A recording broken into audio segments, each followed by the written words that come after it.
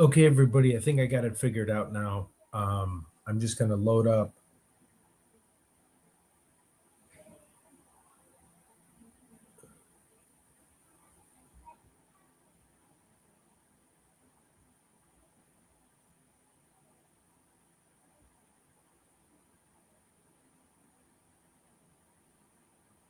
Okay, guys, thanks so much for watching. Thanks so much for your patience. I'm going to load what I wanted to show everybody really quick. We're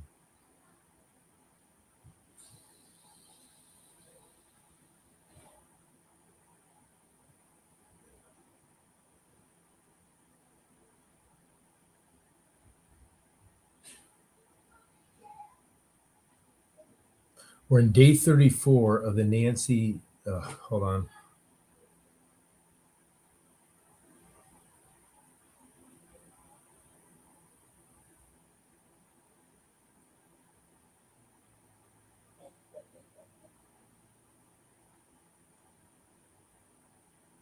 Okay, we're hey Critter Mama, hey Lita Joe. Okay, we're at day 34 of the Nancy Guthrie case. We're gonna walk through a timeline real quick. Give me 1 second. I'll be able to pull that up.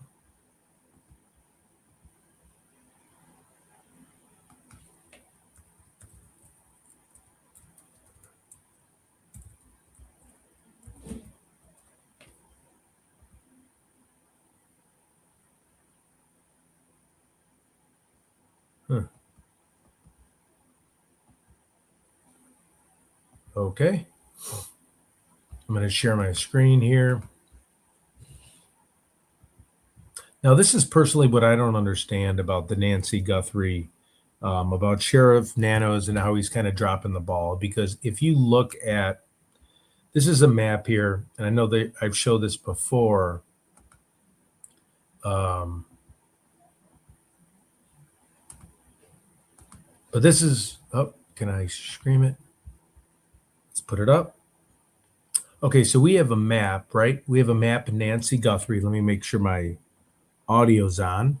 We have a map of Nancy Guthrie's house, and I'm going to walk everyone kind of through this. Okay, so if you look here, right, you have her address, 5824 North Camino Escalante. Okay, and here are the main roads. If you can see my mouse, let me see if I can see my mouse on my own screen. Good morning. Good morning. How's everyone doing? Okay, so 5820 North Camino Escalante. So if I go here, okay, I can unclick a few different things, okay? I'm going to zoom out a little bit for the sake of being able to see this. We have right here, first and foremost, so if the perpetrator went north, right? So I'm going to go to the major routes out of town, okay? So the major routes are in yellow, okay? So if somebody wanted to get out of town, these are the main roads that would lead to the highway to escape. Whether you're going to Mexico, you're going up north near like the Portland, you're going west to California, Nevada. But as you notice these little yellow dots right here, and if you notice these dots, these are police cameras. These are cameras where you can actually click on and you can get live feeds. In the FBI, I'm not sure if you can see the live feeds. Let me let me share. Of course, you can't share any more live feeds. 1 second. I guess stop screen. Okay, well, okay. So before JLR gets on, we're going to go over the live stream. So say if I'm taking there's a lot of dead ends at Nancy Guthrie's place. Hey, Shippy, what's up? There's a lot of dead ends. There's a lot of no outlets in Nancy Guthrie's house. But the yellows indicate the major highways. So we have traffic. We have police traffic lights if you click on the yellow, right? So I can click right here, view live feed. Now, for some reason, it's not going to show on your end. But if I click this, let me just show you Hey, what's up? No problem, man. Chippy, I hope you have a good night. Um, I'm going to stop the screen and then I'm going to show the screen what I'm talking about. So when I click on the Arizona Central cameras, these are the cameras that are live streams that we can see the perpetrators on, okay? So by clicking on the original, on those yellow circles, so by clicking on those yellow circles that you've seen, those were the, good morning, everyone. Please make sure you subscribe if you can. By clicking on those yellow cameras, okay? It's weird, it's only allowing me to have one screen at a time. Must be problems with StreamYard this morning. But I'm going to go back to the map, okay? And as we go to the live stream, here it is. Now we click on traffic cameras. Okay, I'm going to unclick it just so you can see it. And then I'm going to click it on again. Oh, you can't see it. Hold on.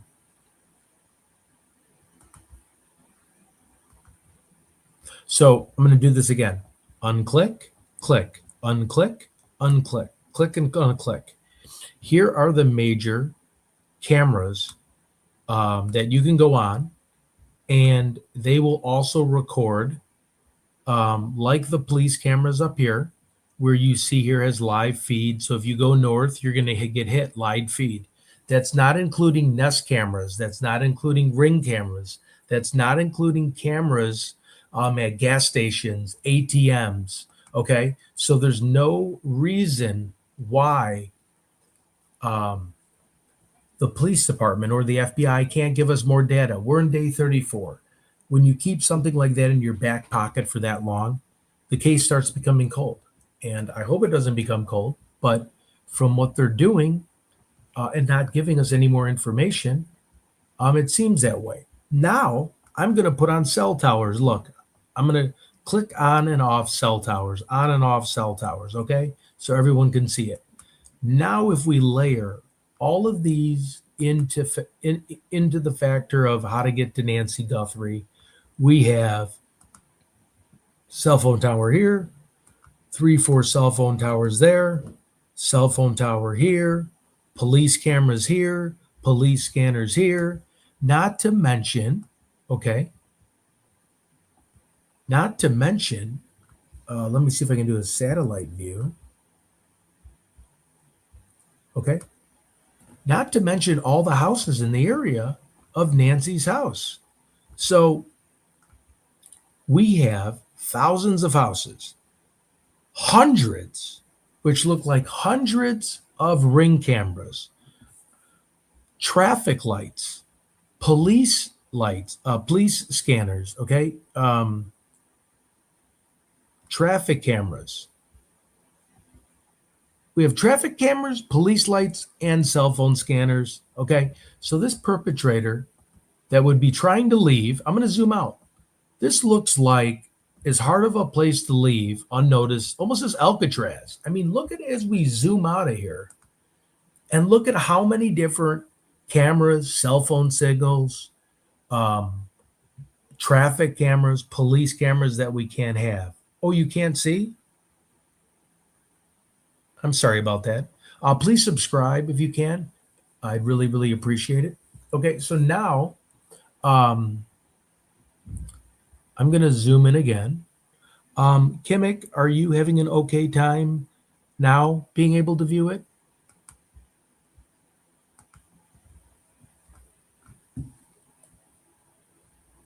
Okay.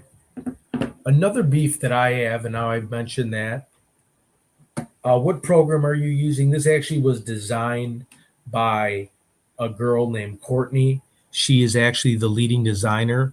If you email me at tedinvestigates@gmail.com, okay, I'm going to put it here. I'll actually get you the person's contact info.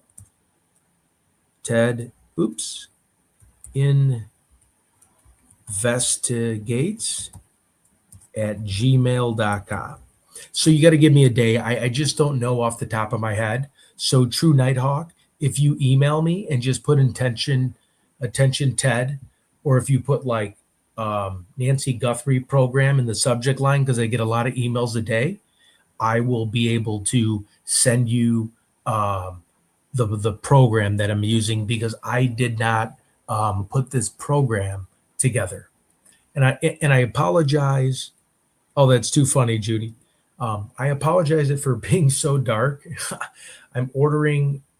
We're having issues with lighting in this bedroom right now. I decided to take it up on myself and do a little remodeling work. Well, the genius that I am, short circuited like everything in the room. Okay. So please like, share, and subscribe, but mainly subscribe. That's what I care about most. Okay. So now, as we go in, there's other layers, which is kind of fun to, I mean, not fun because it's, obviously Nancy, but there's other things we can do. So now we can go into, I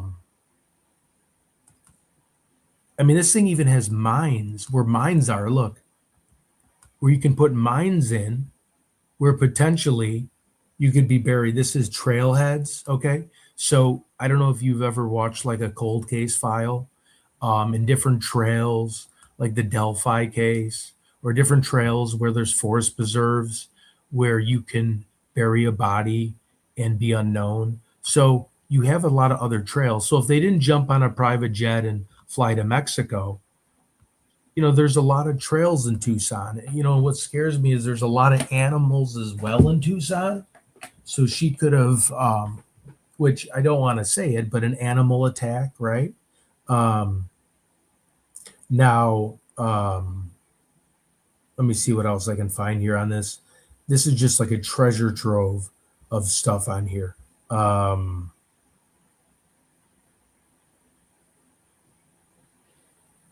What's cameras on scenario? Hold on one second.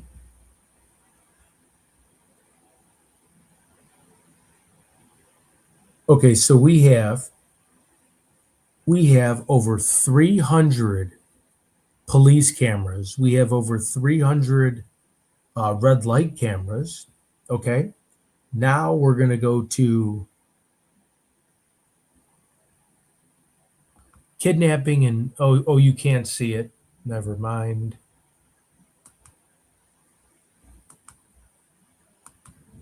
Okay, so we have a lot of different stuff. Another thing I think they really dropped the ball on is, if you notice, a lot of the online YouTubers and the people that are down there, when you're cornering off a crime scene, you're going to put tape around the building. And when you're in Arizona, there's a lot of dirt, there's a lot of dust, it's sand, it's gravel. Everybody was stepping all over the place. Let's get fingerprints. Let's make sure that we're closing off each room. I don't know about you, but I've seen a lot of different people, a lot of different agencies. They're all at rift with each other. They're all arguing with each other, and they're all trying to get in and actually. Sorry, wait, I have one report here. Like, they're all fighting, and they're all in and out, and they're compromising the crime scene. Okay, wait. Keandra Donahue said, they don't record it supposedly. Maybe you missed it. They record all the traffic cameras. They're live traffic cameras, but by FBI, they definitely record it. Okay. Oh, good morning from Southern California. Good morning to you too. Good morning, Wanda. All from Northern California. I'm sure it's beautiful out there. I think they have a suspect in mind. I think I know who the suspect is from some of the updates I've been seeing, and I don't want to say anything. So now I'm going to go to X real quick and get us to see if we can get any more updates.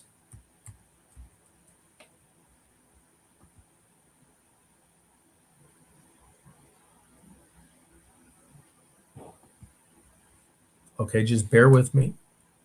Again, that's the Nancy Guthrie track.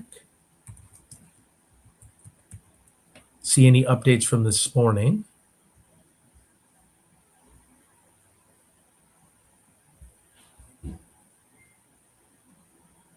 No. Let me check one more thing.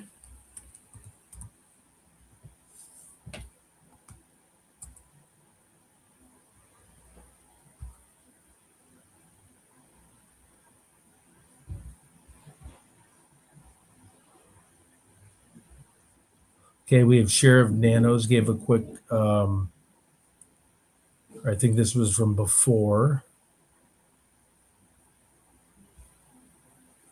Okay, this is the thing that I thought was strange. I don't know if you guys seen this last night.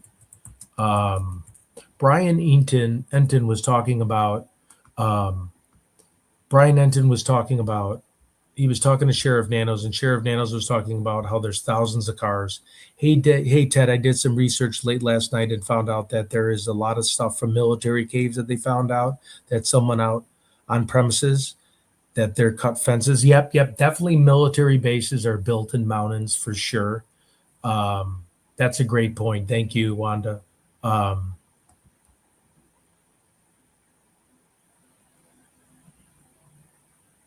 and here we have, I'll pause this here.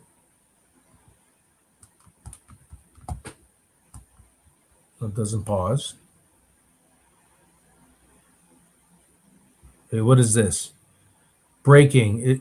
Brian, oh no, these are just people saying stuff.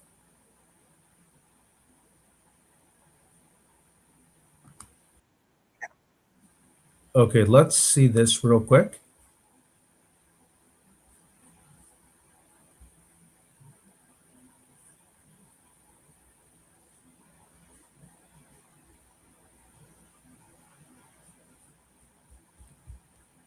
Just going through some of the new headlines on the Nancy Guthrie case here this morning.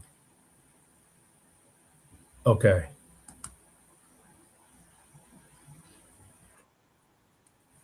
Okay, we're going to put this on for just a little bit.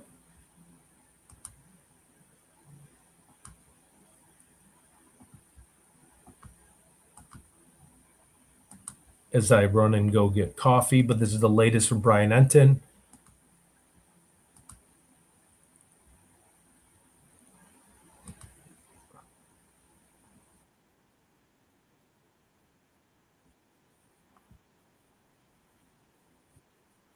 In the search for Nancy Guthrie. It's kind of a windy day here in Arizona. It's Thursday.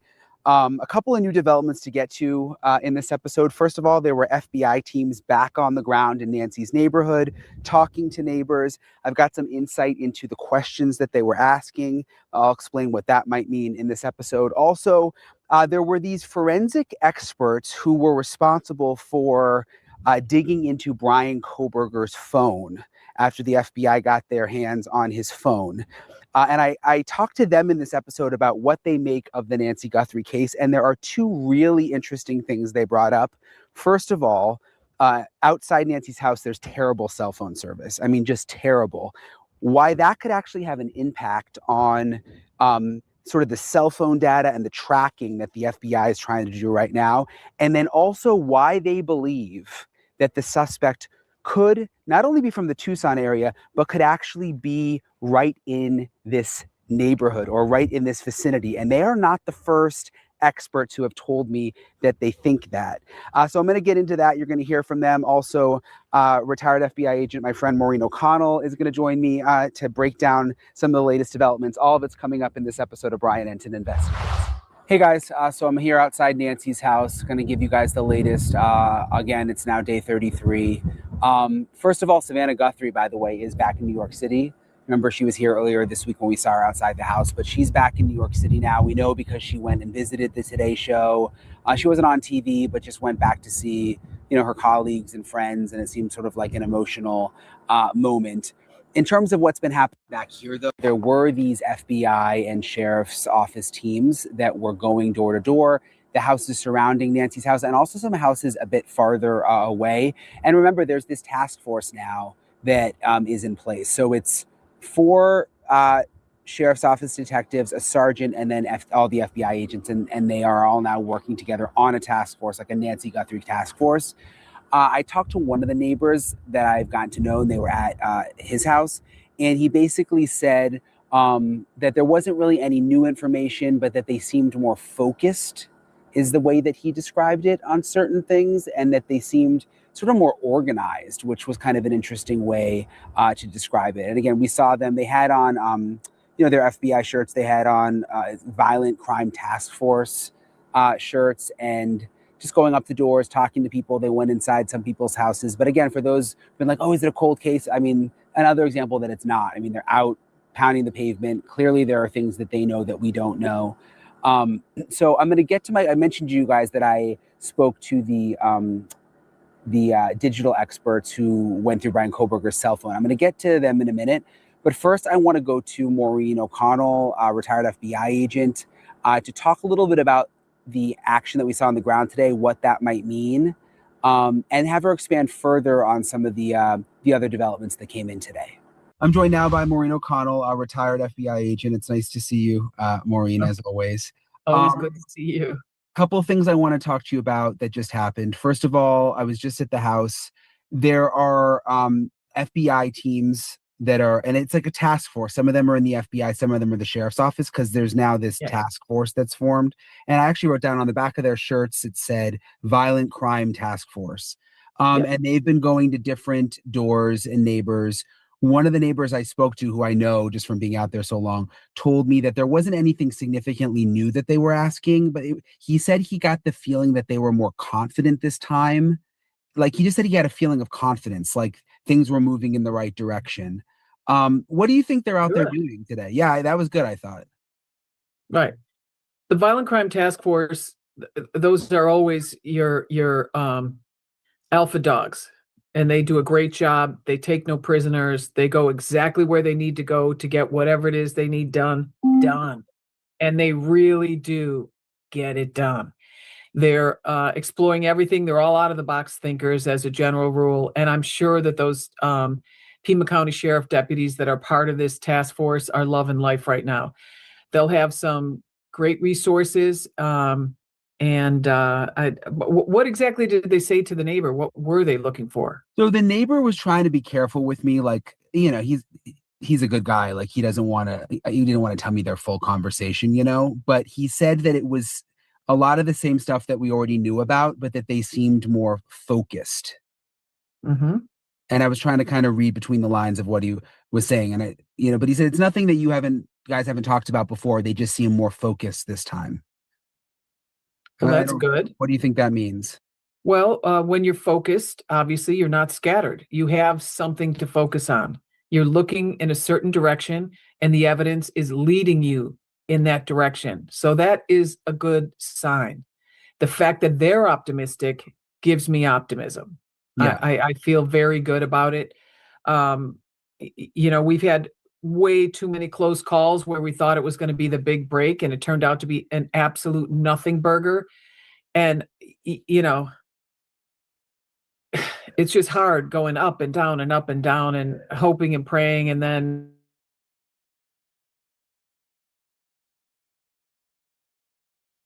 up, that gives me hope. It gives me a lot of hope, actually. There's something else I've been wondering about that I wanted to get your take on. You obviously heard that the glove that they found 2.5 miles away, they got the DNA results back, and it did you hear about this? It was to a restaurant worker. Yes, that makes sense, because I've said from the beginning, those guys wear those gloves all the time. Yeah, and I never really honestly took any of those gloves seriously. I mean, they're all over the place, and the one right on the side of the road. But here's the part that I'm trying to figure out. We had already reported that when they got the DNA from the glove, they put it in CODIS, and there was no match. That was an official statement we got, like a week ago or something. I think it was like February 15th or around there.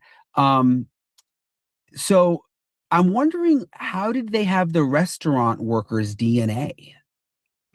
You know what I mean? Good question.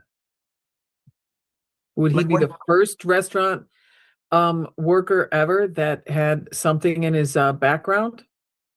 Or could have, if when you put it in CODIS, if your cousin's in CODIS, depending on what the crime is, I mean, you could, if you have a family member in there, you could maybe find that out.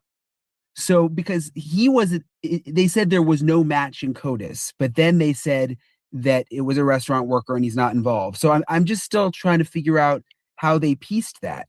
Well, if there was no match in CODIS, maybe his fingerprints were on file for something that wasn't a felony, Okay. like a DUI or something like that. Because when you turn that glove inside out, you're probably going to have a fingerprint on the inside. Not so much with the case of our offender because he had gloves on under it, but a regular person that's wearing just those gloves, you'll have a fingerprint on the interior of that glove. Do you think, and this is something I talked to Jim about the other day, I always just, my gut told me there was more than one person involved, just maybe there was someone around the back. But the more I think about this $1 million reward and that no one has come forward yet, like a getaway driver or an accomplice, and you and I have talked about this, someone who just wants the money and can maybe work out a deal with prosecutors, could that be more of an indication that this is just a one-man job? It could be, but it could also be the case of whoever the architect is of this caper. He could just be, hey, yeah, you can go for $1 million, and guess what? I'm going to blame the whole thing on you. Or you could just keep your mouth shut, keep your head down, and I'll give you, whatever money he has or he thinks he's getting from another source or something. I'll give you $250,000 in cash and that's or something, and you're not going to go to prison. But if you open your mouth and you blame me, I'm blaming you. Or there's all kinds of ways that these guys can just dominate these people. So and maybe he's afraid he's going to get killed. Right. Or maybe he was, if there is an accomplice, was heavily involved in the whole thing, was just as involved as the one guy we saw on video. Right. What about the DNA in the house? Obviously the DNA from the glove has come back, but we hear mixed and we've heard there's issues with it. I mean, do you think it's going to be salvageable? Is it just going to take more time? That's the best case scenario right now. And if they're doing forensic genetic genealogy, that's going to take time also, because you have to go all the way back to, like great grandparents and then work your way back down. But you're always looking for someone who spent time in Tucson or lives right around there or works around here somehow.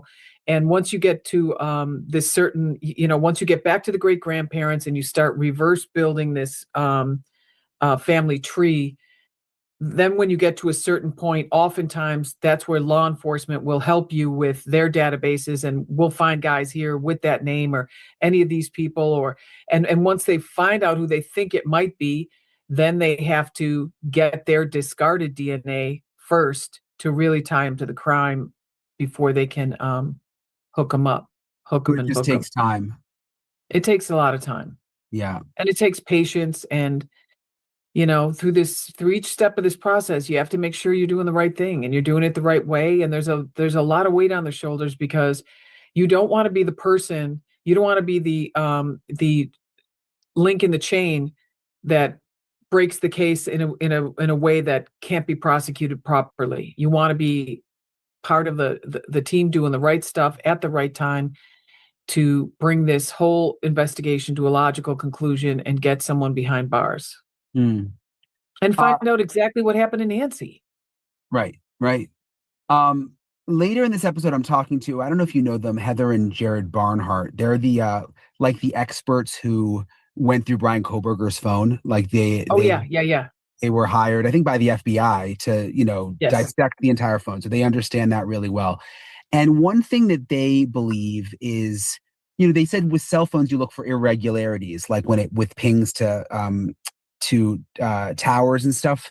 Yep. And they're like, if the suspect is from the neighborhood or from that area, there wouldn't be an irregularity with their phone being around there. And that could possibly be a reason that, we haven't seen more progress.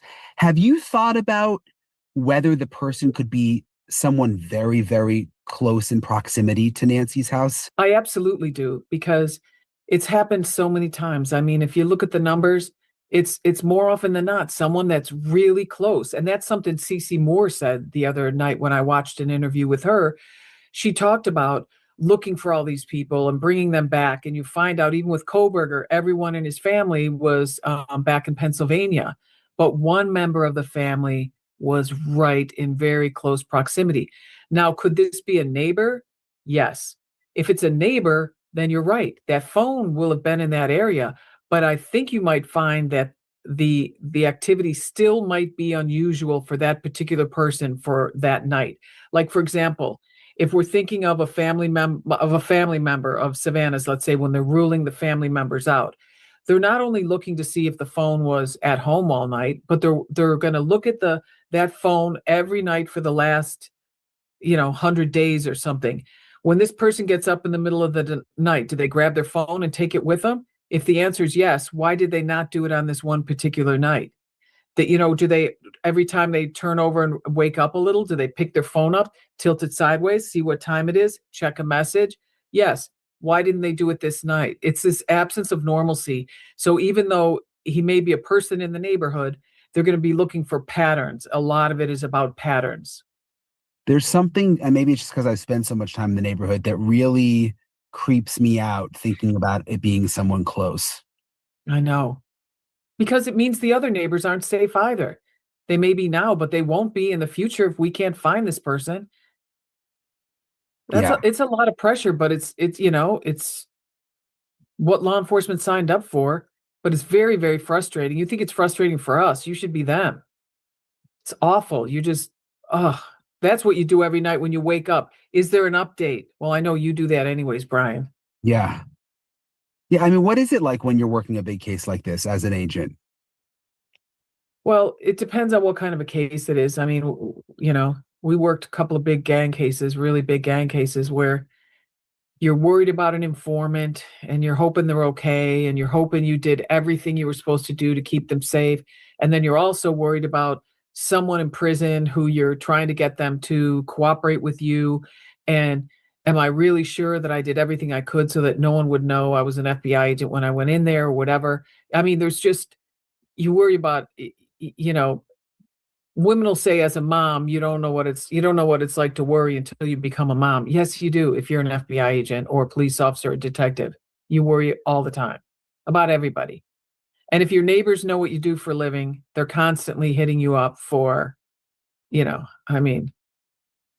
ridiculousness. Like, I had, when my son was probably 3, the ladies behind me, every time we had Santa Ana winds, they were trying to get me to, someone's up on my roof. Can you go up and see? You want me to get out of bed, go up on your roof to look for, I bet you, knowing you though, you probably did it.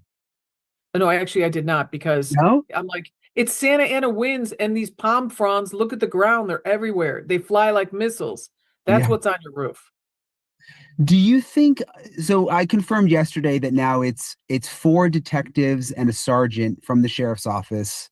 So 5 people who have moved over to the FBI task force. They're all now in the FBI building in Tucson. That's great news. That sounds good, right? I mean, it's focused. It's great. Yeah. Because that squad operates autonomously. They know what has to be done. They know what they have to do, and they don't like people breathing down their necks because they don't need it. And they're like stallions. You got to let them run. And when you do, you're going to get results. When you're all piled into this, the office you guys had there, that's when all the bosses come in. They all want to chat. They want to see what's up. Can you show us yours? These guys are all like, dude, take a hike. We're busy here. And they're it's a tough crowd to deal with. It would be like it'd be like the homicide guys sitting having lunch. You can't walk up if you're a boot or you're a big boss. They don't want to talk to you. They just stare you down. That's the kind of people we need on this case. I think they're the kind of people that are really going to affect change and figure this thing out. Because having first of all, if there was all this consternation between the FBI and the sheriff, or from the sheriff to the FBI, who knows? Who cares? It's just a distraction. No one needs a distraction when you have this kind of work to do. Just keep your head down, keep your ammo dry, and keep moving forward and get her done. I spoke with the United Cajun Navy yesterday. I don't know if you've heard much about them. They've been here wanting to search. Yeah. They had this like 42-page plan that they presented to the sheriff. They have 25 canines they can bring in. They have aerial support. They have drones, but they don't want to do it without the sheriff's approval. And, they want to work with the sheriff, and the sheriff has not responded for a week and doesn't seem interested. Do you think So that's why don't they go out and do it? They should just go out and do it. Or I should come there with you and we should rent some horses and go out ourselves, and I'll grid it out for us. And, since you're not allowed on the street anymore, hardly. Yeah, it's been tough with the streets. We have to park so far away and walk in, which is a pain. Especially, it's getting hotter now, Yeah, most of it's interesting. There's a new sign out there I saw today, where the people are leaving candles and signs for Nancy. There's one sign that says, "Media, please don't go." Aw. Everyone will move on if you leave, which is nice because most of the neighbors have been really nice, and like happy that we're there. There's been a couple. I think there was someone yesterday who called us maggots. And That wasn't very nice. No, it wasn't. And there was this other lady. What did she do? Maggots. Yeah, there was this other lady who had walking by with a golden retriever, and I had a golden retriever. So I'm like, "Oh, can I pet your dog?" And she said no, and just turned. So some of them are and I get it. I mean, we've been in their neighborhood for a month. Well, if it's one thing to have you guys there, but generators and everything, that's another level. Yeah, for people that are used to complete silence. Yeah, and the drones are annoying too. There's not as many now, but a lot of the media had drones. Do you think? I mean, you've said you don't think this is a cold case. Do you think we're getting? Do you think we're getting closer? Do you think days, weeks, months? What does your gut tell you? Yeah, so they're asking for more. My understanding is there was some ask today for more information or something like that, but my sense is when they go dark, they go deep, and now they're hot on a trail, or they're working it. When you start, if you're standing there like, "Hey, everybody, give me whatever you've got. I don't have anything," and that's all you're hearing, that's worrisome to most of us.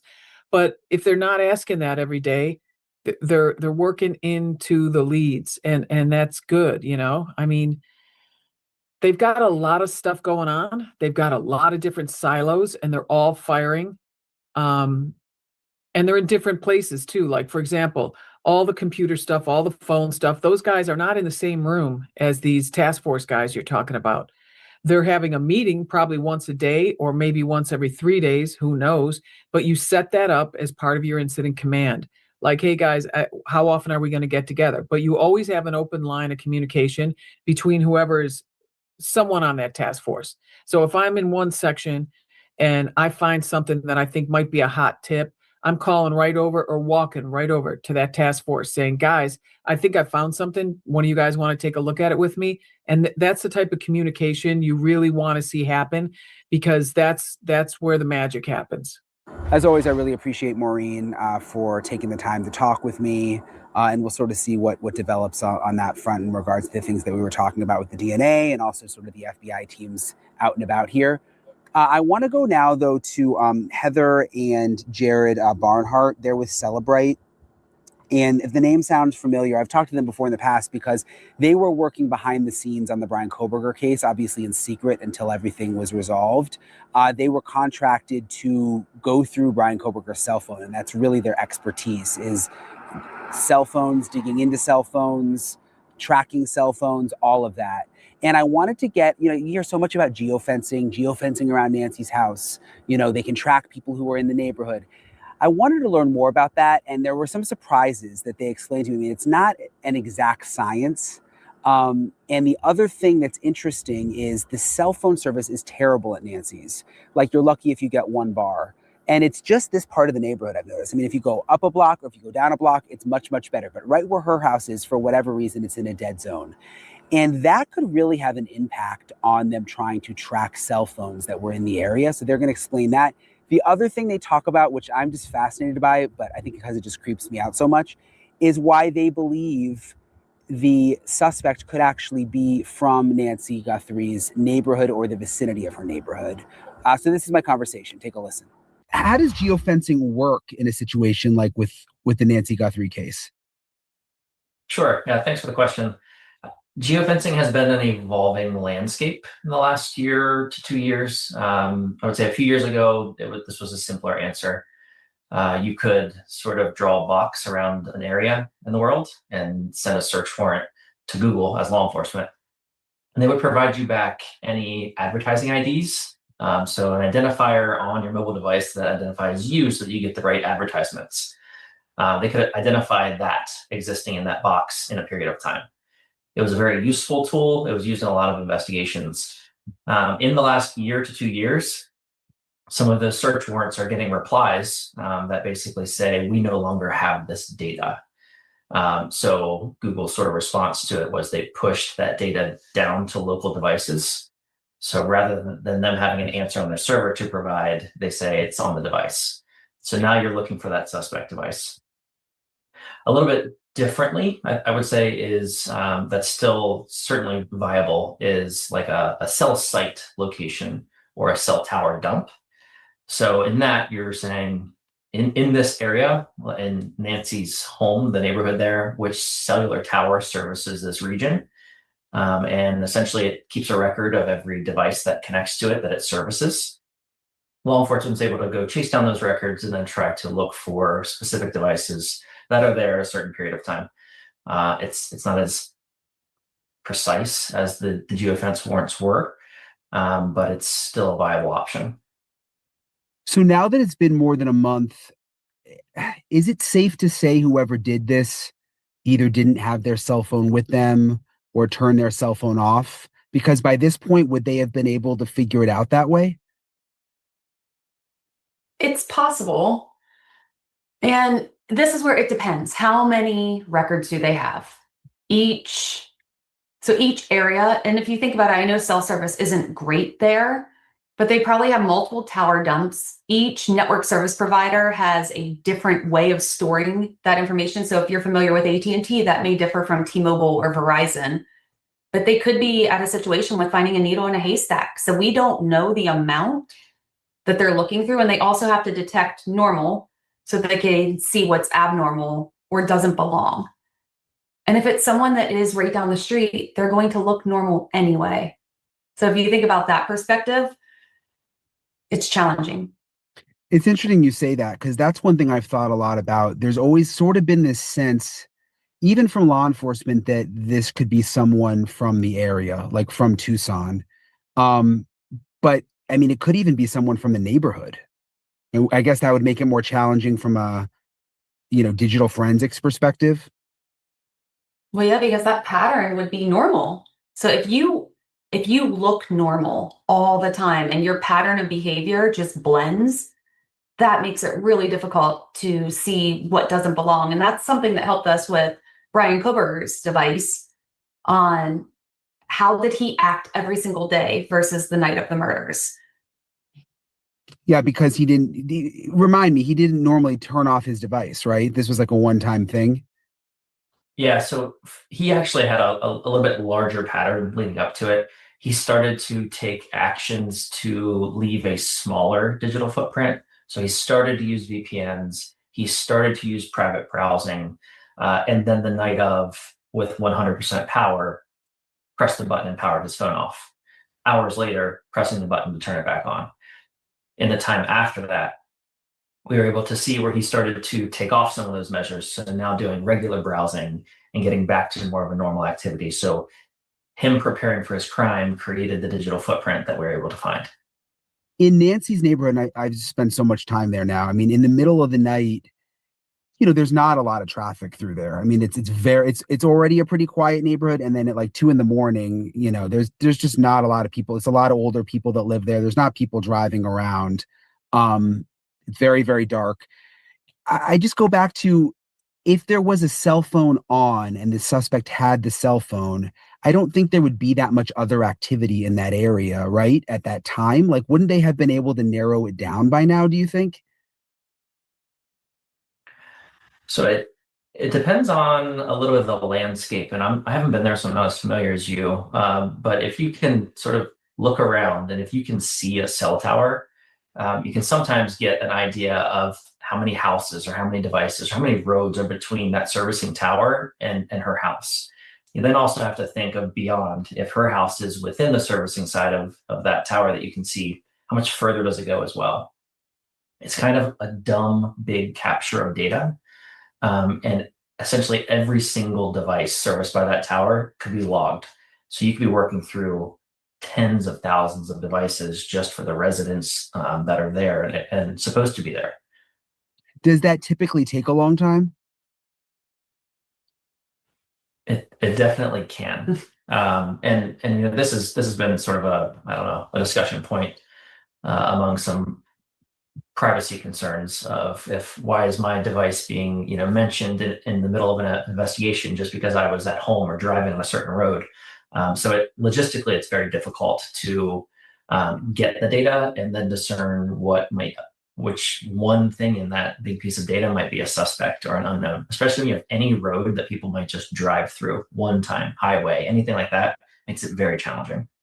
The other interesting thing about where Nancy's house is there's very little cell phone service. There's like one bar, and I have AT&T, and some of my coworkers have Verizon, and it's pretty much across the board. But if you drive, a quarter of a mile away up on a hill, suddenly you've got full service. It's like she's kind of in a dead zone. Other parts of the neighborhood have great service, but her area right down there, just in that one little area, it's terrible.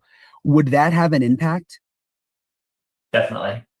That is a little bit of a nightmare from an investigative standpoint, because you're saying, as I sit here, I barely have service, which means that there's potentially times where devices are existing there and not connecting to the network that you pay to connect to.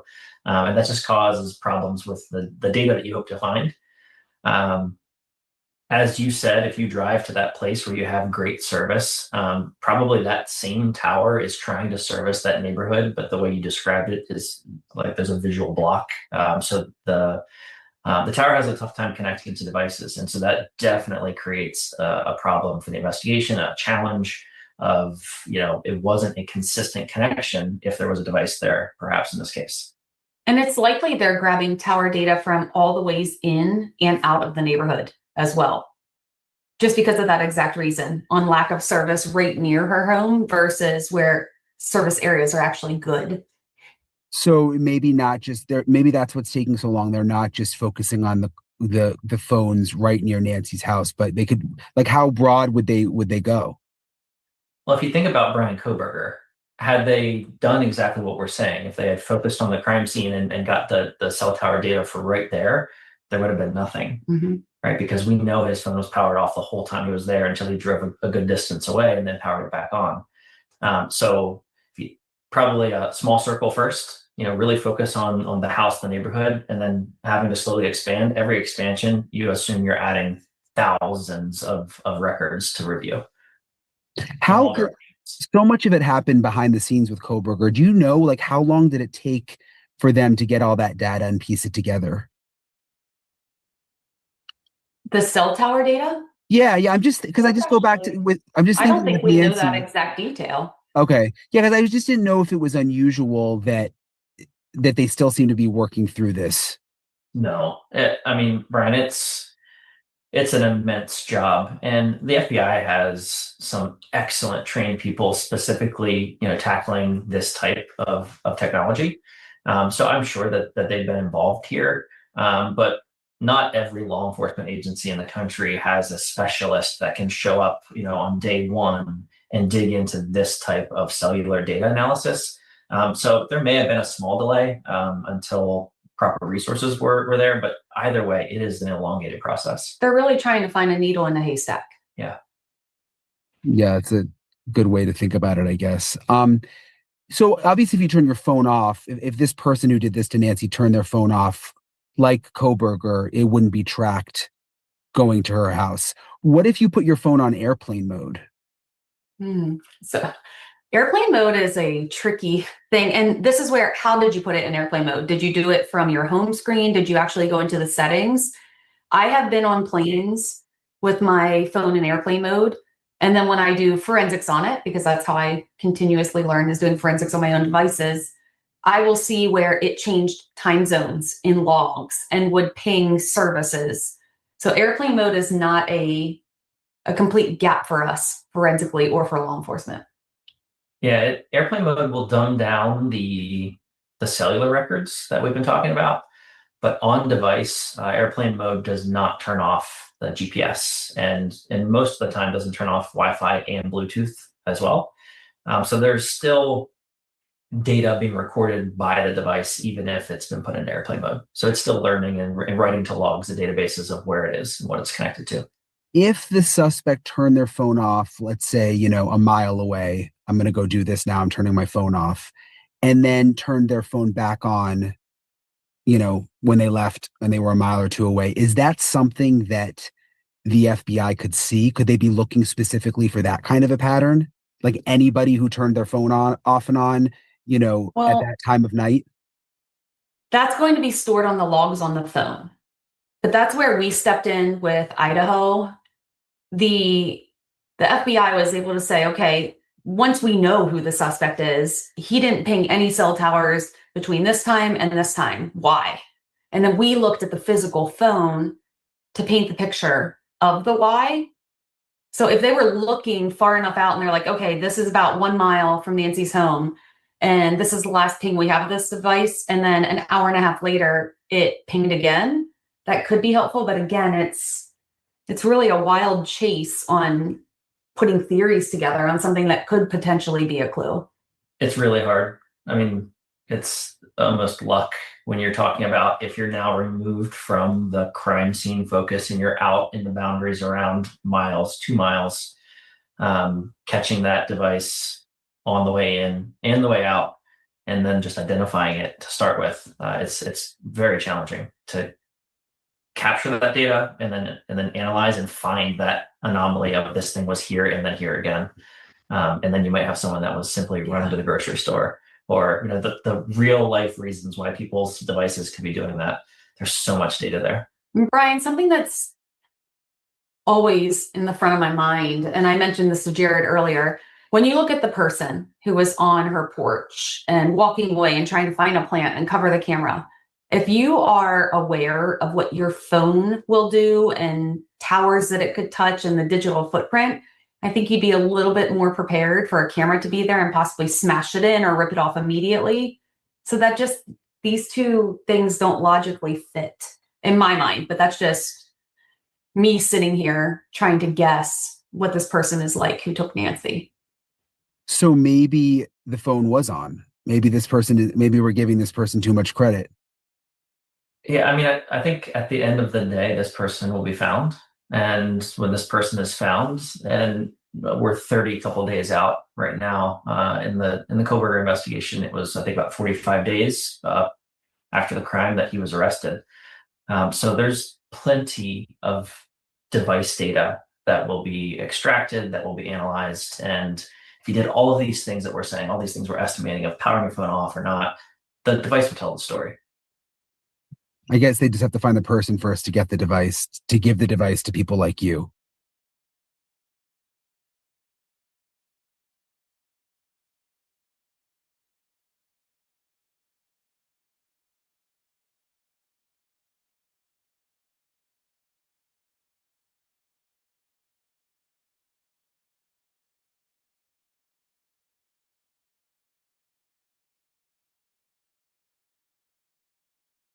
For the next few days, but it is going to rain, I think, on Monday.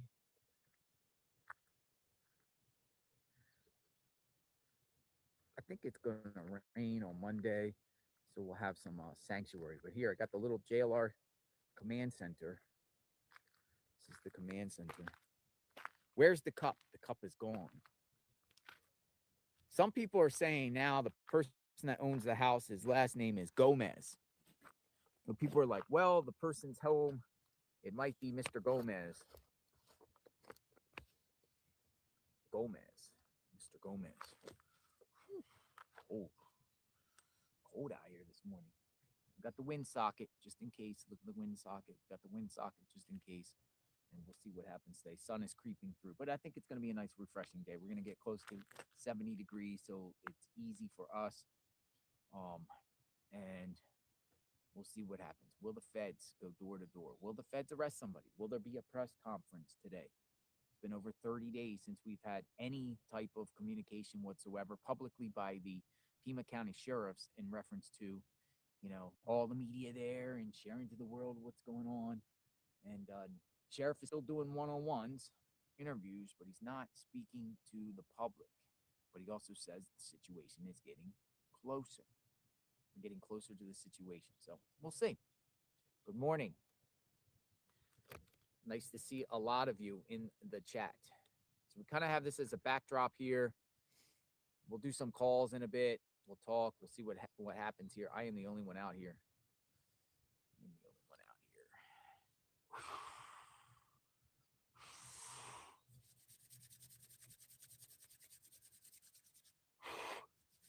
Oh, it feels good out here.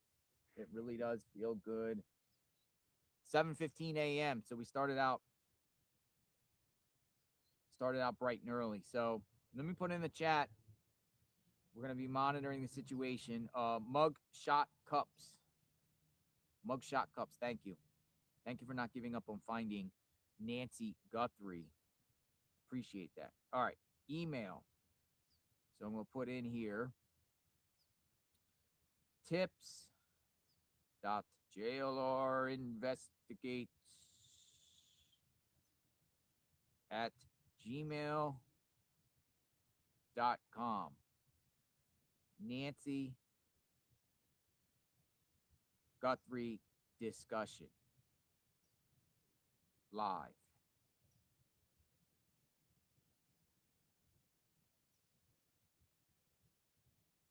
Oh, I have to do it again. Oh, there it is. Oh, I responded to you, Mugshot Cup. Sorry. Gotta redo it. Email. Oh, there goes. Whoop. Tips.jlrinvestigates@gmail. My fingers are cold, man. .com. Nancy Guthrie discussion live. There we go. All right. Add it up. Yep. Going up. Pinned. We're pinned. We're in. Nothing going on out here, but the sun will be out here. It'll be a little bit brighter here shortly. We're up here from dusk to dawn each and every day. Started out a little bit late yesterday, but we also ended later yesterday, as you can see how dark it is out here in the neighborhood. So if anyone wants to talk, anyone wants to chat, share what you have to say. Share what you have to say in the chat. We want to hear your thoughts on this case as day 34. It's wild still to this day. Annie and Tommaso has not received their vehicle back. Their Honda has not gone back into the possession at all. If you want to talk, let me know if you want to talk this morning. And I'm looking for psychics too, by the way. If any psychics out here, psychic mediums, or anyone wants to share anything, we'd love to hear from you. We'd love to hear what you have to say with that. So the vehicle has not been returned to these individuals. Now, if they've been cleared, then why hasn't the vehicles been returned? The vehicle. Now, Nancy's vehicle, it appears to be in the garage right now, in this house that you see here. But as far as Annie and Tommaso's vehicle, law enforcement still has, and they haven't given it back. Now, do you do that when someone is cleared and someone is a victim in this case? Do you take their vehicles and keep them in your possession? Kind of crazy. Good morning out here. So if you want to chat, you want to talk, who wants to be the first one up? You're a professional, you want to talk, you want to get this party started, whatever you want to call it. Let me know.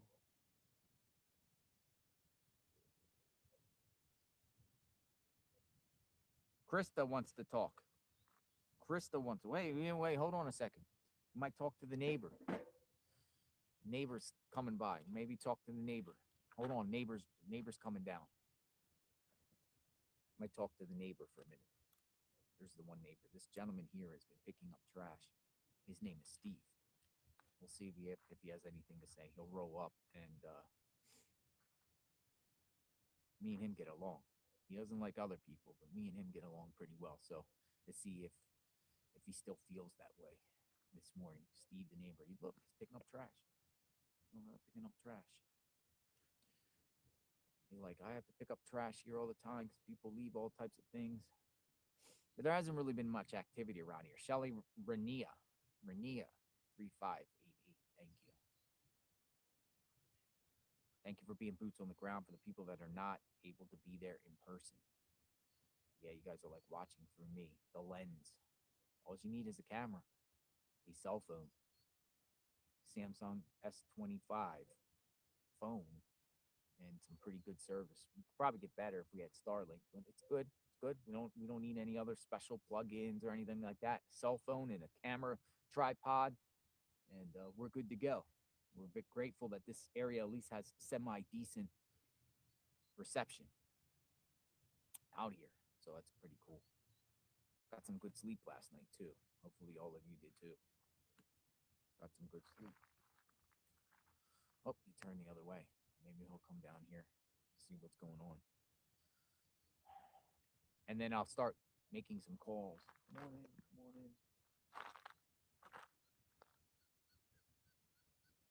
Well, he went up the road.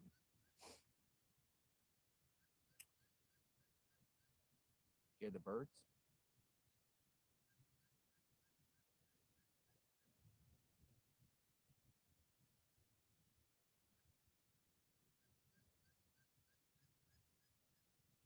It's pretty cool. That's pretty cool. Hello. I know, I keep staying. How are you, Steve? I'm doing great. I'm live right now. Look, we got 10,000 people listening to your birds in your neighborhood. Well, that's good. How's it going? It's going beautiful. Look how nice it is out Nice out here, isn't it? Absolutely fantastic. It's cooler today. this morning. Cooler, right? Been warm. 68 for a high. No, it's gonna be cooler than that, buddy. It's gonna be in the low 70s. Lower 70s. Yeah. How you feel today? Nice to Great. see you. Great. I am doing fantastic. I enjoy the conversations with you each and every day. It's looking pretty good. Looking good, right? Who are these guys in the tent? I see one guy parked there. Who's that? That is News Nation. News Nation. News Okay. Nation. Do you watch News Nation? No. What's, Well, I don't know. what's your I mean, favorite I- network you like to watch? Oh wow. The go-to is CNN. CNN. You watch CNN? And sometimes they just go on and on and on about the same subject. And there's a lot of news out there, man. A lot of things going on. Yeah, and What's they going on now? You I know, don't even know what's going on right now. So I'll go Personally. to see what's the new name, MSNBC or whatever. You do MS now? Yeah, but sometimes they're just a little out there. NPR.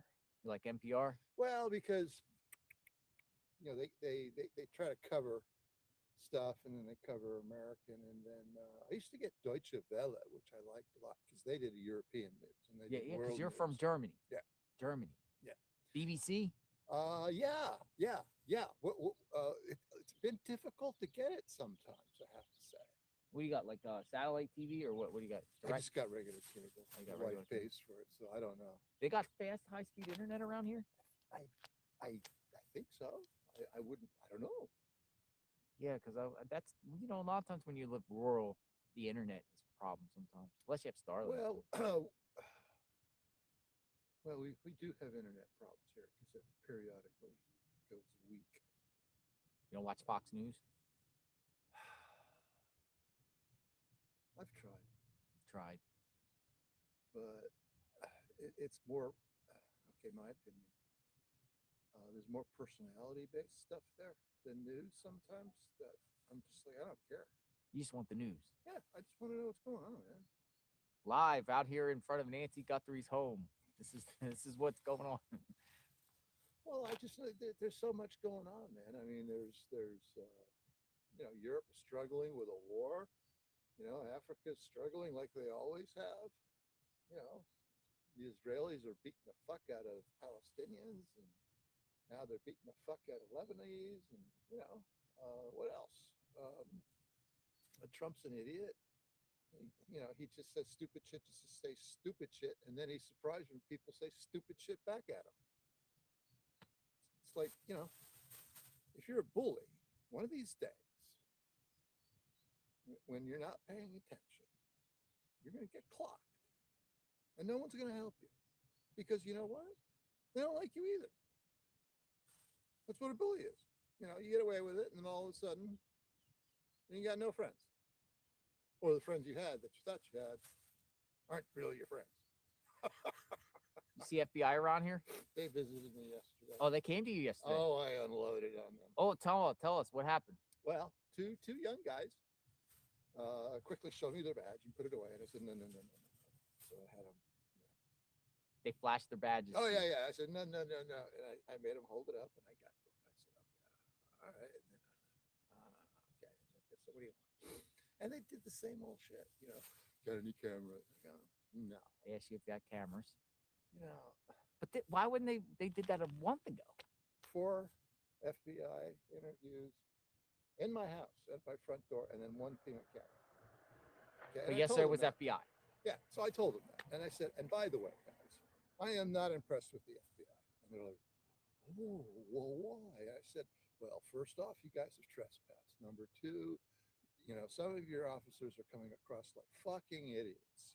Okay, I have to actually ask, have you graduated from the academy yet, or are you, are they letting you out of the cage for a little bit? Are you here to take it dump and come back home? So they asked you about cameras? Oh, fuck yeah. And then I told them about the incident in Catalina Pueblos where there's 2 FBI agents, walk into the house and go, we're going to search it, and the old lady lets them. And they're just, oh, well, we apologize. I told them, I said, Cash Patel's a fucking idiot. And for him to be guzzling a beer in the hockey, the Olympic hockey room, if I had done that when I was working, I would be fired. Okay? So I don't know why Cash Patel's special. And, they're starting to do this, and I go, I just wish you guys would be a little bit more professional. And then they sort of go, well, we apologize. I said, I don't want an apology. I want you guys to just, take care of shit. If you find something, you need to talk to me. I am here. You live that way. Yeah, I live right across. Mina Vista, Yeah. right there. So they wanted something about the back of your home. And I told them, I said, I've had to challenge the officers in my backyard. Well, we got permission from the neighbors. I said, okay, you're on my property. And they were just like, oh man. And one goes, well, you can't choose family. And I go, yeah, I understand, but in some families, when you have the oddball, you institutionalize them. And they were like, and I said, Stephen Collins, 5, 6, 16 minutes, blah, blah, blah. I told him, 4 FBI interviews, and I said, okay, we're going to put down, we're not going to talk to you anymore. I said, well, if you got new info, you can talk to me, but you guys come by and you ask the same old shit. That's 4 times they came. 4 times FBI, 1 time Pima County Sheriff.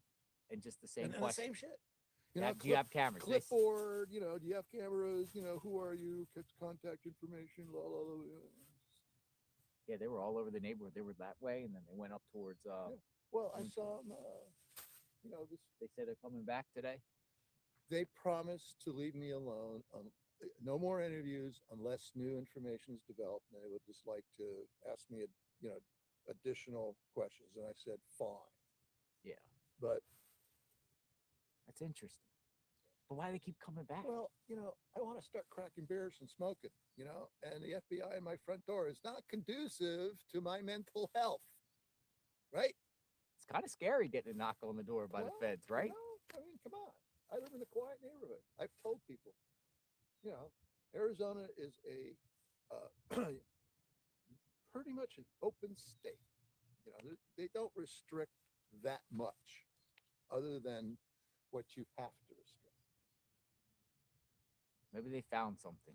Well, I hope so. But I mean, you can have all the guns you want. We're one of the few states where, you know, you can order gunpowder and you can order all sorts of stuff and it's not restricted. I can order, you know, I can order tracer ammo. I can order incendiary ammo and it comes right to the house. Really? Yeah, California can't do that. Connecticut, you can't do that. Arizona can? Well, fuck yeah, man. I buy, I'm a Civil War collector, so I buy the full paper cartridges with gunpowder. No restrictions. Interesting. Now, the carrier has to be, so it has to come through a specific carrier. Like who? I think it is it, I think FedEx. No UPS, but FedEx can. So, because I go on my, you know, my websites and, you know, they say info page and they list all the states that they cannot send stuff to. Interesting. You know what I'm going to send you? I have a coffee brand called Boots on the Grounds Coffee. You like coffee? Yeah. I'm going to send you a bag of coffee. Well, So I have to get your info. Okay. You know, at times. Matter of fact, here, just call your number here, and then Oh, here. Where's my phone? or just call your own phone number. And then Oh, you have okay. my number. All right. And then what you could also do for me, if you don't mind, if there's any type of federal activity around here, text me and say, hey, they're around. But I want to send you. You'll like the coffee. It's good coffee. Thanks, Steve. Good. Now we're connected. Morning. JLR. You normally see all the same neighbors walking around every day, like No, the same there's routine. no. Yes, but there's always, you know, something a little, you know. I usually see all the You same know, faces. I haven't we seen- have a nursing home over yonder, Uh-huh. and you know, sometimes the employees change, and sometimes you get visitors, and sometimes they just come roaring in, and you know, I have to get in the middle of the road to stop them. Just fucking slow down, man. Really? Yeah, man. I see. Yesterday there was cars flying through here. Like, I mean, the speed limit is 25, right? Mhm. I try my best to go no higher than 30, but man, there's some cars here that go Oh, I know. 40, 50 miles an hour. I know. I know. Somebody's gonna get hit. Has anyone ever got hit? Not that I know of, but close calls. There used to be a little old lady who used to drive with in the summertime. She would she would drive with gloves because the steering wheel was so hot. And with left hand she would steer, and with her right hand she would keep up the sunshade on the passenger side of the windshield. Yeah. And she would just roar through the neighborhood. But everyone knew her and recognized her car and just got the fuck out of the way. I appreciate She your time, passed on. man. And you be safe today. See you in shorts today. It is cool. Oh, it's to gonna be really- beautiful today, man. I know. Final. I'm on FBI watch. Well, we'll see. Listen, buddy. Thank you, Steve. JLR. JLR, buddy. All right, Steve. Take care of yourself. Oh, good Lord.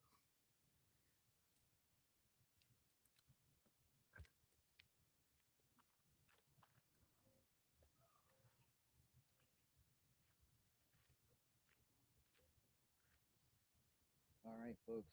Come on in. Good morning. So FBI still in the neighborhood. Still scouring around trying to get clues on what's going on. But what is really going on?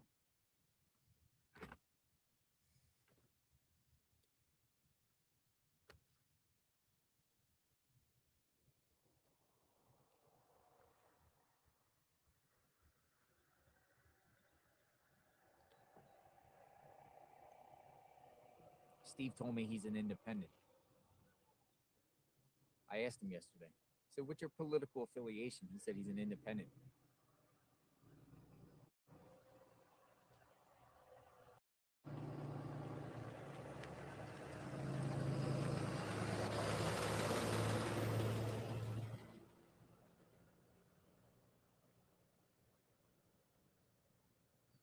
I'm shocked to see buses around here.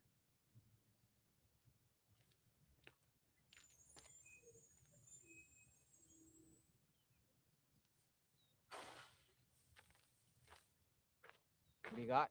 Batteries? See, Where do they come from? Oh, who's leaving batteries?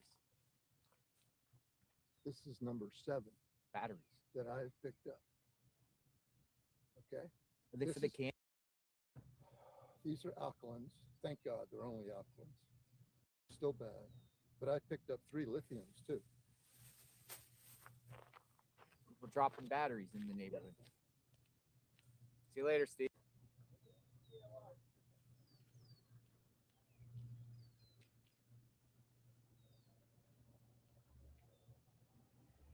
Dun, dun, dun.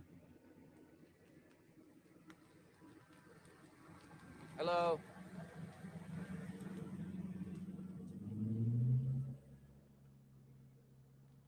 Steve said he was from Germany. He's originally from Germany. We were talking. He was talking about German culture with me yesterday. I had a long conversation with him yesterday morning before I came live. I was just talking to him for like half hour. Hey, Steve. Steve got the tea in the neighborhood. He knows what's going on in the neighborhood. Steve got the tea. Steve got the tea. We want the tea. We want the tea. Spill the tea, Steve.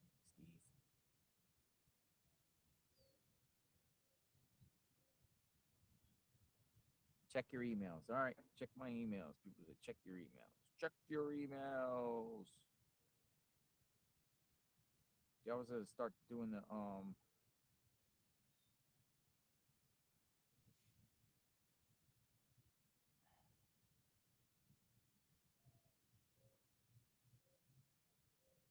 I want to talk. I have a new train of thought to add to someone with a Savannah obsession. How do I get a hold of you? Leave your number, please.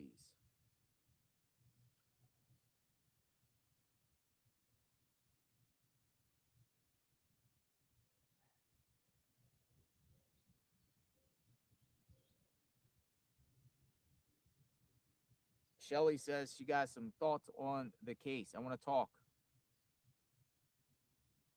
All right, Shelly, you'll be first up this morning. Shelly, you want to talk? Get you in the chat, Shelly. Come on in, Shelly. You're up. 202 number. Incoming. As the sun starts to rise here, we bring light to the situation. Hello. Good morning, Shelly. Hey, JR.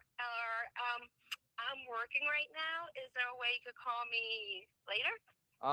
Just send me an email whenever you're available. I mean, I know you just sent me an email, so if whenever you're available, just send an email. Yeah, because I've been emailing you like crazy. Okay. But I'm in Ohio and I'm a couple hours behind you, and I get off by about 2:30, 2 o'clock, 1:30. But I gotta take my son to get MRI, so I can email you after that. All right. We'll talk soon. Okay. Sorry Thank you. about that. No, you're good. Thank you. Bye-bye. You're welcome. Bye-bye. Shelly wants to talk. All right.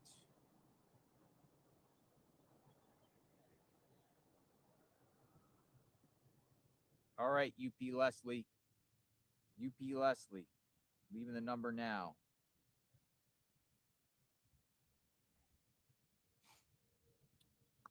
Good morning. Good morning.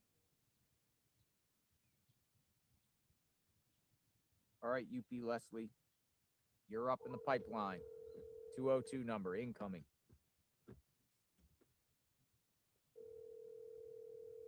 Hello. Good morning. Hey. Hello. Hey. So, What's your name? Leslie. Hi, Leslie. JLR. How are you? Good. How are you? Fantastic. What you got? Okay. So, I kind of I was listening to you last night, and you're thinking, like along the lines that this is more about Savannah and getting to Savannah and hunting Savannah. And my question: did Savannah grow up and go through, her childhood and high school years right there? That's a great question. I don't know that answer, but people in the chat could answer that. I know her family's from another country, and she's from this area, but people are saying yes. Okay, because I'm thinking, we know that recently they did home segments in her hometown. Yep. And I'm thinking, what if this is a local who see Savannah being successful, come back into town, and they see it, like they have a resentment for her success. Maybe they look, watched her growing up in the same little area as them. Now she's gone off and they're a big star, and they're stuck where they are, and they see her come home and the attention and the success in her life, and they've already been holding like a resentment or something. They feel like they were left behind, like, oh, well, Yeah. she's doing so good. I'm Yeah. here in Tucson and my life sucks. Yeah, something like that. Hold a grudge or resentment all these years, and then recently she's back in town. I mean, some And, people are haters over other people's success. Let's be real, right? Yeah. And if it's someone that, maybe way back, if that's the area where she grew up, maybe they felt shunned by her back then, and they held a little bit resentment or bitterness for her over the years. I do feel like it's someone local in that area, and it's meant to hurt Savannah more than Nancy. And more than money. So you're kind of echoing kind of like what Dr. Q thinks. It's some sort of psychopath, a parasocial person, more or less, that is an obsession of Savannah, wants to get revenge on her for some particular reason. His theory is because he's obsessed with her, watching her on TV all the time. But you're saying more of somebody's doing this because Savannah's from here. Savannah moves on. She's rich, successful, and that person's just bitter and mad. Right. Yeah, more than someone who developed the obsession from watching her on national TV. That could be from anywhere in the world or country. Someone that had a personal connection with her before she got famous. Or how about somebody that's really close to the Guthries, within their inner circle, that's mad and up because they're not getting attention or Savannah's success, and they feel like they're left behind. How about that? Yeah, something along that lines. I think, whether I don't feel like it's related, like a family relation, but just someone that she had a connection with, if indeed she grew up there in that town. And then, like I said, she went on and became successful. It could have been a guy that had a crush on her when they were growing up, and she didn't pay them no attention. Now she's that's 50 years ago or 40 years ago.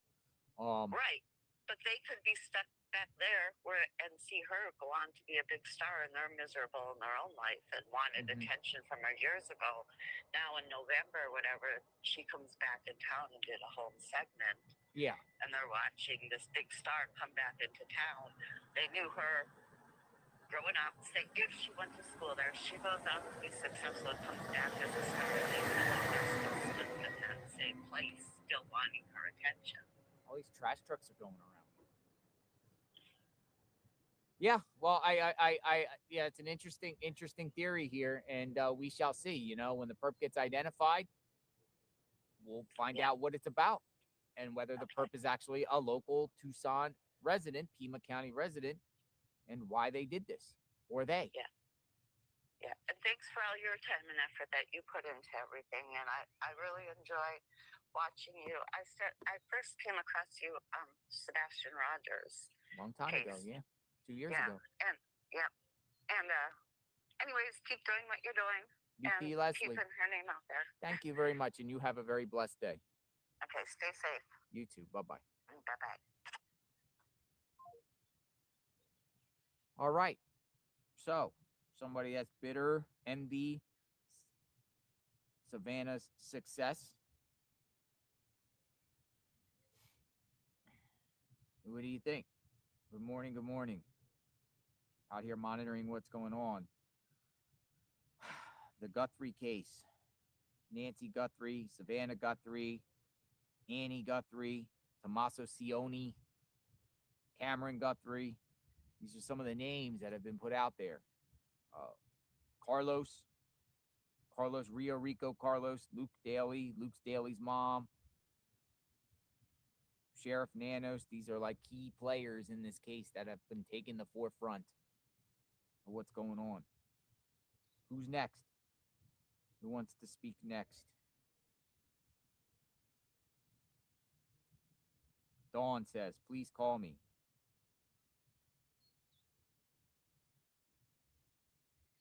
My mom, she is a sensitive. She has found 2 or 3 dead people in the past. Her name is Mary. All right. We'll call you in. Let's wait for the trash truck to pass, and I'll call you in.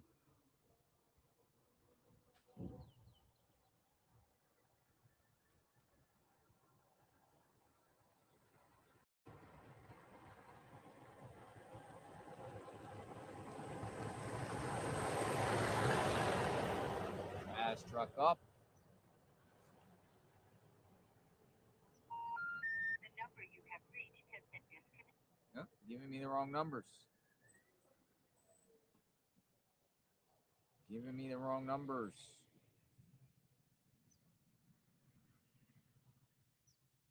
I heard on a podcast yesterday that the police sent Annie's car to be repaired, but they still have control of it. What is your thoughts? I don't know anything about a car being repaired.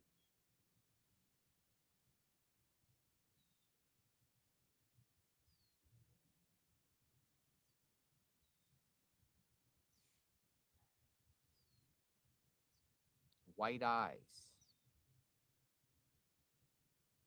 A lot of people. Dr. Q's theory. JLR, what if Dr. Q's theory isn't towards Savannah, but Nancy herself, church person, neighbor, former student, etc.? Just a thought for discussion. Oh, interesting. Dr. Q's theory, but it's not towards Savannah, but Nancy herself. She's a church person, neighbor, former student.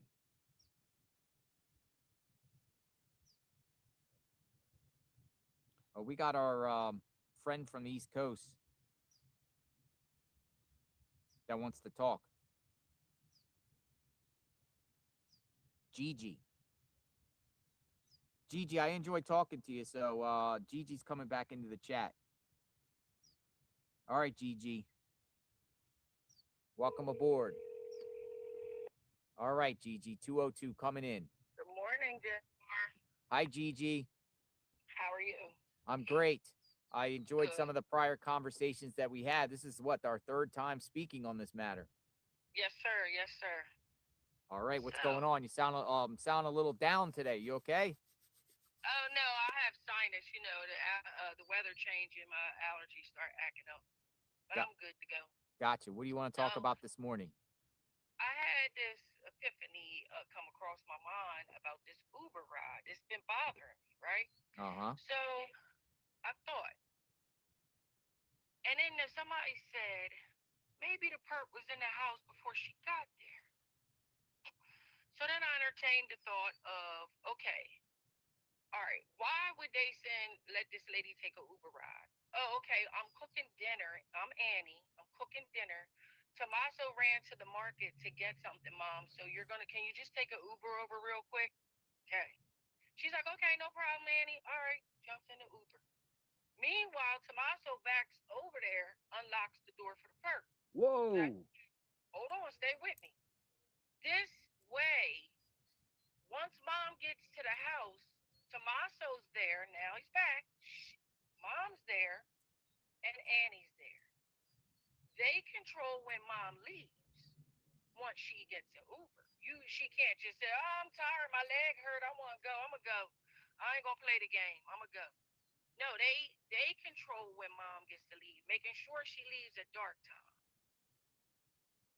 Okay? Uh-huh. And that's my thought. Like, okay, maybe the perp was inside the house, because the question is, how the hell did they get in there? How did they get in there?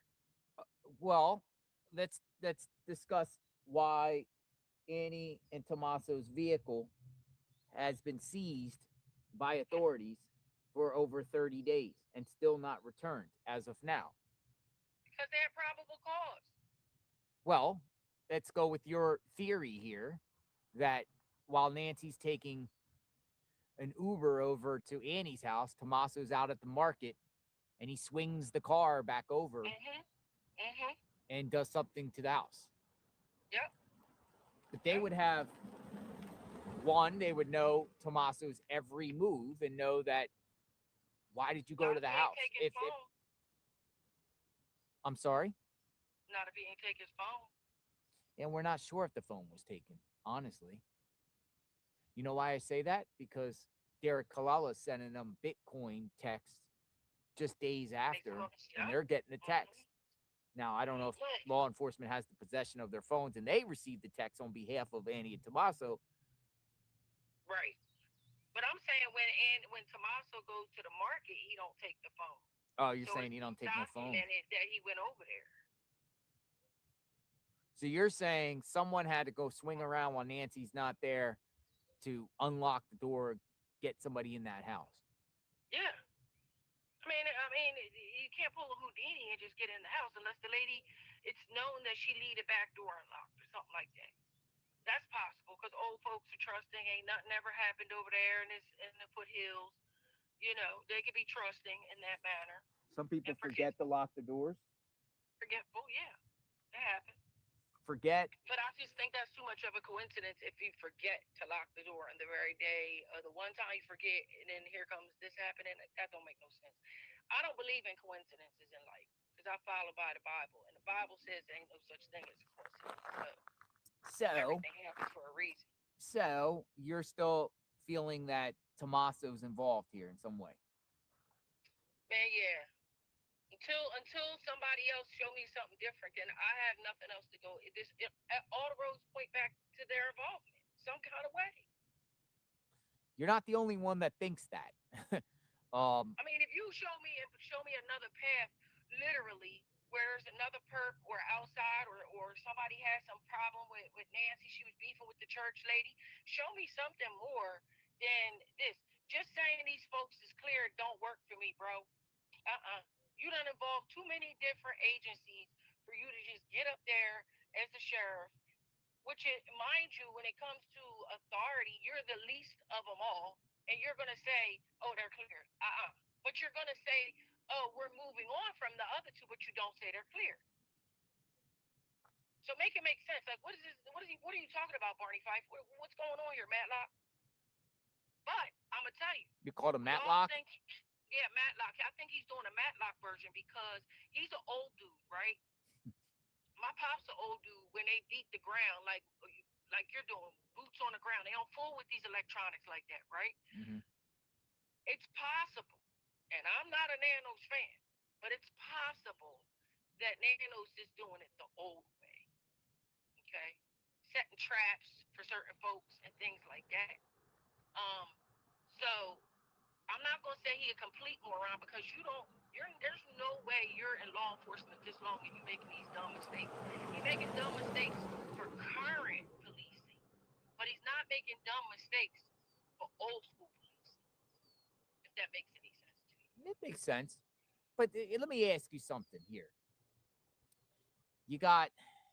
Here's the thing about it is, did you watch my live last night when I ended with the darkness out here? Yeah, pitch black. I mean, yeah. You can't even see the home. You would never even know a home is there on the left side unless you did some sort of research or someone directed you here or you've done something, because when you're strolling down, you're not just going to randomly pick this house. Right. You can't even see it from the road. Even with the headlights at night, you don't even see that these homes blend in with the terrain, and you don't even know there's homes there. Because they're so set back. They're so far back from the road that you just can't see it. Somebody don't go that far.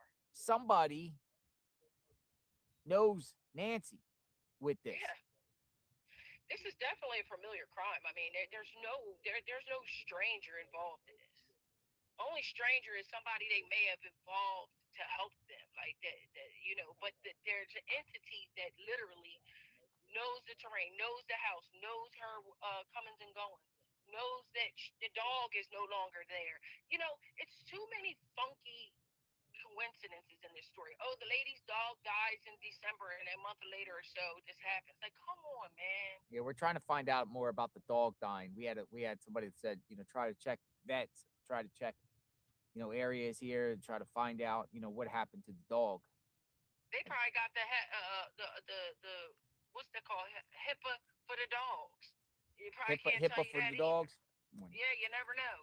But one thing is true though, when you think about a local perp, how would they know that lady don't have her dog? I mean, my dog died and it was probably a year or two before people realized I didn't even have the dog no more in Yeah. the neighborhood.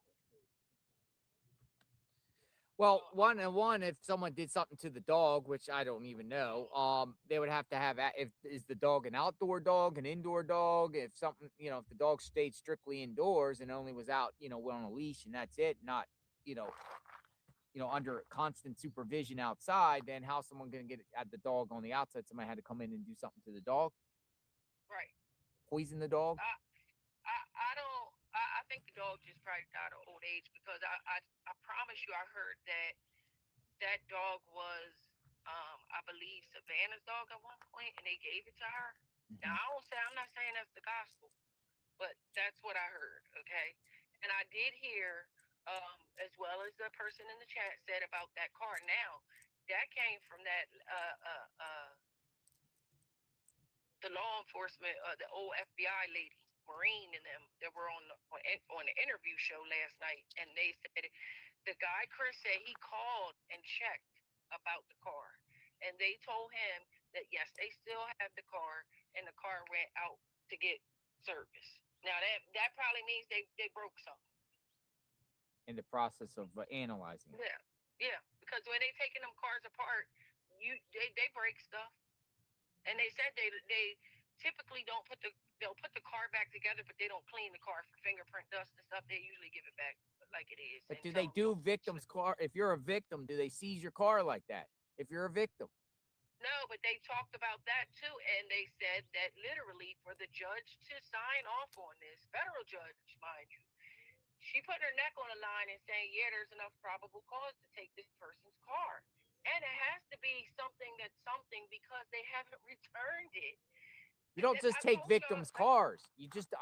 I'm not buying that because you just don't take victims' cars. When they took the car, they were victims. He never said that when they took the car. When they took the car, everybody's on the table. Okay? Yeah. So it was. So nobody questioned, well, why are you taking the car? Because everybody was on the table. Now that he just came along, I'm telling you, this man is saying they cleared for a reason, not necessarily because they are cleared. It's like you're cleared for now, type of thing, But they still haven't went back in their home, have they? Are they living in the house? It's empty. And I drive by there every single day before I start my life. I'm saying, we got to pay attention to what is actually going on. You know what I mean? The things that they're doing. Hey. You you gotta park either out of the neighborhood, shopping center. Yeah, are you media? Yeah, you gotta arrange it with some sort of neighbor. Find a place. I'm sorry. Just give me 1 second. The media guy's here. No worries. Just there's outside zone. You can park outside the zone. It's about a mile walk. All right. I can't direct other people to where I'm parking because they don't have permission. You know what I mean? Yeah. You can't do that. You'll mess up your spot. Maybe my spot. They'll be like, I'm tired of the cars. Y'all get out of here. And then it messes me up. And then I have to walk all the way from the shopping center. Yeah, that's one of them secrets you keep, JLR. You doing right. So I just really feel like somebody had to let these people got in the house some way. And I highly doubt that an 84-year-old lady got up to answer the door. She ain't have her hearing aids in, bro. I highly doubt that. Okay. We got some people that commented here. One particular, I saw it. It went away, but yeah, they were talking about the interview room. Said that the car was taken in for repairs, but nobody knows anywhere where. And they ain't say where. They ain't give no more details. He said that's all he got from him. He called That came from Angela King. Angela King said interview room said Annie's car is still in custody, but was sent to a body shop for repairs. But it's still in custody? Yeah, absolutely. And they did say they called. He said he called and they said that they were under a non-disclosure, like they can't talk about it. And the guy said, Chris said, okay, fine, thank you, no problem. He said, well, that answered my question right there. Well, I mean, it's in law enforcement possession because Fox News just reported a couple of days ago. It's Pima County Sheriff's response that, well, it's in the process of being returned back to them. Yeah, right? But they repairing it, probably putting it back together. They took it apart. you have they tear them things apart down to the steel and the carpet.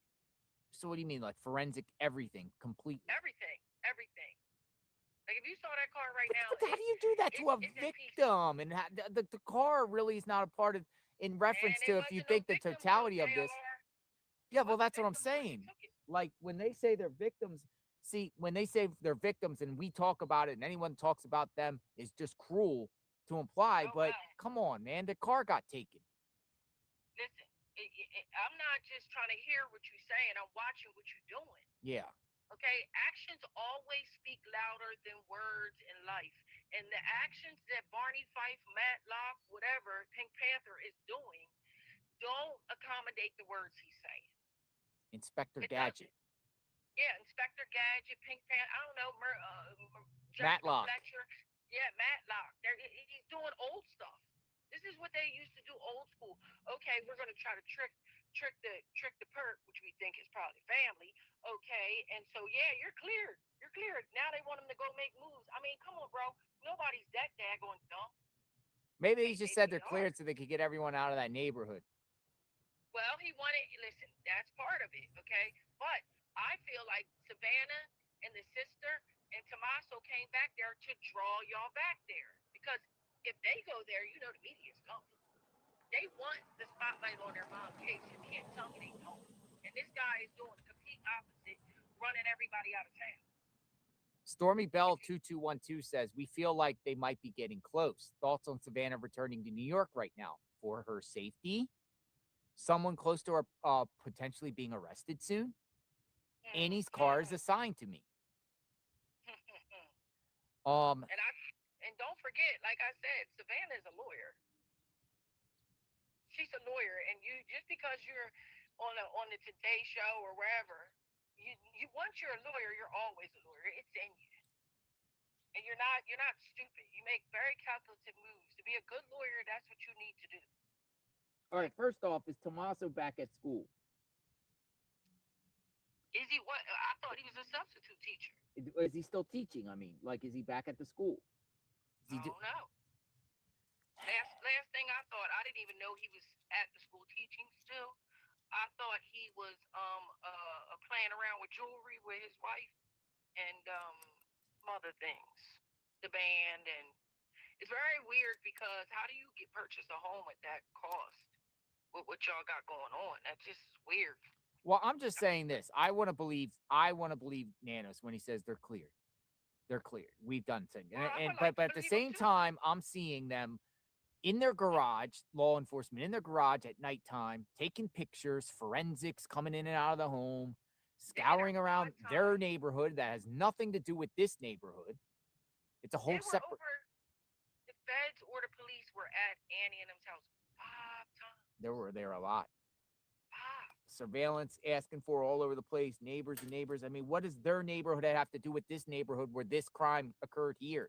These are people that were last seen with them, but they're over in their neighborhood. It's a whole different neighborhood. Yep. So, I mean, the only logical conclusion I have is to completely rule them out by doing that. By saying, okay, we're going to analyze your car. We're going to see for sure if there's any blood, any DNA, any type of luminol stuff being done in the car. Okay, nothing. We found nothing in this car. We're going to go in your house and we're going to check all your electronic devices, Celebrite. Okay, nothing. We're going to go and take pictures in the garage. Nothing. We're going to talk to all your neighbors and everybody and find out if they see anything suspicious or anything. Nothing. Okay, cleared. Maybe? Do you really literally think that if this man is involved, that he going to use electronic devices? Or do you think he's going to have a face-to-face conversation with somebody? It appears the perp did not use electronic devices because the cast would have already gotten. Yeah, I mean, that's like, if I'm setting out to do a crime, that's the last thing I'm bringing, is any electronic device. A vehicle got GPS. I mean, come on, man. My 12-year-old can figure that out. You know? So I think that's the problem. Like, they're thinking in terms of, oh, well, not some street-level stuff.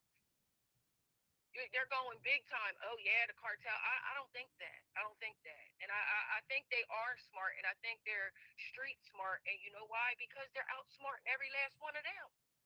They're winning right now. or just nowadays everyone watches TV and finds out how people get caught, and they're like, well, you know, don't take your phone with you. You won't get caught. Yes.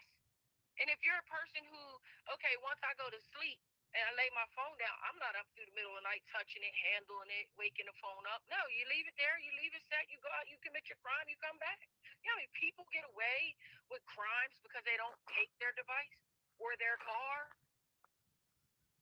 We shall see. You know, we shall see with this. You know, we'll wait. Yep. And I appreciate your perspective, and thank you for stopping by with me this morning. And Thank you so much, and I'll talk to you a couple days now, JR. A couple days. all We'll see right, what might happens. make this a regular. You be safe out there. All right, take care. Bye bye. Bye-bye. You too. DBNVENU8371 says they are releasing the car as soon as it is repaired. They are cleared. They're cleared. They're cleared. So a lot of people still have an opinion about that situation. Good morning, sir. Matthew, how are you? Oh, you're good. Another day. Don't want to be in your way today. No, you were never in the way. Good right here. You're good. It's not going to be hot today, so I don't think we're going to need umbrellas or nothing. It's going to be much cooler here, right? It's going to be much cooler. All right. So let's do another one. Anybody want to talk? Chit chat. Stardust. Let's see. Jessica wants to talk about the feds and the timeline. We'll do Jessica, and I'll do Stardust. Jessica wants to talk about the feds and the timeline as we wait to see if the people come back. Hey, Jessica, we already talked before. Gotta get somebody new. We already talked before, Jessica. I got your number already in there. Let me get somebody new here. Stardust wants to talk. Stardust wants to talk. All right, Stardust. What would you like to talk about, Stardust? Stardust wants to talk. Come on in. 202 coming in. Incoming. Coming in fast.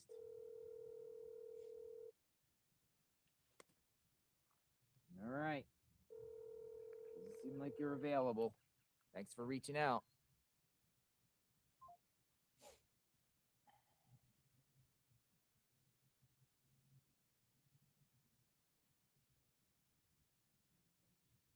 Similar case to Guthrie in 2007 in Ohio. Somebody sent me info. Check out this burglary gone wrong. 84-year-old abducted, Ohio. Woman was put in a trunk. Called 911 from a trunk several times, but they couldn't locate. Was taken to nearby town and SA, then back in trunk and out in the woods and killed. Thought it was interesting. I live 20 minutes from where this occurred.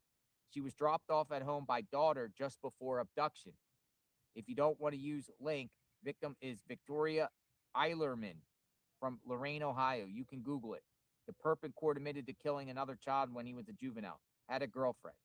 So someone just sent me information about a similar case. Suspect arrested for murdering a woman. A Sydney man, Sydney, Ohio, is being charged for aggravated murder, kidnapping, and rape of an 84-year-old Fort Laramie woman who was reported missing Thursday afternoon. During a press conference Friday at the Shelby County Sheriff's Department, it was announced that Chris L. Harris, 32, is in custody of law enforcement as the sole suspect in the murder of Victoria Eilerman. Eilerman, 84. Her body was found 10 p.m. Friday in rural Shelby County, about a mile from the sheriff's office. Eilerman, who had lived alone in the country, had plans to pick up her sister for a card game early Thursday afternoon. When she did not arrive, family members were called and found blood and signs of struggle at the home. She made a cell phone call for help to 911 at 1:50 p.m. Thursday from the trunk of Harris's car. She was using a prepaid cell phone she had in her pocket. The phone did not have global positioning satellite tracking capabilities, the sheriff said. So this case is very interesting because it has similarities. Good morning. Similarities to Nancy, thank you for sending that. I'll have to read more about that.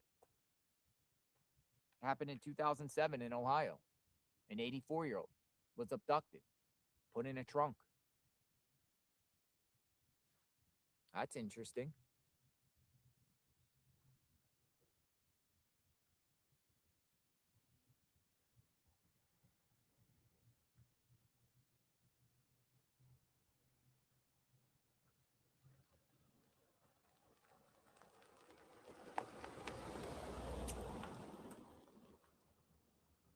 Good morning, outside Nancy Guthrie's home. Day 34. Where's Nancy?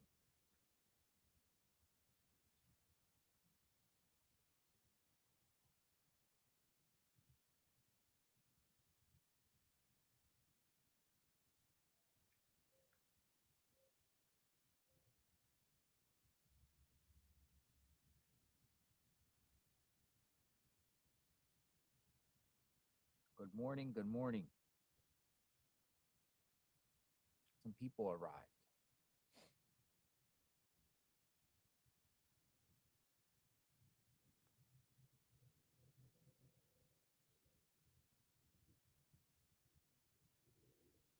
Maybe the feds come. Maybe they don't.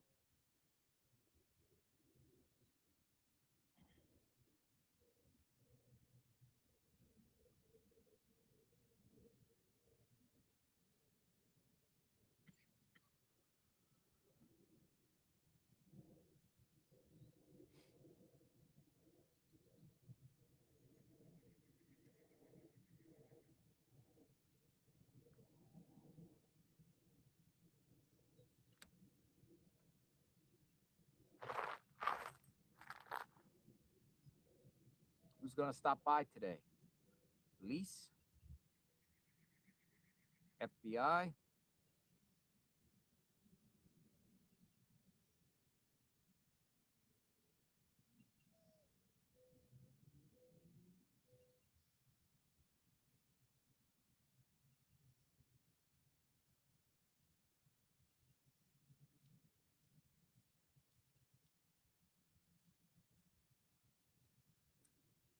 Lisa says she wants to talk.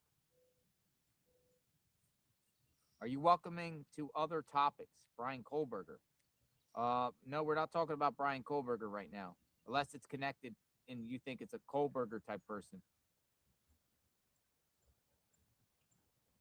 Sherry says she wants to talk to somebody that about a theory that has never been talked about before.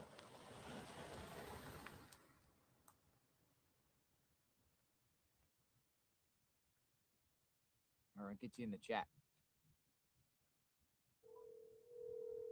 Is that Sherry? Sherry? Come on up. 202 coming in. Good morning. Good morning. Is this Sherry? Sherry? Okay, I got you. Hello. Good morning. Yeah, let me. I just muted my computer. Can you hear me? I can. What's your name? Okay, so I was thinking. What's your name? My name is Sherry. Hi, Sherry. Good morning. Good morning. I'm actually going by Anna in your chat because that's my pup's name. Okay. So. All right, Anna. Good morning, Anna. She's sleeping right now. Must be nice, huh? Yes. What's going on, Anna? What So, theory do you have? I have a theory that I don't think anyone has discussed. I could be wrong. You've had so many calls. Savannah was a lawyer before she was a journalist. Mm-hmm. She did the white criminal crime cases. Mm-hmm. What if, because I looked it up and it basically tells us that wire fraud, embezzlement, bribery, corruption, money laundering, corporate fraud, wire fraud, things like that. Mm-hmm. So those are the type of cases apparently she handled. What if she put someone away I don't know how long those if you go to prison, how long it takes, 10, 15, 20 years, depending on the crime, I'm sure. And they got out and they're mad. They're upset. They're, hey, she took my life by putting me in prison. Well, I Now mean, I'm going to pay Savannah back. And once you get out of prison, sometimes they don't care if they go back to prison or not. And it's revenge. well, that's, you think a wire frauder or a I don't know. fraudster I or just anything looked like up that would different go things and that- commit kidnapping? Well, I don't know. I just looked up white collar crimes, Mhm. and some of those are the fraud, embezzlement, inside trading, bribery, corruption, money laundering, identity theft, things like that. So if she was a lawyer and she actually put someone away for 10, 15 years, say they were in their 20s, and they got out 20 years later. So a lot of That's criminals gonna go to put them in that about a 40-year age range. a lot of criminals go to prison and they feel like their lawyer did a shoddy job. They say ineffective assistance of counsel. And Yeah.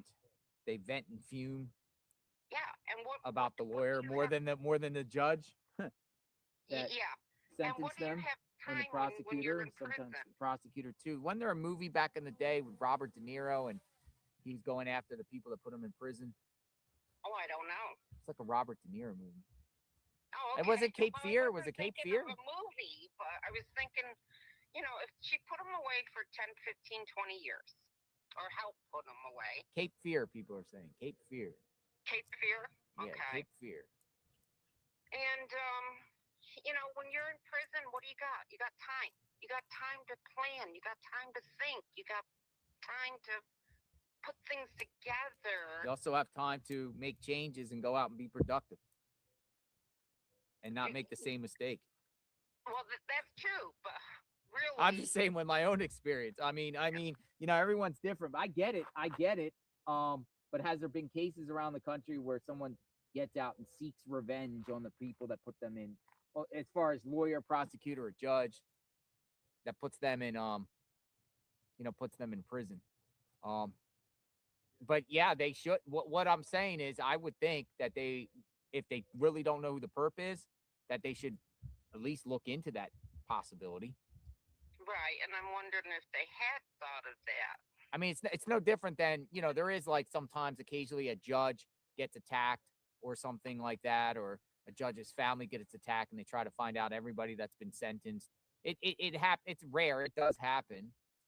Sometimes it's connected and sometimes it's just not. But they look back to everyone that person has, sentenced, or, looking back at anybody they put in prison to see if there's any involvement anyway. Well, I hope that's what they're doing, but maybe the FBI will do that, but come on, let's face it. The perp to me, honestly, I think the perp to me looks like he's about 40, 45. In that, I don't think the perp looks like somebody in their 20s. No, but I'm saying if he was put away in his 20s. Oh, that's what I'm saying. That's what I'm saying. The perp looks like he's like 40, 45 to me. Right. And she was like, I believe, a lawyer, if I Googled it correctly, back in like 2002, 2000. I think she became a journalist in 2007. Mm-hmm. So, if somebody was put away for corporate embezzlement or whatever, and for 20 years, that's going to put him in that age frame when he gets out. Yeah, but a lot of times when everyone gets out, they're on a long-term supervised release. They just don't get out. No one just gets out. In reference to federal, no one just gets out. They're under continuous supervision for a while. But maybe down the line, I mean, who knows? It'd be interesting if that a former client, somebody, a disgruntled person that interactions with her in the past, in the legal. I appreciate the call. Oh, you're welcome. Sorry, I just thought No, it was a there's little nothing to bit of a apologize. different, you It's know, a different theory. Yeah, we're just talking about it. different Yeah. theory. No, it's I want to hear from all theories and perspectives here. Okay.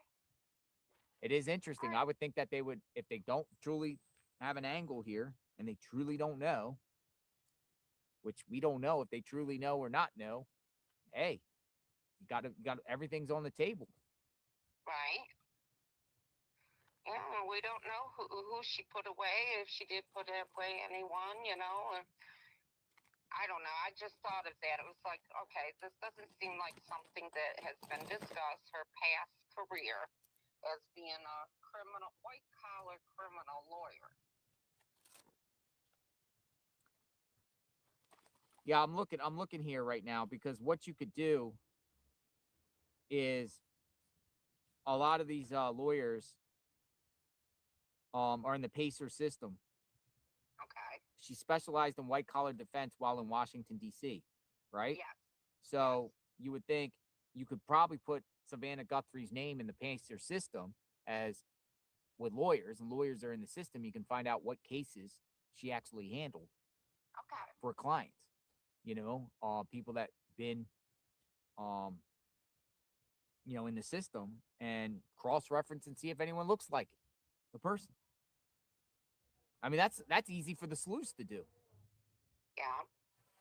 You know, she defends someone. Her name is on the docket as a lawyer, and you can find that out. You can start looking at these people's faces, these people she assisted, and see if anyone looks like the perp. Okay. Will do. You have a very good day, Anna. Thank you. Bye. Bye-bye. Thanks for calling. You're welcome. Thank you.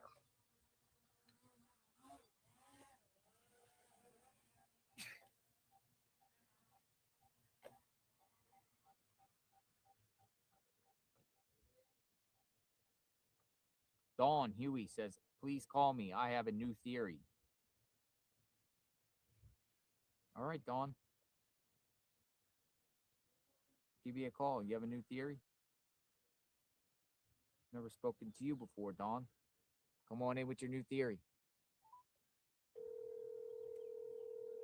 Hello.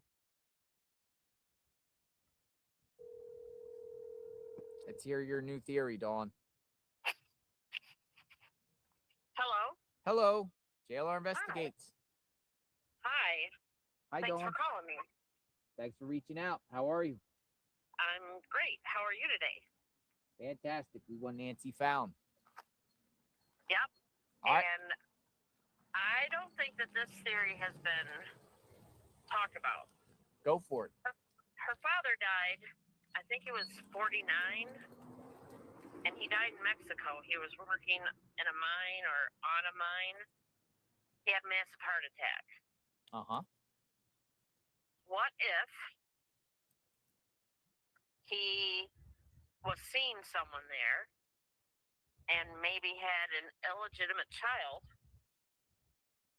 that nobody else knew about, and the child has been upset their whole life that he went back to Nancy and led, you know, a better life than what this child had had. A lot of people are shooting no with that. Huh. Well, I mean, that's a wild theory. Yeah, because it was in 88, I think. Uh-huh. So that would put the person in the right age area that people have been talking about. Mm-hmm.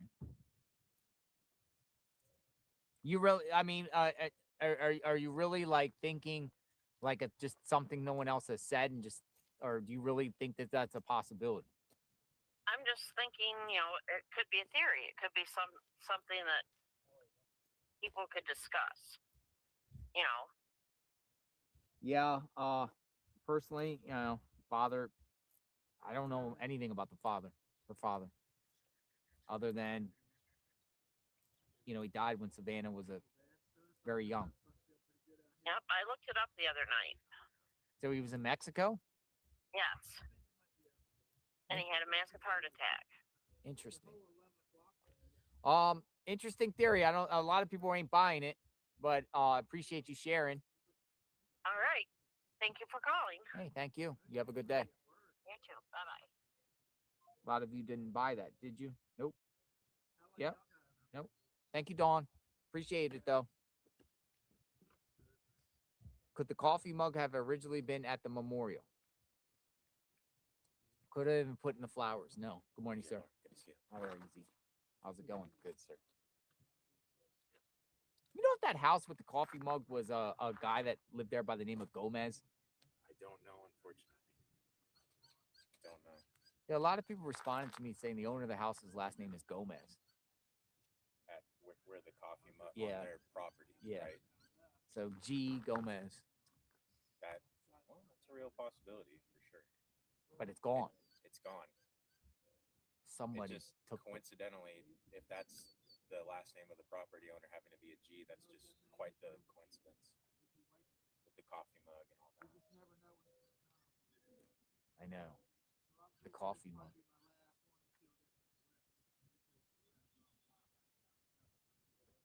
Feels much better out here today.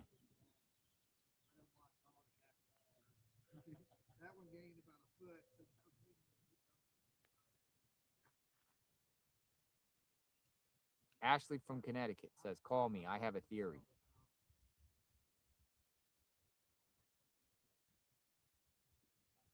All right, let's hear people's theories. Ashley from Connecticut.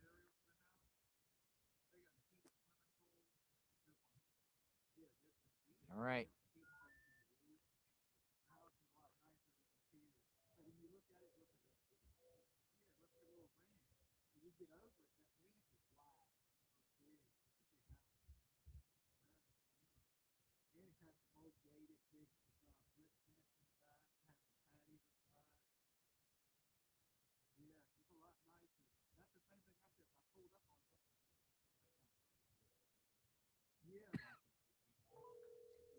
Ashley from Connecticut. Hello. Hi, Ashley from Connecticut. Oh my gosh, I'm so happy you called me. How are you today?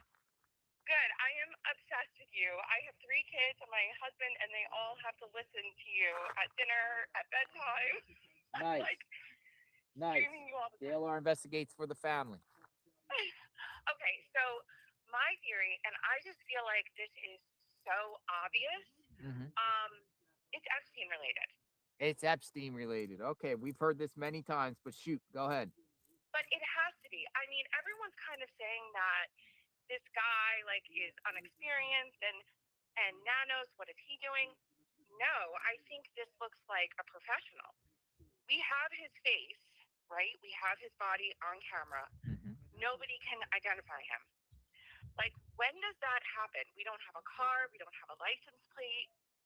I think Nanos, okay, I think the reason he didn't want the FBI involved and he wanted to keep this closed is because he doesn't know who he can trust. Like, this Epstein thing is so deep that I think they're scared to let FBI in. They're scared to let all these different detective groups in because who is involved in this?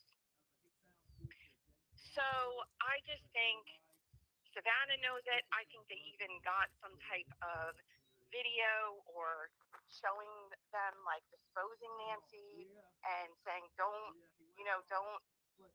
publicize this or this will happen to someone closer in your family or another journalist family. I just feel like they know, Mm-hmm. and we're not there yet. They don't want to put this out yet. And her videos went from, distraught, we're going to find you, please help, to all of a sudden, like, not, like, kind of like accepting her death. Like, we'll never stop looking for you, mommy. It almost felt like something you would see at a funeral to me, like, or a wake, like a goodbye, we'll never stop looking for you, but we know you're gone and there's nothing we can do about it. But Epstein, why the Guthries? Well, we know Savannah's family. We know her husband worked for the Clintons. He was like one of their fixer-upper guys. So he was involved in that. She interviewed Virginia. I think the Epstein thing is I don't even know if we're ever going to know all the answers to that, but it is super deep, and I think it involves so many politicians. And I think she was too close to this situation. And the fact that we just have nothing, like I know Koberger, we didn't hear about him till like 6 weeks later, but they could track him. They had the bodies, the kids were gone, which is horrible. This is like a time crunch. Like we would have a license plate. They would get that out to us. Yeah, weeks later with Kohlberger, they had a white Hyundai Elantra they were looking for. Yes, but we didn't know about it till 6 weeks later. No, we knew about it way earlier than that. By December, we knew about a white Hyundai Elantra. Okay. They put it out. They're looking for a white Hyundai Elantra, but there was a car there. I mean, with this, we're over a month and still no car. Right. Or vehicle. So this is not an inexperienced person. I think this person is extremely experienced. Like I feel like he was wearing a fat suit. He was wearing a mask under that mask. For nobody to be able to identify him is just so weird to me. To me, this looks like undercover FBI or CIA, whatever, like a secret group that we don't even know about that left no trace of anything. We have nothing to go on. There's a missing person. I just think, I know they want to keep stuff from us, and I know they are keeping stuff from us, but they wouldn't be keeping a license plate, a car. Like they want Nancy to come home. So I just think I don't think they really have anything. And like I said, I think the Guthrie family got some type of video, maybe even showing her being disposed of in some ocean somewhere. And I think the family is just coming to terms with, we aren't going to see her again. We'll never stop looking, but there's nothing we can do. It's the first time somebody said that Nancy could be in an ocean. Yeah, I don't know why. Maybe just because I'm looking at all the Epstein stuff and how he had that secret door to the ocean. I don't know. I just feel like the videos went from so like, we'll never stop looking for you, crying, like, please help, to then like these sad childhood videos. We love you, mommy. It just looked like they were accepting her death. Like they got word. She's gone. She's not coming back. You can't let this out. We'll come again. We'll hurt somebody else. And what would you do if you're in that position with children? I just think that is so obvious. For us to not have anything, I mean, what else could it be? Well, multiple people have called in and thinks it's an Epstein connection some way or some high ups and stuff. And we will see. I mean, what we do know is we don't know anything about the perp. We don't know anything about the vehicle. We haven't seen anything else. Lack of information. A lot of hush hush quietness with this. And yes, and that's why I think Nanos is a good guy. And I think Savannah and him I don't know about Savannah, but I just feel like they wanted the FBI out of this, because if it is Epstein related, if it like, who do you know who to trust? You don't. Yeah. Ashley, I appreciate the call, and we shall see. Thank you for calling. I'm listening to you all the time from Connecticut. Thank you from Connecticut. Be safe in Connecticut. Thank you.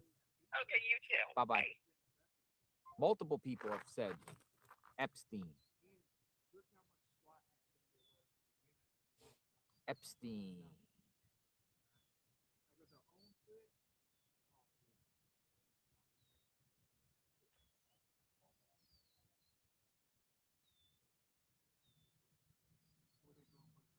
Why? Here's some questions from a former Philly girl who moved to Phoenix.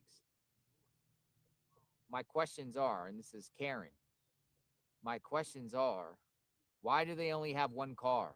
Annie and Tommaso, right? How can they afford a $600,000 house on a salary of a part-time teacher? Is the house in their name? Arizona salaries for part-time teachers are very slim. What career does Annie have? I heard they were only married the last 10 years. Did she have anyone married that she was married to before? That's a great question. Was Annie ever prior married to somebody else before Tommaso? Everything that just doesn't make everything that just doesn't make sense. I'm watching you from the first week. Thank you for what you're doing, Karen. So some interesting questions. Annie's a writer, right? She does jewelry, and she's a writer. Tommaso is a part-time teacher.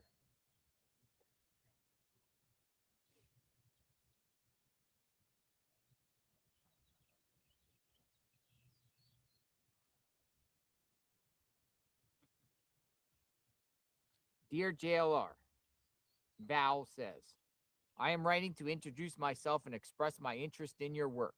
As a Kentucky native with a strong background in practical problem solving and a deep passion for the true crime genre, I am dedicated for advocating for missing persons.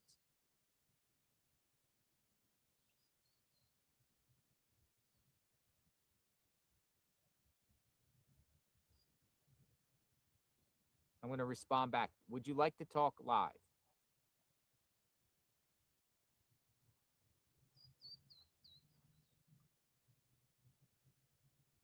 Ricky Beavers. We've spoken to Ricky Beavers before. Ricky Beavers had something to say to the perp. Ricky Beavers, I'll bring you back in, Ricky Beavers, because you said something specifically about the perp. You sent a message out to the perp. You said, this is Ricky Beavers. Turn yourself in. All right, Ricky Beavers. Come on back. JLR. Hi, How Ricky. you doing, buddy? How are you doing, morning Ricky to you. Beavers? Well, I'm in the dark waiting for the lights to come on, but I'm going to make it. What's going on? Hey, JLR. Man, I appreciate you staying on top of this case. I pray in the name of Jesus you stick around, because if everybody was to leave, this would turn into a cold case. I do believe that. And I'm gonna still heard a lady just before now talking about Epstein, and I hate to say this, man, but ever who done this, they knew what they were doing. I don't hate to say it, it's the truth. There wasn't amateurs that knew what they were doing, because they did. If they didn't know what they were doing, they done got them. And my input on this is, I'm still not releasing what's his name, DeMoss, the son-in-law. Tommaso. Yes, I'm not going to still release him, and who knows and what the lady's talking about. If Savannah's husband did work for the Clintons a little bit, I didn't know this part. I just heard that. Then that opens up another can of worms. And like I said early in the case, I did hear, Savannah did interview the JLR did interview the victims of the Epsteins, okay? And you hear a lot of stuff out here, and man, I can't tell you how much I appreciate what you're doing and other YouTubers are doing, and it really pissed me off when a guy came up to you the other day and told you to pack your stuff and leave. I'm glad that wasn't there with you, because I'd have gave him a mouthful. Because I appreciate you being there. Yeah, I'm Ricky. sure Savannah appreciates you being there. And hey, JLR, I hope Nancy's still alive. I really don't know, but I am a singer and a songwriter, and I love everybody I like to get a song to the Guthrie family. I wrote a song called "Heaven Is the Only Thing Keeps Me Hanging On." It's on YouTube. I love everybody to check it out. I love everybody to share it, and because I love to get that song to the family and help give them some comfort to look, I guess, more or less look towards heaven. Look towards Ricky. heaven. Ricky, Yes. stay quiet for 1 second. I'm hearing this lady talk to this group. Okay. Hold on. I tried getting down here, but I'm tired of this stupid life I have, the stupid married, and I'm trying to get out of it. Here, Ricky, I'll call you back. Real married. Okay, call me back. All right, thanks, Ricky. Anyways, if I wasn't tied up, I would have been down here earlier and helped look around and, figure this out, It's really fishy, And I've been driving around looking at all the houses, and I'm like, anybody can rob anybody out here. How is everybody so rich? but they're not doing nothing to protect me. So if I lived out here, I would have high security lights all around my house with alarm. You know, them new ones they're building. And if she had a heart condition, why didn't you have somebody watching her? Why didn't she have a dog? The dog would have did something, you know. I had a dog all my life, and my dog protected my life all the time. I have 3 French bulldogs at my house right now, and they won't let nobody get past nothing. You know what I mean? And she has no family here. She has a daughter around the corner, but obviously it looks like her daughter's gonna. Why didn't her family drive her home that night instead of that guy? You know what I mean? It's very fishy. It smells like a bunch of rotten fish, actually, to me. You know, my dad was in the service, okay, and he was a cop, okay, and I learned a lot from him. And if you have common sense, it's very simple to figure this out. But if you don't, you're gonna send people in here who don't know what they're doing, and they're all frantic and freaking out. And he's walking everywhere on top of all the evidence. I saw that on TV. I'm like, why you got people walking all over the freaking property? Are you crazy? Why didn't they look at? Why didn't they have a print reader? You know, I can you see prints. I can read prints. I can read animal prints and I can read human prints. And they had nobody out here doing that. They didn't even have dogs out here sniffing the bushes and shit. Hey, what's going on? What how do you feel about the situation? Come on over. It's a bunch of shit. Come on over. It sounds like a bunch of people are involved. What? It's very fishy what's going on. What's your name? Where are you from? What's so disgusting is nobody's here. What's your name? Where are you from? Well, I've been living in Tempe. Tempe. So you came out here. So what do you Well, I've think? been trying to get here, but I've been kind of tied up. And I had no money to drive down here. So I actually spanged for gas to get down here. This time I was angry because I know her family was here. I was trying to hurry up and get here to see her family, but I guess they're all gone now. And now the house just sits there all alone. And nobody's watching the house. You know, the criminal can return and finish his duty because nobody's here to watch it. I don't understand it.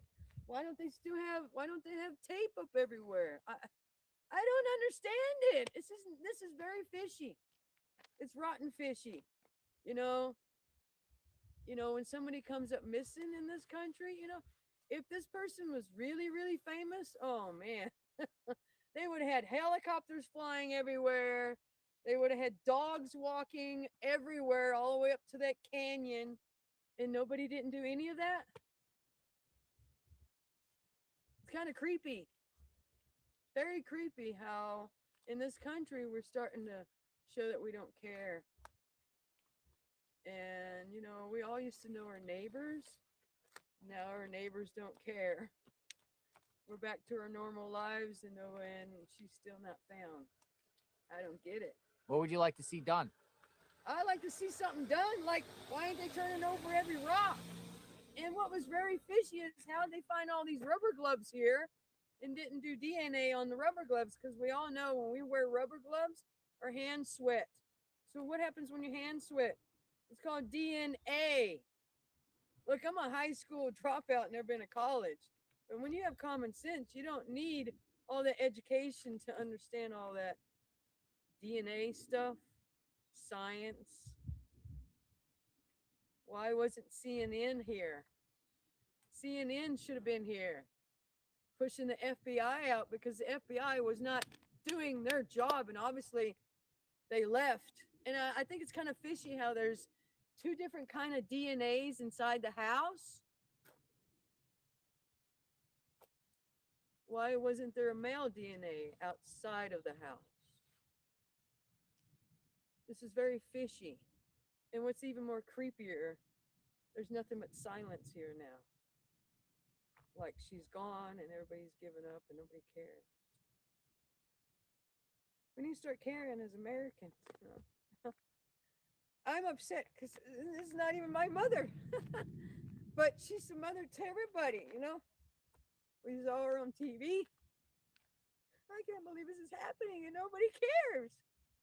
It's funny how our government can find a man in another country in the ground and kill him, but we can't find this woman in our own country.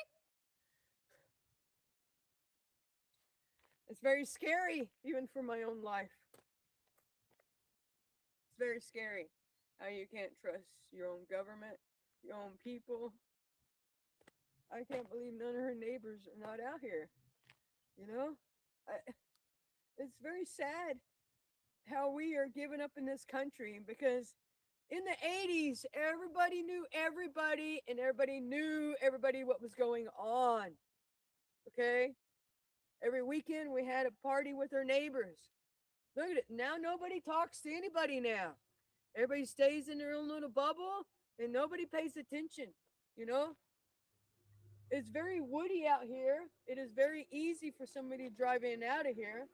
You know, since I've driven in here, nobody's asking me any questions like, do you live here? Why are you driving in here? You know, they should be asking me questions. You know, they should be knowing your environment. When we, in our little community in the 80s, we knew who drove what car. We knew what sound of vehicle. We knew everybody's kids. We watched out for everybody's kids. We used to play football in the streets. We all used to watch out for each other. And now we turn our back on each other now. And that is not a country that I grew up in. So we need to change and start caring about life more. We live in such a materialistic world. The only reason we need materialistic things is to live a comfortable life as a human. Because if humans know if we don't have this, or this, we won't survive. We will die in the cold, or we freeze to death, or we die in the heat. So life is more important than materialistic things. Humans, materialistic things. We need the real treasure in life, and the real fortune in life is life itself. Thank you. Thank you. How long you plan on being out here? Gotta get back to my boring ass life. I would have came down here a long time ago. What's your name? What would you like to be called? Trish. Trish. Where are you from? It's Part Patricia. I'm originally from Las Vegas, Nevada, but I've been living all over this country, and I've survived many things in this country. Like what? I ran away when I was 16. I lived on the streets, and You're crying. I'm crying because I feel for this woman, you know? She's old and vulnerable, and this country is literally starting to forget about the old people. If it wasn't for the old, we all would not be alive. And this country wouldn't got built. And we wouldn't be America. We wouldn't be a country without the old. In other countries, they don't send the old to old folks' homes. They stay at home and they take care of them. This only country does this. We need to protect their old people more and appreciate them. In India, a family, there's so much family. Even though a lot of family can't fit in the house, they build them a thing out on the sidewalk. But they're family and they still take care of each other. And this country is forgetting about what family's all about. Well, thank you for your time. Sorry. Thank you. You be safe. Angry about it. I'm just so angry that I couldn't get down here quick enough, or something, you know, share my expertise with this situation. You're here now. That's also important that you're here now. I tried getting down here. I'm glad I'm here now, that when the cops are not here, because I'll be in their face, you know. I'll be like, what the fuck are you doing? You're not doing your goddamn job, and I don't trust the cop. The sheriff's running this fucking town. You don't trust And the we sheriff? have a lot of crooked senators in this country, in each state, that's not taking care of the state. In our cities, each city in this country should have a place where children can walk and be free. And every city should have quarantine in it, especially after 10 o'clock or after 8 o'clock, especially with kids. Like a curfew, because in the 80s we had curfews. In the 80s we was taught when you saw that light pole come on, you wasn't home, your ass was wet. So we taught them fear in a way it was good actually, because it taught them respect. Because today your children's out in the street, running down the street, yelling and screaming, or they're out playing in the court. No, your kids should be in the fucking house. You don't know what's walking around in the streets in the cities because the senator and whoever's running the city is not taking out the trash. I call it taking out the trash. And we have the power to do that in this country. Not in third world countries, but we have the power in this country. You know, I watch cowboy movies. You know, I watched in this cowboy movie one time that the father became sheriff, and one night the boy was with the father, and he's at the entrance of the town, and these guys was wanting to come in and have a good time. Well, he told him, "You have to give me your guns before you come in town." And one of the guys was giving him a little attitude, and his father had to be stern with the guy and say, "Hey, you can't come in my town unless you give me your guns." So his friends kind of buddied him and said, "Hey, come on, let's do it," you know. And then the guys came in town, and the boy confronted the father, and he said, I said, "Daddy, why?" He said, "Daddy, why'd you have to do that?" He said, "Well, if you don't show authority to people that's trying to come in and overtake, they will come in and overtake." Especially back then, there was only one guy running the show. And I think it's kind of funny how back then one guy was running the show, and he did a damn good job without having to have all these other people. And if the sheriff needed help, he called it, what do you call it? In America, we used to have a freedom of way of called citizen arrest. A citizen arrest was just an individual like me approaching somebody, knowing they're doing something wrong, and we sustained them until the law came. Or we schooled them right there on the spot. We didn't actually call the law. Every citizen was their own law long time ago, and everybody has forgotten about that citizen rest of our freedom of our country that our forefathers fought for, that freedom of everybody knowing what's right and wrong and doing what's right and wrong and take charge of what is wrong and do what is right. We have lost that, and we've forgotten that, and we just walk by and allow bad people just keep being bad. You know, it's not good, and we need to confront people. Especially what I like is when I see a man in public confront a man and say, "Hey, you're doing wrong. You can't do that. That's not appropriate." We don't have people do that anymore. We don't have somebody approaching somebody and explaining them that they're doing wrong. And then when they realize they're doing wrong, they actually apologize to the person saying, "Oh, I'm sorry. I was doing wrong." We're not teaching people that anymore. You know, I grew up and I hated my teachers, but I didn't hate them to where I wanted to go to school and kill them. We wasn't raised like that. The mindset of how we raise people today is all wrong, and we're not raising people right to do things right. Let me ask you something. What do you think happened to Nancy? What do you I think think she happened? was innocent targeted, but I think somewhere down the vein of the family somewhere that somebody's got to know this woman through her family. Somehow, some way, a party, a friend, dating, or something. It's all very fishy. It's funny, I didn't know anybody was sitting there, and I touched the umbrella. But it's all very fishy how they're having robberies out here, and this community is not having an officer to come out here and drive around and protect this community, because this is what our taxpayer money pays, is for cops to have police stations in your towns, in your cities, to be employed based on people paying taxes in that community. And the law doesn't drive around and do their job at all. They really don't. They drive around in their nice cars and they don't want to get out and get dirty and so on. And what I don't understand is, why don't we have an officer? See, it's funny how we only have one city in the United States that we have an officer almost on every freaking block, and that's called New York City. No other city does that in United States. Okay? Every city needs to do that until we take out the trash, until your children can walk in the streets. When I was a kid, I walked to the store by myself. Didn't have to worry about nothing. No fear, no nothing. All my friends, we used to always go somewhere without our parents.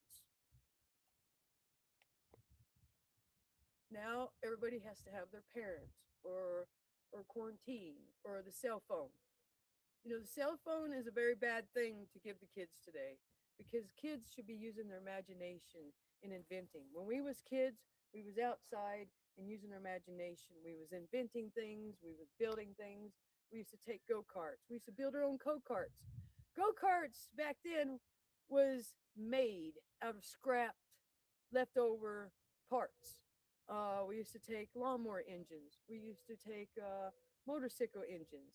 And we used to leftover mini bike engines, and we used to build our own go-kart right in our own yard, in our own garage. And the community was involved. The boys that used to get education back then on mechanicking was Johnny down the street. Every weekend, all the boys in the neighborhood used to go to Johnny's house and learn how to work on a car for free. He didn't go to college. He didn't go anywhere else. He went to Johnny's.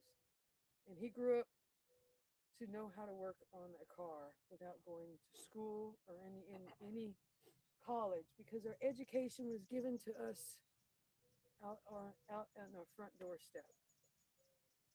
And it's all twisted, and everybody's all twisted up, man.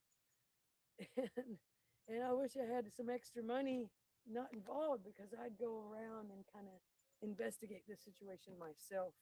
I would go to bars. I would go to the gas stations. I would go You could do around that. in communities and talk. You could do that now.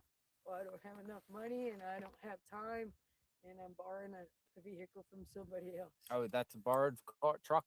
Yeah, it's my partners. I've been trying to get it out from them. See, this is my first year out of my whole life. I've always been independent and always had my own vehicle and took care of myself. Mhm. But this country's making it to where it's harder for you to get a job, and a lot of companies are not hiring you because you're aged now. Mm-hmm. I'm 55, but I can still outwork anybody in any job. And I can work circles around 5 people that don't know what they're doing. And you keep hiring them people, you're not going to run your business very well, because you're going to keep having problems in your business. You hire people that don't know what they're doing, and you hire people that's not going to steal from your company. I appreciate your time. Thank you so much. Thank you. I like your little badge thing you got going on there. Yeah, it's a badge. So where you from? So you're the media from Arizona or I'm New from York? Florida. Florida. Yep. So was this a street full of media when this was going on? It was. A lot of people out here. Like from everywhere? Yeah. Like Canada too? I'm sure there's Canadian media, maybe. And I literally can walk right in that house right now. And nobody knows anything. Can you believe that? Look at this. This is crazy. I just ran into a lady and she says, oh yeah, they just set up a high security situation. I'm like, are you kidding me? I don't see no security. The security is a man there with a badge. You know, that's security. You know what I mean? And he's on the property at all times, 24/7, sun up, sun down. That's high security. I can't believe that lady. I can't believe everybody don't know what's going on down here, man. She said this and this person said that. I'm like, you people don't know what's going on, and you live right next to her. How can you be like that? And how can they not think about their own lives? Because this can happen to them. There's a lot of old people out here. Yeah, a lot of first generation homeowners that live in these states. Yeah, exactly. Good afternoon, buddy. That's very true. That they don't know their rights out in the middle of nowhere. You know, they live a private life. I can understand you living a private life, but get to know your freaking neighbor. You know why we needed our neighbors back then? The house can be burning down. You need your freaking neighbor. Oh, back then, the kid could go out in the bush and get bit by a rattlesnake. You need your neighbor, okay? You know how far it is to a hospital? Kind of a good way. See? I mean a real one. You understand? Okay, we have to flight somebody out of here, save their life. When you get bit by a rattlesnake, you don't cut that, you don't stop that limb right there. I had to do this to a girl a long time ago. Long time ago, we was living out in the middle of nowhere on the East Coast.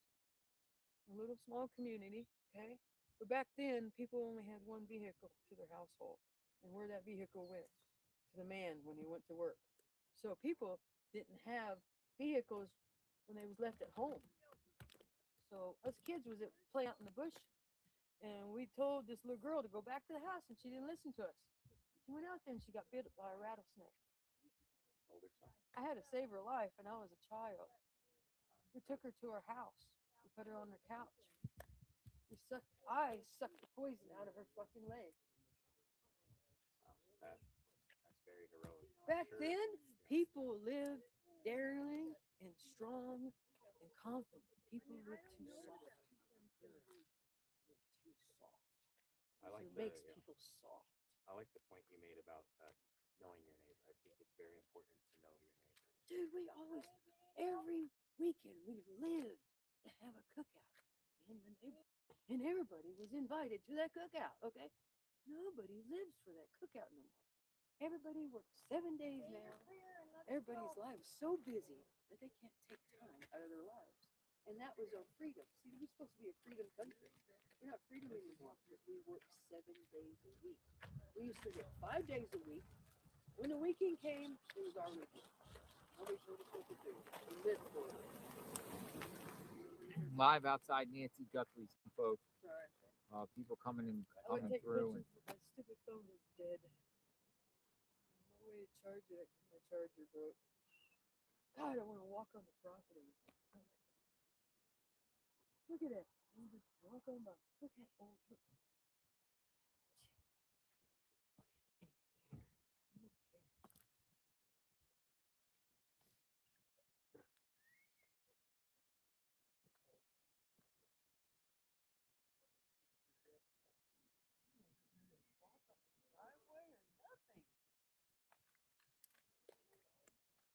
Is this what the ribbons are for? Because I see them everywhere. Is the yellow ribbons for her? Because I see them on everybody's property. Silence in the air.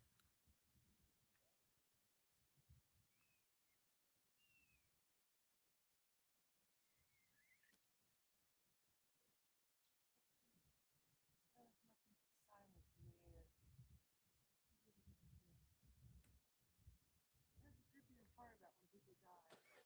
They wasn't even here. My father died.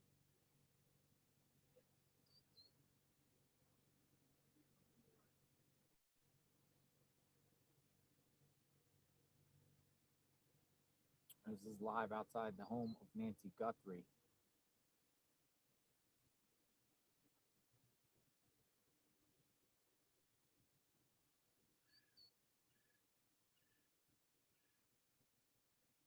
You know where they found all them rubber gloves?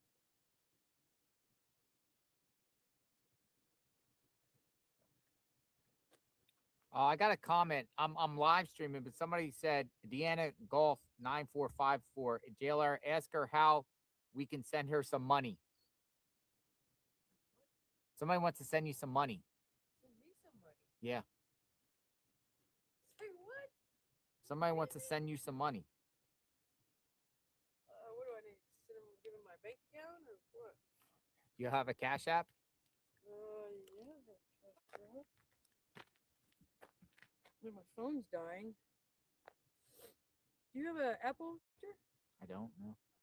You have an Apple charger?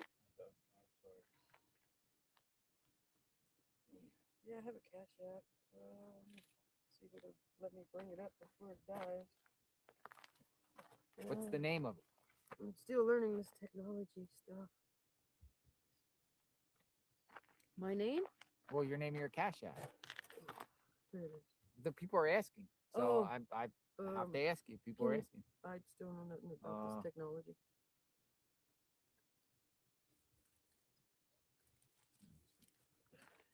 I hate technology, actually. My high electricity energy. There you go, Anna O'Connor. Yeah. Anna O'Connor.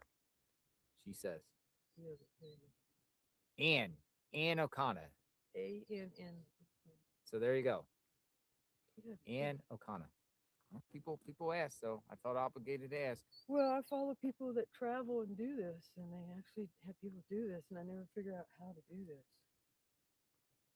What is this? Add favorites? What is this talking about? Forget about this. Just go back over here. Oh, I don't know nothing about that. Look.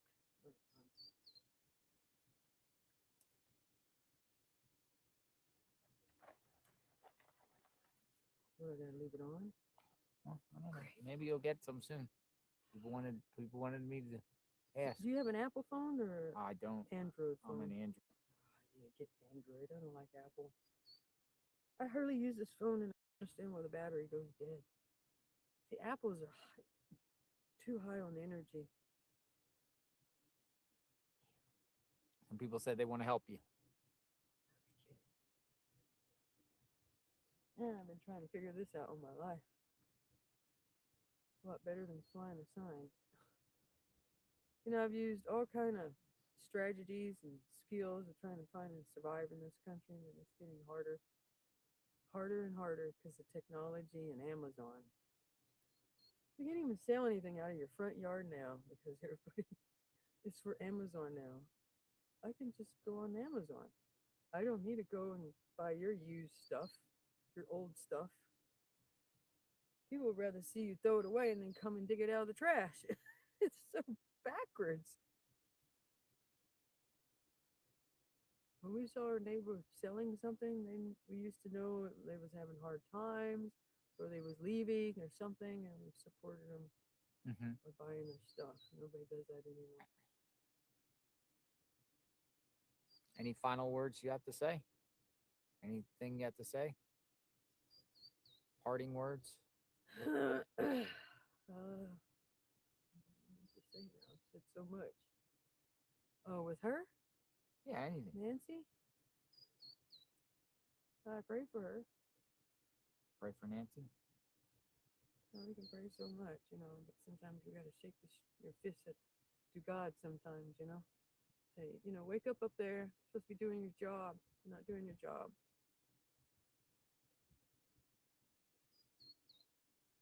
Final words. Do I have to get in front of the camera? No, you're good.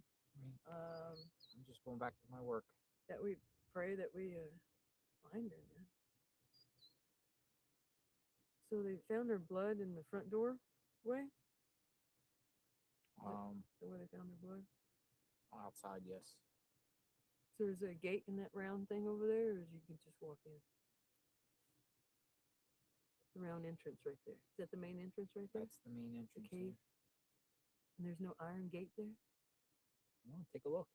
Don't go on the property, though. I wouldn't go on the property. That's where all the evidence is, on the property. But there's footprints all the way around the house. It doesn't help now because the cops walked all the way around the house, right? Were you here when they was here? Correct, yeah. So they was walking everywhere? Like every bush, oh great. It's a little hard to do track reading. You know, a lot of people were asking on the internet. Somebody sent you $25. Did you get $25?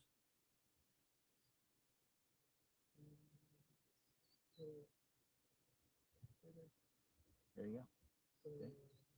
What? No, people are sending you money. See? I need to get your number, dude. They're helping me because I've been still trying to figure out this technology stuff so I can set up my own website. There you go. Some people said they contribute. Looks like you got. Look. go back. How do you go back? To it. Right. It shows here. Oh. Oh, I guess I should have brought my charger. There you At go. least my cord. How did you do that? God bless you. That's people sending you blessings. There's Spam. people sending you blessings. How do you stop spam sending you? Because I accidentally, when I first got my credit card, first time in my life, I Mhm. guess people were sending me all this crap. I didn't know it was all fake. And I guess I clicked on one thing, and ever since then, I've been having spam call me left and right, and I've never had spam in my entire life. And I've always, how do I say thank you to her? Can I say thank you to her? How do I do that? I don't know. I think you just reply. Yeah, there. You can reply with a heart Oh. or something. There you go. Thumbs up, heart. I don't know if you can actually leave messages back on. that. Can I give him my Instagram page? You have an Instagram page? Yes, I do. I can share that. It's Bring it up. I'll put it on the Purchase screen. your price.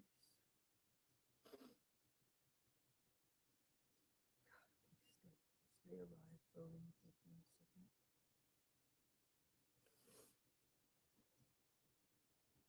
So, what do I click on my page here? Click on your Instagram.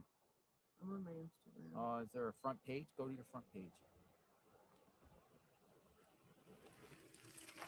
Oh, I gotta go. We got some activity. Who's that? We got some activity. Hold on. I said something. Somebody's here. Somebody's here. That's a Maybach. That's a Maybach. Who is Maybach? We got a Maybach. What is a Maybach? Somebody's here. I don't know what a Maybach is. Somebody's here. Very nice car. All right, we got activity.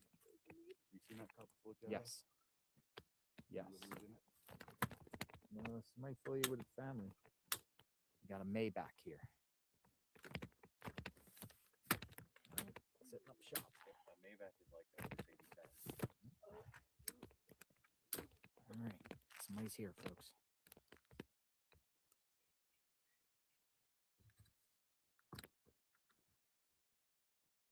Maybach.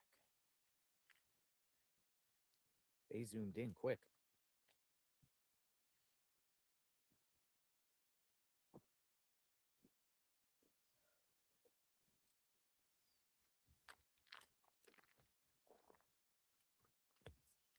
They went around the, Went around. yeah. I saw some feet,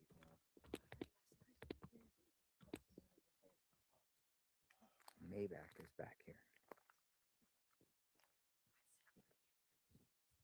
Somebody just arrived back in a Maybach.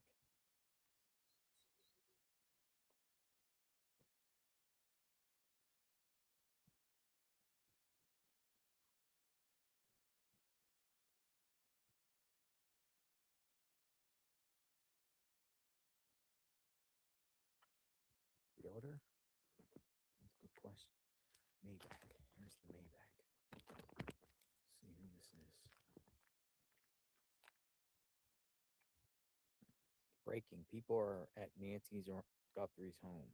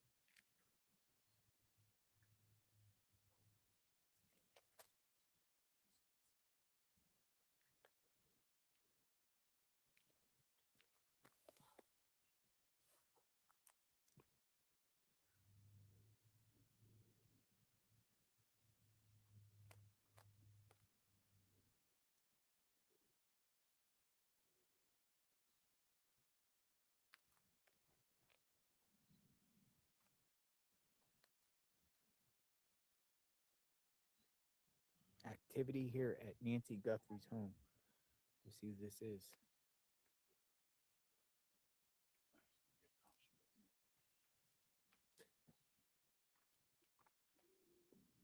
That's the first time I've seen that car. It's being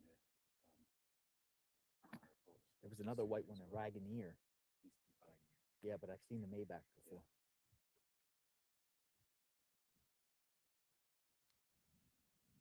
Only for one pair of feet. Same.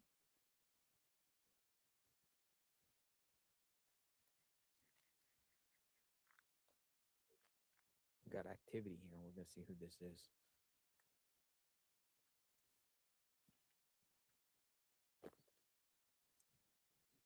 Oh, I heard something.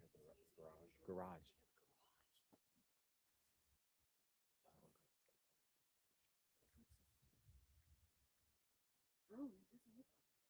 Oh, there they are. There they are. How many pairs of feet? See feet. Going in the garage. Oh, there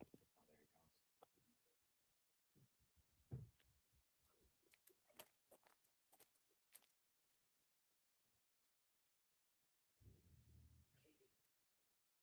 Investigator again. Might be in- Look like him.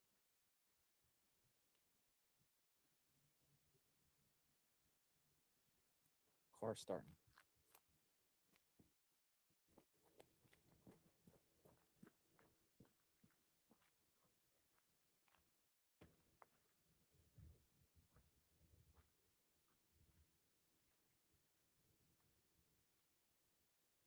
They zoomed in, just like yesterday with the Tesla. Zooming in. Who could it be? Why are they here?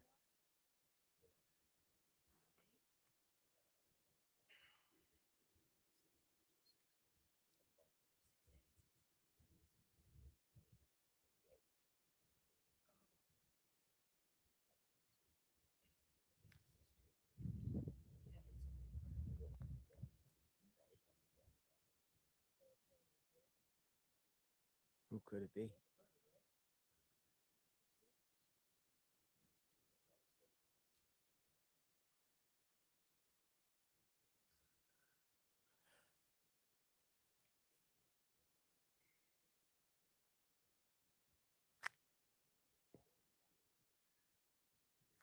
Thank you, L.R. Marhan, 1327.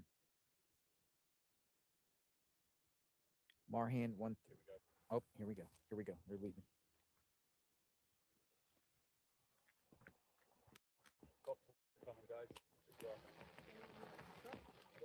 Got law enforcement here.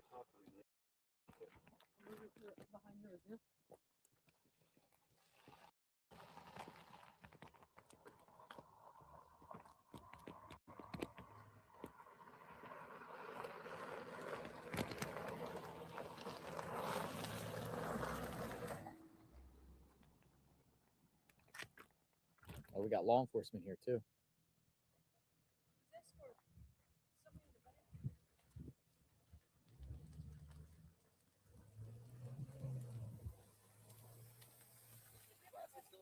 I'm sorry? Somebody called in a Asian female about 50 years old. Said she might have been drunk or possibly. We haven't cooled it in. Okay.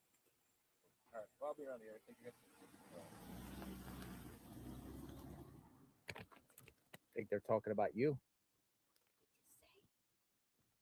What did he just say? They said somebody called the cops on a woman that was 50 years old with glasses.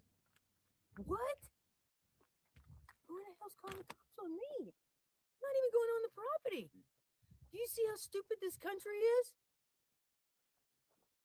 And he just drove right by me, and I'm standing right next to him.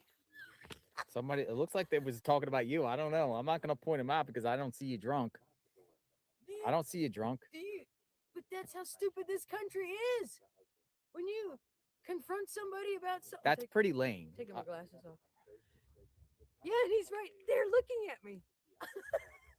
It's pretty. It's called fear, man. We have too much fear in this country. When you start speaking the truth, this is what people do.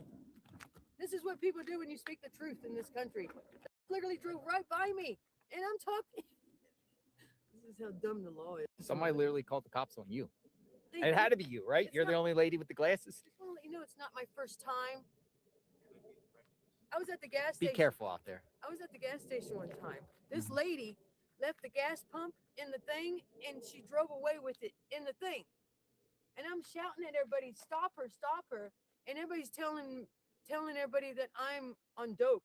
I'm stupid. I'm shouting. I'm freaking out. No, when people react, you're supposed to react with that person.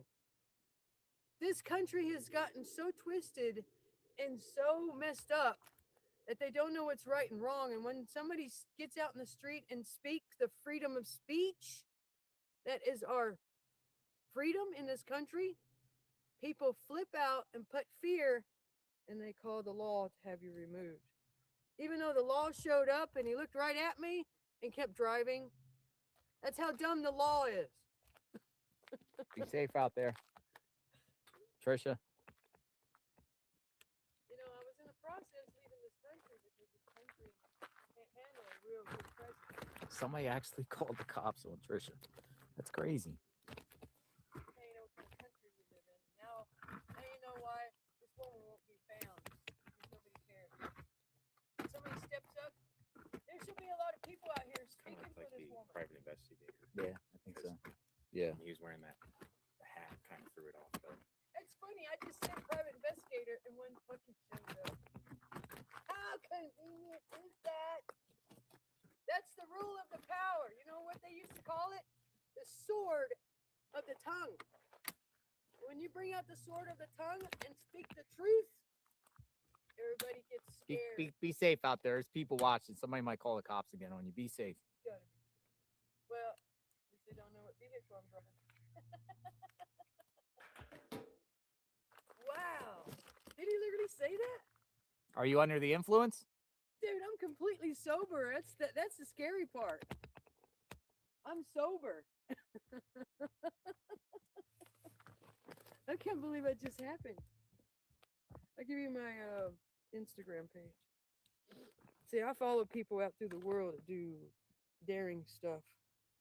Now, how do you find your Instagram page? Because I'm in Instagram. Do I go here? This is not working right. Because it. Okay. So I clicked on here to receive the money, right? I've had a lot of people sending me money ever since you said this, actually. A lot of people out there care. How do I find the money? Is this the people sending me money? I still don't know nothing. How do we sell this stuff and don't teach anybody about this stuff? There you go. Yeah, Huh? I guess. I don't know. Ugh.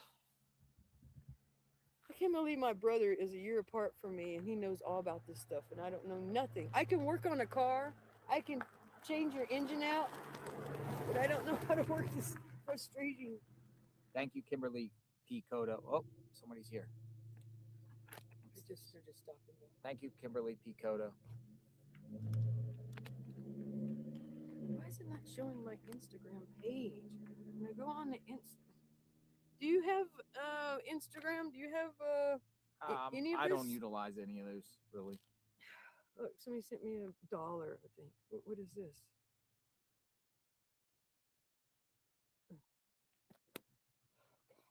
Nothing about this.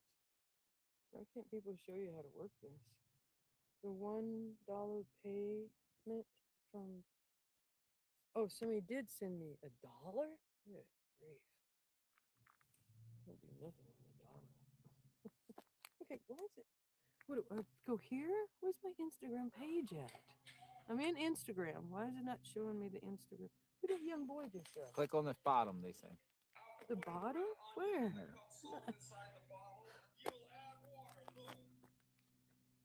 There you go. Right there. Is that you? Yes, that's me. Okay, that's you.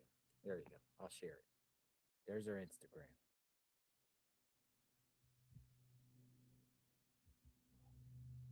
But that cop's gonna drive around a long time. Very Still not find that person. Even You be though safe out there. Wait, take a picture with this. See what I mean? All right. Yeah, I've saved my life many times in this country. I've ran some bullets being shot at me in this country. I've experienced a lot in this country.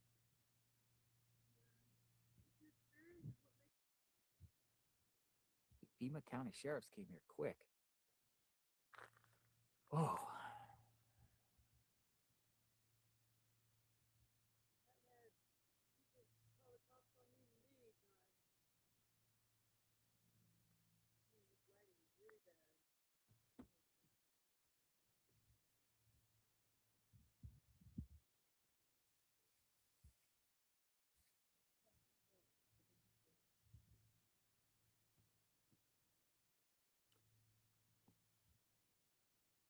picture of her flowers and put it on Instagram.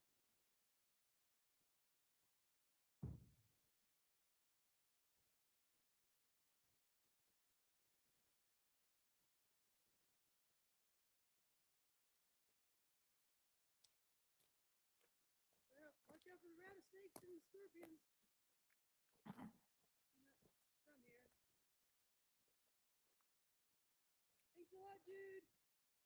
You take care. God bless you. Always stay real. Stay safe. Bye bye now. I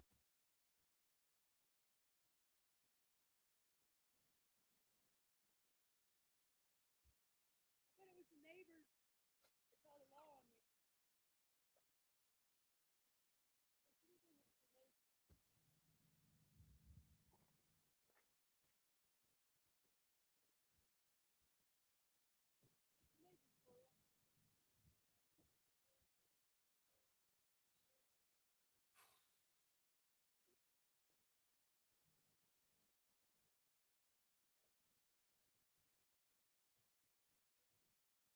If I take this road, will it take me back out of here? Yes. She says she's not drunk. I didn't smell any alcohol. I didn't. I honestly, I don't. You know, obviously, you guys know what's going on with her. I don't see anyone under the influence. I don't see anyone. I don't see her on drugs. I don't see her under the influence at all. No, she didn't seem under the influence at all. Somebody called and said she was drunk. That's kind of petty and lame.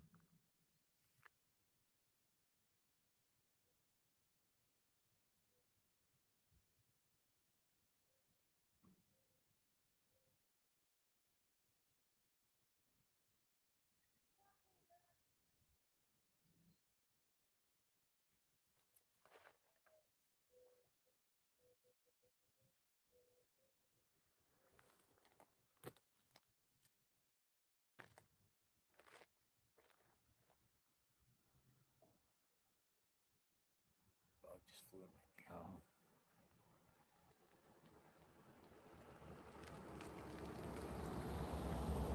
Hey, that's FBI. That was the guy from yesterday. I think so. That was FBI. Dude, he looked law enforcement. Dude, what's that car down there? I think FBI's might be back around.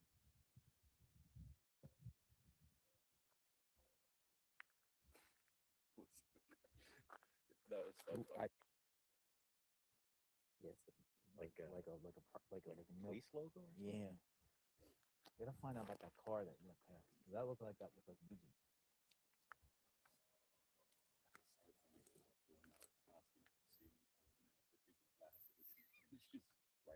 Holy smokes, I thought that was Tommaso in that car, man.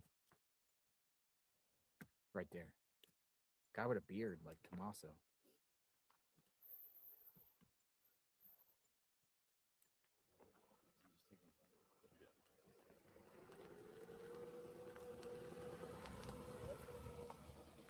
He had a beard. I thought it was Tommaso.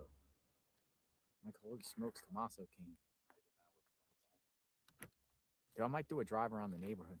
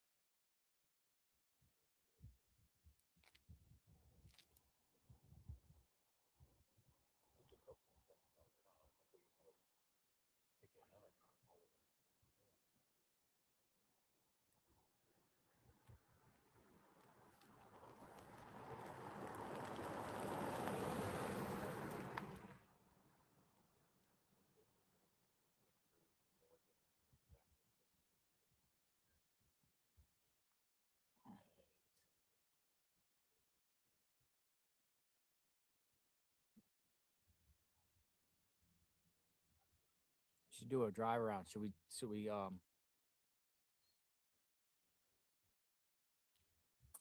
Enton saying the FBI is looking into a possible internet outage during the time Nancy Guthrie went missing. One neighbor tells me his Ring camera history is mysteriously not available the night Nancy disappeared. That's crazy.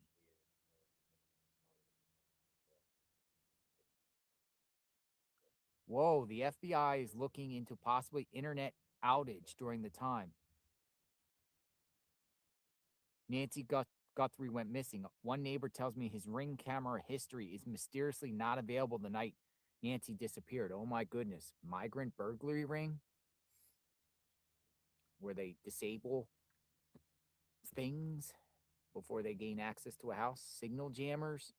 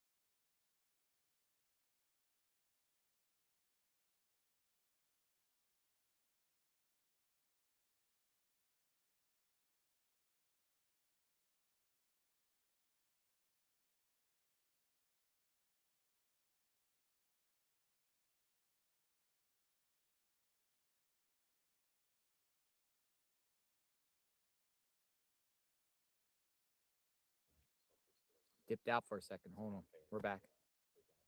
Dude, right when I say that, our signal went jam. You guys there?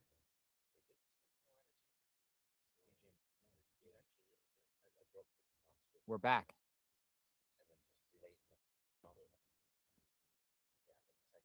Dude, we're back. I don't know what happened. It just went odd. When we were talking about Wi-Fi jammers, suddenly our system went jam. That was weird. That's bizarre. When I was talking about jammers, my whole stream went gone. And now we're back. That was very weird.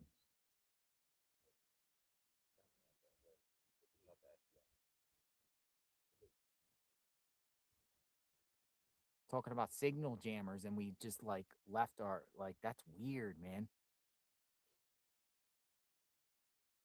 So the whole report's coming out that somebody used Wi-Fi or people's Wi-Fi wasn't working. Somebody's trying to jam us up and buffer us. Very strange. For sure. Very, very strange just what just happened here. But I do think feds might be back in the neighborhood. I should go get my car. Should we get the car and just do some driving around and see if the feds are back in the neighborhood? Because I swore I saw a Fed. Folks, if people's internet went around in the neighborhood, went out, if that's true, somebody used a Wi-Fi jammer, somebody's messing around, my theory on that could be, hey, migrant burglary rings, because that's exactly what they do before they strike.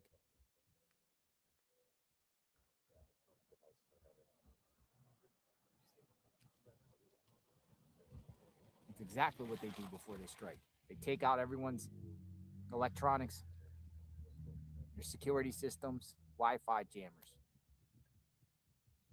Or it could just be regular criminals using that technology, but that's signal jammers.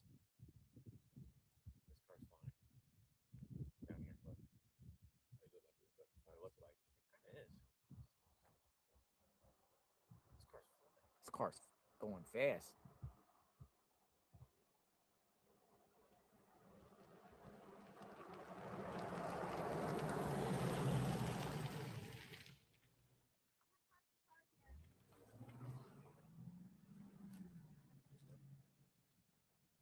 Someone just screamed, "You can't park a car here."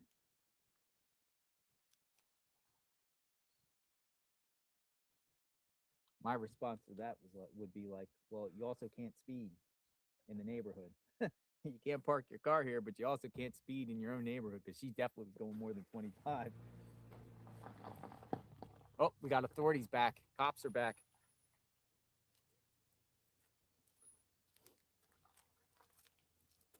Coming around. We might have some activity in this neighborhood today. Oh, he's turning around down there. Dude, I'm going to go get my car. I think we should look around. I think something's going on in the neighborhood. It's coming back, but I do think something's going on. I do think feds are in the area now.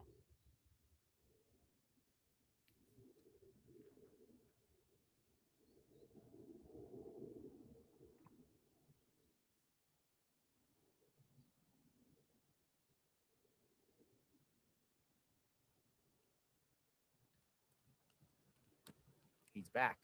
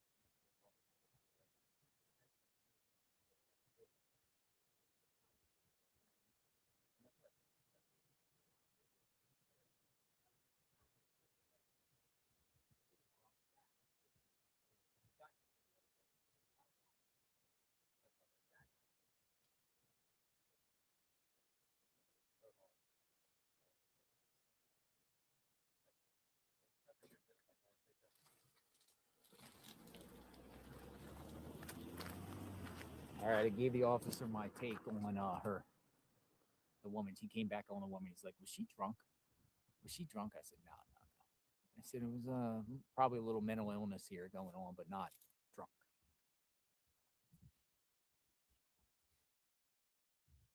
She wasn't drunk. He goes, "Okay, that's what I figured." It's like, okay, yeah, somebody called the cops on her. So he's gonna leave her alone. Said she's harmless. And she was. She was harmless. She wasn't. I mean, she was very passionate. She was crying, but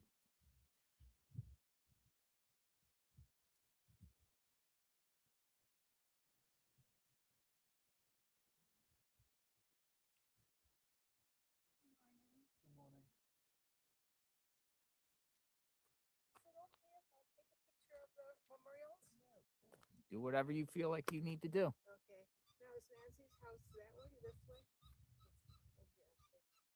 I'm here from Minnesota visiting on the Catalina Hill. And so I just out for my morning walk and I knew I was in the area, but I'm so sorry to hear what happened. So thank you. I wish you a good day. You two be blessed.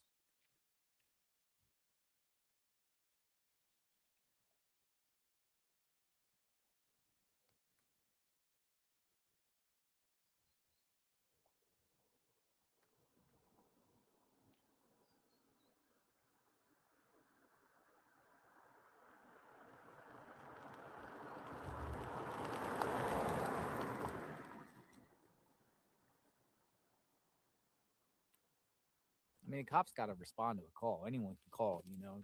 People call the police all the time. Cops come and they look into it, but it's pretty wild. Somebody would say she was drunk. Without... She wasn't drunk.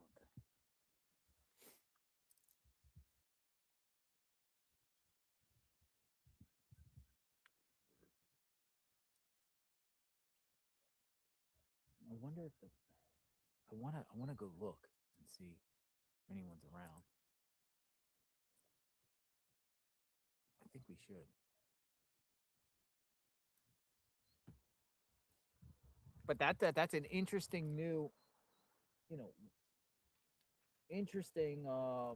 Did somebody try to mess with everyone's internet for doing this?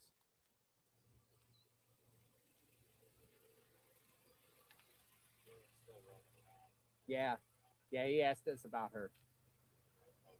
Yeah, yeah.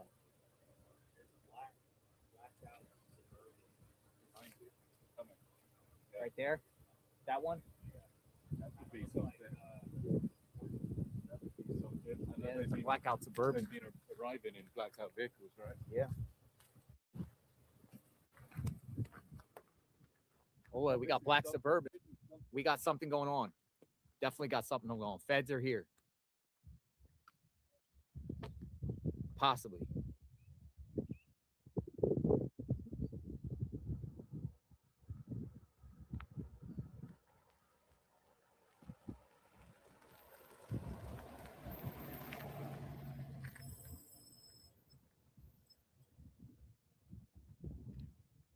Dude, what is this?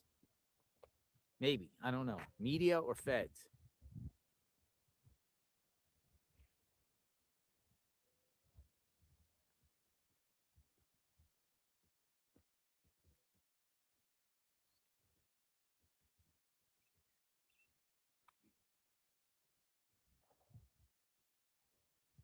Dude, I feel like things are being staked out around here. I just feel like there's a lot of eyes around here right now for some reason. I'm getting this feeling. I just get this feeling there's some activity. Look, that one went back into that neighbor's driveway.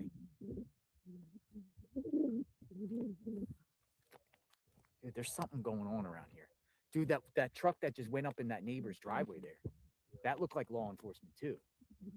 I mean, the law enforcement have shown up before the family have arrived before, right? Yeah. Yeah, like something. Maybe that guy in the Maybach was prepping something. Dude, I think feds are in this neighborhood. Well, that guy for sure. I should go get my car.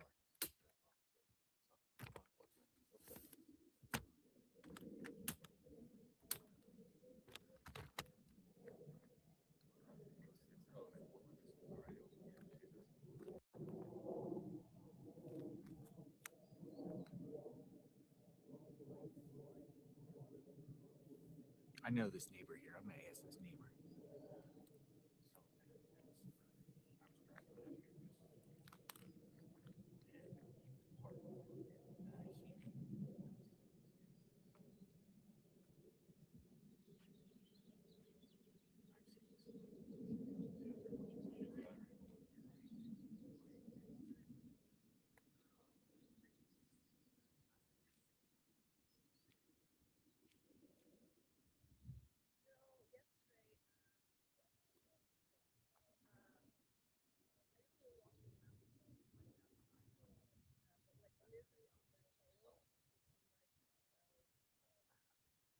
Obviously, I don't want to interrupt.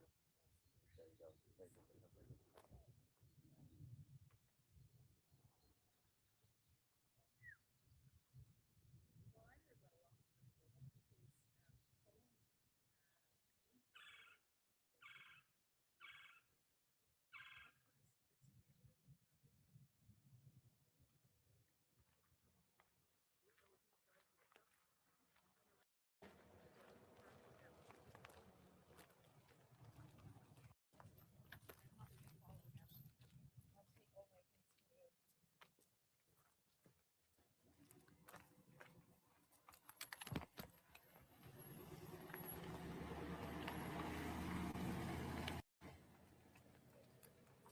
Weird stuff going on.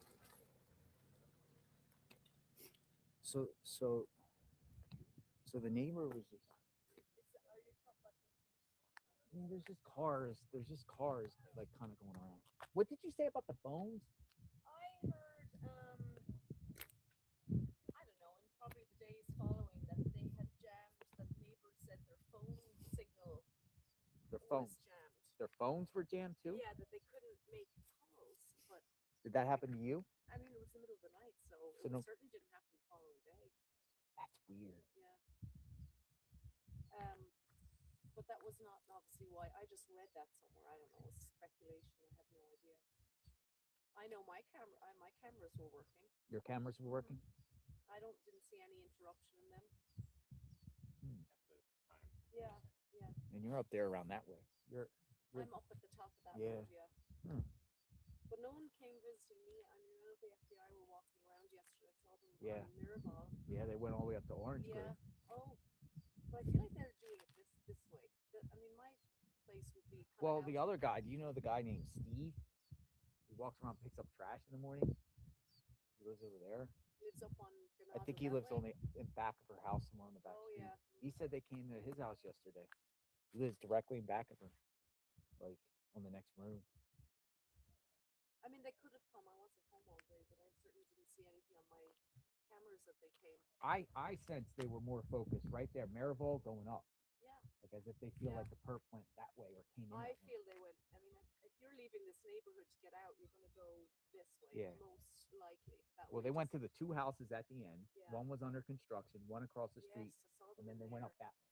Yeah, he's that guy in the corner who bought that in the last year because it was owned by the back of it was rented for a long time, and nobody lived in the main house. I think they live out of state, and then someone must have bought it, and he's been doing a lot of digging in the back over the last probably 2 months, and laying concrete. I think so. Maybe that's why they were. There was definitely holes back there for a long time. Yeah. So. Huh. 33 days late, isn't it? Yeah, right? Yeah. Take care. Be safe.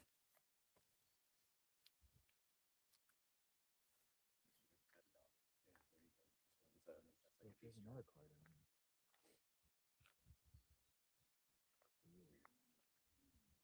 The Suburban in particular. Yeah, the Suburban piques my interest. Let's just sit here and wait and just see what's going on, folks.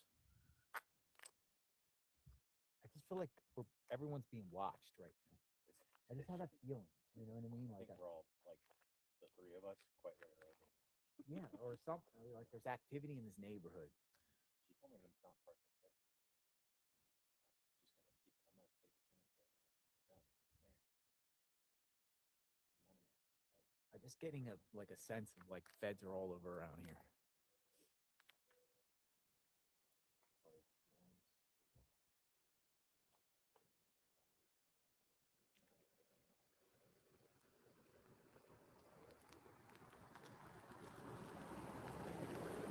He was talking on his walkie-talkie, man.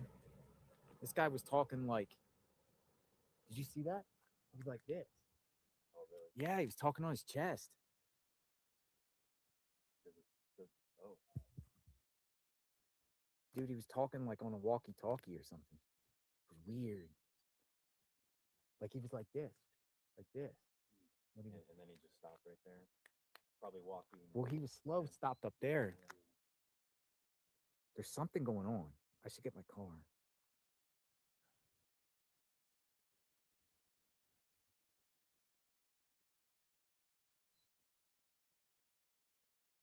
Dude, they're in this neighborhood, man. I feel it. I feel it. They're all in here on like an undercover mission. Heck is this?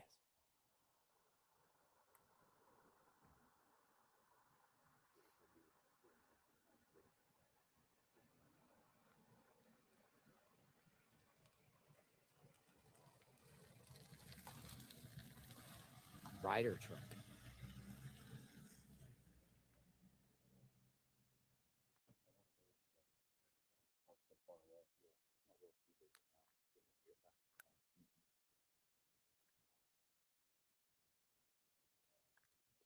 They're in this. Oh, so there's another one.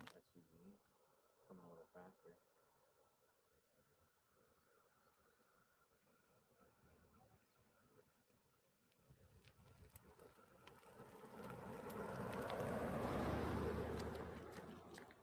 Arizona plates.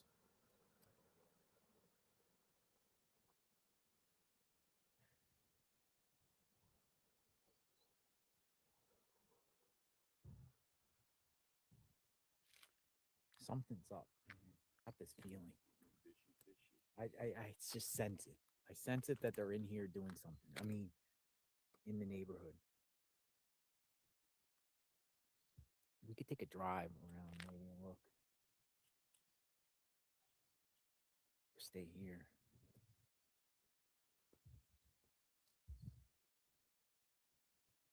Or I could plant the camera here, get my car, and go drive real quick around. See.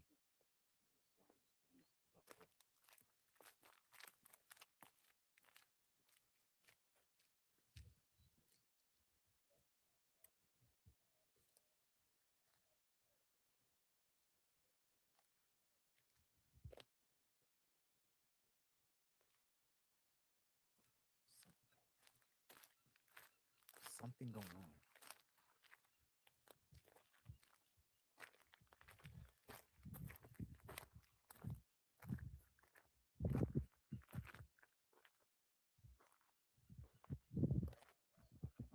I'm gonna leave the camera perched here. I'll be right back. I'm just gonna walk up here real quick and just see what this is about.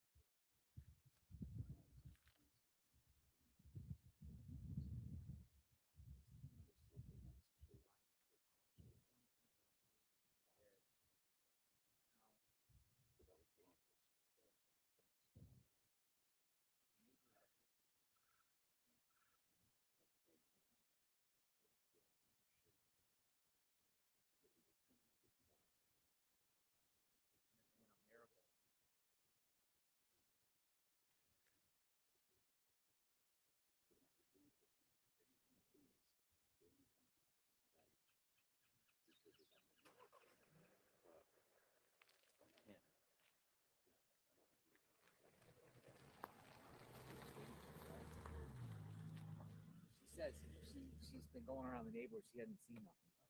That's what she said. But she's out. She's you know who she is. I know she's false. Yeah. So she says nothing's going on.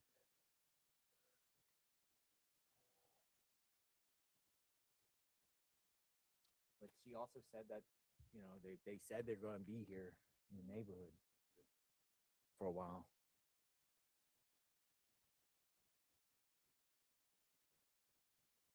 Interesting.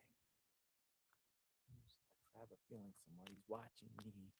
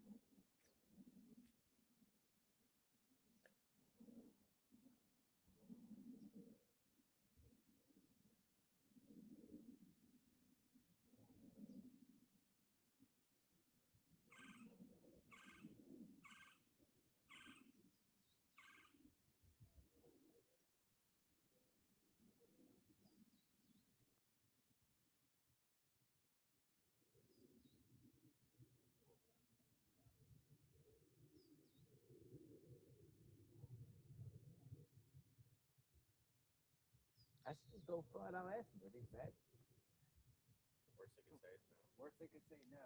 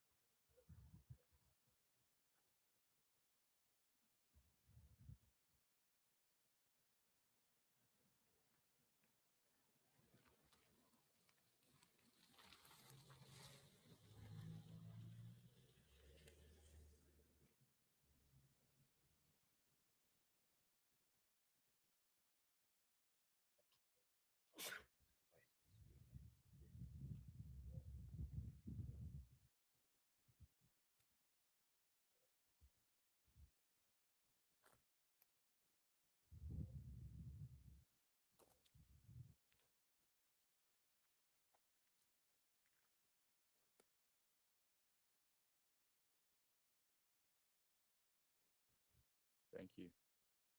God bless you from a sneeze.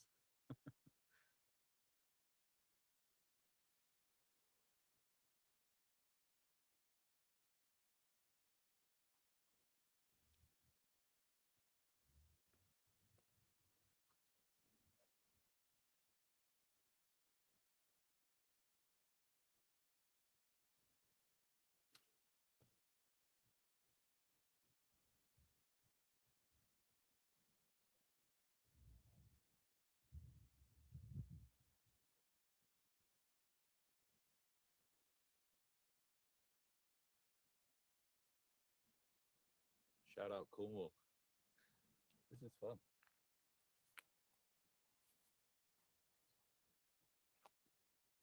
I think JLR's gone to get his car.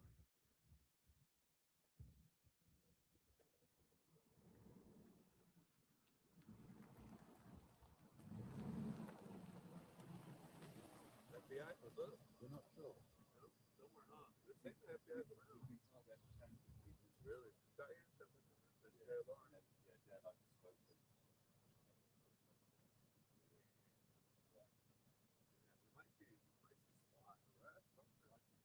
Something's gonna work. How you guys doing this morning? Good, man. Yeah, you guys need anything? Good. Missed the lady, if you're watching the stream, came by, someone called the cops, I think. Yeah. Really? She was very innocent. She was just, Oh, she came to the camera. yeah. And then someone called the cops on her. Maybe one of his viewers. Wow. Weird. All right, I'll be around.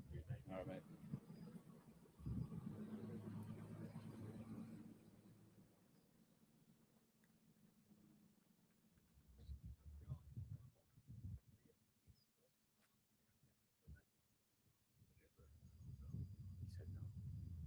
So what was that?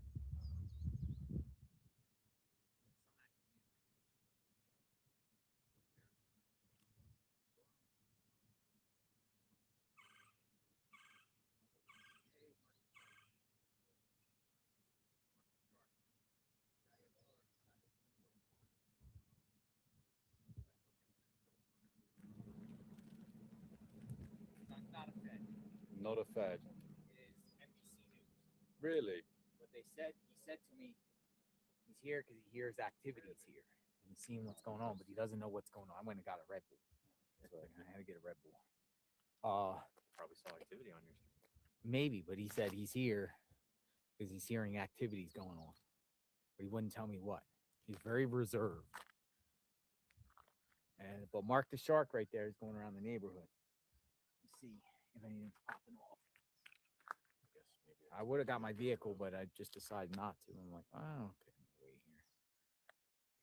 I went and got a Red Bull. See if something's going on here. Continuous coverage outside Nancy Guthrie's home.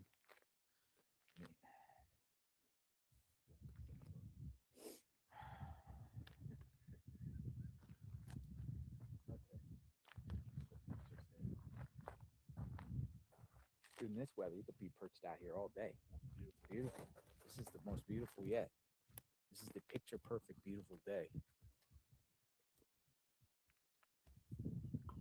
How are you, Zeke?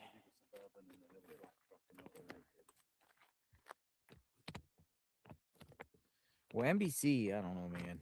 You know, they're getting exclusive access and doing things, you know, their network. They had a group of people here yesterday. Yeah, that's good. Yeah, keep the charger up. Yeah, Trish is probably gone here. She probably got pulled over. You okay, ma'am? License and registration.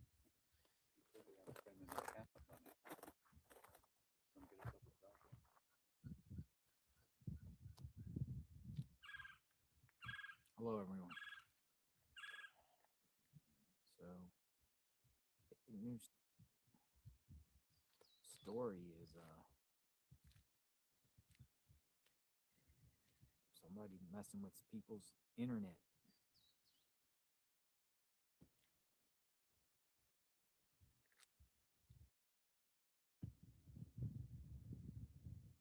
Michael Ruiz, Fox News. Good morning from Tucson. It's been now over a month since authorities have given a news brief on the suspected abduction. I like how Michael Ruiz always says the suspected abduction of Nancy Guthrie. Task force agents returned to her neighborhood yesterday, conducting a new sweep.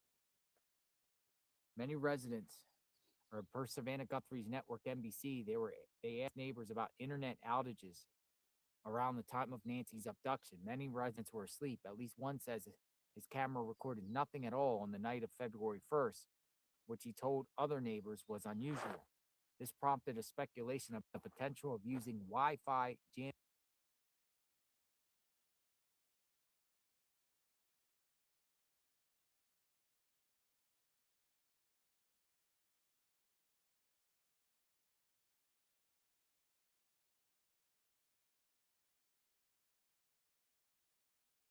Breaking news from the FBI is saying now a massive internet outrage occurred around the Catalina foothills when and around the time Nancy Guthrie went missing. Neighbors reported Ring cameras and Wi-Fi signals not working. Just wanted to let everybody know. Have a good day.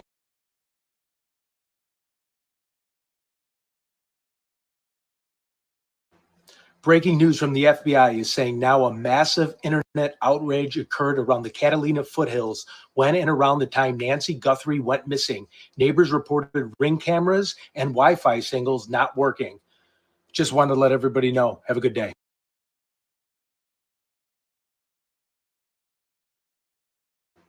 Breaking news from the FBI is saying now a massive internet outrage occurred around the Catalina foothills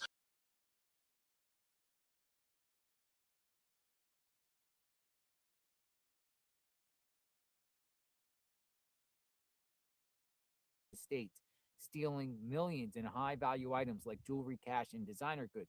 But as we discussed, they never went that far as kidnapping an individual from their home, and usually target these people when they're not in their home. So I don't know. I don't know.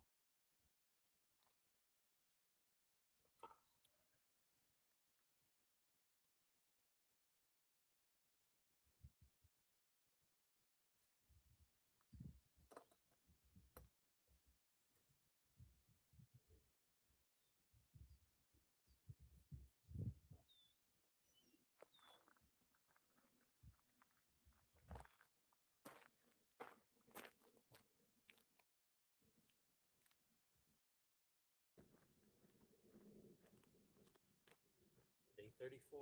Hey, John DePietro. What's going on, JLR Investigates? Good morning. You want to have a conversation before you jump on? Yeah. Come on in. Very generous. My viewers like you, John. That's nice. And you have a lot of them. Yes, John DePietro in the Yep. house. I'm going to be live on TikTok this afternoon, and then I got to. Did you hear the new report? The neighbors are talking about internet outages. I did. Maybe Yeah. some sort of Wi-Fi jammers involved. Now that's actually, people may not get this, but that's actually a big break in the case, because I was speaking with a member of law enforcement this morning and saying the reason why, and people don't understand why that would be significant, is that limits the number of individuals that would be able to pull something like that off. That tells us that we have a sophisticated crew. South American theft. I don't know about that, possible, but you think of the movie The Town.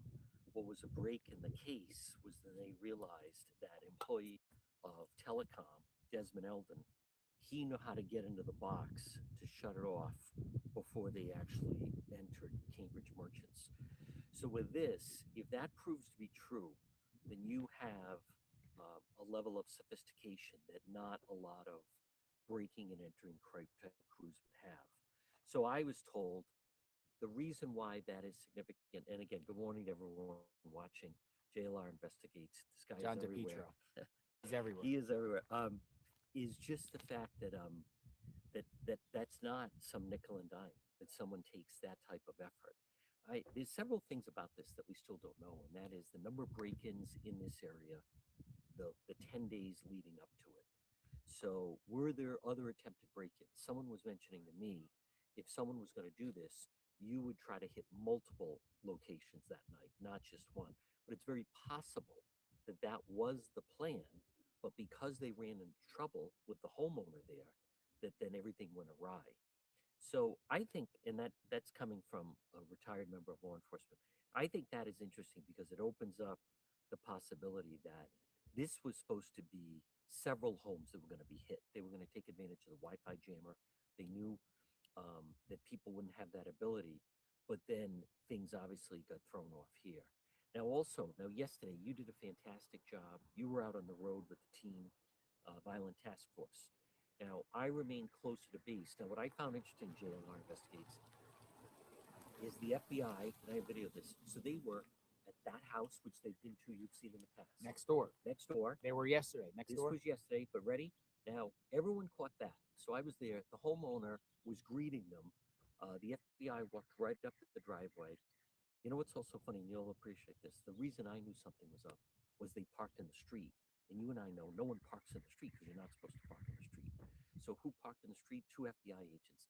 But not only did they go to this house, but they also went to this house. So they did bookends. Now that house, actually, the entrance to it, we have the empty lot where those 2 women, the Sonora mothers, they were on it.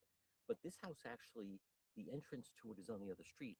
So I want people to realize they did bookends on the 2 homes surrounding Nancy Guthrie. Now the homeowner here, and I did post this on X, she wouldn't even let them in the house. They had a laptop. That right there. Right there. But see, they don't own that house. They're renting. Okay. There's renters. The I didn't know that. owners You live know out more of than I state. do. Okay. But that's interesting. So those are renters. They're renters. Huh. They're renters next door. So the FBI agent, she had out her laptop, but they had to talk to her over the wall. I did post that on X, and I did post that. But I want people to understand also, I think it's significant that we're hearing that it is now a task force that has been formed between the Pima County Sheriff, I didn't do that. Why did all your comments get erased? The sheriff would not do a joint. He wouldn't do a joint command center. The FBI would King, I did not delete your comments. I came here to say that, okay? I'm going to try to undelete them, okay? But they were staging. It's very important where they stage. They staged at a military base. Why did they do that? Because the sheriff would not do a joint command center. Now, and I want to just put this in perspective for people. I covered the Boston Marathon bombing. That was FBI, ATF, Massachusetts State Police, Boston Police, joint command center investigating that bombing. Back in December, you had the incident at Brown University. So you had Providence Police, you had Rhode Island State Police, you then had ATF, and you had FBI. Again, joint command center. Everybody under one roof working together. With this investigation, it's 2 separate. The sheriff kept it, except it seems now the task force has now been united. Have you seen Pima County Sheriff's here yesterday? I did not. It's all FBI. Just FBI. Now that also tells us, and this is very significant for everyone that's following it, is that tells me that, and it's what we had learned and feared, is that the sheriff actually kept the FBI at bay. I view this as the FBI is now going back over to talk to witnesses that they didn't necessarily get a chance to talk to because Pima County Sheriff put up, But why 33 days later, 32 days? Why over a month? Why didn't just the second week? We don't know. I mean, other than, is it possible? A lot of things have evolved, though, since the second week, right? Like, he's only talking NBC for a national outlet. He is talking to local stations, meaning the sheriff. Maybe it is pressure from Savannah. Maybe it is pressure from the family of, like, listen, you got to work with them. Maybe he now realizes he needs the assistance of the FBI.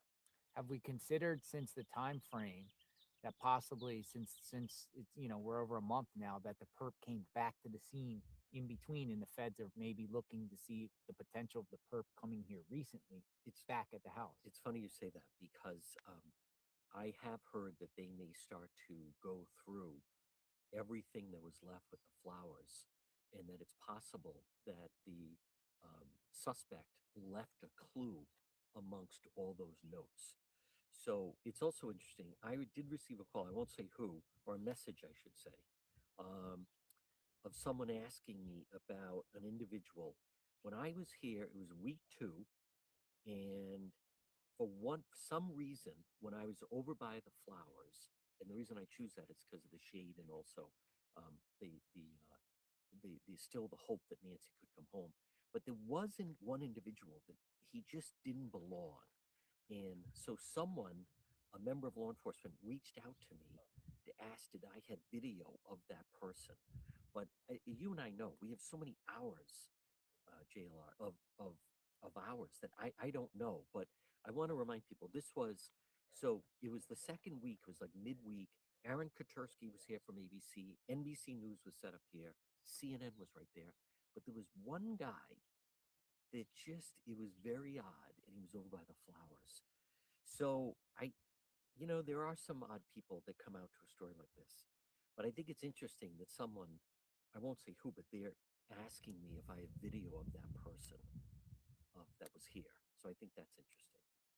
But other than that, you do get the sense that they are, and people need to understand this, and I won't take up all your time, but people need to understand is, and some people are saying, they want a quick resolution to this, but when you and this is what I was told by police, investigations actually move further when they can close the door on certain things.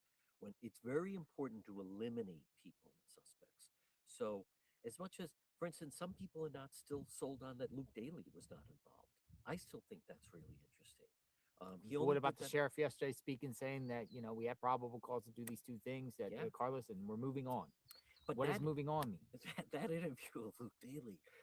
So that Monday, so Nancy disappears February 1st, the Sunday. On Monday, he gets rid of his vehicle and gets the Range Rover. Now, when the police pulled him over that night, maybe that's the probable cause. Maybe that's the probable. But where's the vehicle? Oh, I don't know where the vehicle is. When he was pulled over, Luke Daly, and this is in the interview. I would have done the interview a little bit differently. I am going to try to reach out to him. But he's, first of all, what's with the 4 jackets? That to me is someone trying to conceal what their frame is.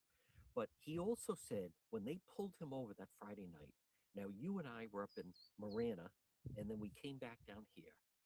They were going to the house, but then you had the situation outside of Culver's. So according to the interview of Luke Daly, he said when they pulled him over, this is what he said, his word, you go back and watch it. Is this about the Nancy Guthrie investigation? If you get pulled, people watching have to, if you get pulled over, is that the first, like, I would never say, oh, is this tied into the Nancy Guthrie thing? And on top of that, that is strange. That's a little odd. Is this not like, hey, did I go through a stop it's sign? Like guilty conscience of something. Yeah, officer, I'm sorry. Was I speeding? Was I go through a stop sign or something? I take an illegal. Is this because is of this Nancy? About the Nancy Guthrie? The other thing he said in that interview was, oh, if you want to go through my phone, my phone wasn't with me that night. Now that strikes me as we've talked about, people have talked about that they believe they could have been communicating with walkie-talkies.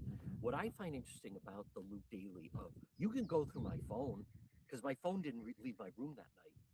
That to me is like, you have a built-in alibi that if anyone were to ask you, you say, my phone never left the room. So they didn't ask him about his phone. So why is he offering, I have an alibi because you can check my phone and you can check this he's car. Pre-thinking the questions that are going to be asked to him. No, I'm just saying a scenario like he's pre-thinking the questions that's going to be asked, so he's already responding to something he knows. We want to go through this Range Rover. You can go through the Range Rover. I just got it on Monday. So think of just that course. His week, his phone was in his room on Saturday night. On Monday, he gets a brand new vehicle, the Range Rover. He gets pulled over. And he says, go through the Range Rover. I have nothing to hide. And you can go through my phone because it was in my room all Saturday night. No one was asking about Saturday night. No one asked him. I mean, they pull him over. Is this about the Nancy Guthrie case? Then he said, well, I've been following her. My mother's been telling me.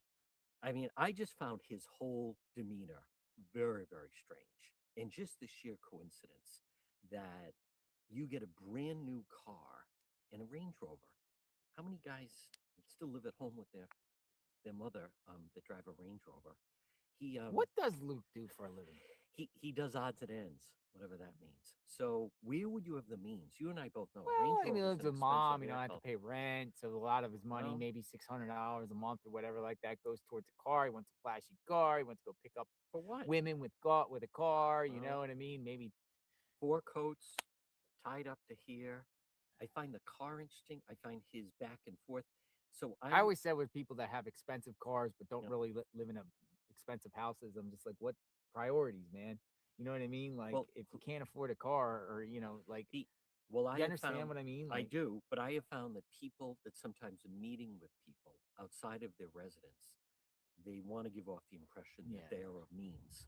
So the people that he could be meeting with, they never visit the home. What are you They saying, just drug see him- dealers? I'm just saying there are different individuals that they may want to you pull up. Let's face it, it says a statement when you pull up in a Range Rover compared to if you just pull up in a Saturn or something like that. But I'd be very curious to see the body cam footage of the police when they pulled him over, because he's speaking a mile a minute. I don't know anything. Is this about Nancy Guthrie? I don't know anything about that. You can check my car because it's brand new. You can go through my phone. I didn't have my phone last time. Like, he seemed to be answering the questions before they were asking the questions. Doesn't that strike you as odd? That means you're preparing for it's premeditation. You're preparing to know. Tells you maybe your attorney Look at said all these SUVs now. Look, they're the same. Yeah, they are. Two Okay, something's totally identical SUV, Yep. or what is it? Nissan Rogues. Mm. They're two identical. One. Yes. One. That's weird. It's like a caravan here. Oh, it's NBC. It is. No. Could be. No. And then another one. And then we have the white truck.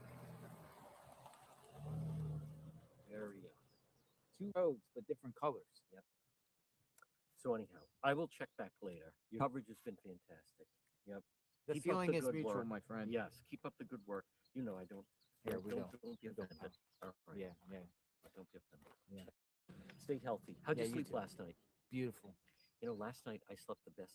I slept till 7:30 this morning. So I will say that I will. But I did- TMI, too much information, but Oh. I'm staying in a very cheap hotel, But with a but good with the mattress. best bed. Yes.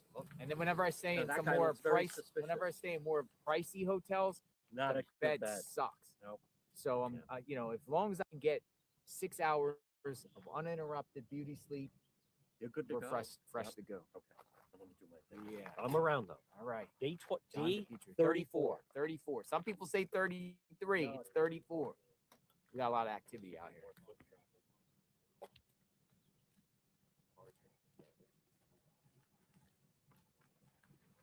John DePietro, go check him out. He might be here longer than me. Hey, Black Rose channel. Been thinking that for a while. Something went very. Whoa. Road rage. Little road rage going on. Whoa, road rage. So. All right, Black Rose channel. Been thinking that for a while. Something went very wrong. Nobody spends that much time inside when the goal is to be fast. They ran into trouble and freaked out. The question lies, why did they only take her and nothing else? Feel free to use this strategy. Maybe they just thought their plan of burglary just went haywire because Nancy was there, and they're just like, well, we got to get rid of her. Don't worry about the stuff. Stuff can be traceable. It can link us back. I don't know. That's a great question, Black Rose. If the target was just burglary and then something just went haywire in there, whether she was, came up, startled them, whatever like that. Hello, good sir. How are you? It's happening. Things are happening. I'm gonna drive around for a little bit. Things are always happening. Jacob called me yesterday. He had a drone too. But yeah, that's interesting. Same one I had, but then he did because I just didn't answer. She pulled off the mask. Someone said. Black Rose channel. What about Nancy pulled off the mask of the perp? And gas isn't too bad here, so. Well, yeah, compared to here, Burglars don't take hostages, though. I kind of concur with that. A burglar's not going to take hostages, man. You had some sheriff activity. Yeah, earlier. somebody called the police on a woman. I heard the scanner. Oh, you heard Somebody- the scanner? Somebody. What'd the scanner messaged me. say? Said something about a truck in the neighborhood. Uh-huh. So she was probably driving a truck. Did Yeah, you she had a notice? big truck. Yeah, so somebody called either a neighbor, and that's why he came out. He came out and said somebody was under the influence, drunk. That was hard to believe that was over an hour ago. Yeah, 33 days. I'm like, it's starting to bring out some people. Any new X since the last hour? Nothing new. No.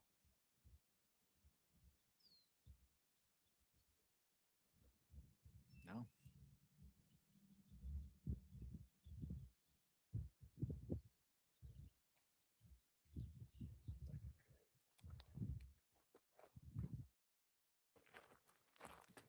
No.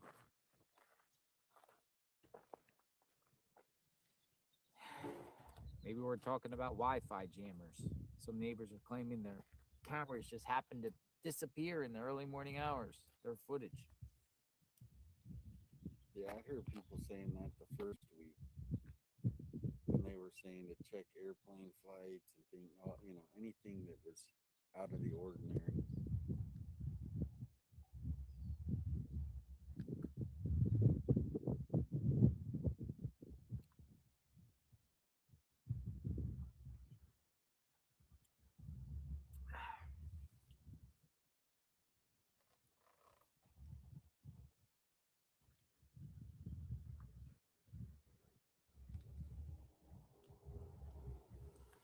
Tucson weather.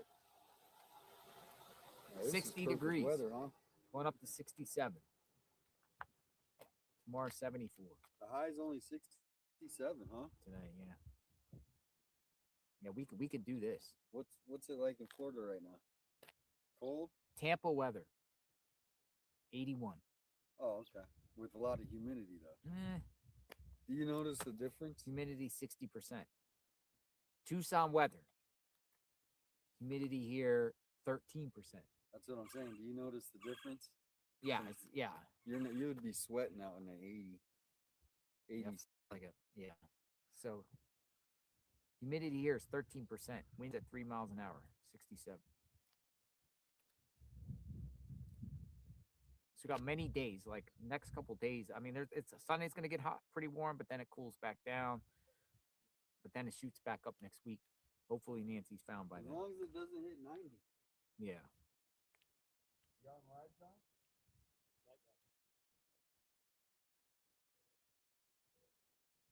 We're live outside Nancy Guthrie's home.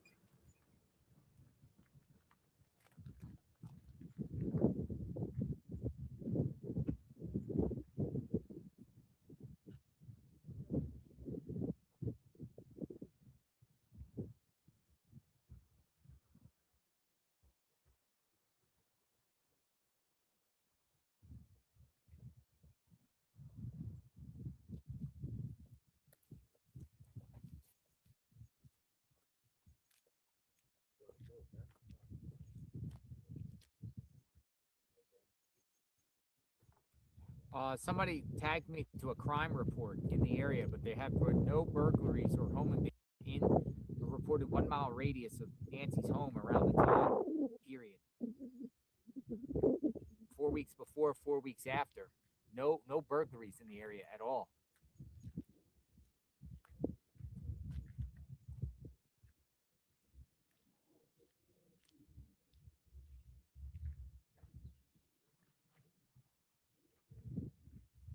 The FOIA requests, they have not responded yet. Yeah, they didn't respond to mine either.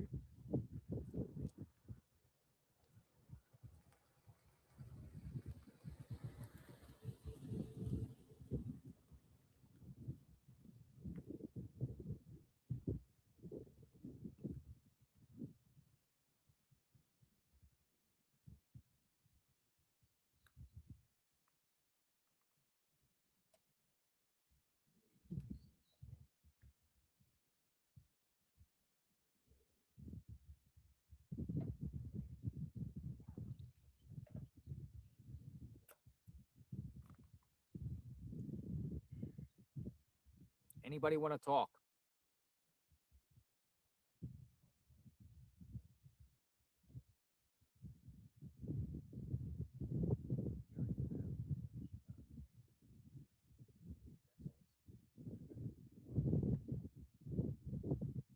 Call me about Annie's car in repair and evidence. Todd wants to talk about Annie's car. The theory.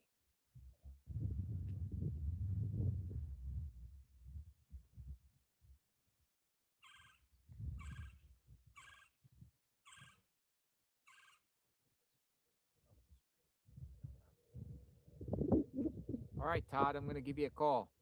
Annie's car?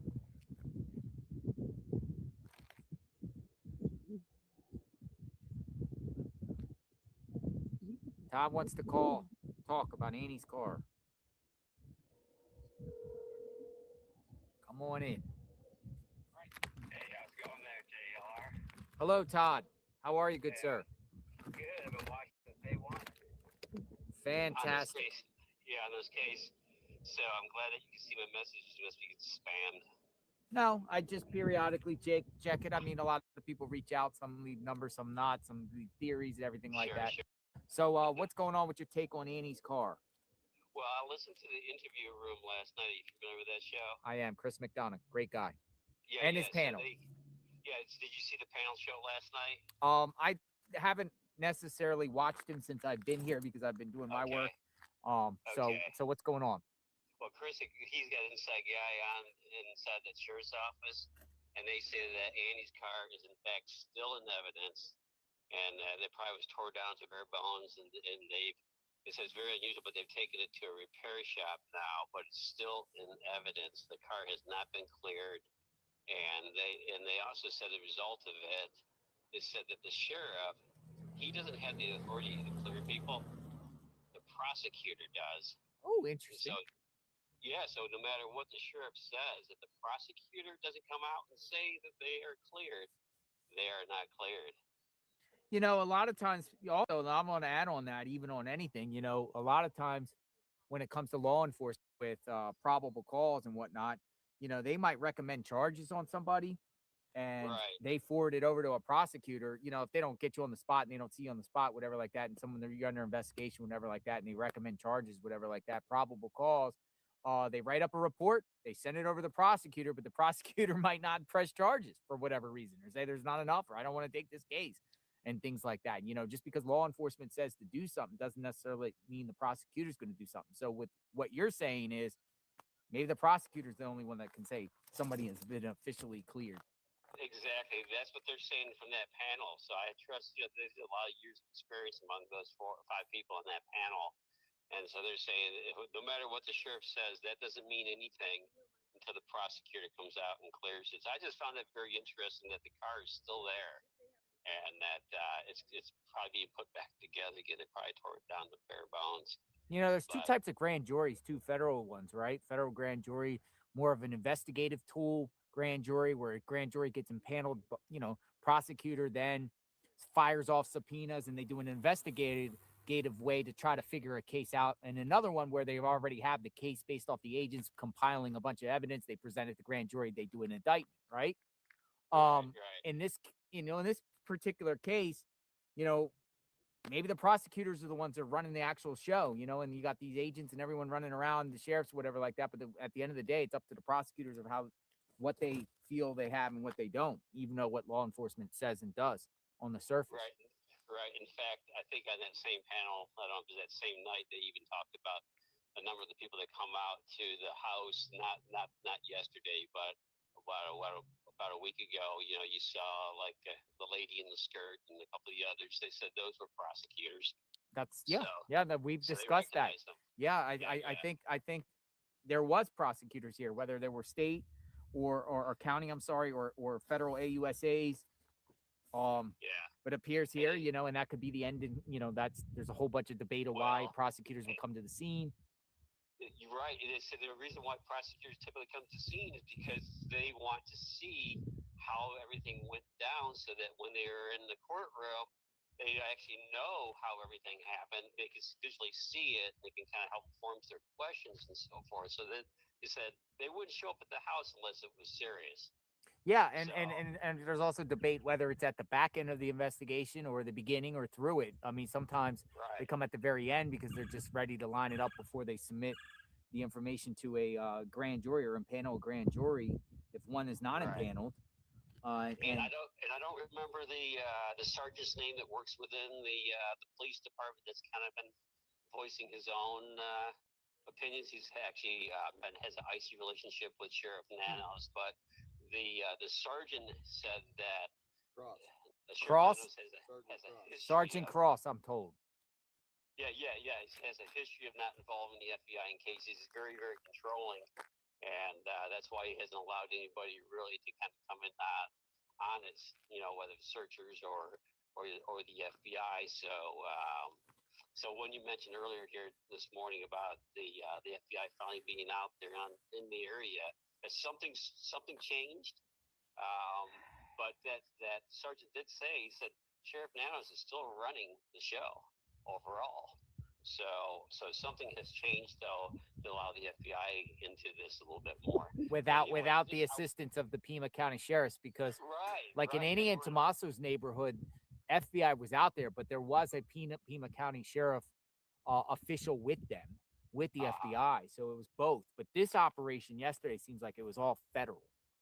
That's what it looked like to me too. Anyways, I wanted to share that about the car because there's been some misinformation going on that. And like I said, Chris has got an inside guy in the sheriff's office. He called. He talked about. He even called the truck that does the impounding, that it had to move it to the repair shop. And all that guy said was, "Hey, I'm not at liberty to speak about that," because he was asking which shop did they take it to and why. He's like, you know, I'm not. Well, if anyone knows, I'll go check out. So if it's at a shop, I'll go check out. Give me the address. But you know, if someone has some really concrete proof it went to a particular shop, I'm more than welcome to go check out. Yeah, well, the impound the company, the truck company wouldn't tell them. So it's like, you know, we can't speak about that. So there's no address that was shared because he was asking, Why do they do this to victims? Why do they take someone's car and keep their car away from victims? Isn't that kind of a slap in the face to victims? If law enforcement's going to hold your car hostage, or did they just consensually say, "Hey, you can have the car as long as you want"? Has anyone considered that? It's still under the the subpoena. The car is under the subpoena that hasn't been released. So until that happens, and then isn't it their only vehicle? So I don't believe they have another one. You know, I'm sure they have. I'm sure they're running around in a rental now. Probably so. Anyways, that's all I wanted to share. Thank you, I'll sir. keep following. I appreciate what you do in there covering it. Thank you. You be safe there. Thank you, Todd. All right, thanks for calling me. All right, bye-bye. Bye. The car. The car.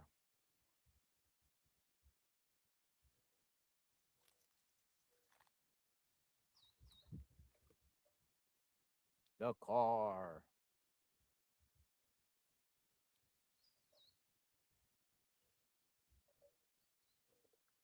Anybody else want something to say? Anyone else have any comments? Something to say?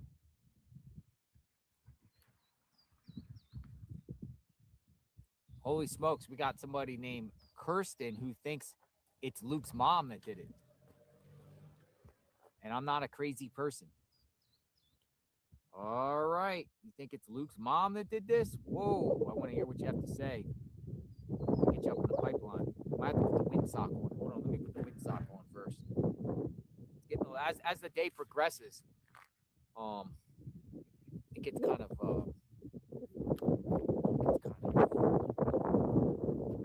windy out here. I gotta set up the windsock.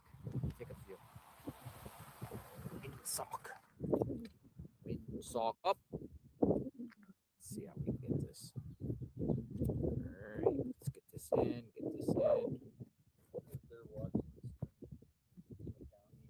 Pima County? Well, I mean,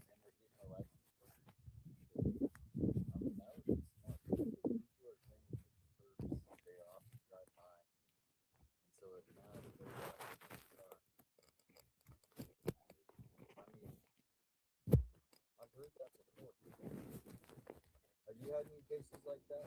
perps come back to the scene? Yeah. I mean, I've been hearing about it, but I can't give one offhand. An example. Perps come.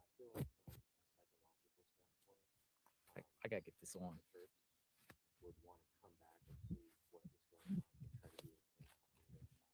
If it's a Koberger type, because he did that. No, Koberger didn't do it, I don't think. Yeah, he did. After the fact? Yeah, he came Oh, back. well, yeah, the next morning. And see, the thing is the Dr. Q, he was saying it could be like a loner type, right? If it is a one person, it could be a loner type. We know, nobody knows it really.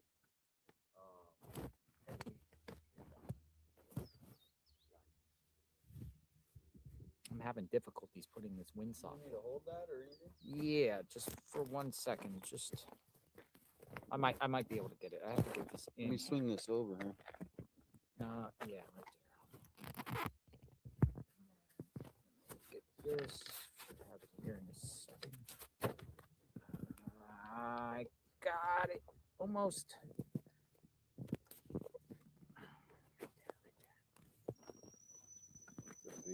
What is this? Someone's moving?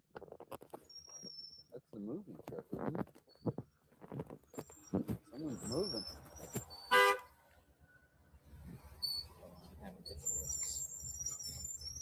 We'll get it.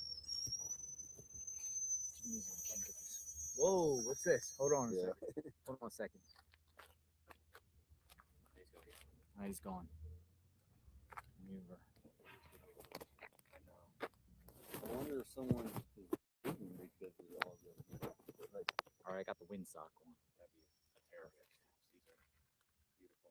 oh, yeah. A lot of first generation owners. Yep. Yeah, I've been here since. Some people might end up moving because this. They're like, I'm getting out of here. I'm getting out of the neighborhood. Yeah, my mom, she bought it. I want nothing to do with this neighborhood anymore. Same kind of home, not, more close to. But all the homes out here like this are just the old brick homes.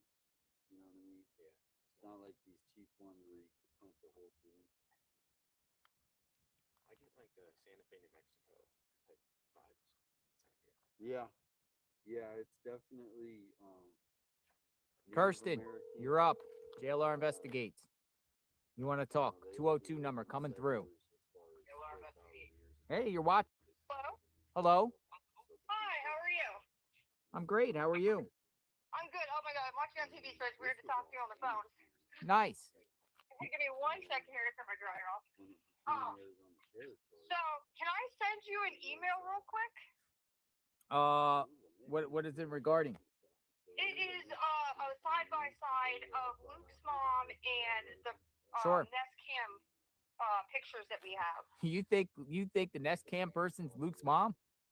Possibly. Okay, so let me explain, because I'm already getting Whoa. roasted on Reddit about this. So the reason this kind of came to me is everybody keeps pointing out Luke. And I'm looking at Luke, and I'm looking at the Nest Cam pictures, and I'm like, his eyebrow is so low. It doesn't make any sense. He doesn't raise it. It's very low to his eye. I'm like, it can't be him because the distance and stuff just doesn't add up.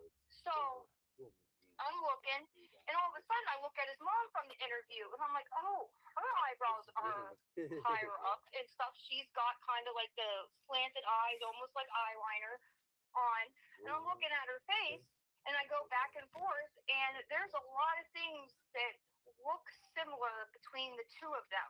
All right, so I just can't imagine it being Luke's mom, but send it. Just send it. I want to see.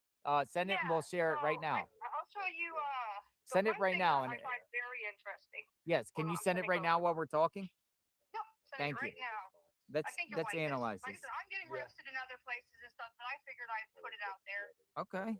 Let's see. Once it comes through, let me know once it comes through. I'll put it up on the screen and let the viewers see what you're talking about. I mean, I just can't imagine Luke's mom doing this, but you know, Well, people. that's could be why it's a possibility, because why would you expect it? I know Especially someone with who her knows son Luke's being mom, all red flags. he said You know, she's the why sweetest would lady. you go after the mom? You know, she's just there. But they both stated she watches Savannah. She's in the area. So I mean, you got a separate picture of Luke's mom, and then the picture of the perp. You got a side by side? Oh no, I just sent him I picked him up like that. I mean, this is what was sent to me. I mean, what do you all think? Like, you think? Here's the thing that I think most females will find interesting. If you look at that bottom left picture head, so if you put on a bald cap and you have a lot of hair, your head's gonna bulk up because you have to put hair underneath it. It's like a swimming cap. So that was one thing I thought. It's like, oh, that's interesting and stuff. She does have a lot of hair, so she had put it under the cap. It would make her head look bulky. Now the mustache, we don't know if it's real. Could it be like, I don't know, face paint or something? But the eyes line up.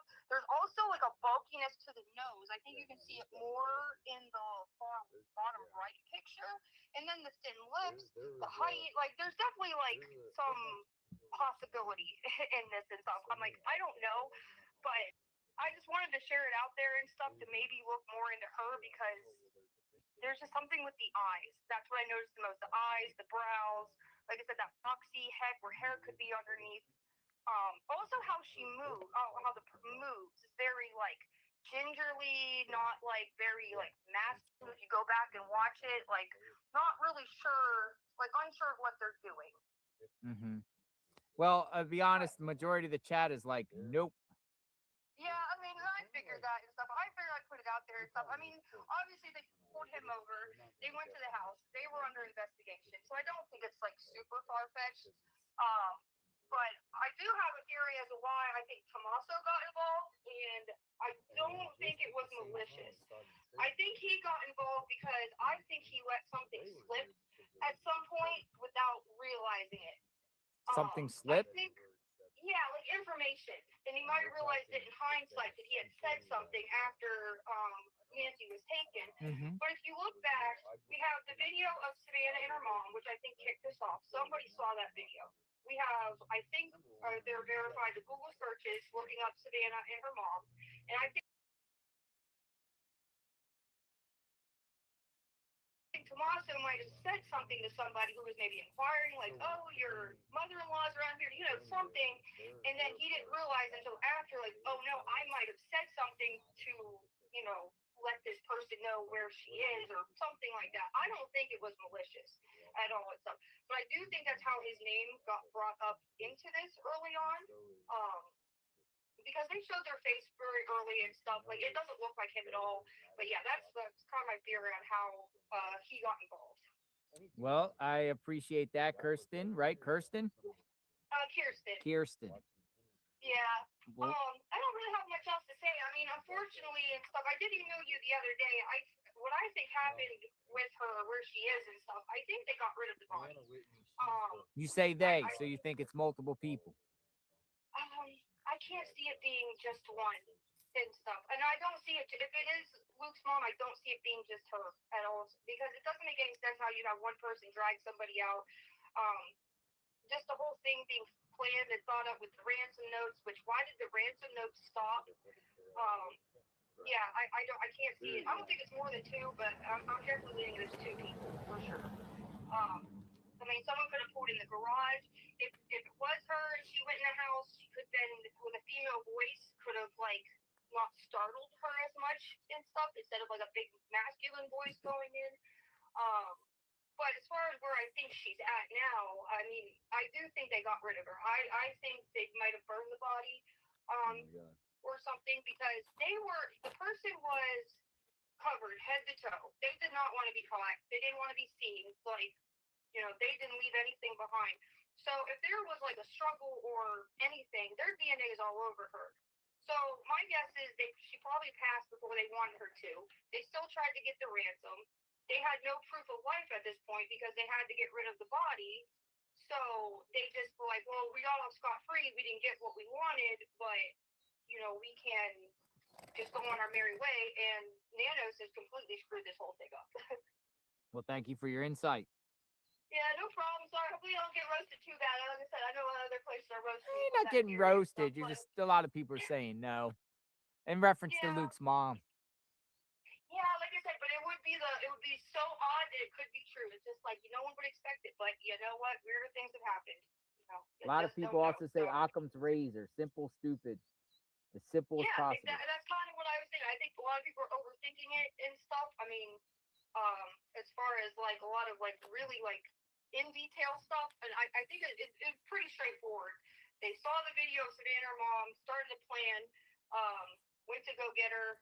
She passed away, body's gone, they're gone. I mean, I don't think it's much more than that. I don't think it's like cartel or any giant conspiracy and stuff. I think it's pretty straightforward. It's just a matter of like, well, who did it and where is she? Thank you for your time.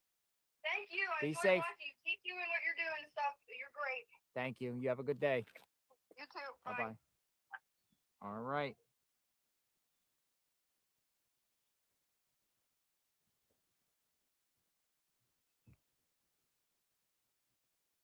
All right. What do you think, folks? Luke's mom? I don't know.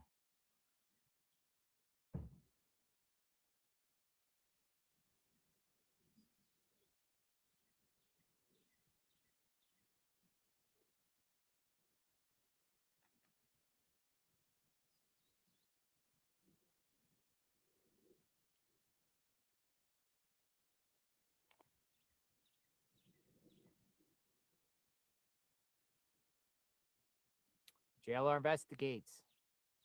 Anybody want to speak? Third request. Let's see.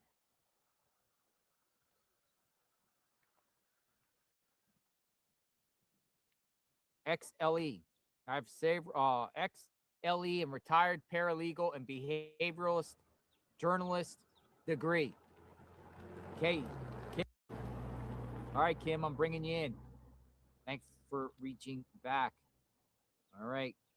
Hold on, Kim. Got an interesting phone number here. Welcome to Verizon Wireless. Your call can... I don't know, Kim. Number doesn't work. I got the Nanos interview from last night, full interview with Monica. I'm gonna send it to you. Yeah, give me. Yeah. Please. Yeah. All right, got your number here.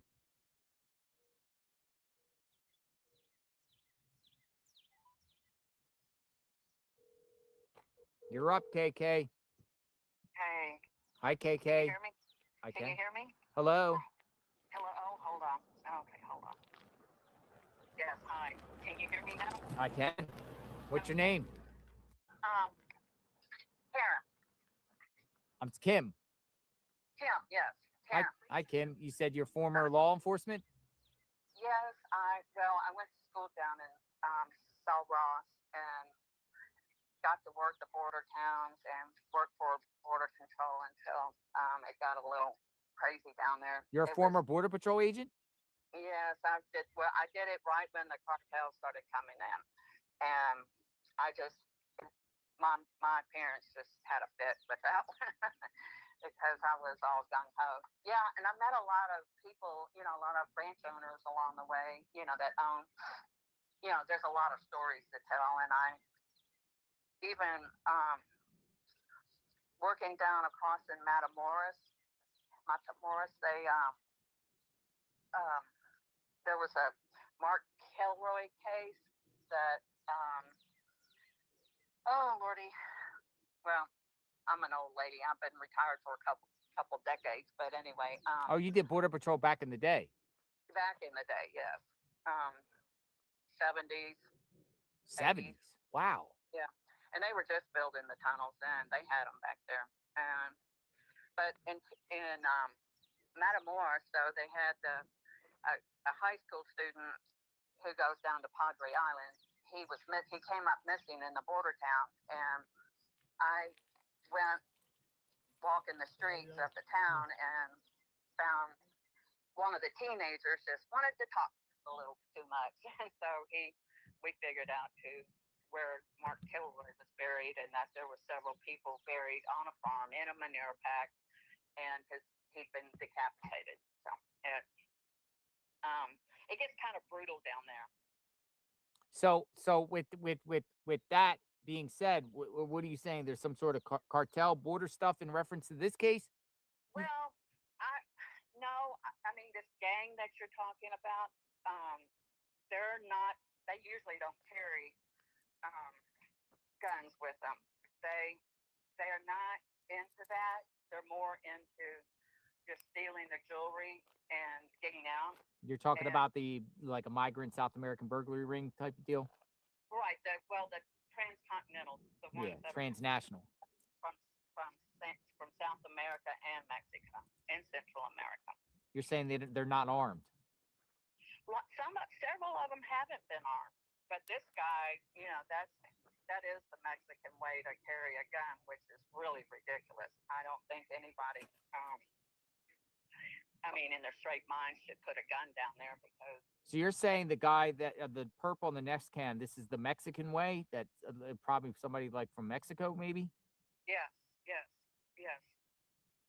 Because that, you can Google it and you'll see a lot of pictures of them. But anyway, no, my thoughts were about, just going back to at the very, very beginning. Mm-hmm. And Savannah, of course, isn't involved. She's the most wrecked of everybody, and she seemed to be the closest to her mother.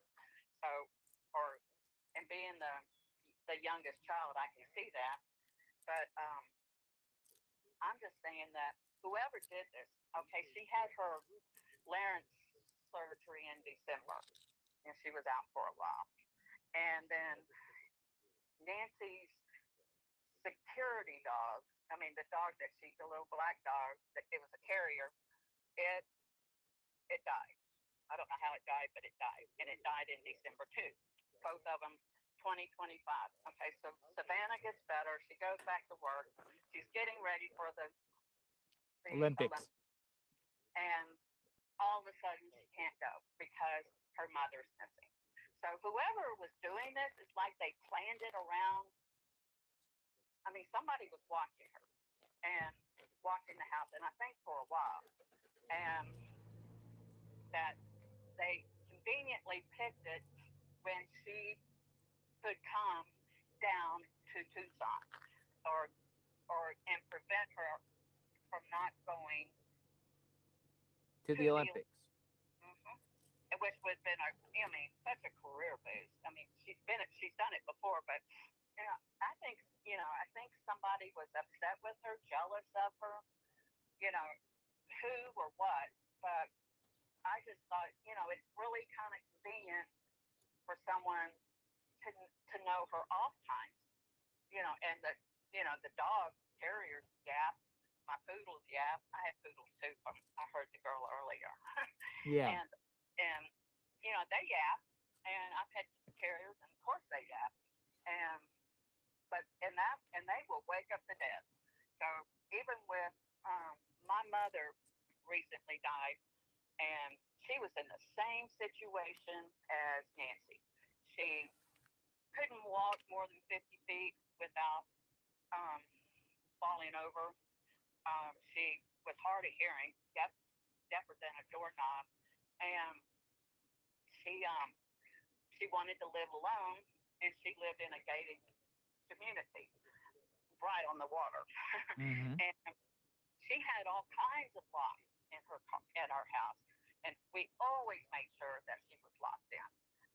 And that's what I was just wondering. I mean, they just got so either complacent with, oh, no problems around here, but then you look at the Tucson crime statistics, it's like number 8 in the nation. 8 in the nation for what? For crime, for criminal justice things, for Violent they. crime. I mean, they have a high, and it's getting worse. And I mean, for a town of over 500, I mean, with 500, 600,000, that's pretty monumental for it to be 8th in the nation for having the worst crime statistics. So people know that there's crime in the area, or do they not? Do they not have a newspaper there that actually keeps, because newspapers, being a journalist, I will say they keep like law enforcement in line. And I live in an area where I know the sheriff he's gotten away with murder. I mean, literally.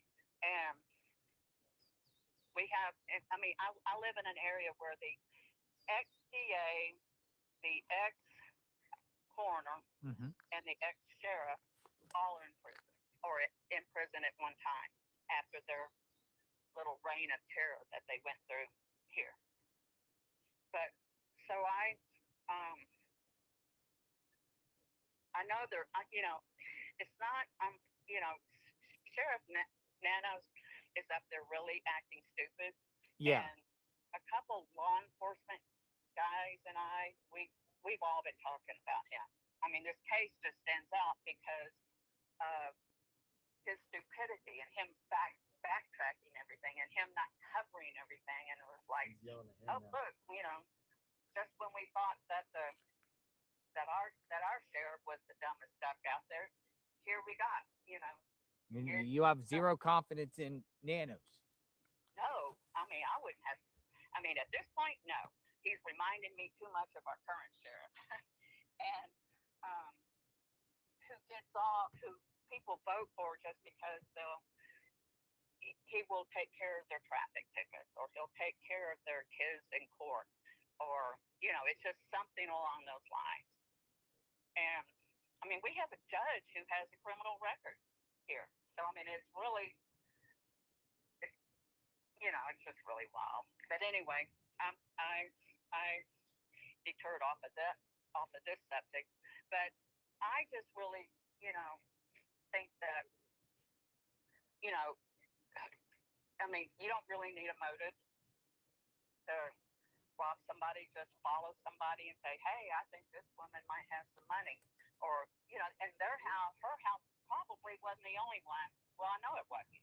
Wasn't the only one where people were, There goes the truck. See that truck right there? Yeah. You know what? I've been listening to you every day. I mean, I just. Oh, she hung up. She hung up. Isn't that media? I don't know. They were parked right there and they got yelled at by the neighbor. Oh, the neighbor yelled at him. I think it's some sort of media. I look like I had a camera on the side though. No, yeah, he was NBC. Oh, it is? Yeah, she hung up. The one individual I just talked to. I don't know what happened. Just kind of died out.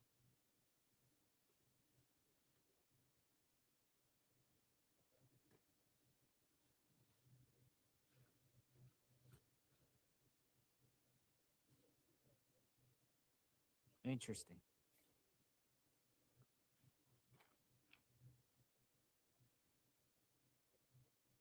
Live outside Nancy Guthrie's home. Any experts out there want to speak?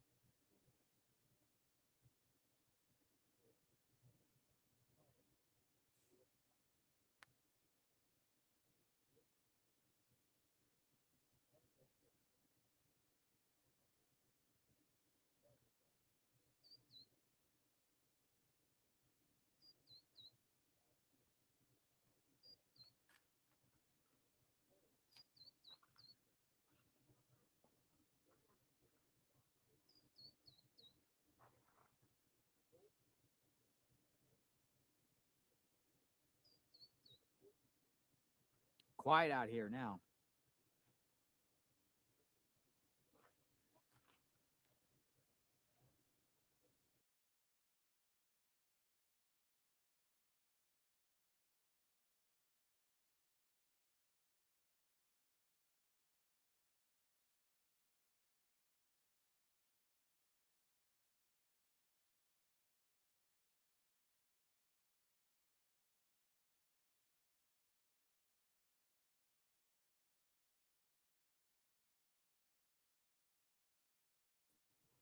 Hello. Hello? Hi. Hi. Oh, just want to make sure you can hear me. I can hear you. Hi, Lynn. Okay. Hi. I'm sorry. Your phone's a little grainy. All the time. And something changes every day. Not really changes, but I was thinking if this person was a loner, I feel like this person would be very comfortable with even like with somebody elderly or like mobility issues. Because it would, otherwise it would take a lot. I say that because I had physical therapy. It's been a few years ago. I had to learn to walk again. Hey, can I try calling you one time back because your phone is kind of like coming in and out? Sure. All right, I'll try it again. We'll try round 2. Okay, thanks. All right, we'll go back round 2. Maybe it's the phone connection.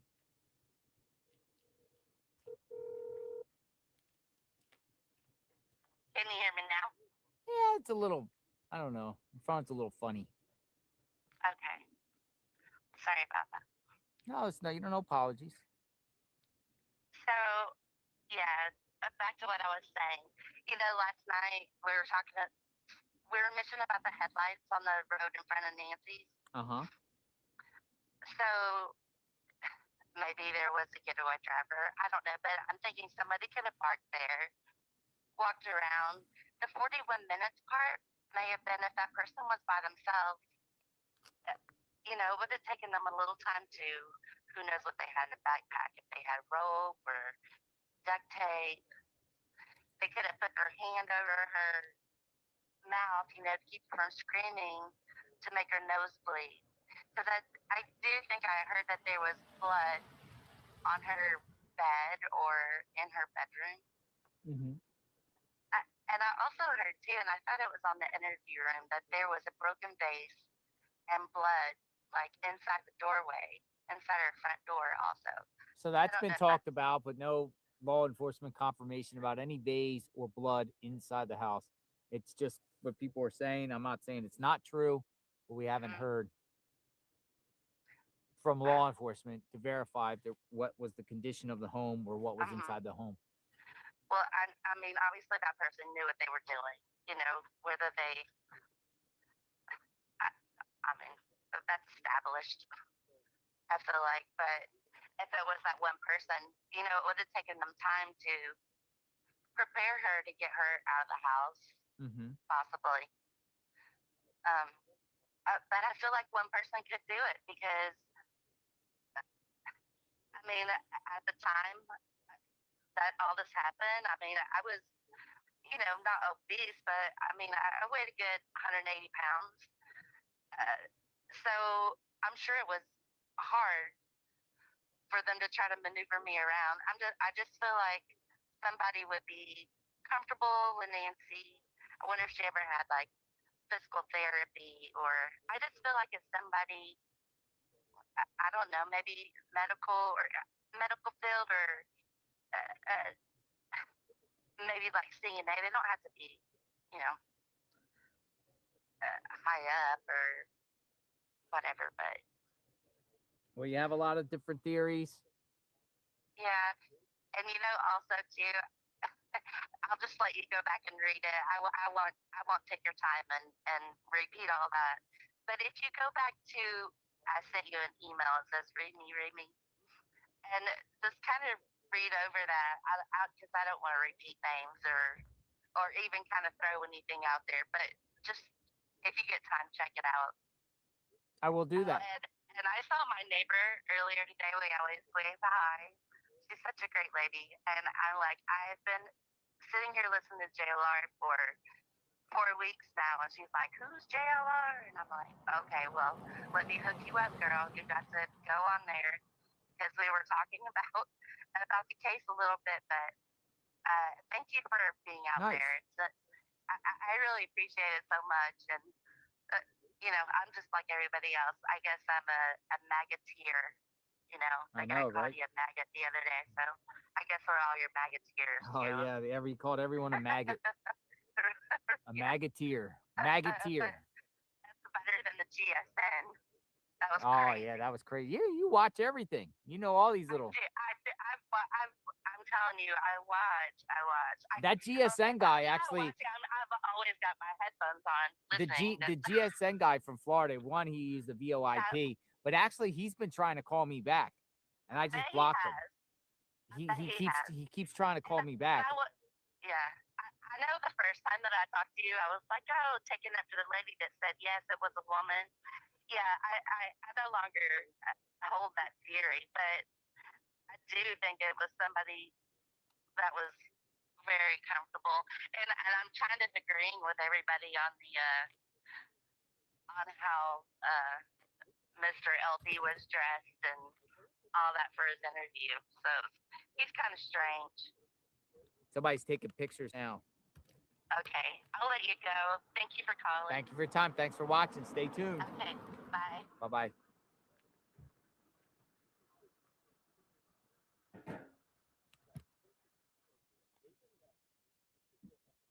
People coming up taking pictures. Picture takers. Not a lot of activity out here today, folks. Significant activity.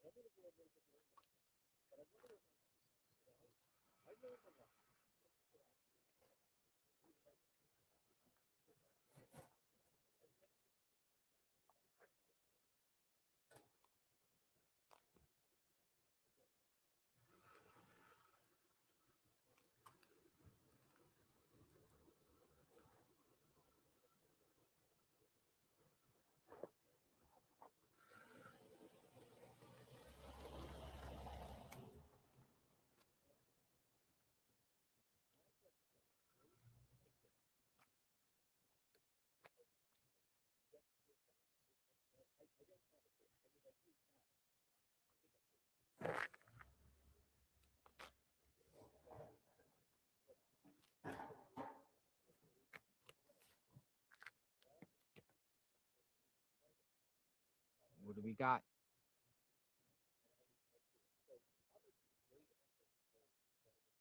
JLR, the caller about the DA's office has it partially correct. However, a report has to be submitted to the DA's office from the sheriff's office first.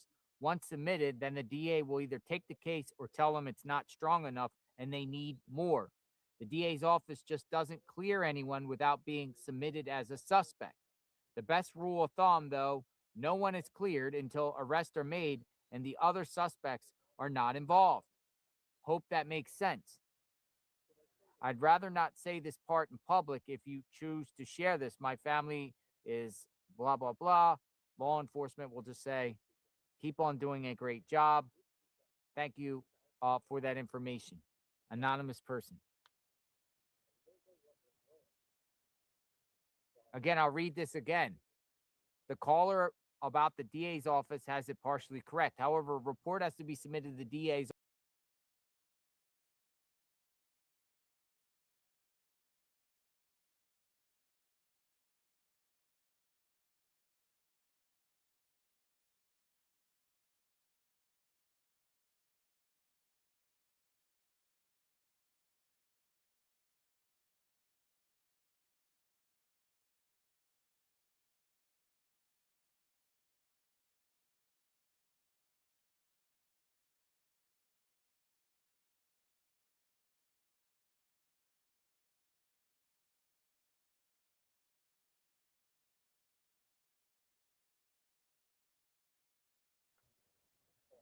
I have a background with investigating claims.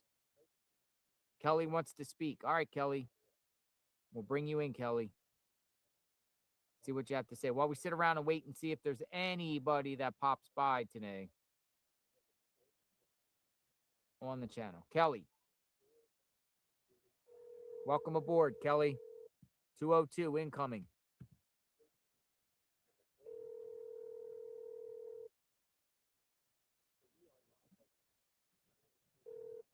Welcome aboard, Kelly. Hey, I'm echoing. Hello. Hi, Kelly. Hey, JLR. How are you? I'm doing great. Thanks for reaching out. Good. Yes.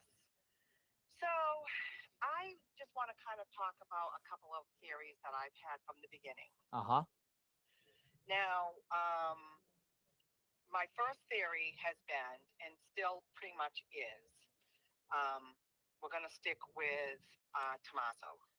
Okay. And I know you are not kind of there, but I'm sticking with him and I'm sticking with the big picture. I would like to know a little bit more about the background of him and Annie. Okay. Okay. Now we know that they bought the house about a year ago. And we know that they bought the house for about $650,000. Mm-hmm. What we don't know is what their financial situation is, or was, or continues to be. Now, we've heard that he has a part-time job teaching, and we know that she has written a book. But we really don't know, or no one has really delved into, or at least I haven't heard, what their financial situation is. And so is there a financial motive that is, that would have been sort of a motive there? Do we know what the relationship was between the two of them with Nancy and the family? We don't know. Do we know what the will was? We don't know. Nobody has talked about, was there a will? What was going on with the will? And I'm listening to you. I'm just letting you go because you're asking a lot of questions. Probably many people want to know and don't know. Right. Well, exactly. So I'm kind of sitting back, and what I do is, I used to investigate claims back in my career, and so I used to always take a step back. And Claims? Like what kind of claims? Well, disability claims. I used to send out investigators. Okay, so somebody that files disability, you investigate. Yes, and I used to have investigative teams that would go out and do this, and do this, and I would have to take the pieces and kind of put them all together. Gotcha. So I would kind of, I kind of look at it more from a broad perspective and have to kind of take a broader view. Well, I kind of look at kind of the financial status. The fact that they bought the house about a year ago. Again, we don't know what the relationship was. I also had a concern about why Savannah contacted the Senator. Mark Kelly first before anybody else. Why would she do that? Is it because that maybe she had a suspicion of a family member and she didn't know how to handle it? I don't know.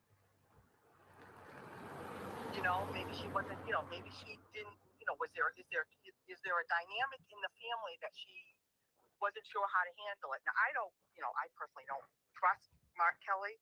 I also have a concern about finding it kind of odd that, don't you find it kind of odd that we haven't heard from the governor of Arkansas? Arizona. Arizona. Don't you find it kind of odd that we haven't heard from Katie Hobbs through this whole thing?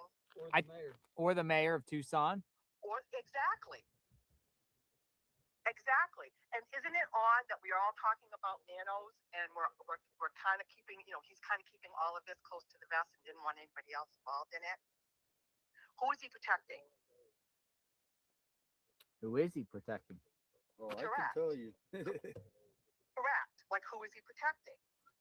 So, again, I don't know, so that's kind of why, initially my feeling has been, and I don't want to, I hope I'm wrong on this. I hope, it's not family, but I just don't understand, and I'm not saying, I don't think it was him. I don't think he's the one in the video. I just think he might be behind it. And I don't know what the dynamics are as far as the relationship between all of them. I think the whole situation around him being the last one seeing her and, all of that kind of situation is just very odd how that all happened. And as far as the person in the video, him being out in the front doorway there, the way that he was poking around and what we all saw there, he was being very nonchalant. He was taking his time. I honestly feel like he was doing that because there was already somebody in the house.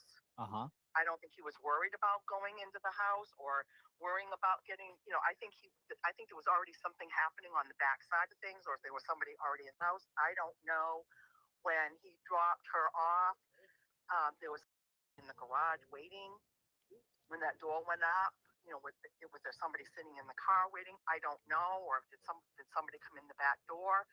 There was, was that already kind of a planned thing? Did he hire somebody? I don't know. I know, look, you've got a very good group of people here in the chat, and I know that they can be very harsh on people. I'm sure they're sitting here looking at everybody, they bash a lot of people, but there's also some really good people in this group. We're all here trying to troubleshoot all of this and come up with some really good information about, to try to get to the same end result here. I will also say, when it comes to the Tommaso thing, I follow Ashley Banfield. I have a lot of respect for her. She came out initially early on and she talked about him being, she would not have put that out there if she didn't have resources and think that there was something going on with that. I just don't think she would have. Her video's still up. Exactly.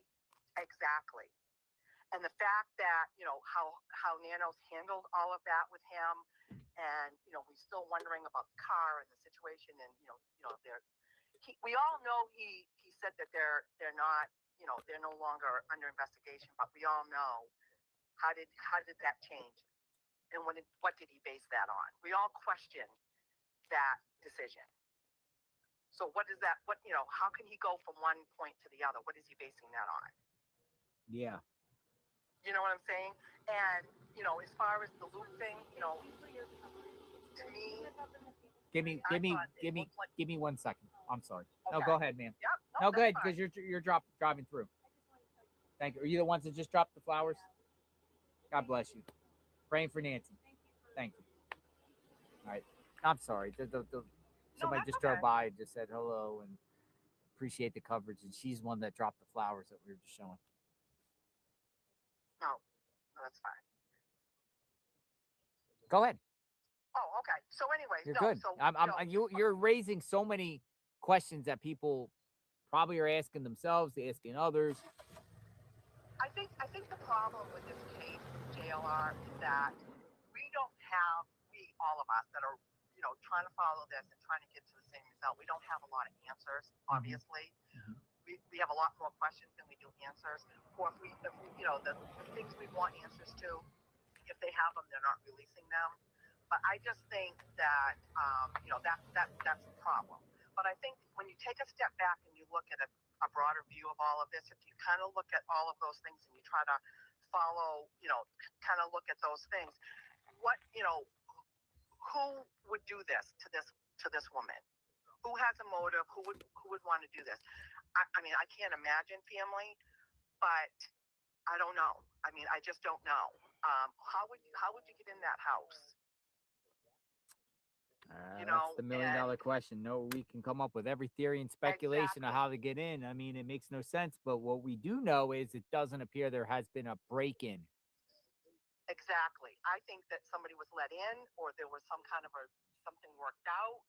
I don't know if somebody was in that garage, or if there was something kind of, I don't know if somebody was waiting. Remember they went back and they did something with the car after. That's why I don't know if there was somebody, I don't know if there was somebody waiting in the car once she went back into that garage, because they went back, remember, and they took her car. They looked at her car after. Yep. I don't know. Why didn't they do that at the beginning? Yes. So to me, that perp that was out front there, whether there was one or two, and I think there was more than, I think there's definitely more than one involved. I think he was not worried about the timing. He took his time. I think it's because there was something already happening on the inside. He wasn't worried about her, getting caught on the outside. I think that, that's just my thought. Definitely more than one. But yeah, I just, I'm still kind of leaning on the whole Tommaso thing, but I'm not giving up on the Luke thing either. No, I don't know if, if one has something to do with the other, but the whole Luke thing is still very curious to me. His interview, a lot of the things that other people brought up, how he handled himself in that interview is very curious.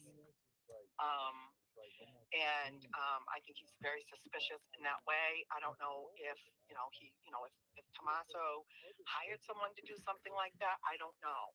But to me, something is very curious about all of that. And, but the whole suspicion around how the whole, sheriffs handled it, and the higher ups are all handling it, and how quiet it's all been. You've heard nothing from the mayor. You've heard nothing from the governor. You've heard nothing, No remembrances or anything set up by city officials, county officials, nothing. It's almost like I get it. And I have a lot of, I'm wondering why they haven't done anything to put her out there. Anybody who follows true crime, you just don't see that's not how that's handled, and with situations like that, especially how this has been blown up. You come out and you say something, and the fact that they're not saying anything, and I don't trust Mark Kelly as far as I can throw him, and he's just not very trustworthy, and the fact that he was involved in this from the very beginning is very suspect to me. Well, you notice he claims he was, but no one really backed his claim. Well, yeah, and and I will say this, and I know a lot of people are saying things about the whole Epstein thing and all of that, and I know there's that lady called this morning and was talking about it, and I followed that case very, very closely, and it is a very, very deep case, and there's a lot of stuff that's very, there's been a lot of deaths and a lot of deep state involved in that, and as you can see, there's a lot of fallout from that, a lot of deaths, a lot of things happening as a result of that. And it is true that Savannah's husband was involved with the Clintons and all of that. That's all true. And that all happened right before this happened. That is all true. Now, whether one has anything to do with the other, I don't know. But to me, that would be more maybe down the road. I don't know. But I said, Tommaso, from the beginning, I'm still there.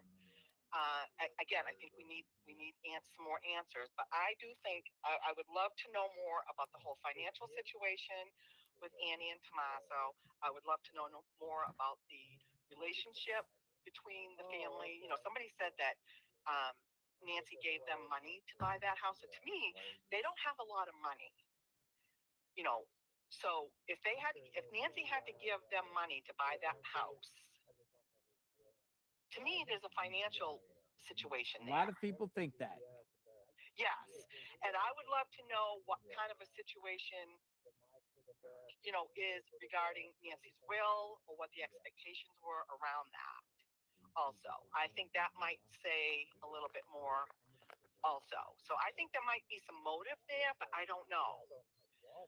But those are my thoughts. I think, you know, and Luke was always my second once we got going on this a little bit more, but they could be intertwined. I don't know. Thank you for your time. And I appreciate your insight, and we shall see. And, you know, once this case gets solved, we're all going to do follow-ups and everything like that, and be like, see, I knew it, or I didn't know it. Oh my God, this, you know, I can't believe it. This person did this. Exactly. We shall see.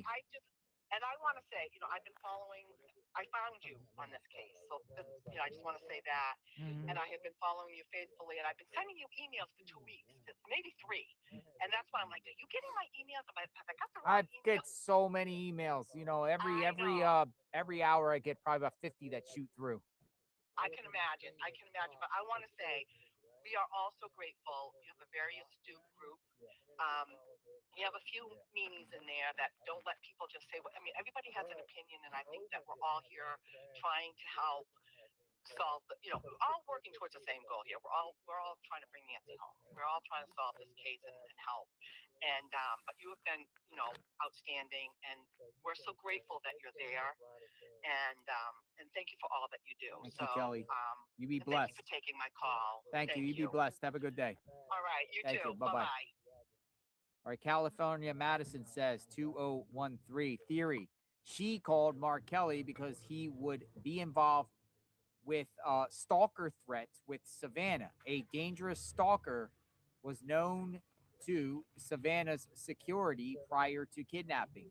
The stalker made this specific threat, then did it. Now, that's very interesting because a lot of people think the videos that Savannah puts out on her Instagram is directed at someone, you know, Savannah knows but does not know. Like someone that maybe been harassing her over the internet or saying things in the past to her, or third party reaching out to her, but she just doesn't know who it is. One of those, like, it's kind of like a troll, like might send you a bunch of emails or text you weird stuff and you don't know who's doing it. Could be a possibility,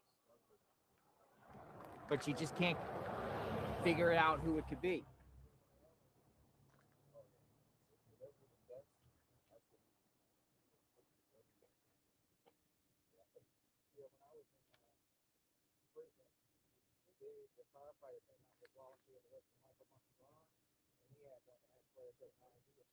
Welcome aboard.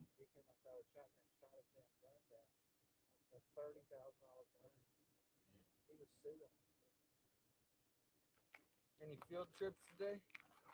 No, I decided not to go with the neighbor. No, I did. Yeah. No disrespect. I just don't want to go with a stranger in a car long distance. I respectfully decline.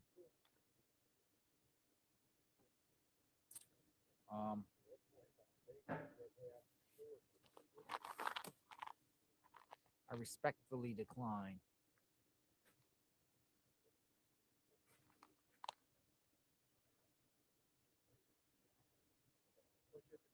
I do think the perp is watching out there, though. Watching this stream and all the other streams. The perp is alive. Has anyone considered maybe that the perp is dead? Like the perp did this, and then the perp did something to himself, and the perp is no longer with us.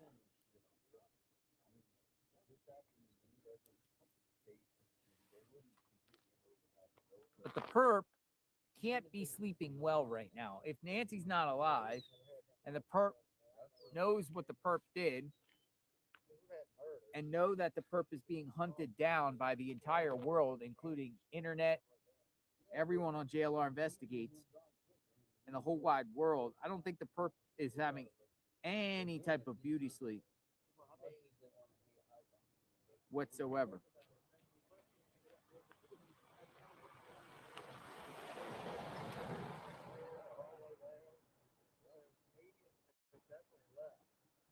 You got more YouTubers now than media.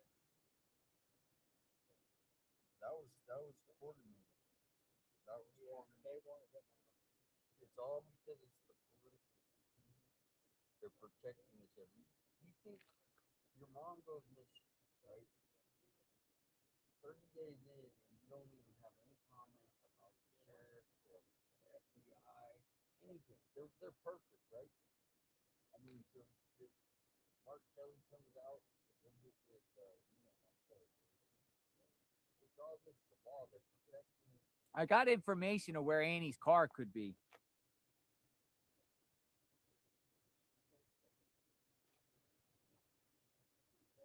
I'm looking into this.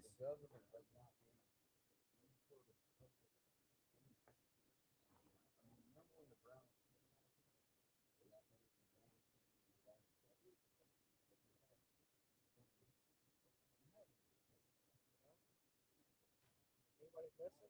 I usually cover missing. Oh, missing. Oh yeah, I mean I heard about it, but I don't. You don't cover. Okay, so you're meaning missing. I'm mainly missing people. Okay. Yeah. Okay. Now I'll occasionally cover other little weird shit, but 90% of my stuff is all over the country. You gotta go missing for me to show up. I showed up for Karen Reed stuff. You know what? Somebody missing. That was a circus. Yeah, I didn't really get into that. Drama. It was crazy. It was like, I'm not trying to get they were so easy to make money. JLR had furious. Yeah.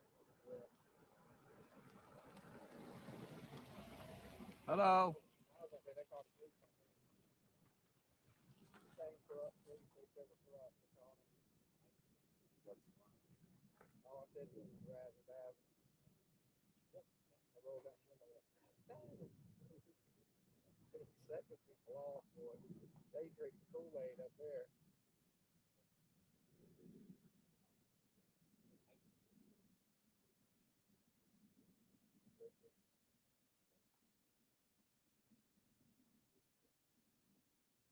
Denise says there's a Derek, Tommaso, Luke, and Kayla connection. That's what Denise is saying. Denise, let's see what Denise has to say about this connection. All right, Denise, you're up. Let's see what your connection has to, what you have to say about this connection. Hello. Hi, Denise. Hi. Hello, how are you?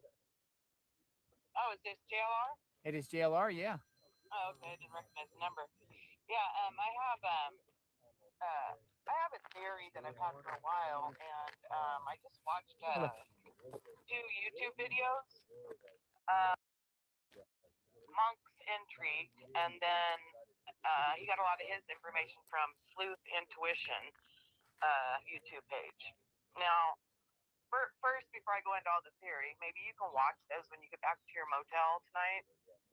It's very interesting because I know you've been curious about Derek and how it might tie into Tucson, and those 2 YouTube sites really tie it together with like factual details. But first, I just wanted to make a comment on Luke and his mother's interview. How Luke was saying that his car was towed for insurance purposes. I just find it strange that he was able to go out and buy the Range Rover before his insurance company decided his car was totaled, because usually they won't pay out until they say it's totaled. You know? Maybe he borrowed some money. He could have. Maybe he had somebody saved. Somebody loaned it for him. I'm wondering if it was some money up front. I still believe that he looks a lot like the video surveillance. In my opinion, I was thinking Carlos. I thought Carlos' eyes and lips matched, and I was really set on Carlos for a while because if you know that interview that he did at the porch when you caught them out there. Yes. His body language, the way he holds his arms and stuff, were a lot like when the video surveillance when he kept holding that holster in front. His demeanor kind of reminded me of Carlos, but after seeing Luke at that interview, I think Luke's upper lip really matches. But anyway, and then his mom, what kind of was curious to me was when she was saying that they broke down a bunch of doors that were locked in the house. I'm just wondering who has locked doors in the house? Like were bedrooms locked? I mean, it was just kind of, I know it's a big house, but it was just kind of strange that she said they kicked in doors, multiple. That were locked? Yeah, that's what she said. If you go back I and guess rewatch people have where you lock someone in a room. No, I'm just saying that sarcastically, but who knows? Yeah, interesting catch. you have a grown son, he may lock his bedroom door, but was he trying to hide from his mother that he has to keep his bedroom door locked? I mean, people's doors are locked, but I guess everyone has locked rooms. But if you're not in there, should the rooms be locked? Right. So that was just something curious. If you want to go back and watch that. And then, okay, so with this Derek tie, it's very interesting. You know, he has that band, you know, he calls himself Secret Mutilator, right? Secret Mutilator. That's Derek Flawless name, right? For his whatever he does. Okay, so Monk's Intrigue did a YouTube video, and I don't know, I think he was just going through everybody's Instagram, and he found a connection from Derek's band, had a gig in Tucson at a place called the Royal Room, which this DJ, he calls himself Mojito, Mijito. Have you heard about all this? February 8th. Are you talking to me? Yeah, like the beginning of February had some event. Actually, the Royal Room is when Derek performed there with DJ Mojito with the I, not M-O, M-I-J-I-T-O. On 8/26/2022 at the Royal Room in Tucson, Arizona, and it's kind of like a fetish club where it's a bar, but they also have DJs and bands and stuff like that. Okay, so Derek lives in Southern California, but he performed in 2022 at the Royal Room in Tucson off of 450 North 6th Street, which is the Warehouse Arts District, which is also where Annie had she would go in and work with her jewelry making at Splinter Brothers Warehouse, which is also in the Arts District. And then the DJ Mojito also had a gig at the Flycatcher in the Art District, which was the Ritual Witches Ball, and he performed there. And also, if you look at Monk Intrigue YouTube site, pulled up a schedule for early Black Tommaso's band, and Tommaso's band also played at the Flycatcher. Oh, that's interesting. Which whereas DJ Mojito played at the Flycatcher, and then DJ Mojito and Derek had a gig at the Royal Room. So basically, what you're saying is not, because it's a little confusing when you're saying these things, right? But what you're saying is each of these bands somehow are intertwined, and they all played at same venues and things.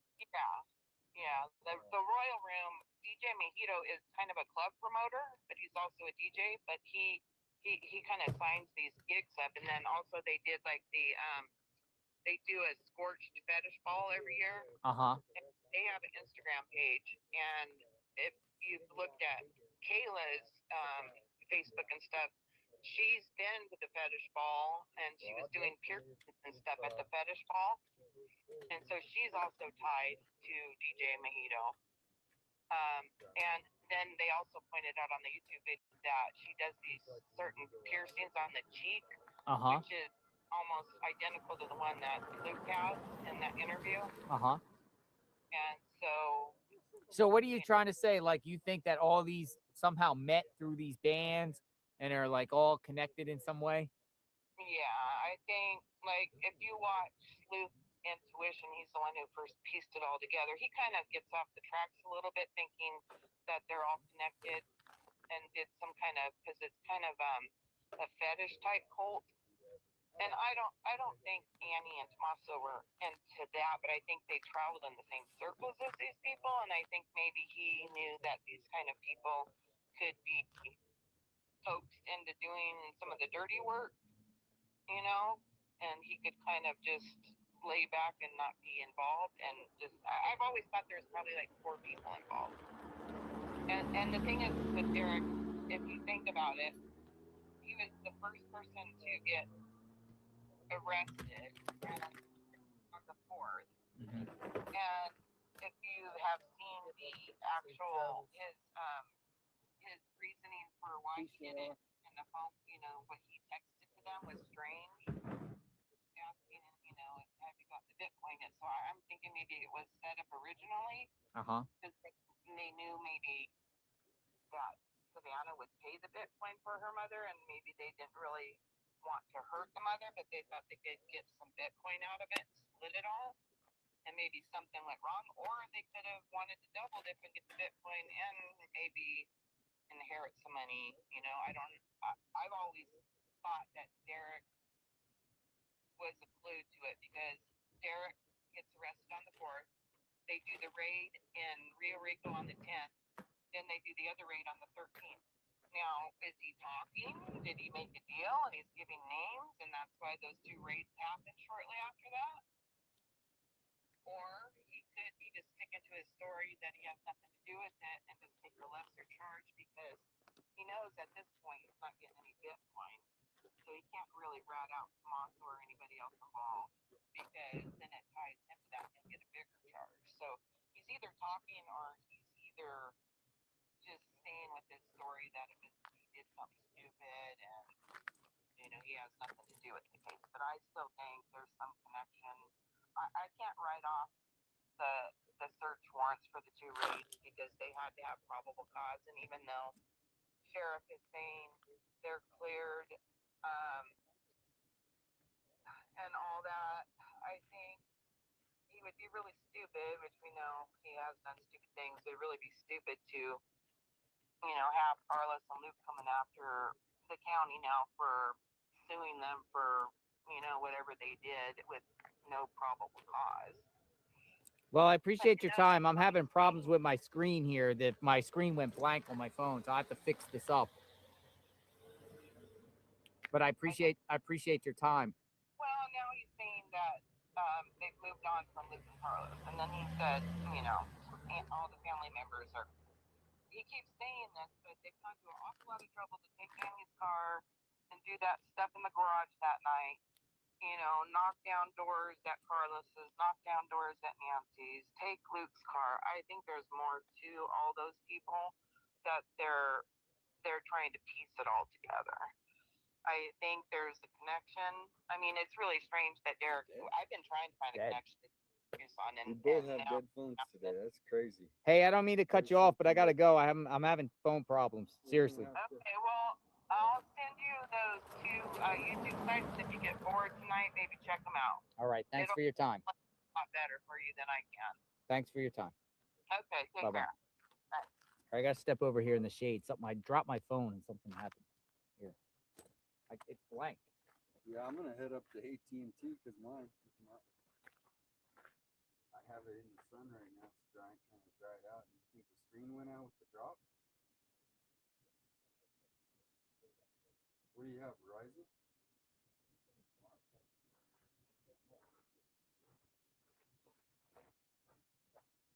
Can you get to your settings? Your display, you might have got to go down to the break. Settings and then under display on everything, right?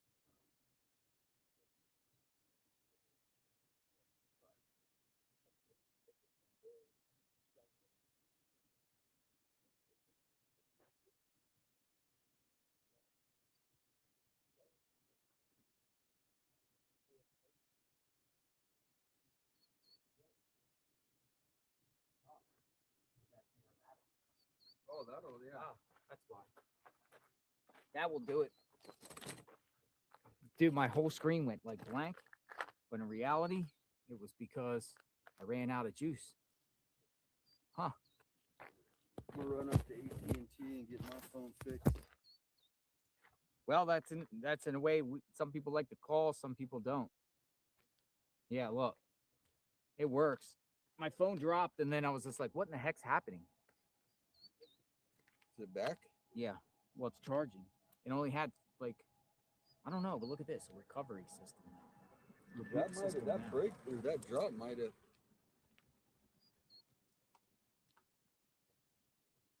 Because you don't ever let it go that low. I've Yeah, never something seen happened it. with my phone here. Might have to go to Verizon and get a new one. Let me see. See how far the Verizon is. Yeah, is that where you would go to get it? Yeah, probably. Let's see if it goes on. That was weird. I dropped the phone while I was on, and then it just went blank. I'm like, she's still talking, and I couldn't see anything. Well, here's the different Verizon stores.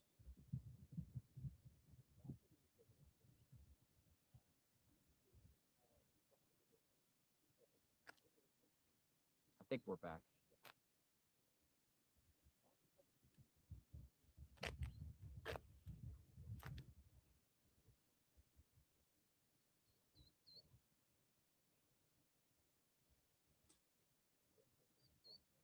Dun, dun, dun. You ever had that happen? No. Hey, we're back. No, it just had 0% battery. That's why. We're back. We got a screen. We have a screen. We're back. But look at the battery. 0%.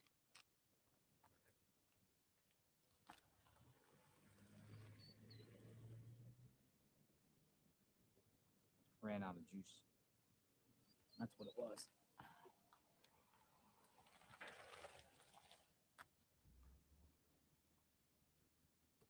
Need me to bring anything back?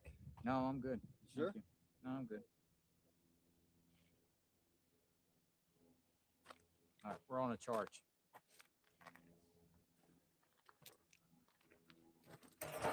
Bring back one of those package sandwiches. Okay. Yep. All right, text me if you hear anything breaking. Yep. He's mad too. He was mad too. All right. Back on, folks. It's just us without a phone call.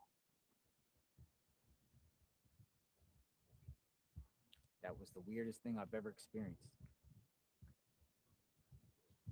There was a reason. It's at 5%.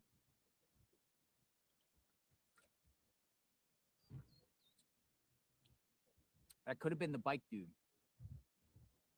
The guy said in the neighborhood called us all maggots. Tell us a story, JLR. Out here in front of Nancy Guthrie's home. I don't know what happened. Hey, it's actually working. Now it says 2% battery. Hey, it's charging up.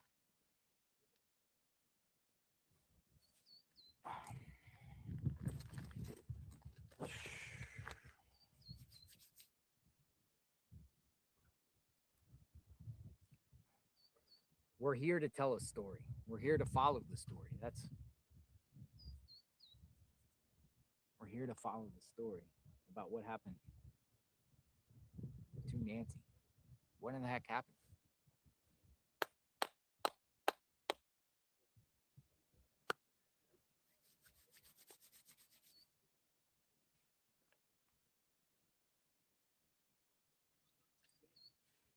I still want to go to Swan to look into the gentleman, the Reuter.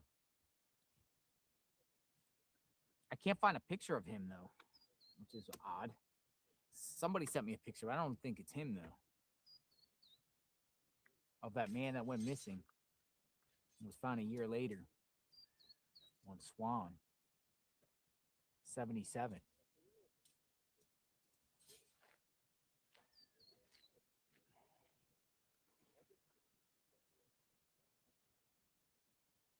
All right, so I'm also getting information of where Annie's car is. Vehicle.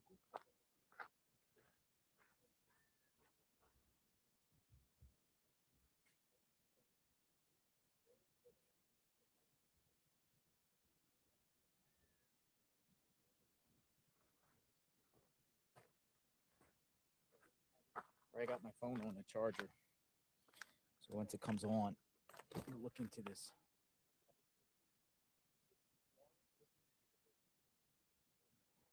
Hello.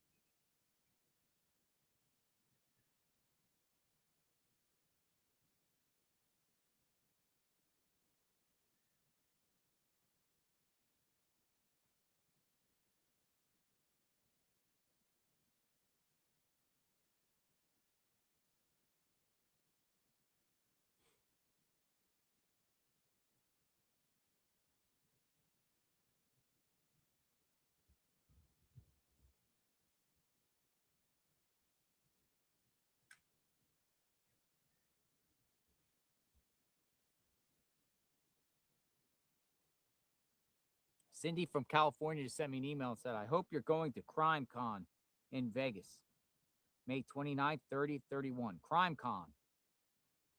Maybe I will. CrimeCon in Vegas. All right, Cindy, I'm going to bring you in. You want to talk? Phone is back up. You want to talk?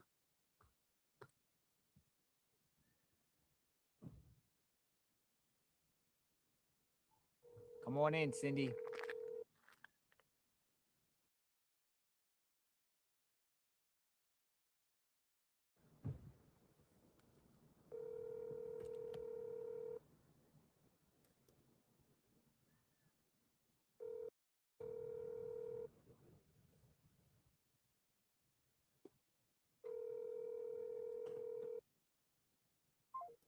Not available. Maybe somebody just recommending go to CrimeCon.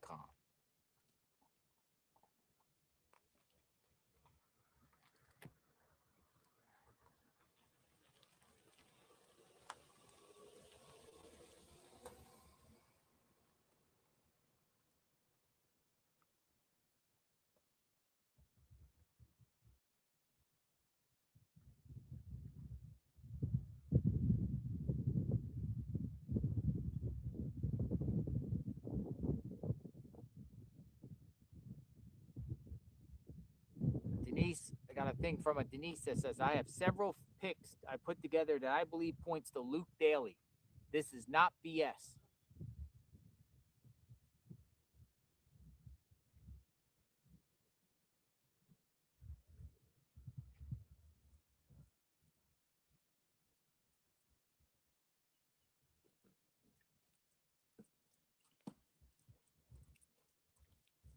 KD says Occam's razor.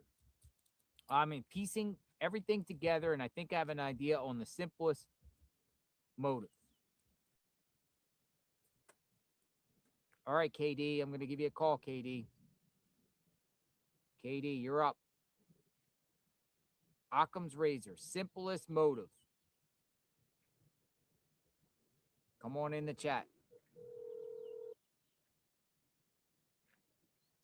Hey, dude. Hello. How are you? I'm fine, KD. How are you? Good, good. So everybody, 857, everybody true crime, Occam's razor, right? The simplest thing. Yeah, talk to us. So when the case was going on and you hop on YouTube, they give you suggested videos.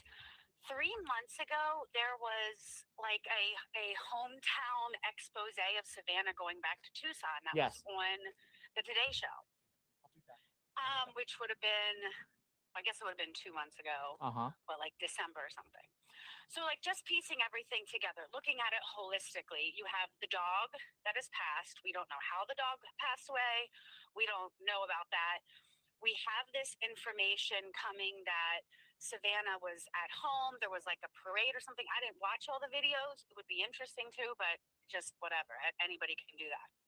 So, if you're thinking about finding out that Savannah is from Tucson, and the guy, the perp with the grass and the things and the flashlight in his mouth, that's a tradesperson thing. That's like a mechanic, construction. Like that is a tactic. My husband works in the trades, and putting the flashlight in the mouth if you don't have a headlamp available is really common. It's just something you pick up. So I understand people are like, it's cartel and it's like the Epstein, and it could be, but also, I keep thinking back to, there was a woman that called in the other day and she's like, the bond between a mother and a son is unbreakable. And I was like, oh my goodness. What if this was just one of Nancy's service people? May it be a house cleaner, which her DNA wouldn't be at the crime scene, or a nail tech, or a veterinarian, or her groomer, or somebody who knew her. Let's say she's a single mother. She's been working her entire life, or for 20 years, because Nancy's been there since, what, 1970 or something like that? She's been in there the for a house, right, while. Right. So she's a single mother. She's been working forever, and she's just making ends meet. As you know, we live in a capitalistic society. Of course, everybody's just trying to get by. And this expose comes out, and her son realizes, oh my gosh, here this woman is whose daughter is very wealthy, and my mother's barely making anything. Or his mother gets ill recently, and she can't work. Something goes off. To me, I think he's like a stupid, smart criminal. Like he was smart enough to scope things out.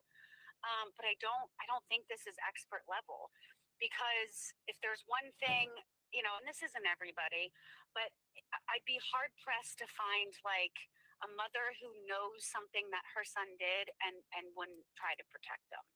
It just seems very interesting. And then when you take Brianna's, Brianna, that's her name, the reporter from Tucson. Yes. Yeah. Brianna Whitney. Yes, Brianna Whitney. If you take her, you know, her information that this was a botched burglary, again, that would make sense. Like he's angry that this woman has this money and couldn't pay his mom more, or she can't work anymore, and maybe she asked Nancy to help her out and she won't. It seems just really weird. Like I remember how we were all convinced, first of all, that Brian Laundrie was alive, and that, you know, and that Koberger was more than one person. And a lot of the times, like if you get in a group of people, they will roll on each other. It's just normal. So I don't know. I've just kind of put all these different things together, and I'm like, I think just the simplest thing would make the most sense, and that could be one of the possible simplest things. And maybe the mom knows, but she's not going to say anything. Again, we all are just speculating, but any mothers out there who have sons, ooh, I mean, I don't know, I can't see the chat, but I bet they would be like, ew, it'd be really hard. But I don't know, and I don't think he planned on actually not having Nancy be alive. I think maybe if anything, she not accidentally, but he didn't take her meds and stuff, so she would have passed. He freaked. I don't know. We'll see. Hopefully sooner than later, but that's what I've been thinking. So. Occam's razor. Just something very simple. The simplest thing. Yeah. Thanks for the call. Which is motive. Yeah. We'll see what happens. Yeah. Thank you so much. And how long are you staying? Do you know how long you're staying yet? You know, I'm here. I'm here for now. I can't give it, you know, I'd like to go home. I'd like this case to be solved as soon as possible. But, you know, we're all on standby and we're waiting to see what's going on. And we're waiting to see, you know, who gets popped for this so we can go track the perp and find out everything about the perp too.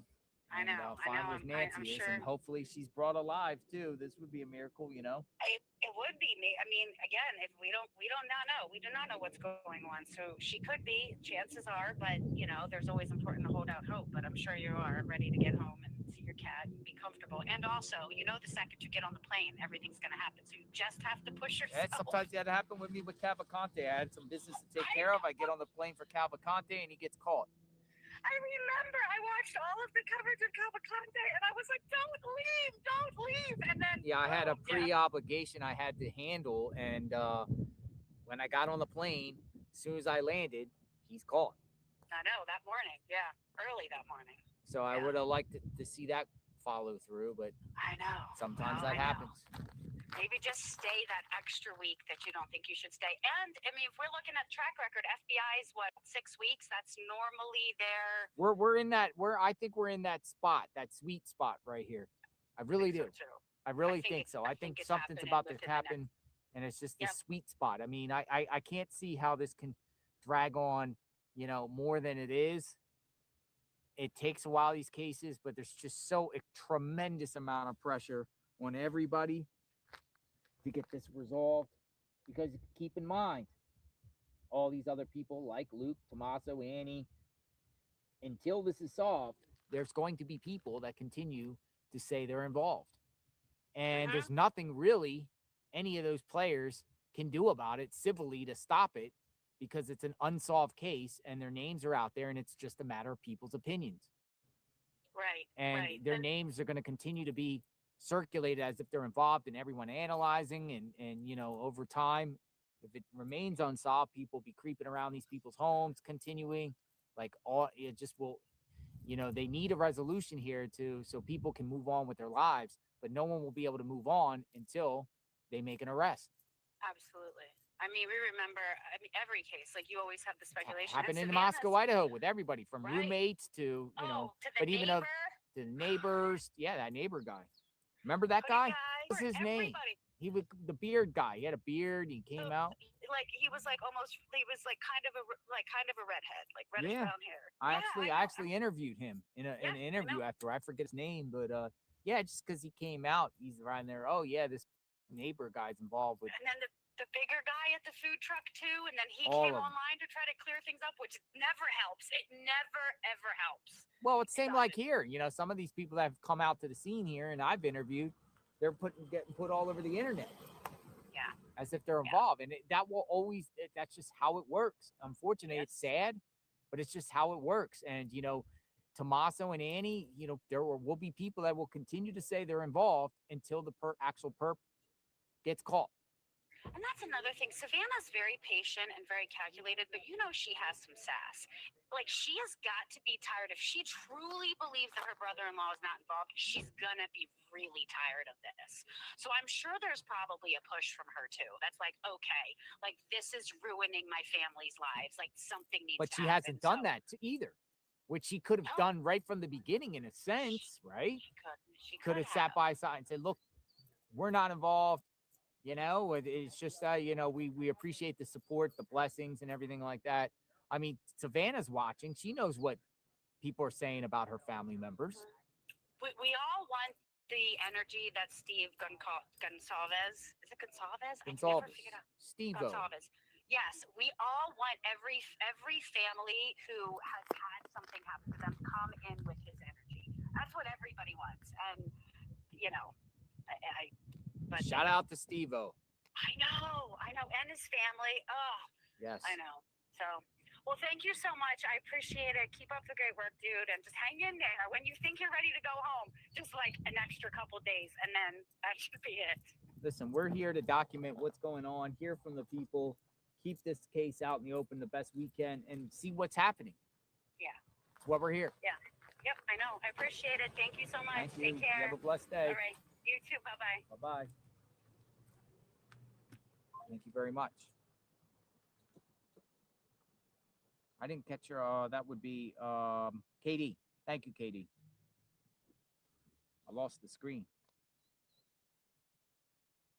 Oh, we got somebody from Europe that wants to speak. Rosanna, I have a few questions and observations from Europe. I don't know if I can call international on my phone, but I'll try. All right, European.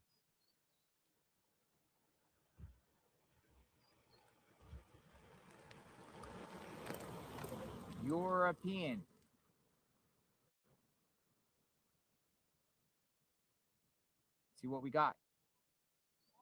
Verizon Wireless, your call. Maybe I didn't enter all these numbers properly. Hold on.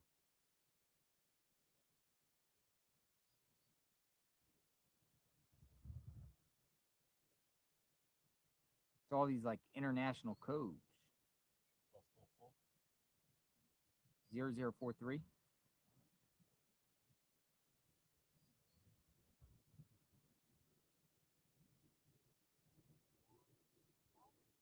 Not working. All right, international friend, you call me.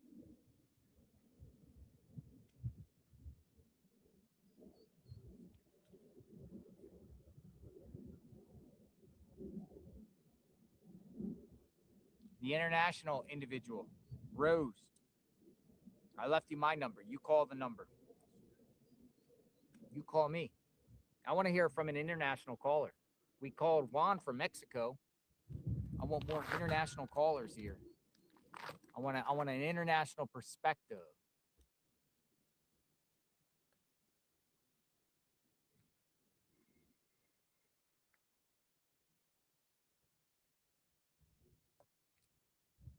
So I'll give you a Rose, but once I take the call, I can't drop off the call. So if you want to call in the next 2 minutes, check your messages right now. Rose from Europe.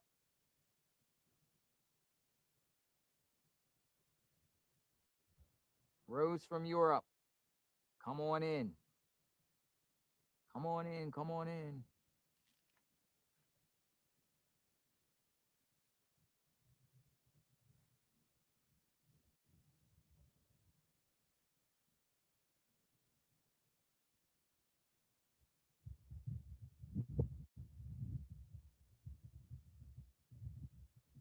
Dan Jones says he wants to speak.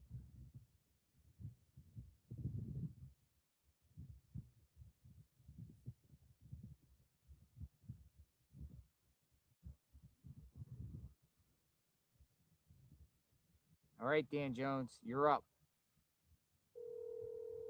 Dan Jones. What's up, boots on the ground? Boots on the ground. Hi, Dan Jones. How are you, sir? All right, I've been watching you for a long time. Welcome aboard. Thank you. Okay, remember back a couple weeks ago, week, 2 weeks, whatever it's been, the guy that walked up to the house, or tried to, and you tried to ask him a question, he gave you a dirty look. I know exactly who you're talking about.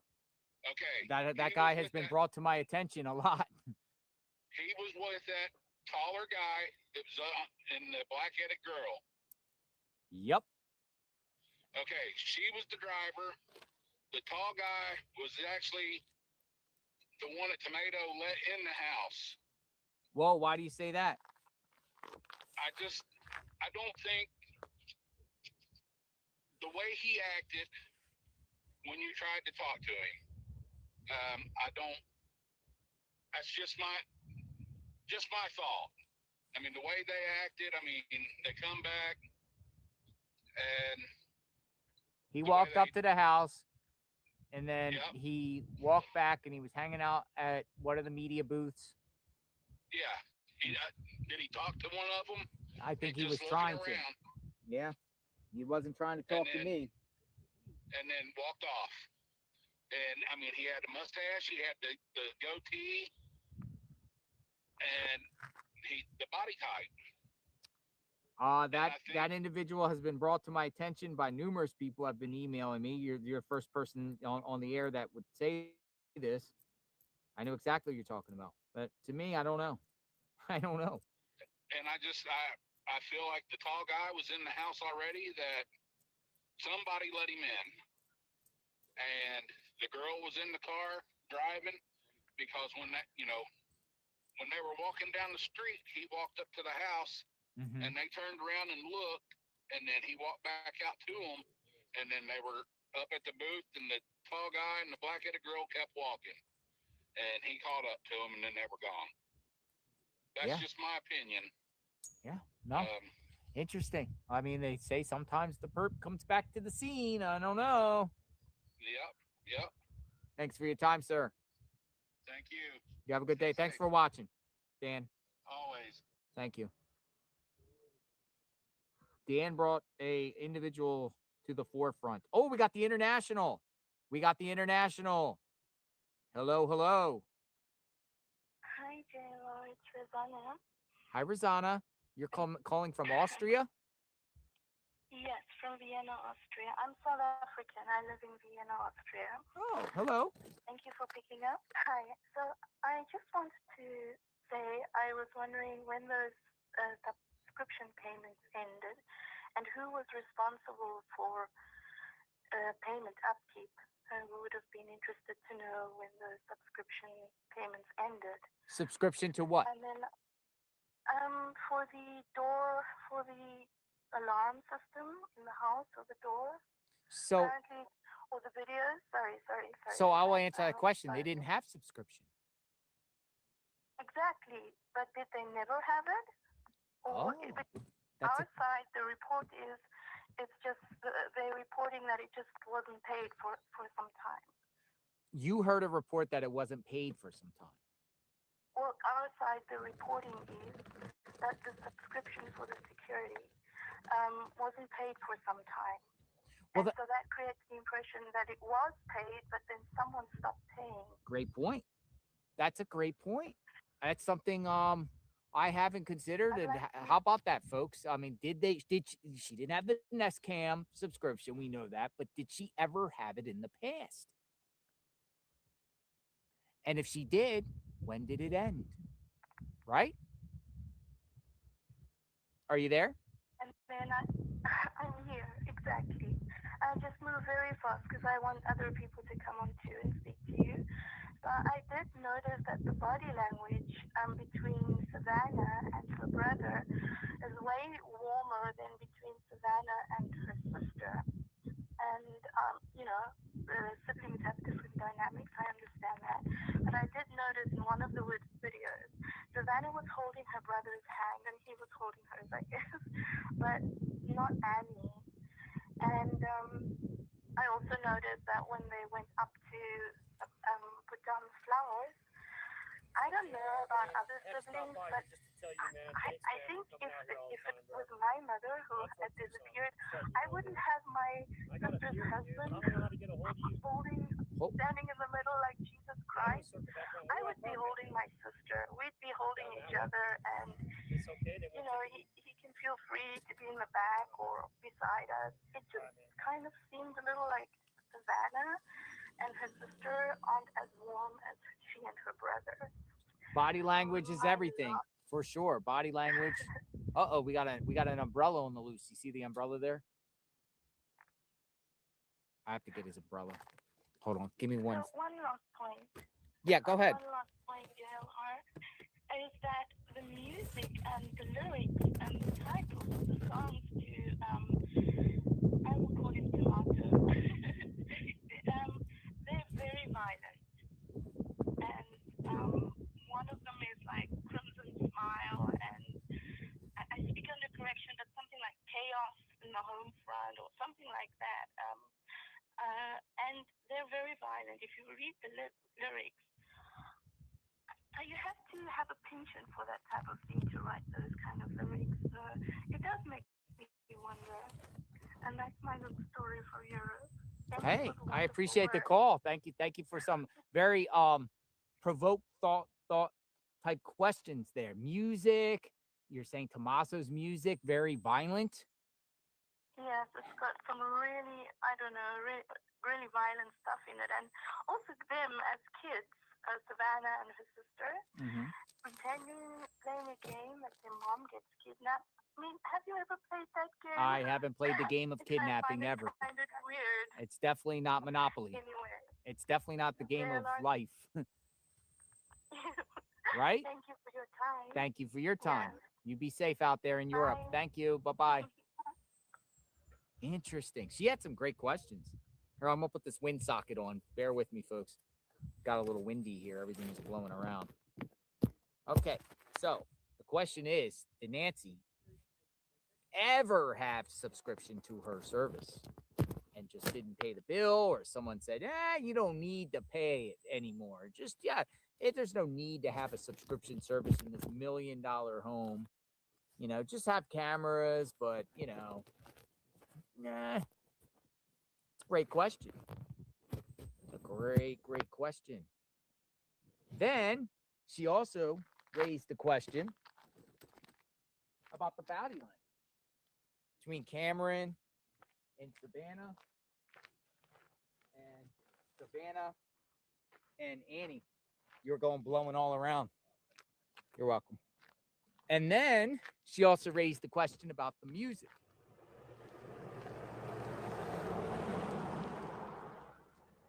Now, we've had somebody come on the chat before and say, you know, a lot of violent music doesn't make a killer out there. Anyone's involved with any type of violent music doesn't make a killer. But I have a question. You know, it seems like Savannah Cameron, well, we'll just say Savannah, very religious, you know, God-fearing. Savannah puts out there, you know, incorporates God a lot.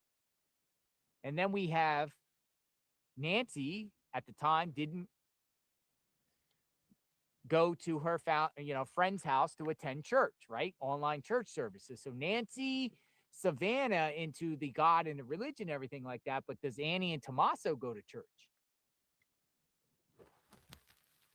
Does Annie and Tommaso go to church? And if they don't, why? Different beliefs? Not, it could be something to something or nothing to nothing. You know, it just seems like Annie and Tommaso is total opposites to Savannah and Nancy, and maybe even Cameron. I don't know Cameron much.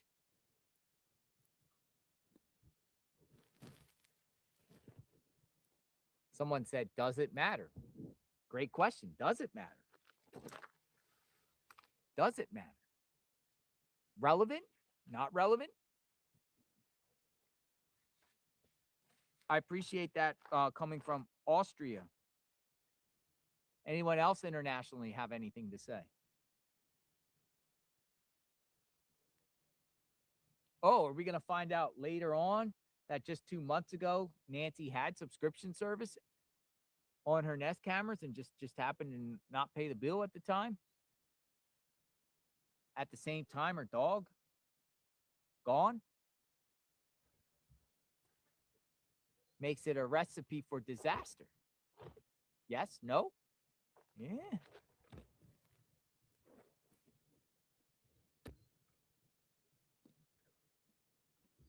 Wasn't Annie and Tommaso at church on Sunday?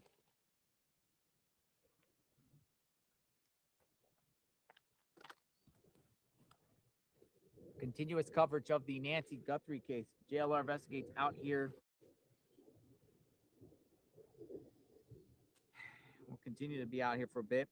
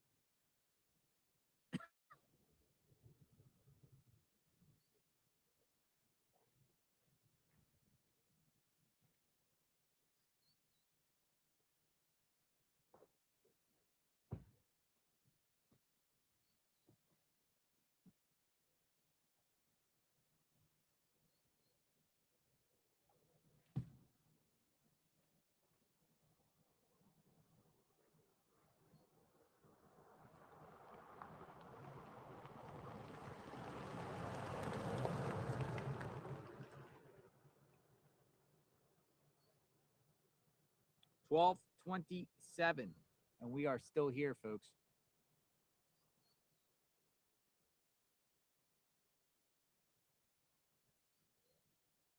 Oh, it looks like Dad's Going Live is on his way back to Tucson. Dad's Going Live.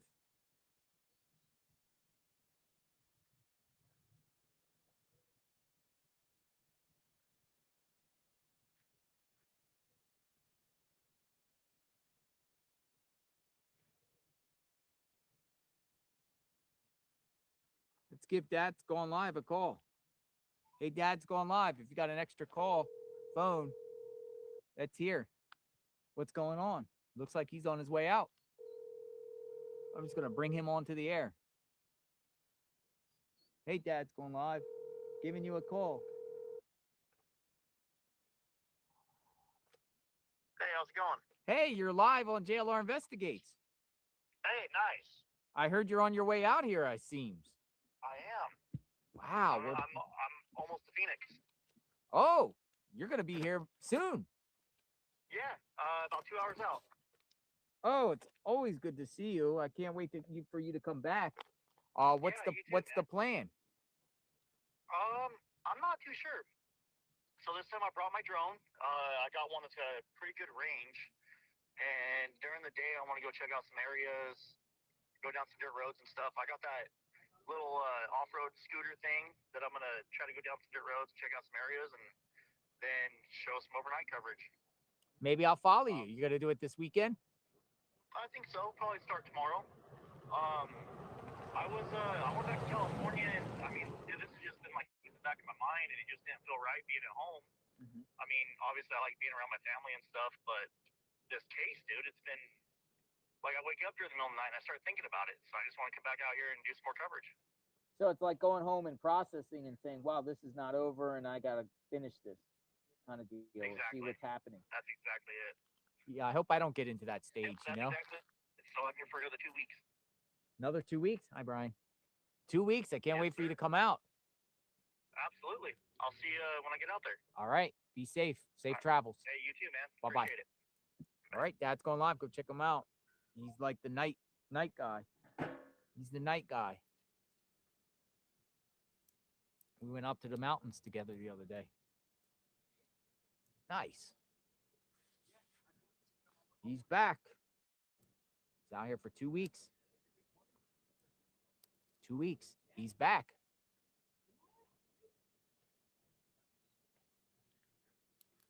Anybody else want to talk?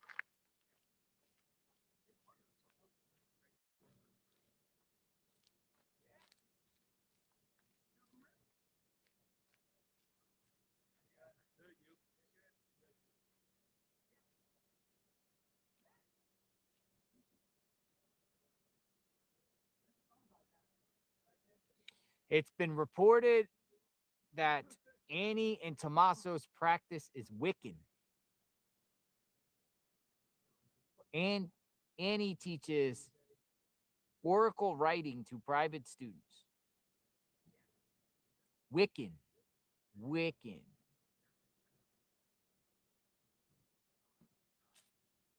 Paula says, I've been reaching out for you for 2 weeks, Paula. All right, Paula, I'm going to bring you in. Paula's coming in the chat. Let's hear what Paula has to say.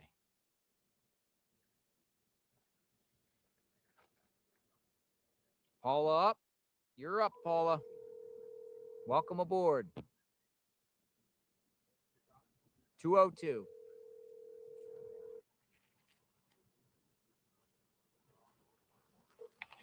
Hello, JLR. How are you? Hi, Paula.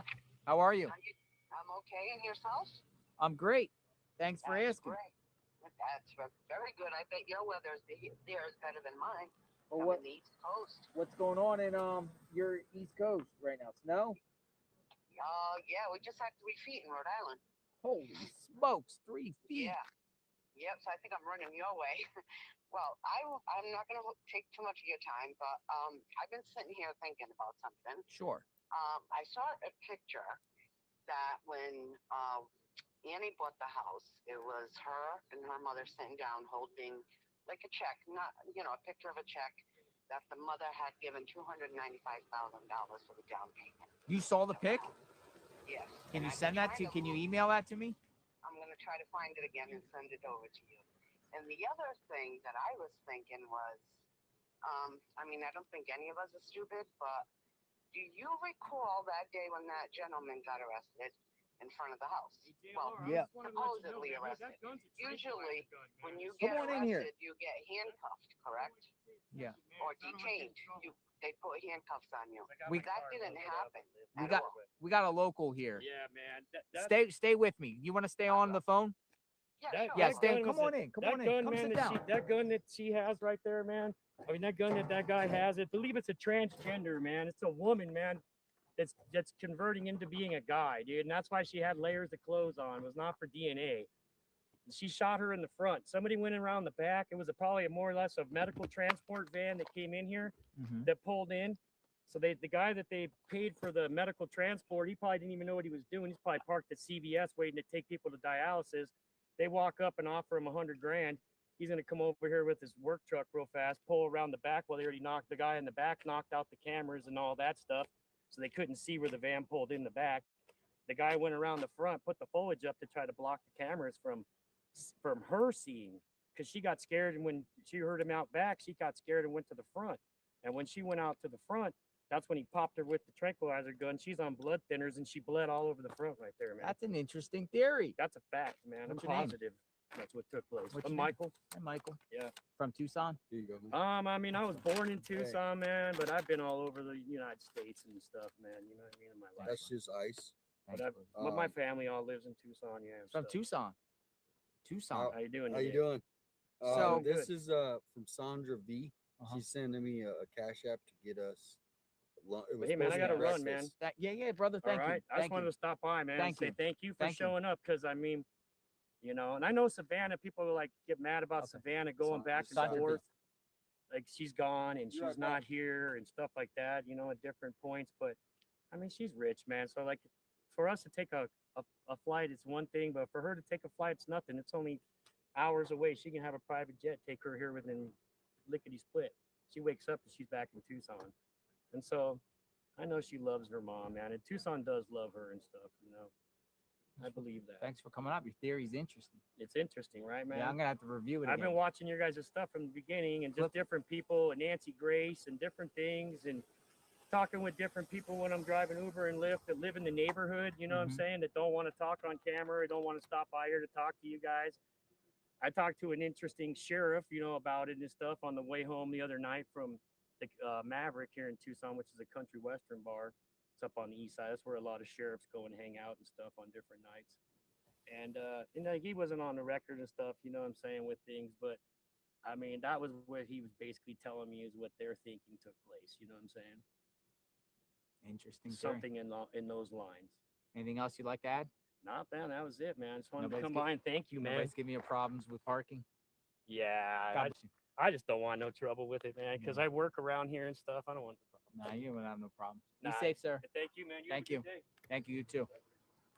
Local came out, said hi. Sandra V, I'm sorry, you're still here. I had to cut you off for a second because the local wanted to really say hi, and he said, I can't park here. So I said, come on in and share your theory real quick, because he drove past before in the last call. So talk to me. As I was saying about that gentleman that got, well, everybody says arrested. When you're arrested or detained, they put you in handcuffs, correct? Yeah. I mean, at least in my city, in my state, they do. I'm assuming it's everywhere. He was never put in handcuffs. Okay, and when do you ever see a police officer drive off with your vehicle? If you are under the influence, they have it towed. I mean, I've seen it in my state where the police officer will pull it over, park it, take away the keys from the driver, and tell the driver walk home. That I've seen. So right there, I found it pretty fishy between the police officers. Okay, and the other thing is, especially if he's sitting out front of the house, who the hell sits out front of a house with Nancy's picture on her phone and looking at the house? To me, Oh, you're that's talking about that suspicious. guy. Yeah. So Yeah. if I was a police officer, I would have arrested him, taken him down to the station. My view, which I didn't see with my eyes, but I did see the cop pulling off with his car. I personally think they drove down the street and here's your car and go ahead on your merry old way. Yeah. That's the way I'm looking at it. Well, he got arrested. Well, he wasn't in handcuffs, so I don't understand how he got arrested. Appreciate your time. Anything else you'd like to add? Oh, the other thing is, I don't know if you were ever aware that Savannah was married before, and that's just the thought. I sent Me his too. picture over to you, so, and that's it, and good luck to you out there. And once I find that article about the Yeah, the money check. for the down payment, yeah, I want to know more about the check. Yeah, that would be good. yeah, I'll send that over to you. Thank you in Rhode Island. Thank you. All right, thank you. Bye-bye. Bye-bye. A lot of activity just all in that one segment there. Numerous people popping up. A local. Yeah, I'd like to know a little bit about that. Sandra V got lunch today for Tucson and me, so I appreciate that. Shout out to Sandra V. Sandra V. Appreciate that. Thank you. I'd like a sandwich, and I appreciate that. Appreciate that. I think it's Sandra V. Sandra V. But if you're watching, appreciate that. Water, ice cold water. Thank you.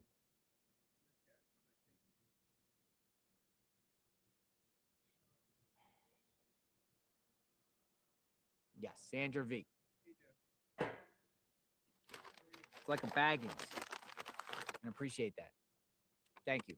Baggins. Not really that hungry, but preside. You want half of this sandwich, brother? I'm not gonna say no to that. All right, here, open up and share it with my friend here. Just rip it up open, split it. Thank you, thank you. Yeah, let's get a little hungry out Thank you, Sandra V. here. Yeah. Thank you, Sandra V.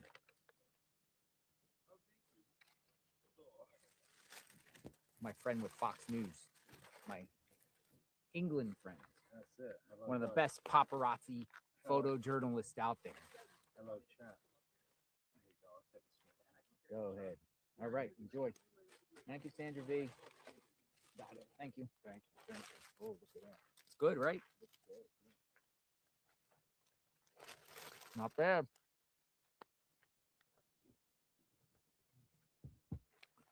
Give half the sandwich away. We're all family. Appreciate it. Thank you. Yes, sir. So I'm gonna scarf this down 1 second. It's like a, I don't know. It's like a, I don't know if you guys care or not, but it's like one of these. They got like cranberries. It's kind of like a turkey Thanksgiving cranberry sandwich at from Baggins, Baggins. So very, very grateful for that. Thank you, Baggins. Pretty good. Got a lot of meat packed in.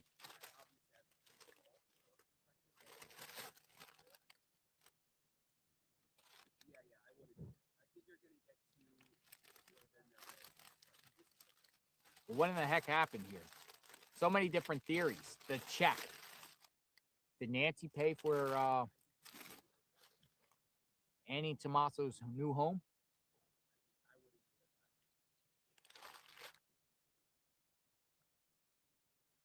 Another individual called in and said they got their home before selling the last home.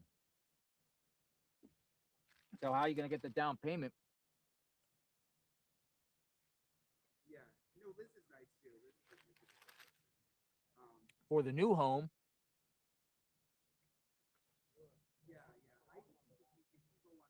Or the payment for the new home before selling the other home.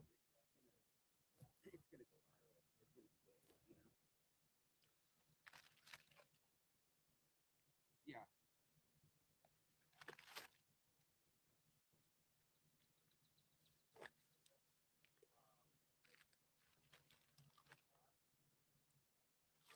Brian Enton with the scoop.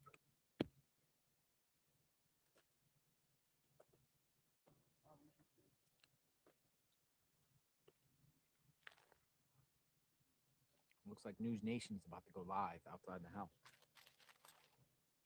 We'll see what they have to say. Well, and also we don't know. I just heard Brian Enton say they got something that's going to go viral. They might have some sort of new scoop.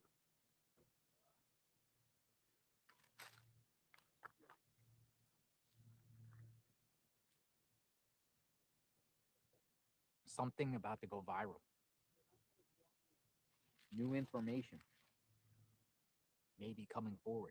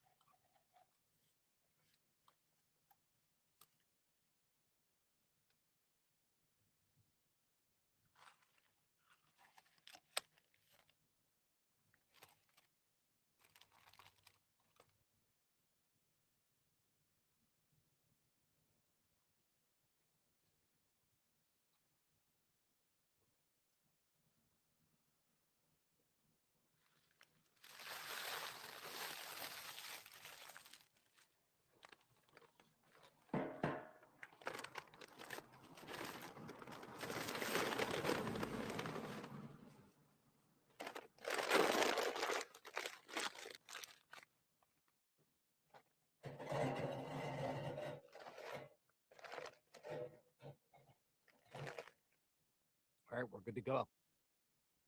Quiet out here.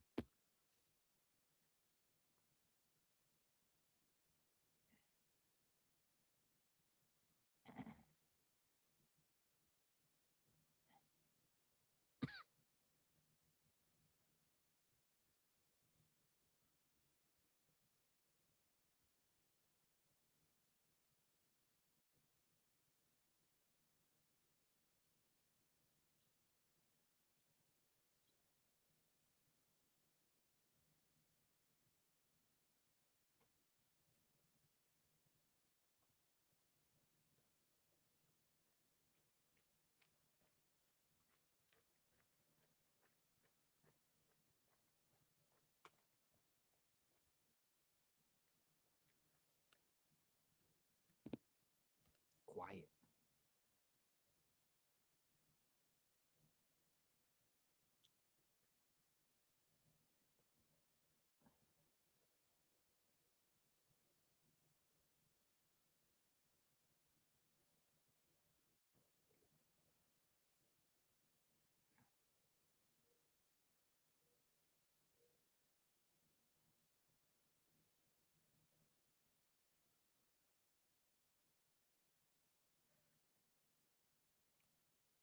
Car in the repair shop.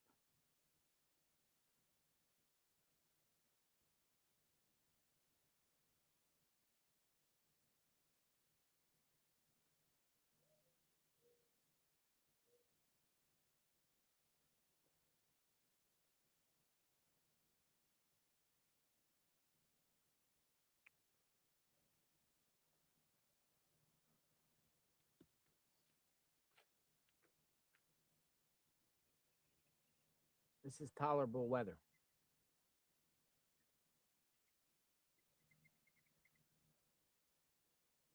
So we got that's going live. I wonder if Adventures with Jim. Does Jim plan to come back?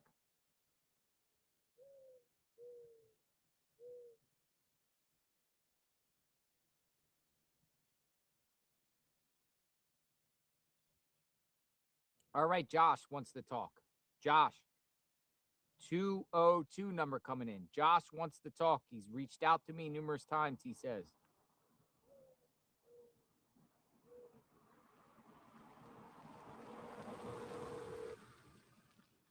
Welcome aboard, Josh.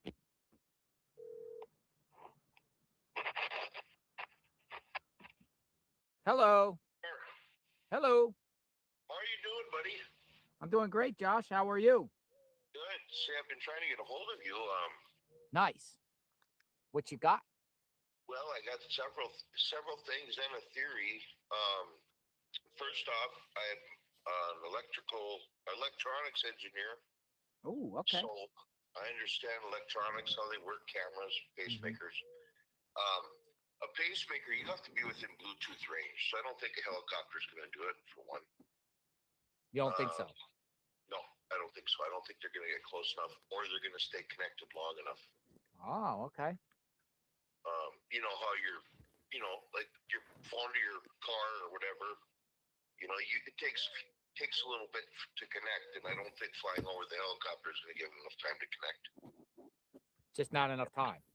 No, I think it has to hover a little bit longer. Maybe a drone flying slowly closer to the ground would work, but I don't think a helicopter is going to work. Why don't they do a drone? I don't know. Why don't they do a lot of things? Yeah, exactly. You're right. What else? Why wait? Yeah. Why wait 2 weeks to pick up the mat in front of the door and then vacuum up what was there? The mat's still there, man. Well, when those 3 investigators were there, I thought I noticed them pick it up and use a shop vac type thing underneath it, put it back down. Unbelievable, right? So, and then the other thing is with the cameras. Mm-hmm. If it wasn't stored in the cloud, well, how it goes up in the cloud as data. And from that data, they can piece it back together and do a video. But that data would also have to contain the date and time of the video. Mm-hmm. So for them to be guessing when that second video was taken without the backpack is untrue. I don't think they're giving us all the information. There's no I think timestamps. Don't the nests have timestamps? Well, cameras, you have an option of showing the timestamp or not, but that timestamp is always recorded in the data. Yeah. And I think that has huge evidentiary value to share with the public the exact time. It does, unless they're trying to cover something up or keep information out of the public for evidentiary reasons. I don't know.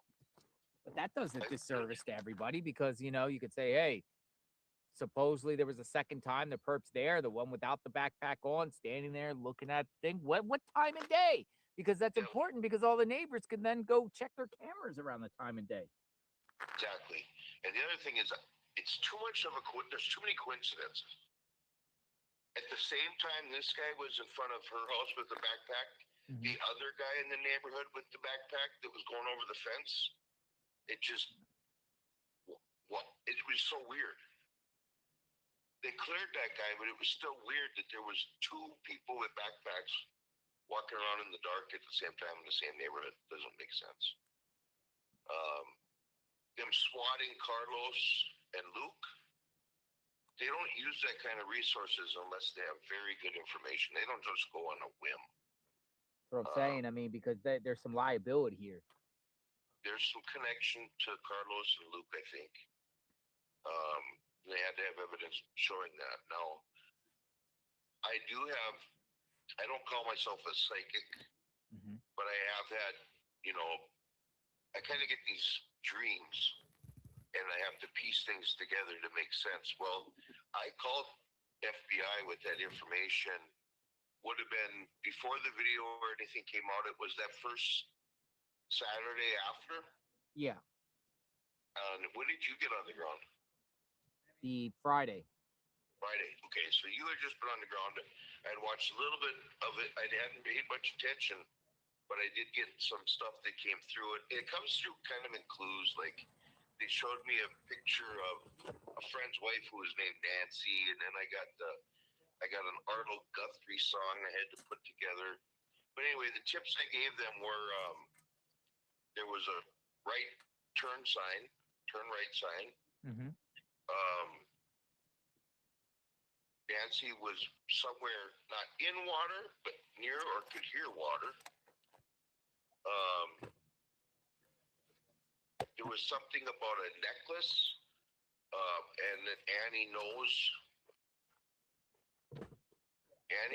it was a necklace, and I don't know if it was a jewelry necklace or a life alert necklace they should be tracking. Yeah. And they should be able to track those. She left the house in something blue. I don't know if that was a blanket, a tarp. You know, I've seen some blue garbage cans around the neighborhood. But she left in something blue. And the other thing was, I don't think she was at her house. I think when she left, because I didn't know what the right turn sign meant until I was watching your video on Monday. I had never seen Annie in Tomaso's house. There's a right turn sign right across the street in front of their house. In front of their home. Yep. I never noticed that at the review. And it hit me like a brick when I saw it. I was like, oh, there it is. And then the other side, I got some RR, and I thought it meant railroad tracks. Where did they go with RR? This is fascinating. Carlos, where's Carlos live? Rio Rico, RR. Right. And I gave them these tips. I got these visions on Saturday. Who exactly you give the tips to? FBI. Like the tip line or a call? Tip line. Tip line. They respond? They responded enough to tell me to get in contact with my local FBI agent if I had any more information. Oh, that's interesting. It's kind of like a follow-up. Yeah. Did you? Yeah, I've been in contact with them, but I haven't had any more. I've been watching pretty close. I was the one that led you to the helicopter life flight that night. Oh, did you? Yeah, I got a feeling when I heard the scanner say life flight. Yeah. And it hit me, and just this thing hit me, and it told me that I need to get you to go to that hospital. Yeah, And yeah, you were. The reason I picked that hospital is the closest hospital at the trauma center in Alabama. And from there on, you know, I believe Nancy was found. She was taken to the hospital that day. They're holding it back. That's one theory. The other thing is you met that guy at the hospital that took you up to Carlos's. Yeah, up the And mountain. I don't think that was an accident. I think I was meant to lead you there. But that guy gave me the most ungodly, creepy. Oh, the guy in my car? Guy in your car. I was actually scared for you.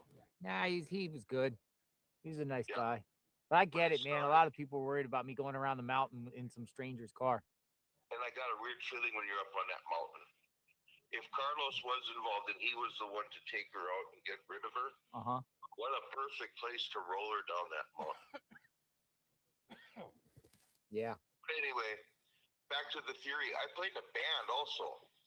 And when you get in a band, everybody wants to be friends with the band. Now, who hangs out at bars? They should be checking the bars where his band played. Well, you get like a following. You get like these people that want to be your friend all the time. And who hangs out at That's bars? interesting. No, that's interesting that you say that. Now, I was going to say that to the last caller when they were bringing up, you know, the band of Tommaso, right?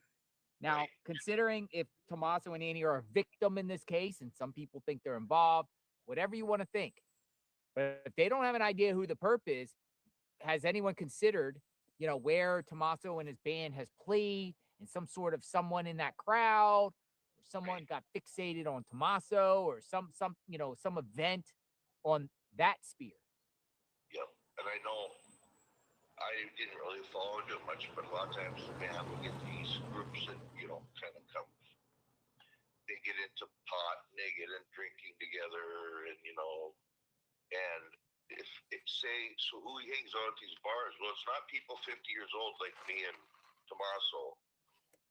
It's the younger crowd, and so you got Kayla, who's maybe not really close to the family, but she may know Tommaso enough to, you know, hang out at the bar where he plays and be friendly.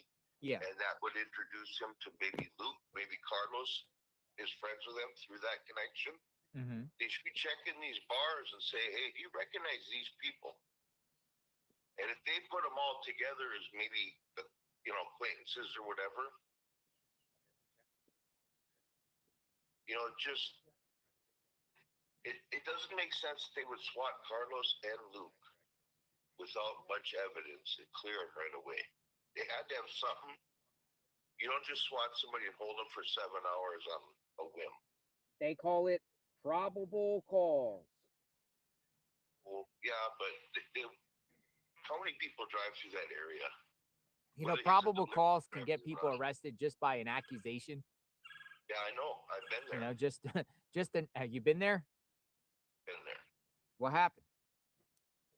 I was accused of some stuff by my ex over. Oh man. And it was actually brought up to felony level, but it was a he said, she said.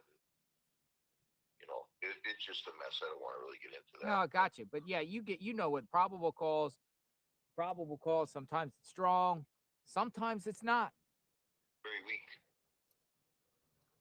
You know, to do this on this grand scale, to put you in the limelight of the most high profile mystery true crime case probably in the last 20 years, and to do that to somebody is, whoa, you gotta have, I mean, you can't just go by the pressure's on them to find somebody, but I mean, just to scoop somebody up and then have their names plastered all over the internet as being part of this case, synonymous with this case forever until it's solved.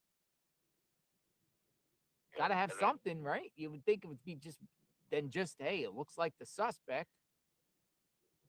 I think because of the RR sign, that's where she actually lost her life. RR. I think something happened at Annie and Tommaso, maybe, and money's involved.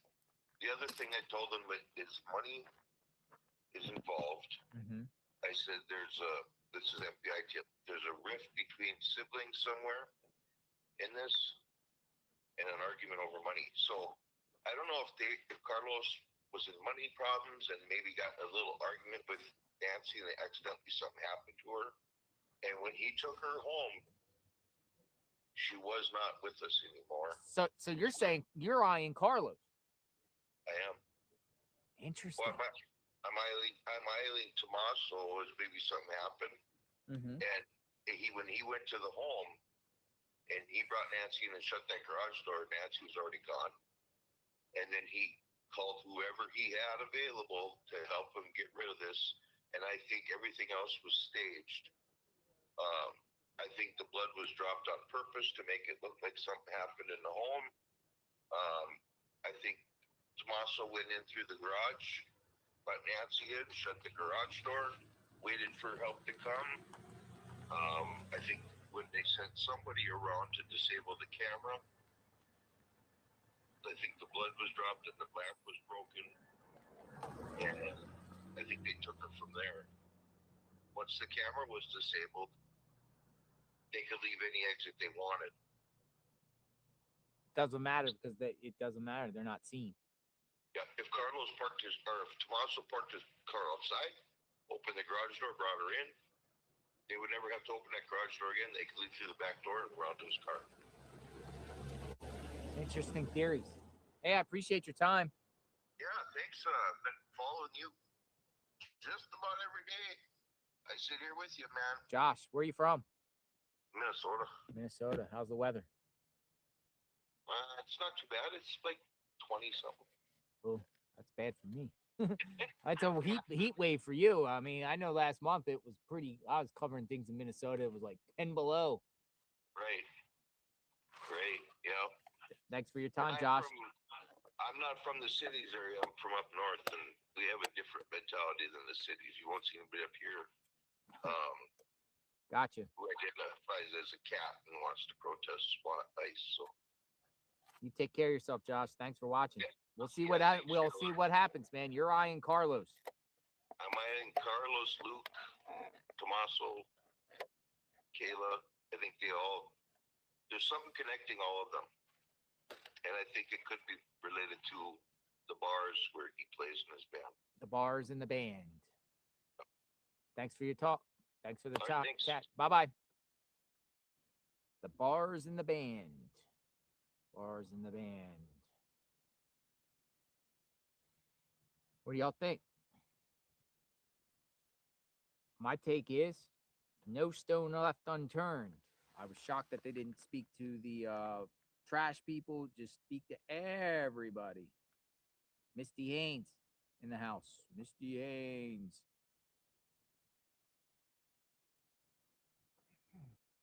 Someone just had a great question. Does Annie and Tommaso have a ring camera?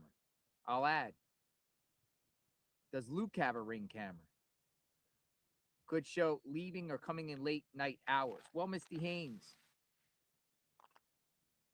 the neighbor across the street from Luke that we spoke to, he was an elderly man, and we happened to just catch him in passing, said authorities have not asked him anything about surveillance at his house. They didn't even come to his house.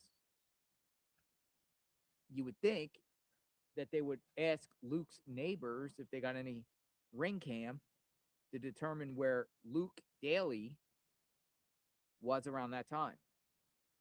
But does Annie and Tommaso have any ring camera? Any ring camera to show that timeline that they presented to law enforcement? I would think that law enforcement might have some sort of proof that Nancy returned home, besides just the garage door opening for 2 minutes. Something. Let's do this, please. 22 from Arizona. Nice to see, as always. So if the sheriff says January 11th photo is speculation and there's no timestamp, that means we don't know that main perp video is even kidnapper or even the right night. Could be just a smash and grabber. I'll say that again. So if the sheriff says the January 11th photo is speculation, and there's no timestamp, that means we don't know that main perp video is even the kidnapper or even the right night. We're hearing January 11th, January 16th, maybe even all the way to the beginning of January with this.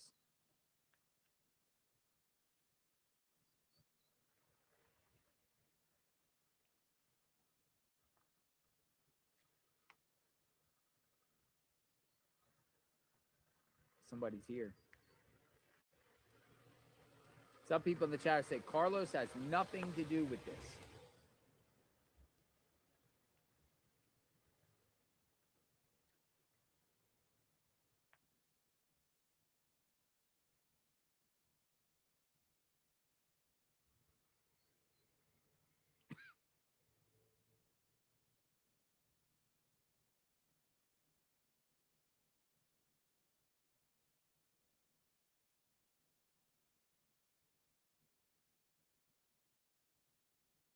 Had what we believe to be probable cause to take action against both. What I will say is, we had what we believed to be probable cause to take action against both those individuals and the residence they occupied. That probable cause that we felt was strong was given to the U.S. Attorney, the county attorney, and a magistrate, a judge. And they agreed that, yes, here's a warrant, go perform your duties. That court order, that warrant, in both cases was served, and we got what we got from it, and we're moving on. What I will say is, we're moving on.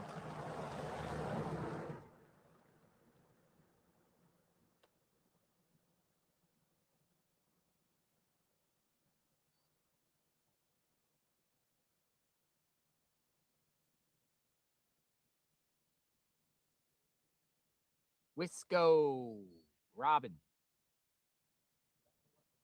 Do they have footage anywhere along the route between of Tommaso taking Nancy home? Well, if they do, they should just release it, don't you think? Wisco Robin, just to show the world, stop with the Tommaso stuff that he's involved. Look at him. He's taking Nancy home here. But would that just fuel the fire even more? But yeah, do they have any footage anywhere along the route of Tommaso taking Nancy home? Besides just the garage door.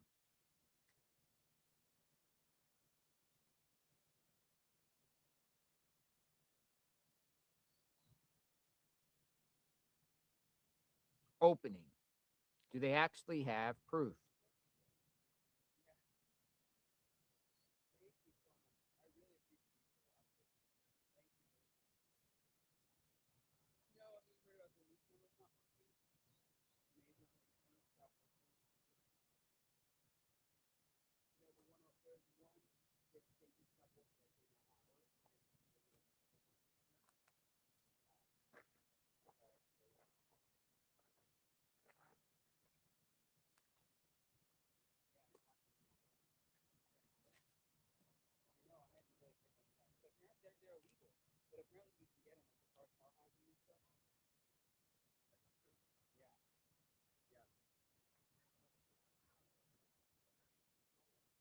There's one up there.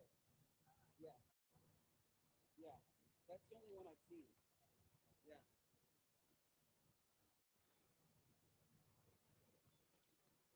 It's a nice neighborhood. Yeah.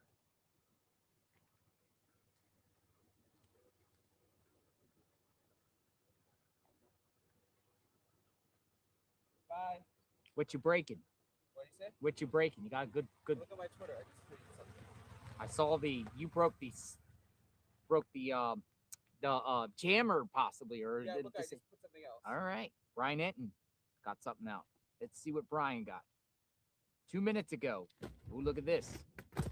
Whoa! Whoa! Jesus.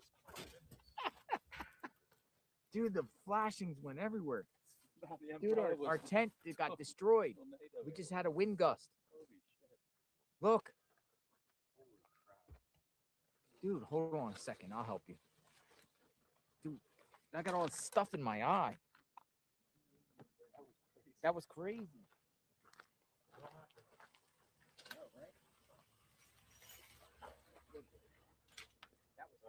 Nuts. Let's put some rocks on it. Let's see. Yeah, let's keep it right. Dude, all this stuff flew in my eye. I got some pegs here. If we can, maybe some peg it in. Maybe some heavy rocks too. Brian Enton says here.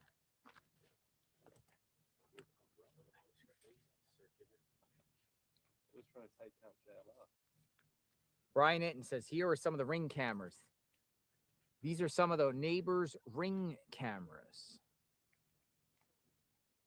that stopped working around the time Nancy was abducted. Also in the same time frame, their dog woke them up to go outside, which they say is very unusual. Dun, dun, dun. This one might be hard to read. Huh. Neighbors' cameras.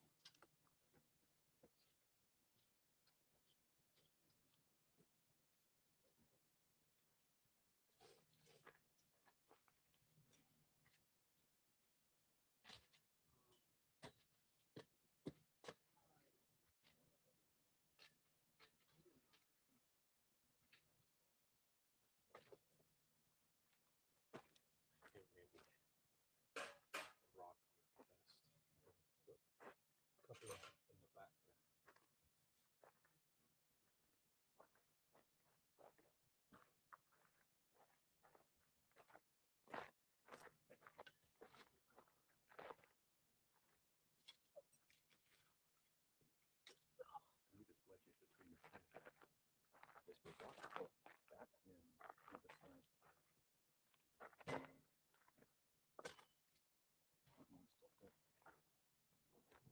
I don't know. Do we looking at a SWAT reports? Look at chat. Mosaic Jen says. Here, I'll call 857 Tucson. SWAT reports.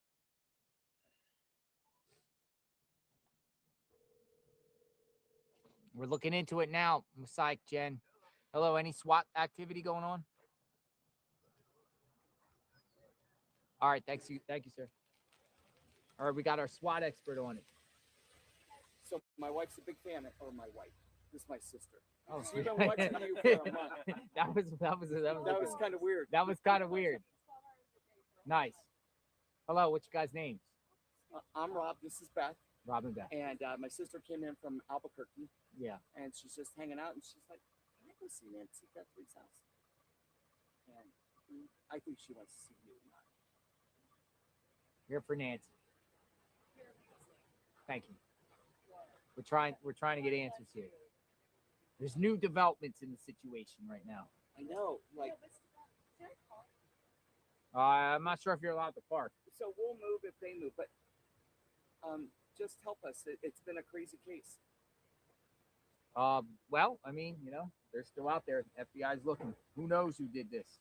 Who do you think did this? What do you guys think? I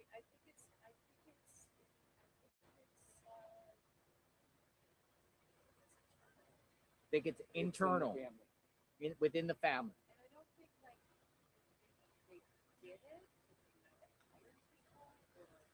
They didn't do it, but they hired people. That's somebody that's like dated in college. Mm-hmm. They have like a, because she had that special. Yep. I know. Jealousy. And then they kind of showed all the places she likes to go and everything. It's weird, huh? So go down and turn around and we'll come back. And then we'll see you in a moment. All right. Got some outsiders paying respect to Nancy. Came out and said hi. He said, "My wife watches you," or he said, "Oh, it was my sister." He didn't know if it was his wife or sister. That was interesting.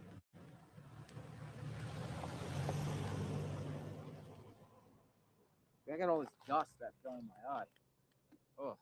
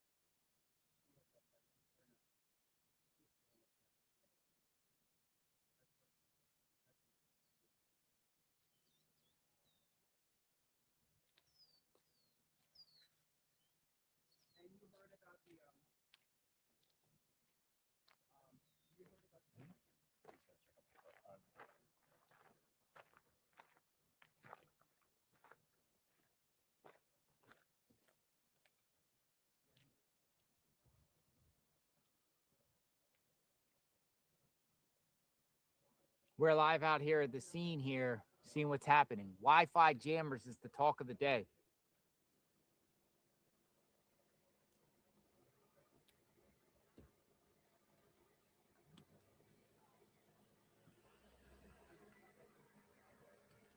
Hello. How's it going? Say hi. We're good. Hi. Oh, you got Stefan, I better go. I gotta go. Take care of yourself. God bless.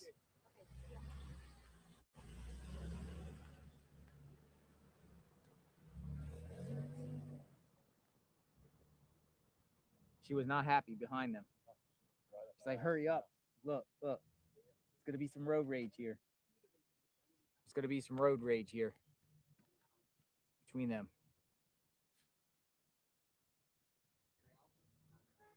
There it goes. There's the honk. There's the honk. Look. Look. He's trying to go around. There was some little road rage going on. Honk, honk. Hurry up. We got some Wi-Fi jammers going on, huh? Well, yeah, it's crazy. We got Wi-Fi, sophisticated Wi-Fi jammers. Yeah, talking to FBI source though, they're saying it could be a good thing because then burglary rings. Yeah, well, if he left it on, then they can track that shit and where he went. You know, like. Yeah. And like the timestamps and everything, I said it's just as good as having the actual ring footage itself because then you can timestamp exactly where he's at. He leaves himself a paper trail exactly where he was going. So they can paper trail the guy using the Wi-Fi jammer. Yeah, the Wi-Fi jammer. Because then every disruption, then they can just use it as paper trail. This is he went this way. This is what. Ah. So, some good news maybe out of it. Good news. Good to know. Heard it from News Nation. Track the Wi-Fi jammer. News Nation's on it.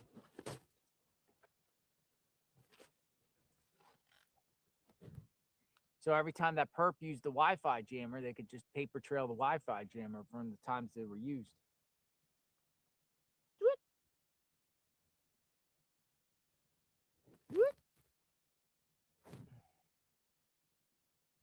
So if the perp came into the neighborhood and started using Wi-Fi jammers right from the get, they can figure out people's cameras when the signal went off and determine which way the perp came in if they tried to use it or if it detected coming into the neighborhood. I like that.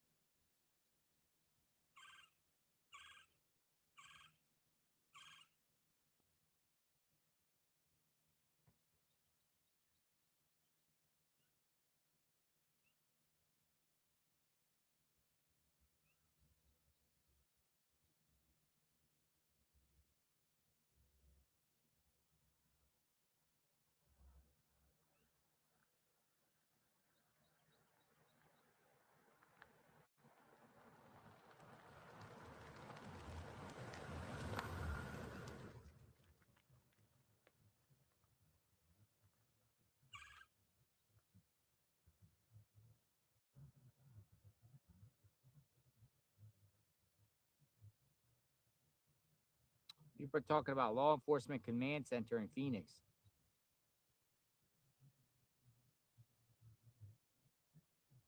A law enforcement command center has been put in Phoenix. Grand Canal Trail and 28th Street. So kind of monitoring this, what maybe something's going on in Phoenix, but I don't know. I don't know. A law enforcement command center in Phoenix.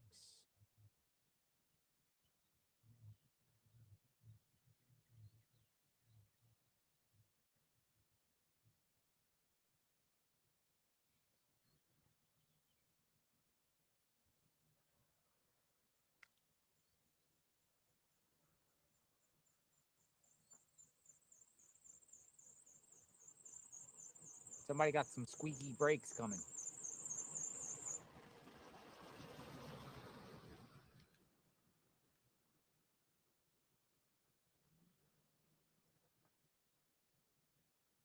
His brakes stopped squeaking.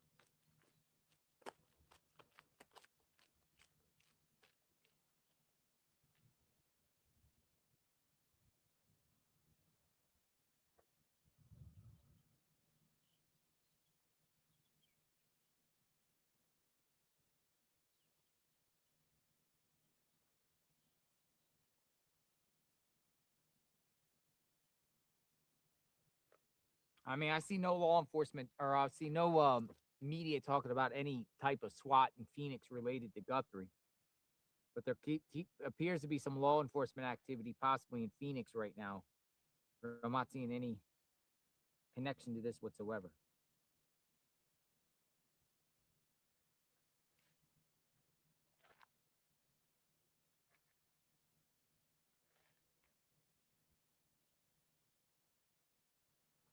But I'm looking.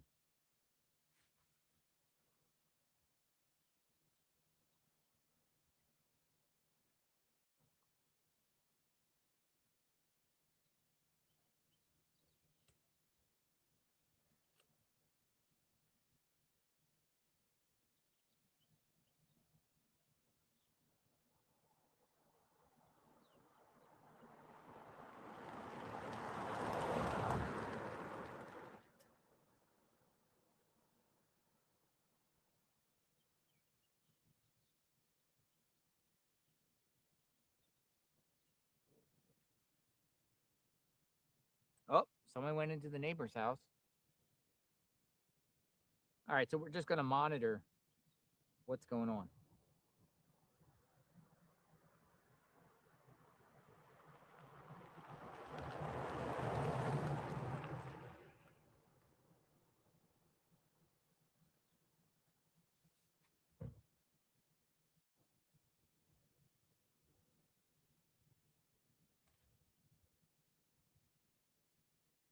Somebody just arrived next door.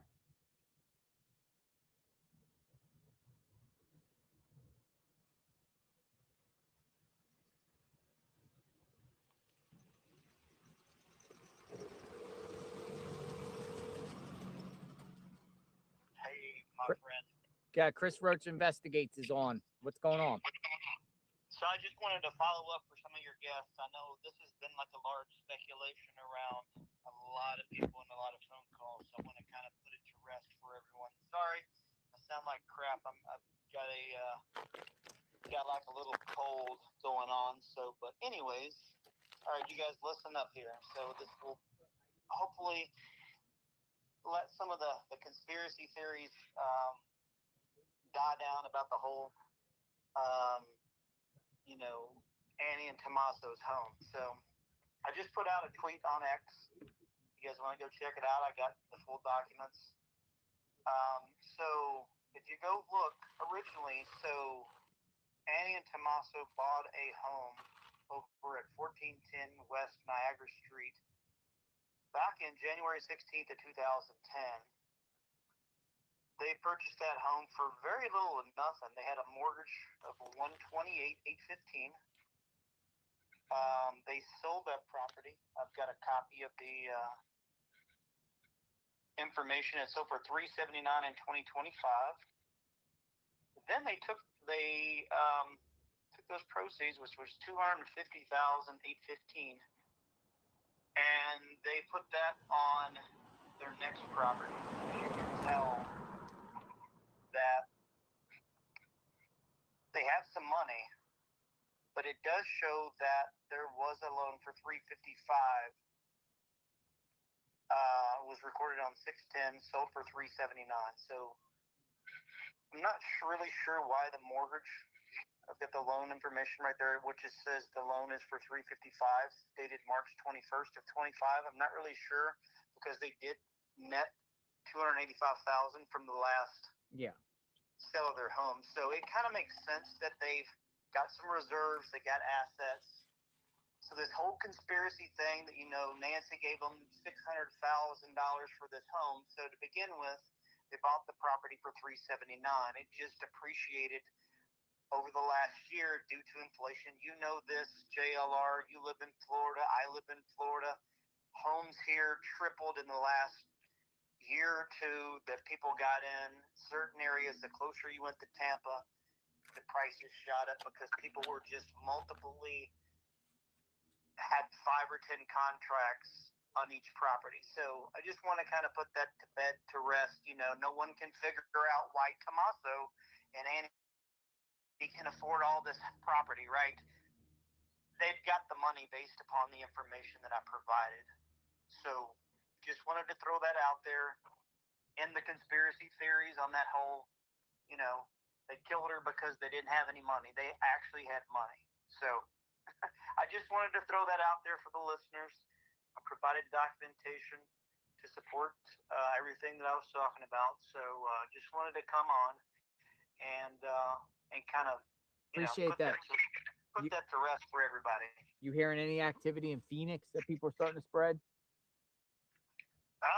Not really digging into that. I'm kind of working another couple angles right now, but just trying to provide facts for people.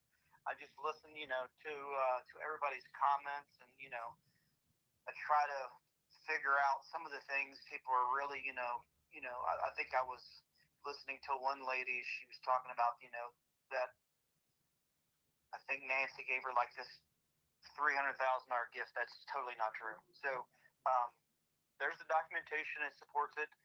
I'm listening to a lot of your callers. And like I said, if you guys, have a lot of questions and you want me to follow up, feel free to, send me a message or send JLR a message, and he can pass it on to me. And we can, hopefully get a resolution and get some proven facts for you guys. Some solid information where we back it up and it's not just pure speculation. Send me some information. I'll dig into it. I'll look at the resources. I've got a lot of tools to dig into different things. So just wanted to kind of throw it out there for your listeners. Find me over on X. We follow both each other, and I really, really do appreciate everyone coming on his show. Keep up the great work, man. I think they are hot on somebody's trail. I really do. I think they kind of got an idea where this is headed. I think they're just sitting back and trying to cross the I's or dot the I's and cross the T's at this point. It may take some time, so just be patient with law enforcement. These things don't. This is not like Netflix shows where everything's resolved in 5 minutes, like CSI, right? So just be patient and, buddy, man, just keep up the great work. I appreciate you so much for having me on your show a lot of times. Thank you, Chris Roach. Investigates. You be safe. All right, buddy. Thank you. Take Bye-bye. care. Bye.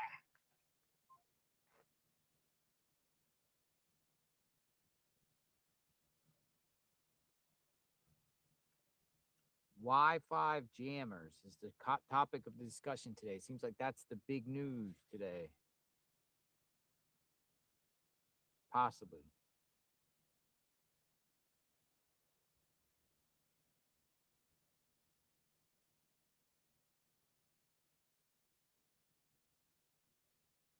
Maybe around the neighborhood.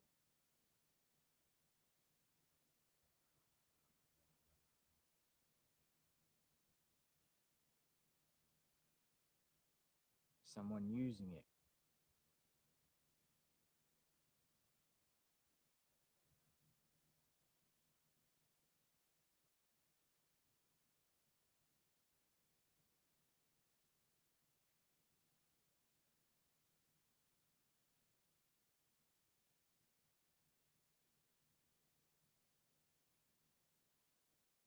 Elizabeth says, I want to talk. I have info. All right. Well, when you say you have some info, what do you have? Elizabeth says she has info and she wants to talk. We'll see what type of info you have.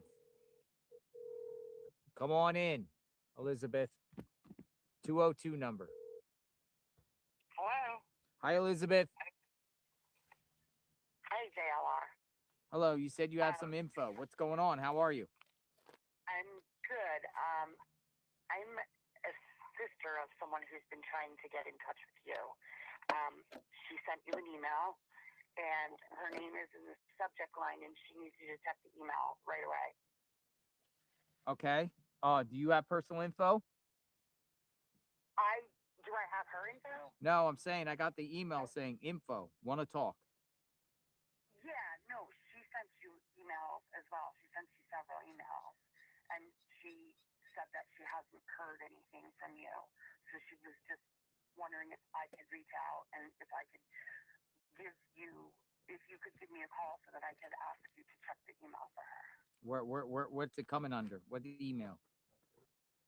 Are we live right Yeah, now? yeah, we're live. Okay. The subject, her name is in the subject line. It's under Betty Feinsuch. Betty. Yeah.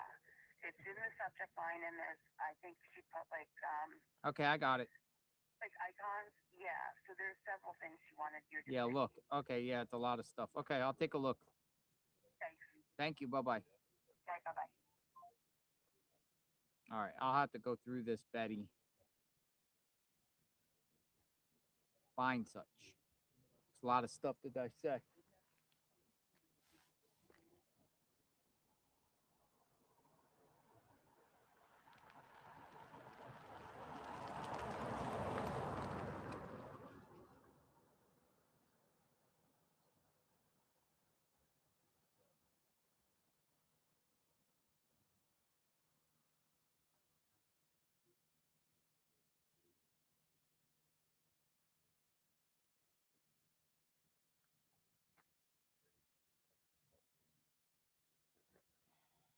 $132. We're still waiting to see.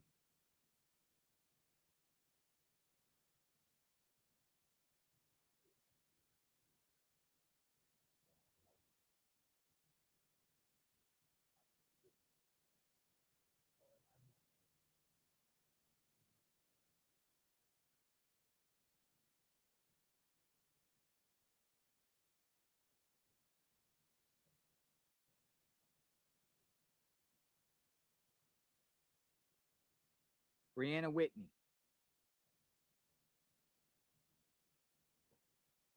Now let's talk about the gloves in the case because Sheriff Nanos has asked about this. So we know that the DNA on this black glove, this pair of black gloves on the side of the road, ruled out for the restaurant worker. But there has been conversation about there being multiple gloves found in this investigation. Are they related? Are they not?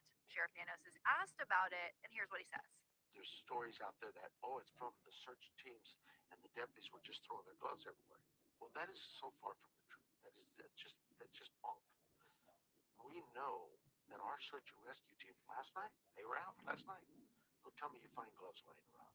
That's not how they work. They're very well trained. They're very well experienced. And to be honest with you, every glove we've issued in this department to all of our search and rescues and our department members for decades, they're blue. They're not black. Just those are silly things that people make statements of, and then they just grow.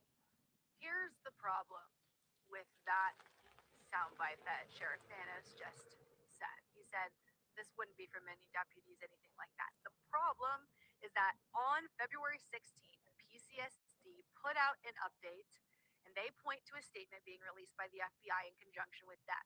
And in that PCSD email, it says, quote, investigators collected approximately 16 gloves in various areas near the house. Most of them were searchers' gloves that they discarded in various areas when they searched the vicinity. This is why this is so confusing. Now, that was something that the FBI put out that PCSD agreed with, but in the end, there were official on-the-record statements being made that the searchers in this investigation and the investigators found gloves discarded during that time. Yep. So, yeah, this is where people are really confused about what gloves belong to who and where they were found. Listen, let me explain to you guys. This All right. is simple. Gloves.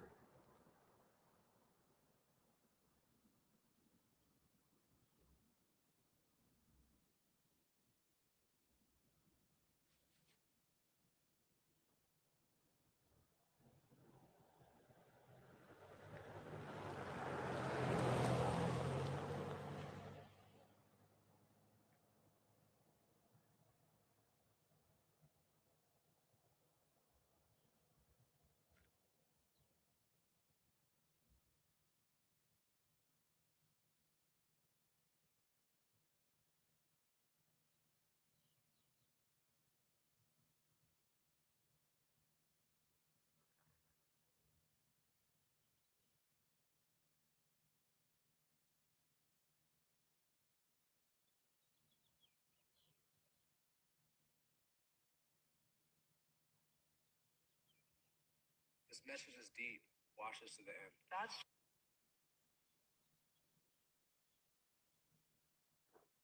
Nope. Got neighbors walking down the street, walking their dog again. Not much activity going on out here right now, folks. We're just kind of like sitting around waiting, talking. It's getting kind of a little warm out here. It feels warmer than it is. Tucson weather. It's 66 degrees and sunny in Tucson. 66 and sunny. But by 7 p.m., it's going down in the 50s.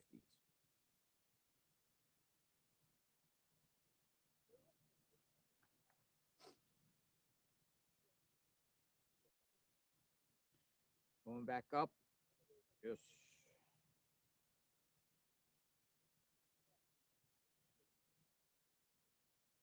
Wi-Fi jammers.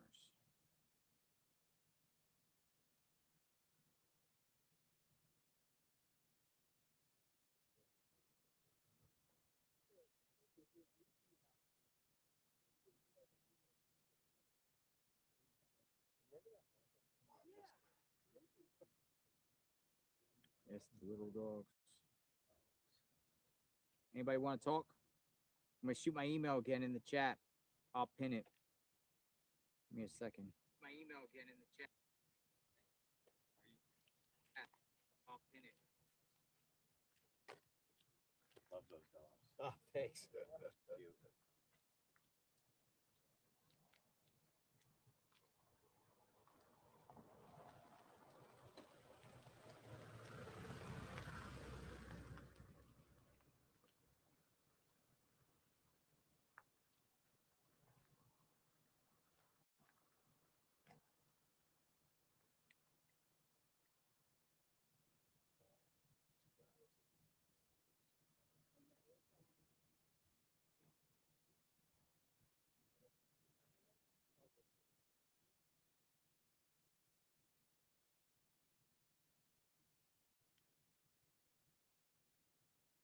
Hey, JLR, it's been nearly always someone close.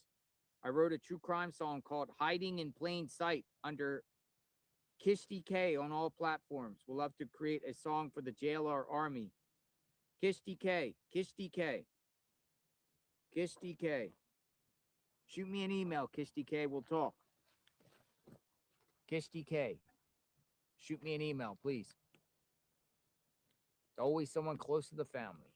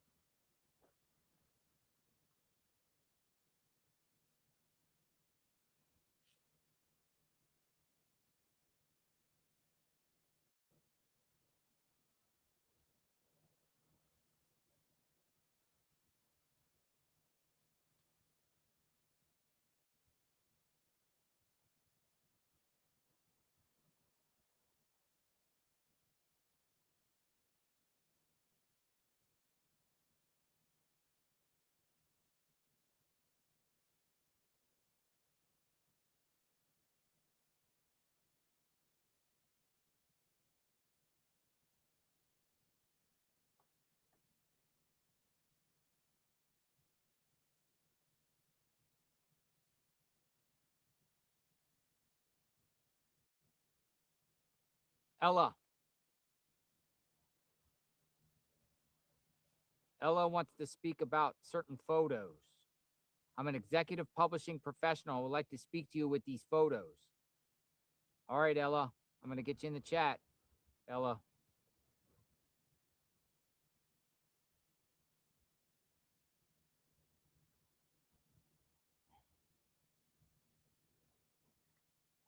Your call has been forwarded to voicemail. The person you're trying to reach is not available. At the tone, please record your message. When you have finished recording, you may hang up. Yep, you sent me a message. You're not available.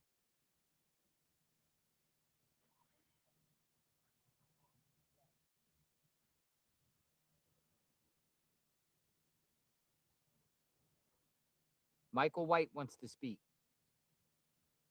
Oh, wait. Ella's on the phone. Hi, Ella. Hi, JLR. How are you? Doing well. How about you? Fantastic. So you want to talk about a particular photo I'm going to put onto the screen here. Yes, please. So what is going on with this photo here? This photo. Hold on. Let me put it down here. Stand by. Hold on. Well, it's hard to see. See, it's hard to do this when I'm online, when I'm on a YouTube app. But we have the perp here. We got a square box. What's going on with this? So, the original photo was posted by Cash Patel on 2/10/26. It's the photo. First of all, I'm a publishing executive. I've worked my entire life with visual imagery. Mm-hmm. I saw this photo. You showed it 2 weeks ago on your phone, and I swore I saw another person in the photo when you flashed it on your phone. I went back to the Cash Patel photo. It's the one of the perp standing there without the backpack. If you look at his right arm towards the bottom, you'll see the profile of another man sitting there in the bushes. It's the official photo from Cash Patel that he posted. So you're saying there's somebody somebody else in the bushes? Yes, there is if you look at the right arm of where the square is, you can see the profile of another man in that image. And who is this man? What's the man wearing? So there's the main man who's standing there without the backpack. Then if you look down where his right arm is, down in the bushes on the right side of the photo, you can see another person in the bushes sitting in the bushes.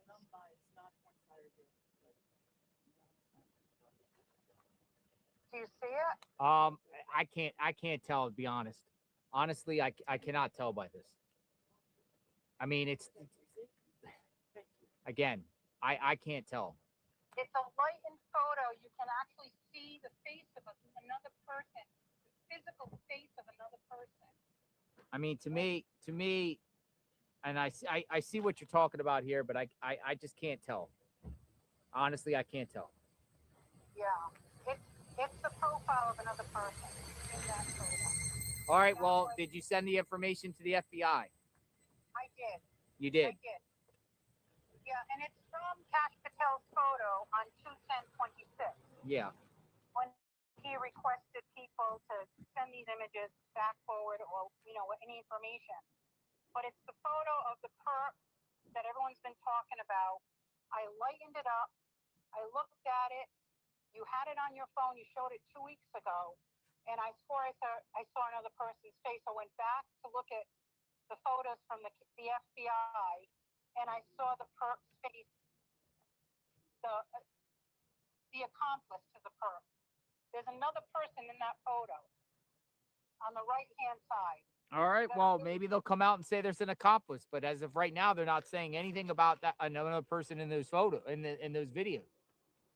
Right. It's not a video. It's the actual still photo. Yeah, the still photo. But you would think that law enforcement would put out, look, here's look in the right corner, look in the corner. There's an additional person. Yeah, it's there. There's that person's profile. You can see his face. You can see his eyes, his nose, the sideburns, his ears. Yeah, I'm looking at it. I can't tell. Be honest.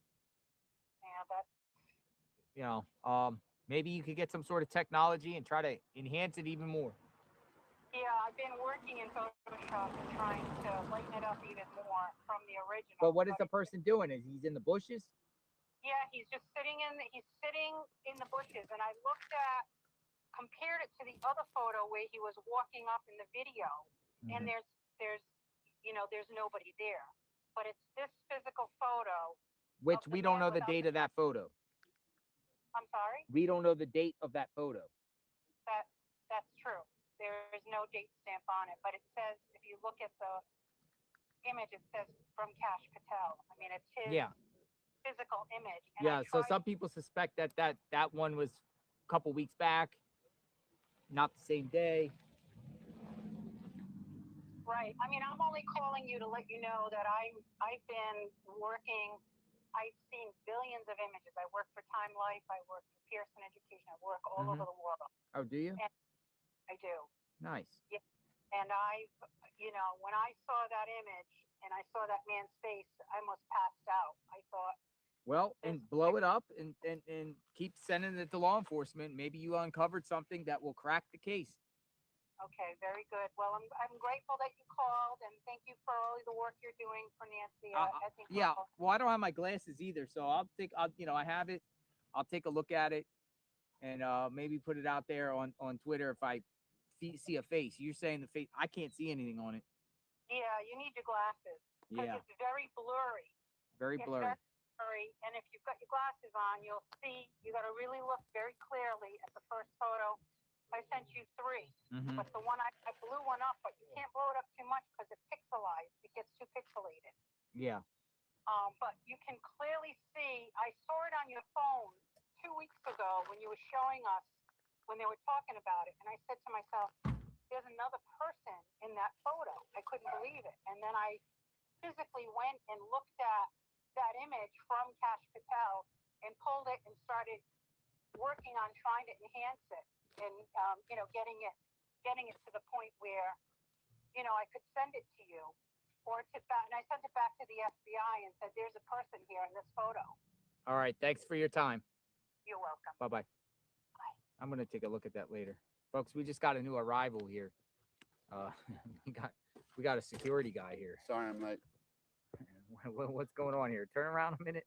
That's interesting. We got security out here out in front of Nancy's. I heard that someone was trying to take you in the car somewhere. Yeah, a neighbor. That ain't happening. That is not happening, huh? Nah. What brings you out here, Alex? Come and have a seat. Love to. What's going on? How are you today? What's going on? How you feel? You're big. Awesome. All right. Hey, as long as this chair is big guy friendly, I'm good. All right. So what's the scoop? What have you learned? You were out here the other morning, throughout the night. Yeah, it was awesome. It's 2:30. It was like 2:30. Mark dropped me off, and I was just, I don't know, searching. I want to throw some good stuff out there because new stuff out there. That's okay. Go ahead. So a few things. I put like a little glimmer of hope. Somebody was telling me this theory. I'm not telling me if it's already been said or not, but let's just say if whatever happened, she was taken and she was left for dead, right? Yet she was recovered while she was still alive, right?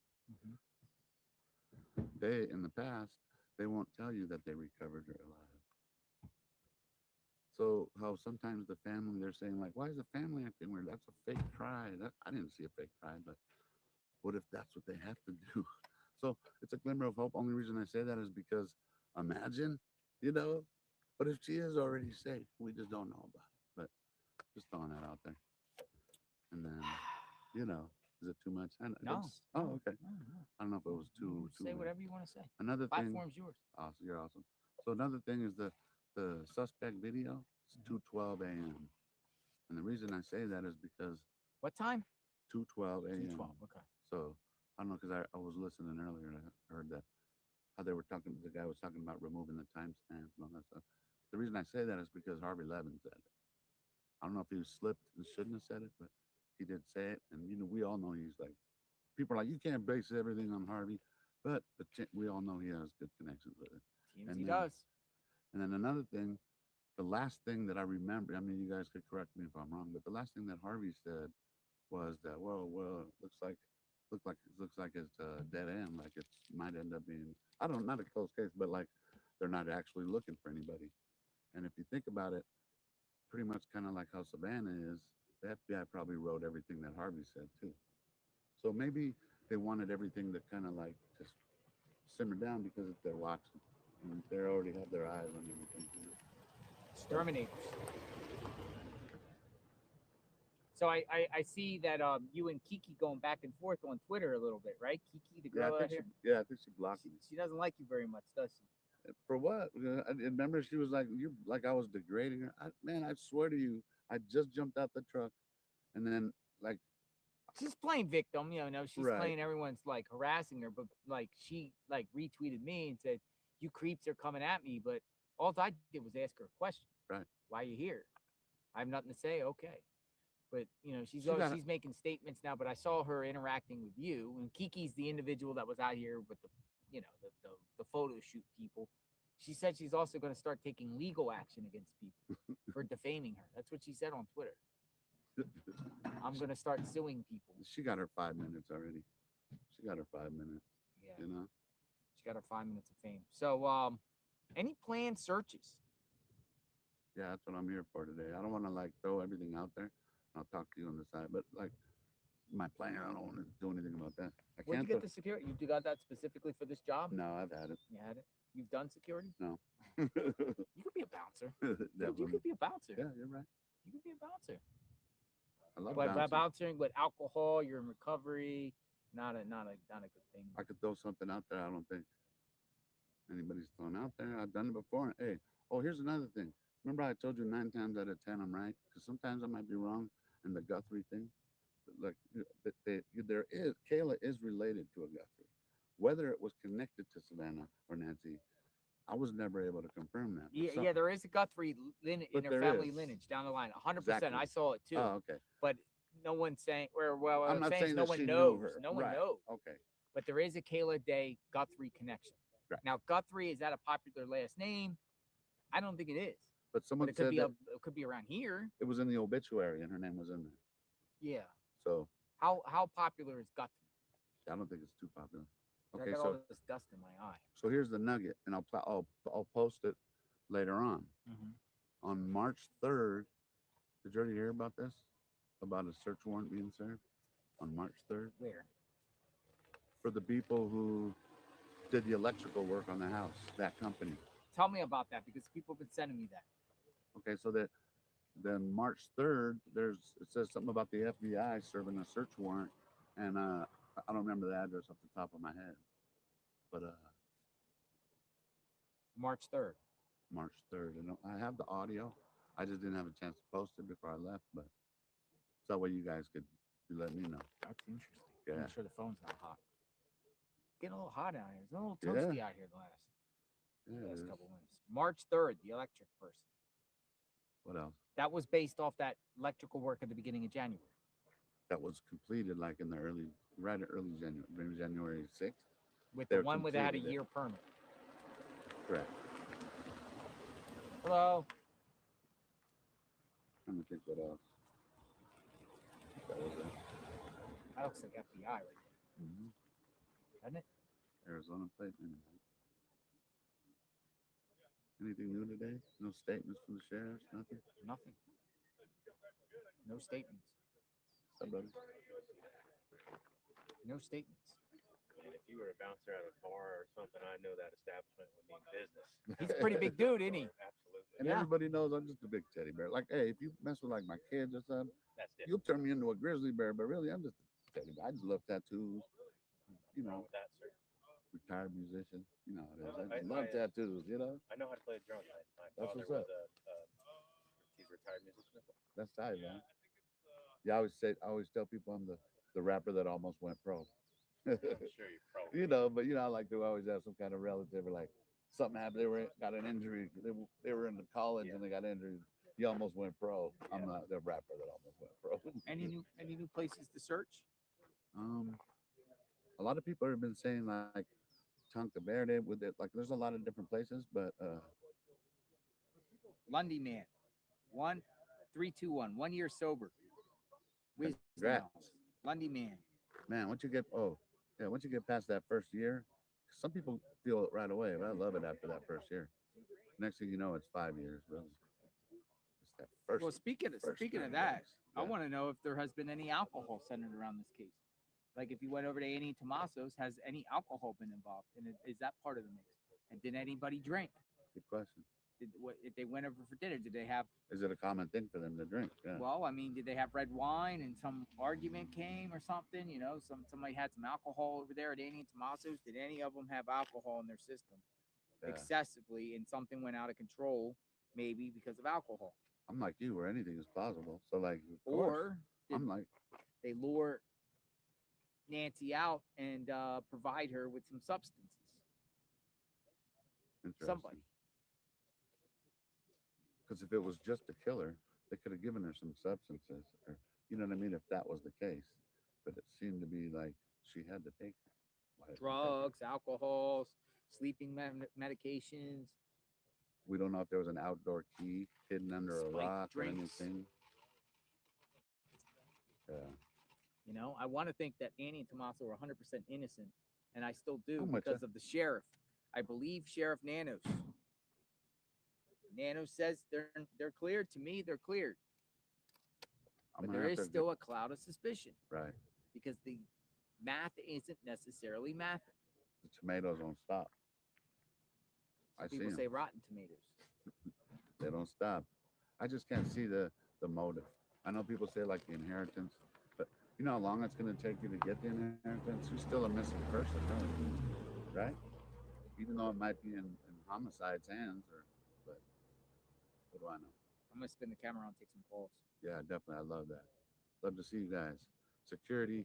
I do have another shirt on. Misty Haynes said she would hire you to be a personal bodyguard. Are you in Tucson? I will do that any day. We're going to bring Alex with me on my next journey. Wherever I go, I'm bringing Alex. Yeah. I love all you guys. We'll fly out to Virginia. We'll go look for the football coach. Travis Turner. Nice. Good to see you, man. I'll come back. My friend. Be safe. Yep. Thank you for all you do. Of course. Can I leave my bag? Yeah. Put it under there. Absolutely. Absolutely. We got some activity going on. There are people arriving here. See what's going on. We're kind of in the dog hot days right now. Summer.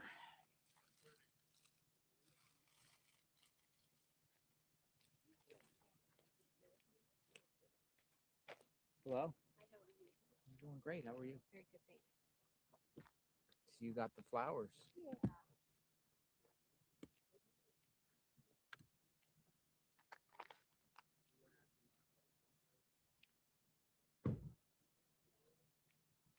Flowers.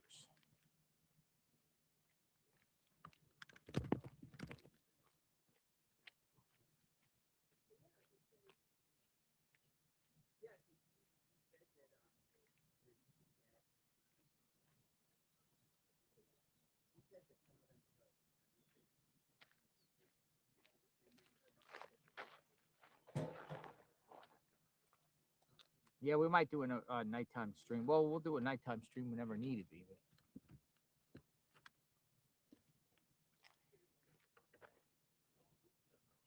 What did Nancy eat when they were over there at Annie and Tommaso's? What was the food? What was the meal of choice?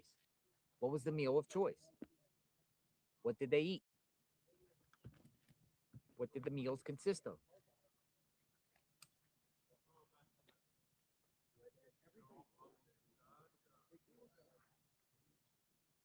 Meatballs, spaghetti, steak, Parmesan chicken.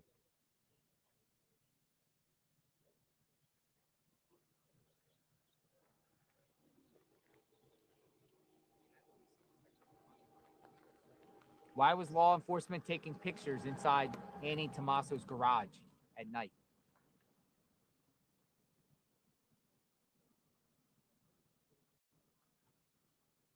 Avery. Please read my email titled Annie and Her Financials.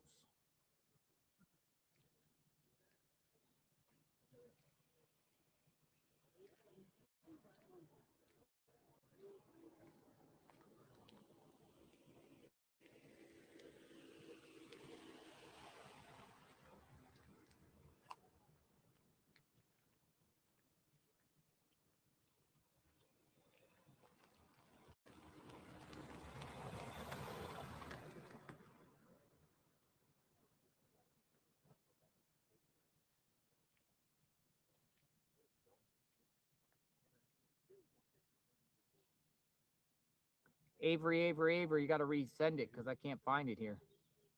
I don't know if you sent it. I don't know when you sent it.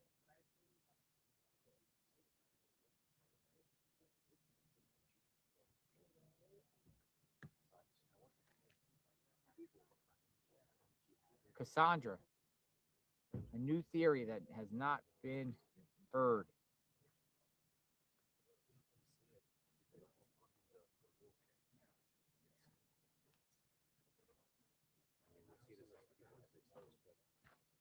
All right, Cassandra. Welcome aboard.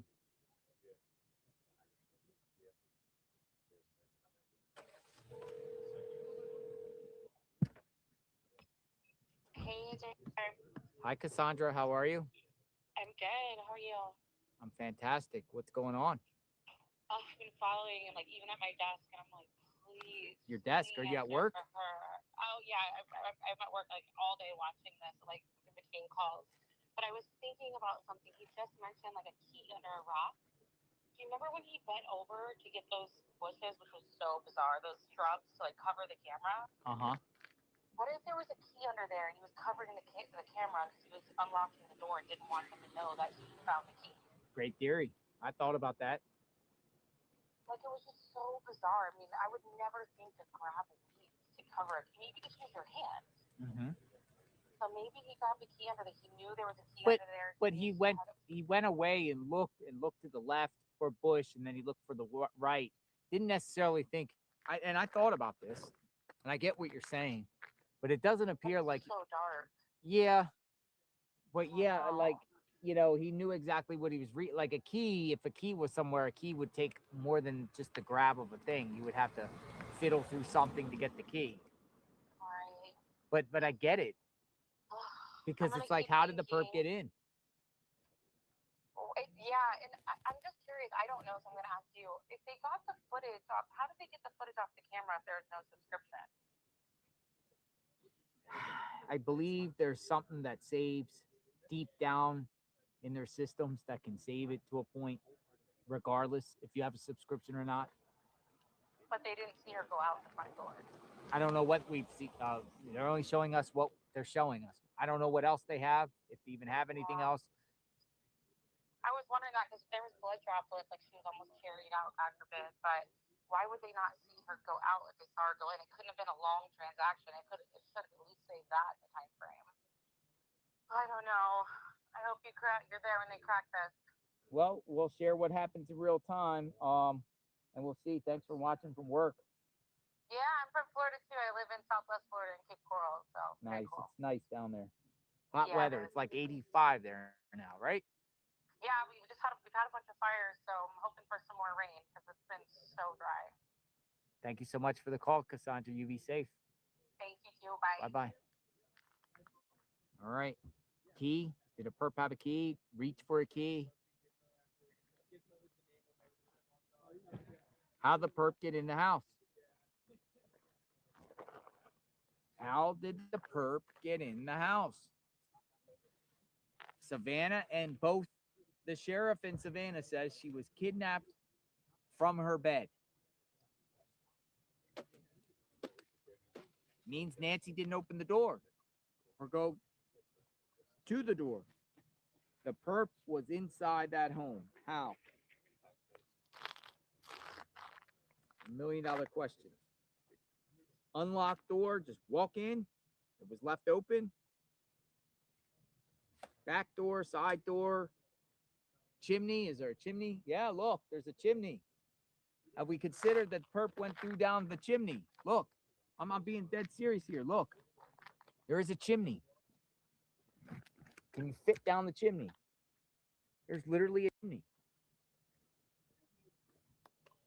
Hey, wait, no one said chimney. Look at that chimney. Can you go down the chimney? No? Santa does it.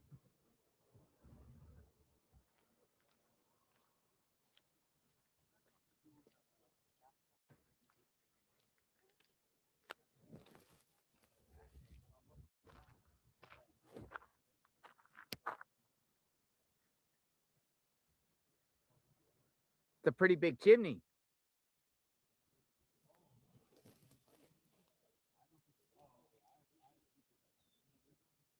I don't know, man. What do you think? No break-in. How's the perp getting into this home here?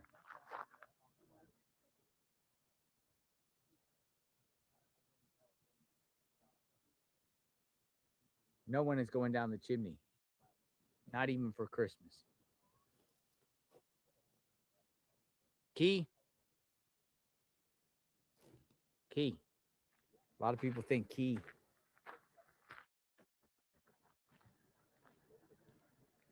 A lot of people think the key.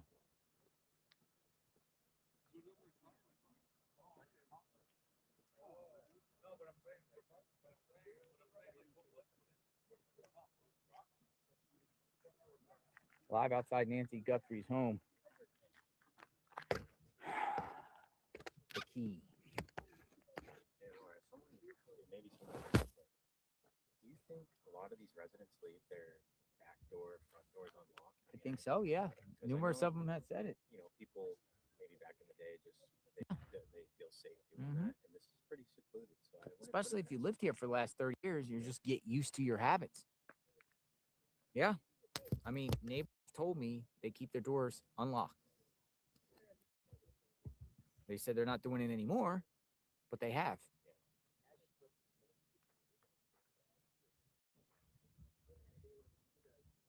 Doors unlocked.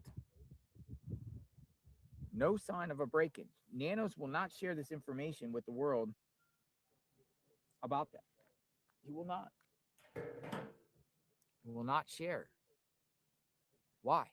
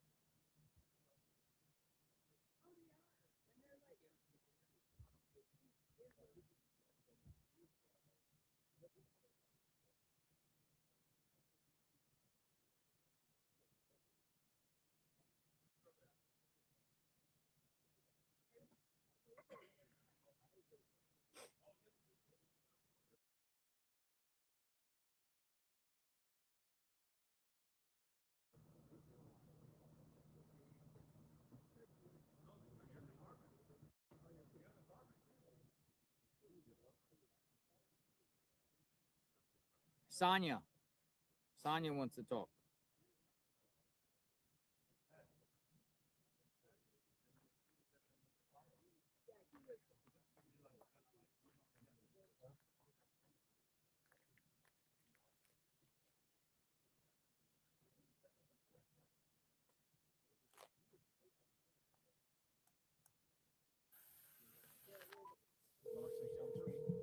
Yeah, take a little. Please leave your message for 563. Spray. Or like physical lotion. I got it. Good. Helps, right? Does help. What's your plan? You gonna be out here for weeks? Until Monday, I have to go back to LA. Gotcha. Oh, you do the Oscars? Nice. Oscars. That's cool. Oscars. But if this continues to go, maybe I'll be back. Nice. The Oscars.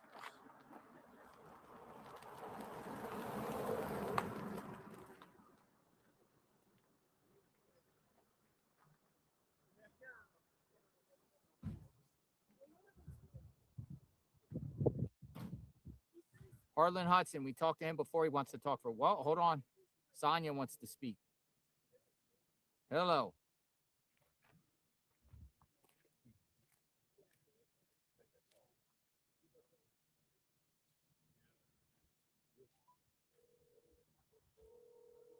JLR. Hi, Sonia. Sonia? Yeah. Hello. Hang on just a second. I was updating my phone, so it did that to me. Hey, did you ever think of the guy at the door? Was knocking at the door first. Did realize she wouldn't come in, so then he went and got the weed or whatever you want to call it.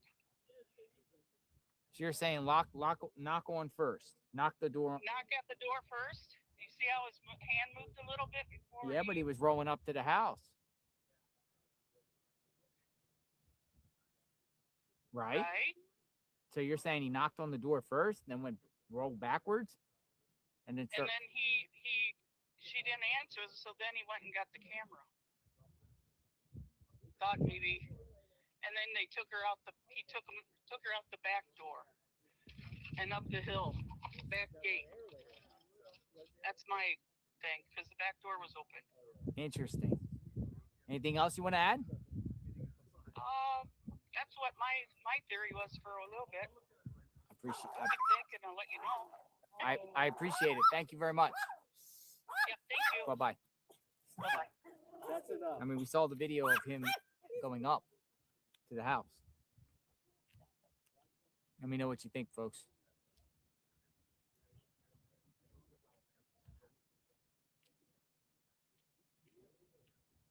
Out Alexa, Ms. says there has been attention to the side glass door. Maybe because of the dog door insert, it wasn't secure. Doggy door?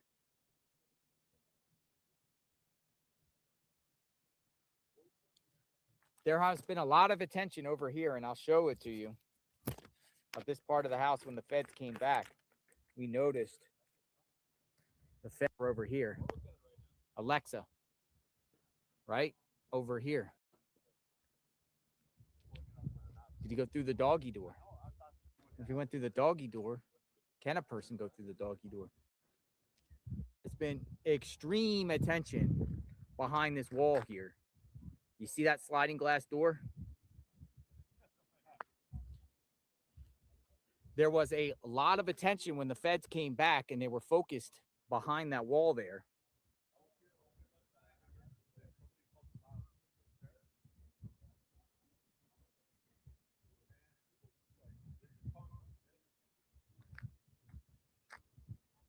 See that sliding glass door?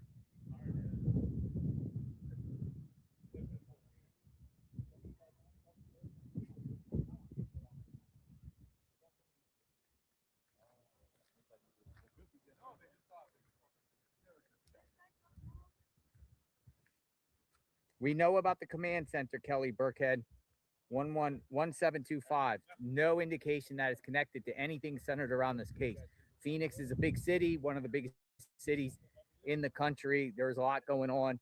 There's a command center going on, but not one media journalist has said anything about it connected to this case whatsoever. We are aware. I know some people are saying command center, command center, command center. We are fully aware. We've been talking about that now for about an hour. Hello. But Phoenix has lots of crime. It's a big city. You know, things go on. But we are aware. I am monitoring it. You know, if there's anything going on with that, we will definitely, you know, go into that. Well, I haven't seen anything.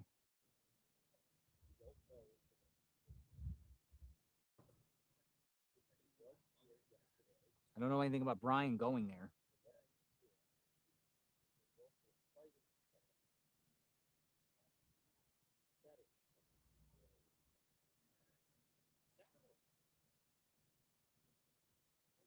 I don't know where that came from. Matter of fact, I'll go ask the News Nation crew. Hold on, I'll go ask the News Nation crew about that.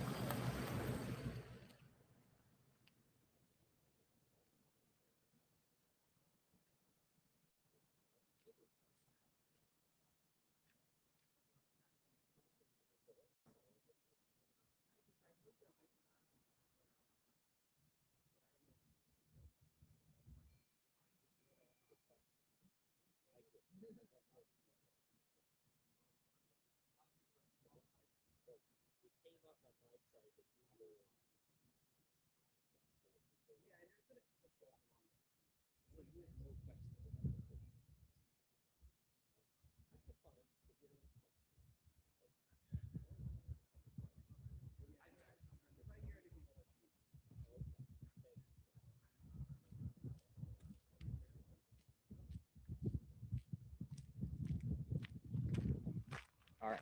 So I just spoke to Brian Hinton, and I just spoke to the News Nation over there. They're over there under the tent, and you know, they're aware of that Phoenix thing, but they haven't heard anything about it. They haven't heard anything about the Phoenix thing and don't know what it's about or whatever like that. But they also told me if it's anything to do with this, then they'll let me know. But you know, Phoenix is the city, so. Yeah, I heard there's something going on, but they also, you know, speculated that, oh, they could have an event going on there or something like that. So I just went over there and talked to him. Because I know a lot of people were asking about Phoenix. Yeah, he's under the tent. He's over there. He's under the tent.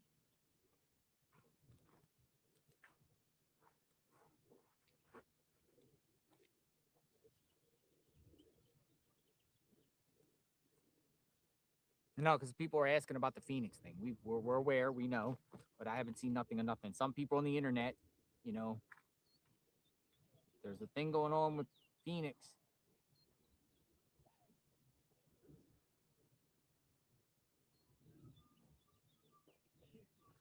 SWAT in Phoenix.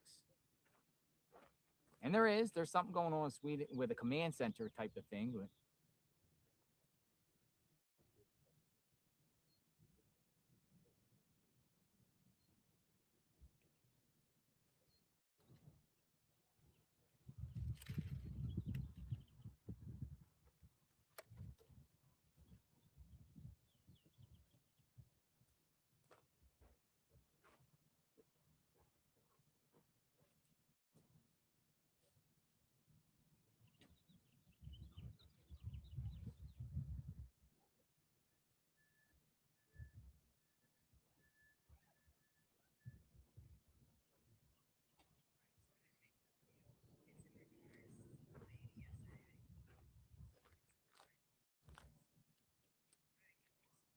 Charlotte C60 says, I have a nice picture of Perp pulling Nancy hair at the front door. What? Send it to me. I'll take a look.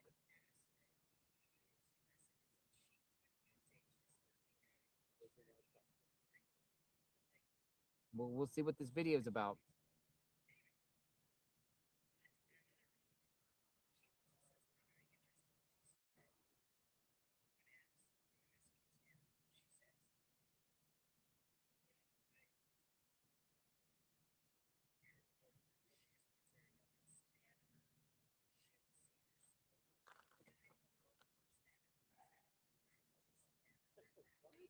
Yeah, you know, there could be fake fake videos. I don't think there's any video of anything that with the perp doing anything to Nancy that I've seen. Nothing.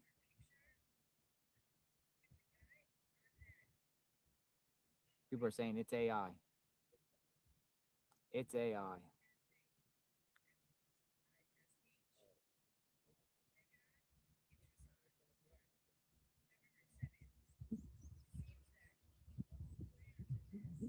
Now we don't share AI videos, so if there's any video, whatever like that, that is of Nancy, it would have already been out there.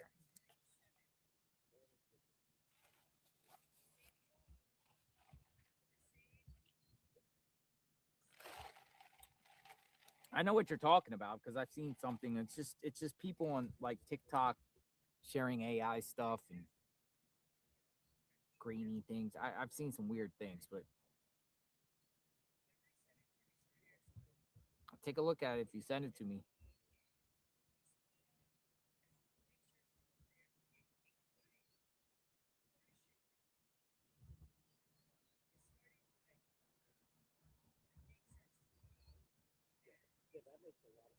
Kia Soul.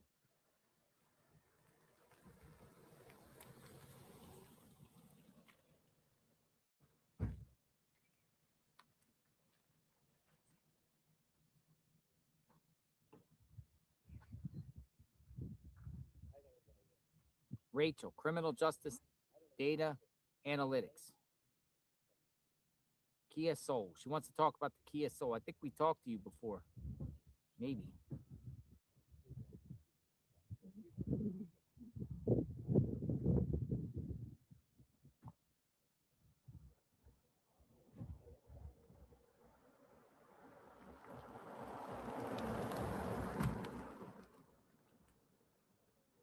Incoming call, Rachel.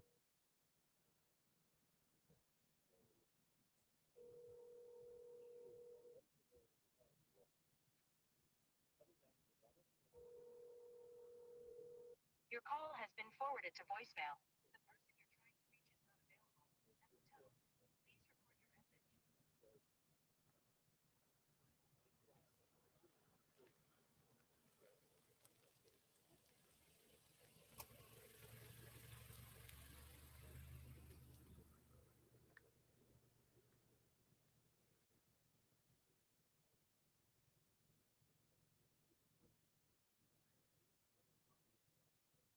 Accomplice in the house. Jeannie says, please call and I can explain. Jeannie. Jeannie says, accomplice in the house. Accomplice in the house. We're just taking some calls while we're here. Come on in. Hello? Hello. Is this JLR? It is. Is this Jean? Oh, yes, it is. All right. You said accomplice in the house. Right, right. I'm pretty certain of this. How and certain? It's been in front of all of our faces since they released the video. And here's the thing. At 1:47, a doorbell camera was unhooked. Okay? That was the back door. Okay? And that's when they made entry into the house. And then at 2:12, and it's been reported by tons of news outlets, that the porch video of the guy was at 2:12. Okay? So that's a long time for 1:47. So they've already subdued her in the house, and the guy tells them to go around front so they can get her out the front door, okay, to undo the camera, which they already pretty much probably knew about, right? Now, if you watch the video very carefully, when he first approaches the door, his right hand is sort of hooked, and he goes to knock on the door.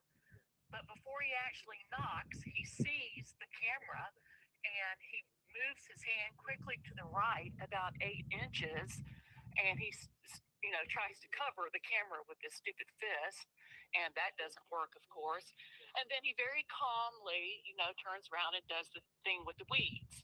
Now, there's a lot of debate over whether or not he was trying to cover the camera with the weeds or whether he was trying to pry the camera off the door thing with the stems of the weeds. Mm-hmm. But long story short, if he was trying to knock on the door to get his accomplice to open the front door because they already had her subdued inside, then, and that was at 2:12, then there was obviously an accomplice. He wasn't knocking at 2:12 to get Nancy to come to the door.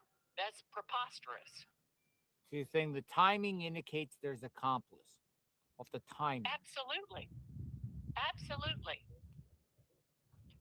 Now, for whatever reason, they did not want to, they being the sheriff and whoever else is talking, well, I don't think the FBI is talking to anyone, but for whatever reason, they didn't want to let the public know the timing of the video.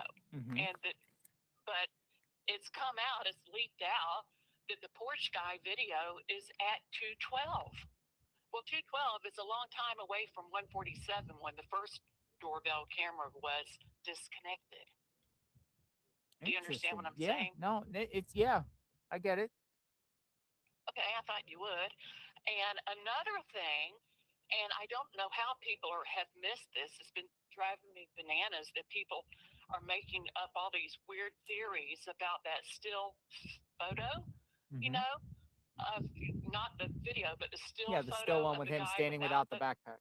Yeah, exactly, without the gun and all that jazz. Well, that was definitely a different day. You know why? His shoes are different. There are black, like little stripes on the top of his shoes on the still photo, and there are no black stripes on the shoes in the video. Well, nobody really talked about that. And I've heard people say that. Different shoes. You have heard people. Well, no, I mean, what I'm saying is, we haven't talked about that in the chat at all. Yeah, I haven't seen anyone say it, and I thought I would mention it because people are thinking, well, maybe it was the same night and it was after this, and they did it. Like, no. He has different shoes on. They have little black. Some people say it's not. Top of them. Some people say it's not the same guy. Oh, it looks like the same guy. He's the same build and everything. I think it's the same guy. I think he was just doing some reconnaissance, a couple of weeks before. Yeah, but isn't it interesting? They have two photos or two events of the same guy, but don't have anything of any accomplice on any day. Because he was probably the smarter of the two. He was probably the smarter of the two, and he went in through the back, and he knew that and who knows what they really do have and what they don't have, because I think they're being very cagey with what they're deciding to reveal to the public. They've got to keep some things under wraps and, tight, close to their vest. But the law enforcement in this entire case still puts it out there looking for this person. A person. Correct? Well, yeah, they are looking for that person. Because they want to know who the accomplice is. Saying that they're looking for the person on the porch doesn't negate the fact that they think there's an accomplice. True. I mean, yeah. I would think that somebody else would do this, but what proof really have we seen? Though you're doing the timeline, which shows, with an accomplice. I get it, but we need. But the timeline is huge. If it leaked out to us that porch video is at 2:12.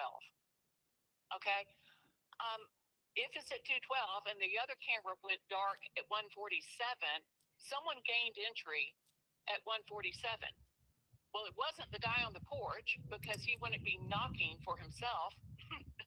Why, he didn't go back out through the side and went back out to the front. Yeah, I mean, he probably went out the way they came in, which was the back door. No, I'm saying with the times, the person could have done something originally and just was navigating through and just happened to make his way back through the front where he was seen on camera. I don't understand what you can say that again. I'm saying when you're saying the timeline here before 2 a.m., the disabling of the camera, correct? I mean, it could have been him. And then he went and did something else and went around the side of the house, went around a different, area, and then navigated and came back through the front. Oh, you mean when at 2:12? Yeah. Yeah, well, what was he doing for 30 minutes? That's a long time. Fishing in the house, going around the outside, trying to get his way in the house, finding ways to creep in, trying to check the windows, check the side sliding glass door. But you're forgetting the knocking part. You're forgetting the knocking part. Which what? He went to knock on the front door at 2:12 because he was, and someone had already gotten into that house at 1:47. I mean, because all over the news they're saying that there was a 41-minute timeline when either one or multiple people were in the house with Nancy. Well, the same perp could have done everything. What I'm saying is that the same perp could have done everything. Everything from 40 minutes from the beginning stages to disabling the camera to. But why would he not? Why would he go to knock on the door at 2:12? Did you? Did you all see a knock? I don't know if I necessarily saw a knock. Okay, you need to watch this video again slowly. It's really important, but it's real obvious once you know what you're looking for.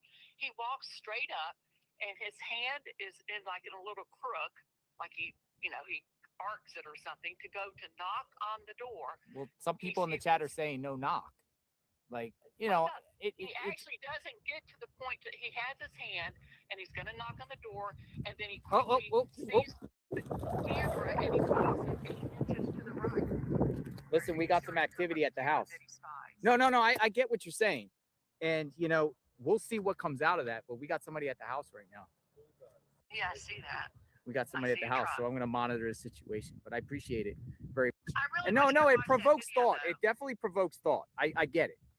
I get it. And it provokes thought. But the whole chain of events could have been solely one person. And he just did something at first and that we didn't see and went move it around and tried to do whatever at the front at the very last stages before he dipped out and left.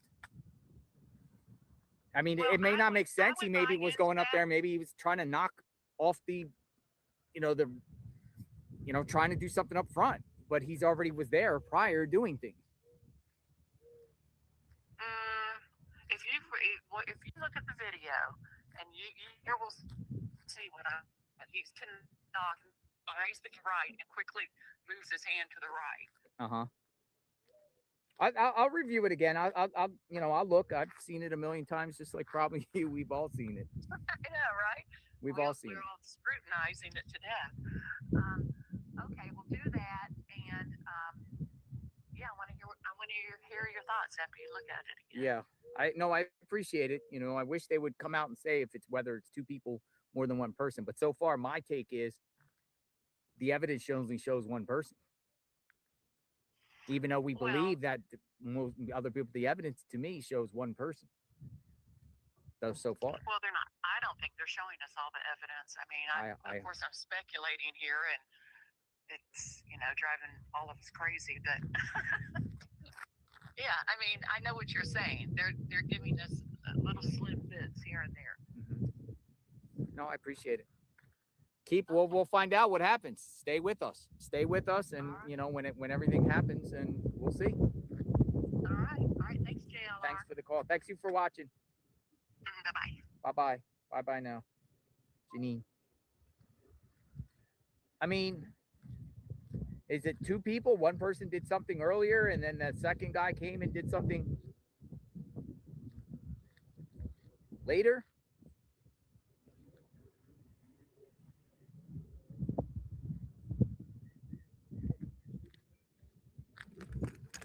I mean, there was 40 minutes, but 40 minutes could have been the same person, separate person.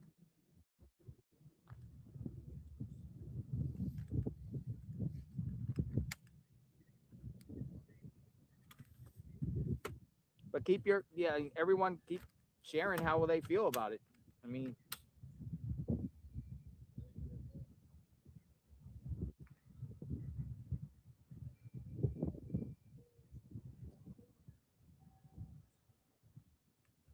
go over here and pool guy's back.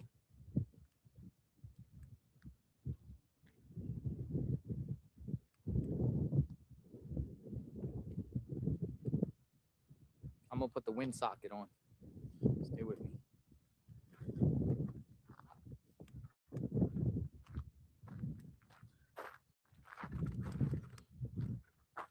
Maintenance man said that the pool guy got DNA taken. The same pool company guy, whoever their pool guy was at the time.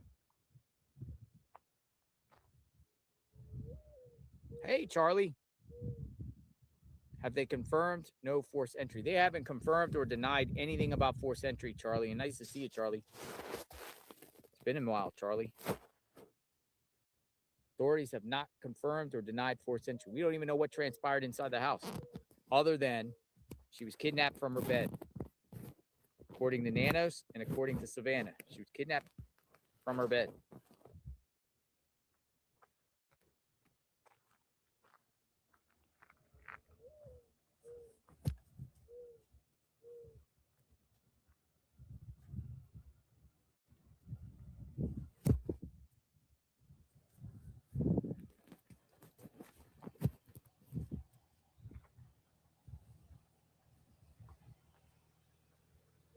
Hello. A lot of action here.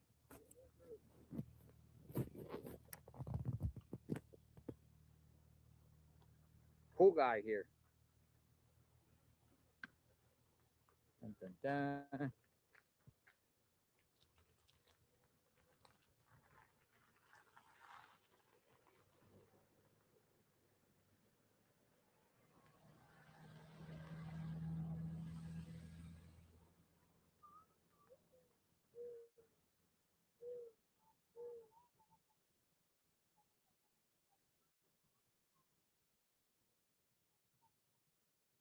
Hello. The ambience pool guy's back.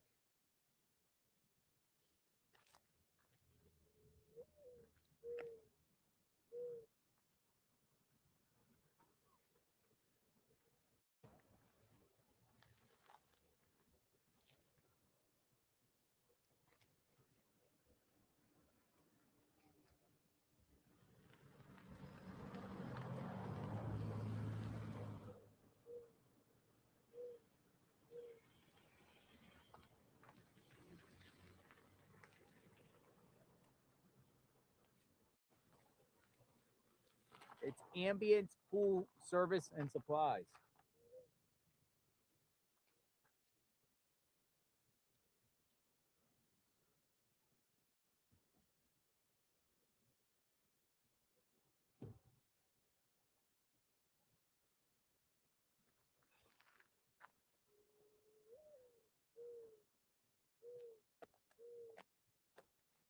How's it going? Good so far.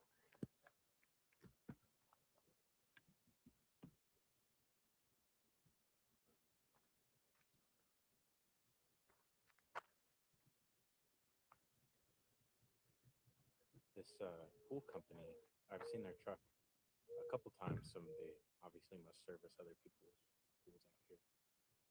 Jackie Q. I'm always I'm butchering your name all the time. Is so are with Jackie Q or G. Jackie Q. I'm always butchering your name from Australia. Jack. Call you Jack. Send me a email if you want to call in. Send me an email right now. Just put your name in the title and send me an email if you want to come on and talk. I'll give you my number. I have problems calling international, but if you want to call and talk. Not seeing much on this in Australia anymore. If you want to talk. We haven't heard from anyone from Australia. Shoot over an email. With your number, I could try to call it.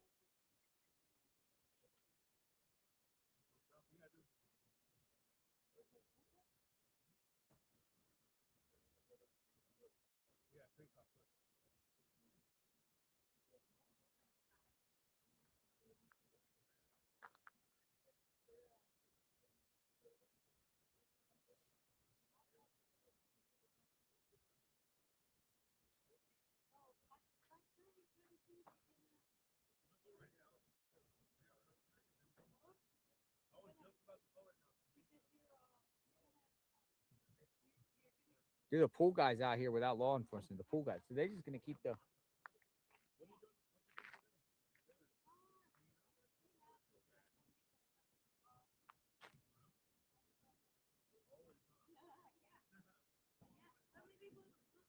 Pool guy's back.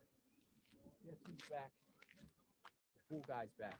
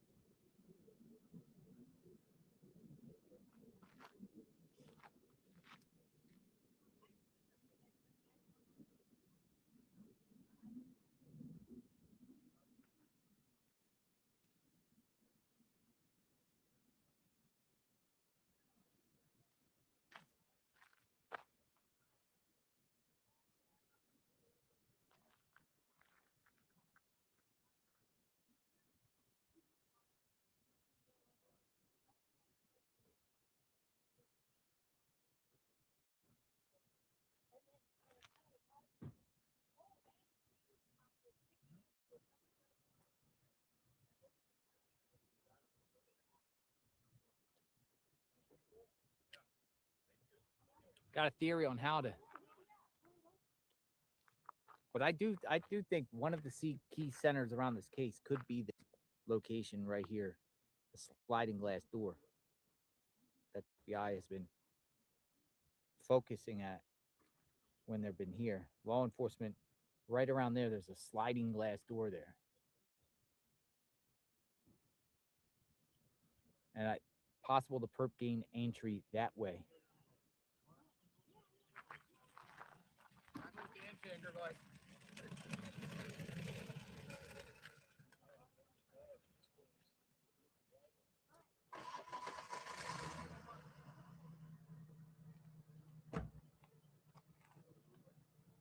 A lot of cars parked out here. Everyone's just parking out on the streets now. Everybody's just coming out parking on the streets again.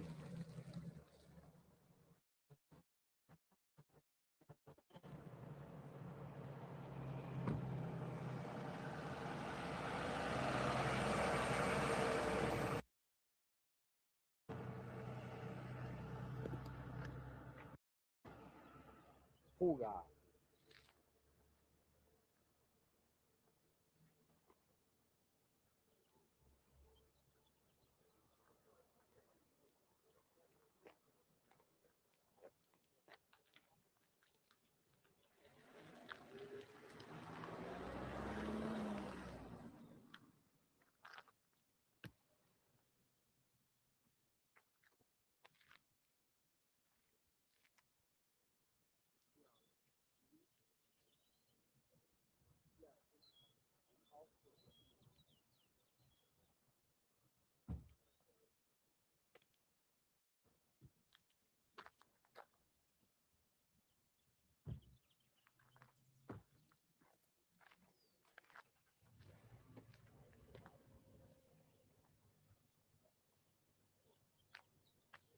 Wait.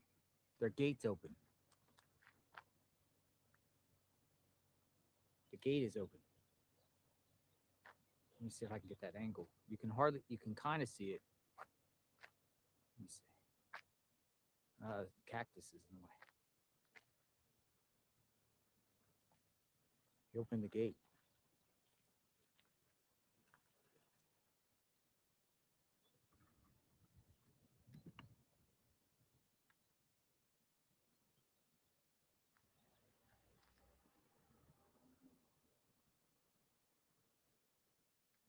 Wasn't that interesting?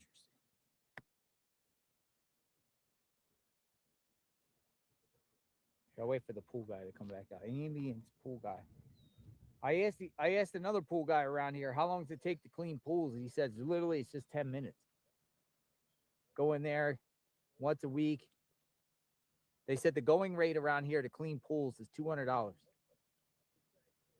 and it takes about 10 minutes. You just go in there and you get your pool, turn the filter on, and you get your little net, and you get all the leaves out, and you put some chemicals in there, mix it in. Then you put some chlorine tablets. Some of this, like, I don't know what type of stuff, and then that's it. And then they bounce.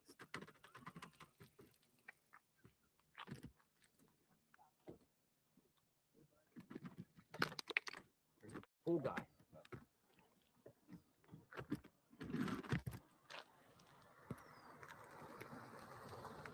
He's out. Pool guy leaving.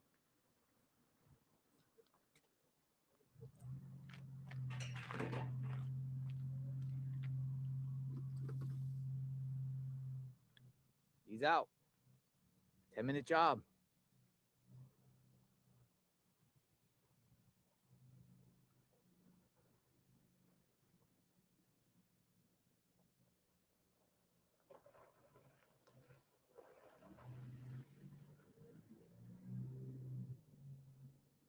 There you go. Pool guy leaving.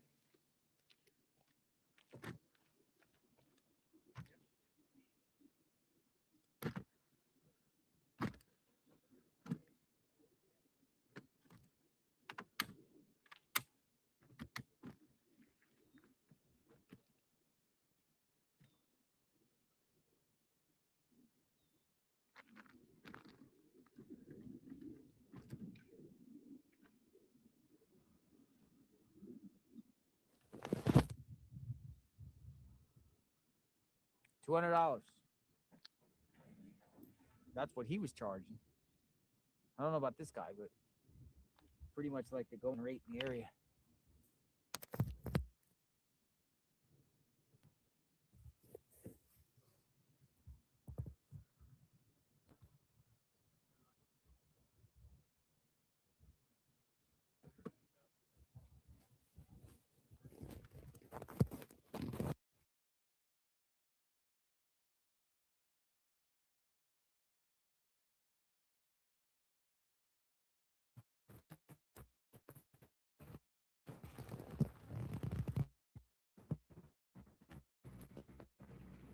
Nothing on the Phoenix thing that I've heard.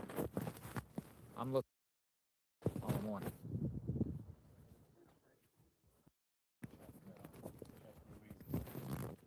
Something on the Phoenix thing? What do we got? All right, check it out. Related or not? Related? It ain't related. Yeah. Not related, folks. Phoenix, according to Michael Ruiz.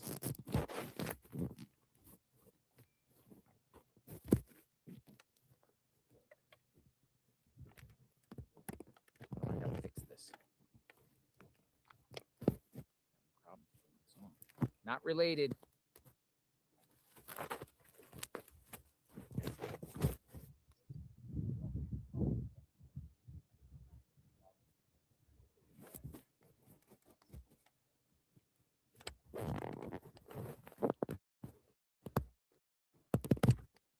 Man, I can't get this on.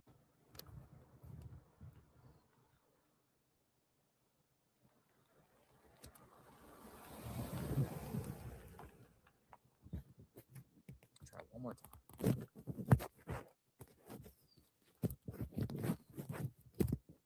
On the wind socket. There we go. Baba, got it. Not related, folks. No,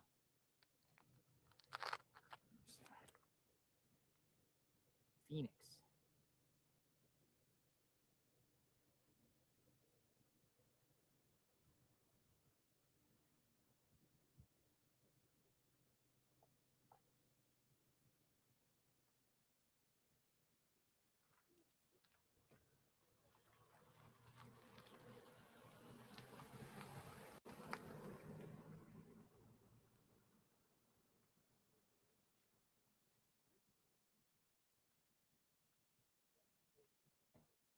Phoenix law enforcement, not related to Nancy Guthrie. Dun, dun, dun, dun. Coming from Michael Ruiz, Fox News. Dun, dun, dun, dun, dun, dun.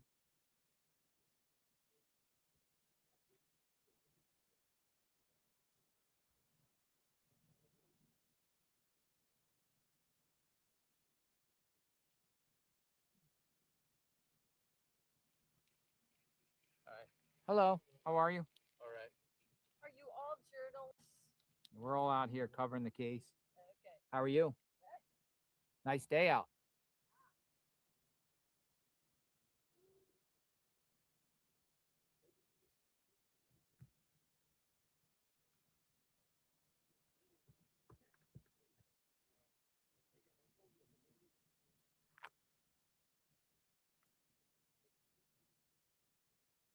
Misty Haynes, reminding everyone, and you have a really strong point, Misty Haynes. We need to stay open to all theories and not simply defend our own because nobody truly knows what happened that night, other than the perp or the perps, Misty Haynes says.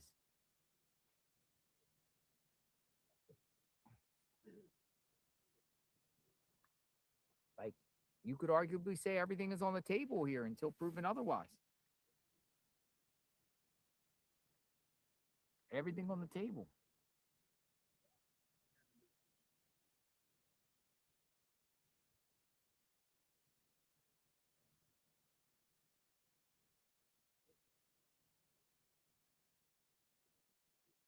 Let's talk suspects, Ryan says. All right, Ryan. Want to talk?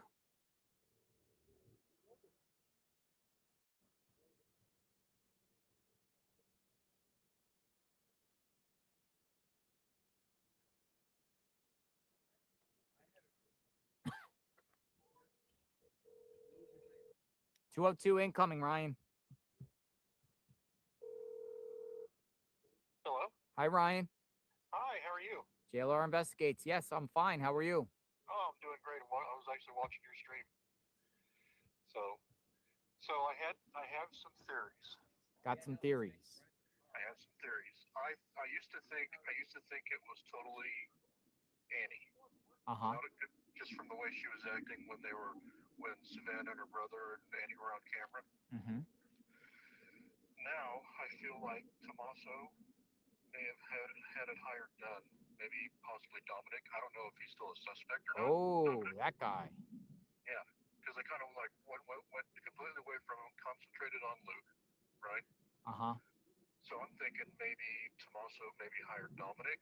I don't think that guy did it. Tommaso was, I don't know. At this point, it's a crapshoot, I know, but I mean, So you think the bandmate? Yeah. The bandmate came out. You know that, right? The bandmate came out, spoke, and said his whole life has been torn upside down, and him and his wife were hiding in his house because people were suspecting that he's involved. Oh. You didn't read that? No, which one? Go when you're done, go Google New York Times and just put that guy's name in, and he's all over. Okay. I don't think it's him. Man, I wish I knew. It's kind of driving me crazy. Take a look. Sure thing, I will. Thank you, man. Thank you, sir. Bye-bye. Bye. What is the title of the email you sent? Can you resend? Just forward it to Avery in the title of it, because I don't see it, Avery. There's so many things coming in, and I like to see your email, Avery, but I don't see it. I don't know what the name. There's so many people. You're gonna have to put like in the title of the chat, Avery. Just put Avery, Avery, Avery. Re-forward it and put Avery, Avery, Avery. That's the only way it's gonna catch my attention. If you put Avery, Avery, Avery, resend.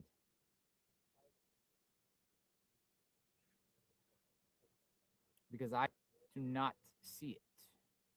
And there's a lot of people, and I want to acknowledge your email because you sent it here. So if you could kindly put Avery, Avery, Avery in the title, then I'll see your email. Because I have not received it. Thank you.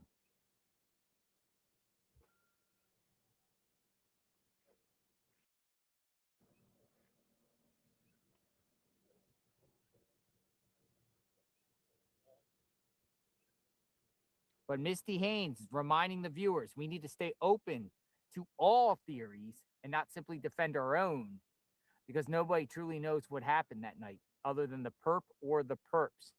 Misty says it could be plural, it could be one perp, two perps.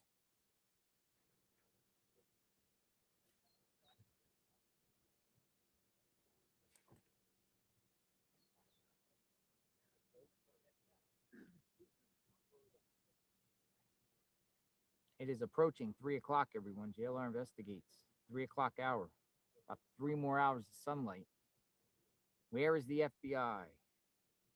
Dun, dun, dun.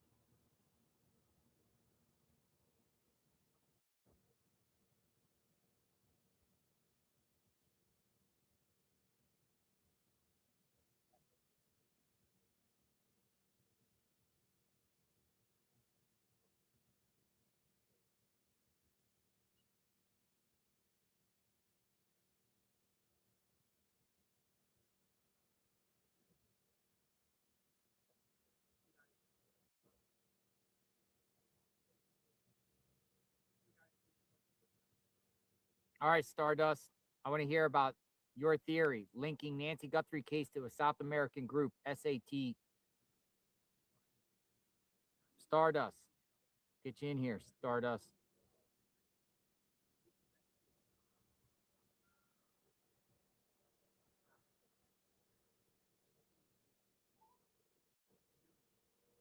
You're up, Stardust.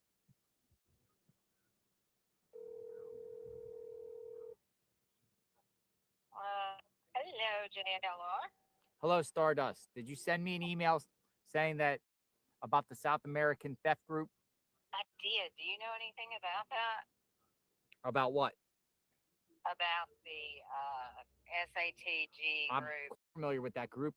We've covered it numerous times in the last year at different locations throughout the country. A lot of athletes, basketball players, NFL players have been targeted. A lot of Asian people have been targeted, wealthy people. These people are sophisticated groups that go into neighborhoods and do with Wi-Fi jammers and group pack and target wealthy people and break in their house, steal items. And they are from people from South America that are in the country illegally on visas and expires and programs that they were allowed to come in. It's a group almost every month. Many of them are getting arrested all across the country in groups of 5, 10. So yeah. You're on it. Yeah, I'm quite. We've covered this extensively. You think this could be part of it? I do. It feels like how the puzzle pieces work. And then I think about that G cup, and I'm like, wait a minute. Was that a calling card? Man, I don't think it was. Definitely the cup is gone. Okay. But the South American theft group or South American gang, whatever you want to call them, burglary rings. Yeah. They never. I've for the last 2 weeks, just my own time, I've been, scouring around to see if they ever kidnap people. I've never heard of a case where they kidnapped a person. I know. That's where I think they messed up. I think they were young and dumb, and they were just looking for the money and ended up going to the wrong place. Was there? I know. But here's the thing about these groups. They come in multiple vehicles, and they park at different areas in the front and back of subdivisions, and they make their move, and they get out, and they're doing sophisticated things to elude law enforcement. Right. Hey, it's you, brother. How are you? Good. You okay? I'm okay. It's a little hot up here. On? I'm good. You are so cute. We have been watching you. Thank you. since You take care, 12 Steve.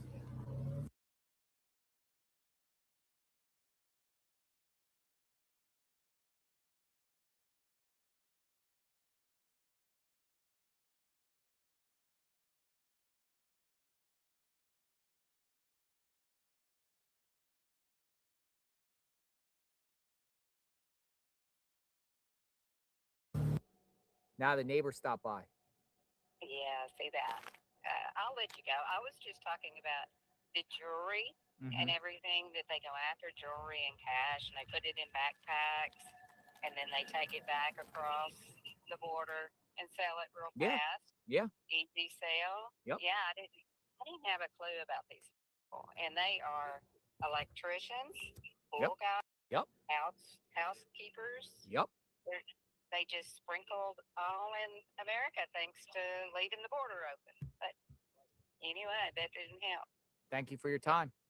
Thank you, JR. I appreciate it. Thank you. Take care. You too. Bye-bye. Before we cut off there, before we buffered, the neighbor rolled up. Steve gave me the pound. Said if I need anything, I need some sunscreen. I'm like, nope, I'm all good. Thank you, neighbors. Nancy Guthrie's neighbors. Thank you, neighbors. Yeah, well, I mean, if we got somebody using Wi-Fi jammers and stuff like that, I think it's a important clue here about the level of sophistication on who did this and why and how. You're gonna use Wi-Fi jammers to sneak into the house, to disable equipment, so you go undetected.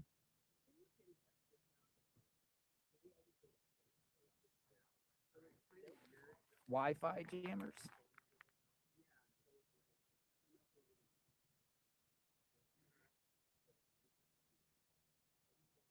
Michael Frederick, 001, says, what if Annie and Tommaso hired someone to stage this to extort money from Savannah? Kidnap stage for ransom. Perhaps this was known by Ellie and they're waiting them out. Possibly. Possibly. That's a good theory too. You know, the plan. But sheriff says they're not involved. But who knows? Maybe there's some plan to get something, a ransom, to extort money from Savannah, some way, somehow, and the plan didn't hatch properly, and everything fell apart, and they had to scramble around, the perp scramble around and do something with Nancy because they know that the ransom stuff's not gonna work.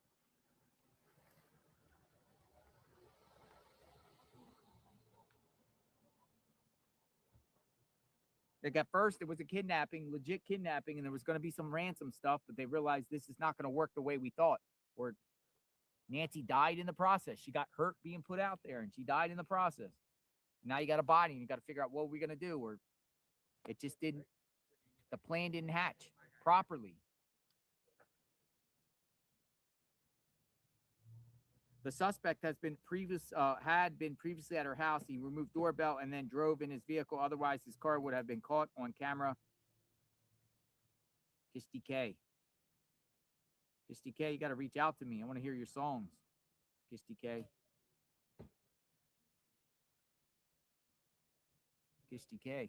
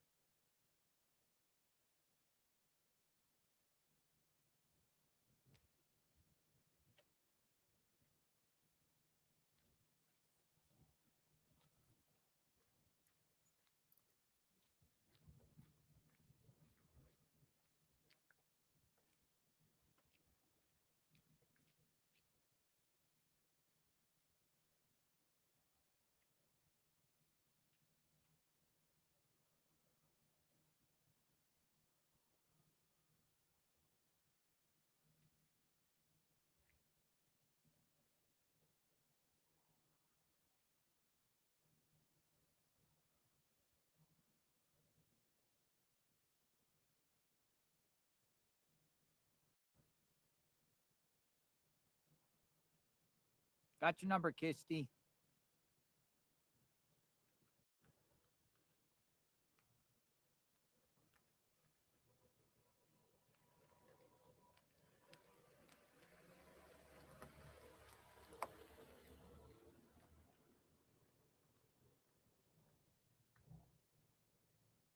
All right. JC wants to talk about the Pima County Sheriff's Department. This should be interesting. KC wants to talk about the Pima County Sheriff's Department.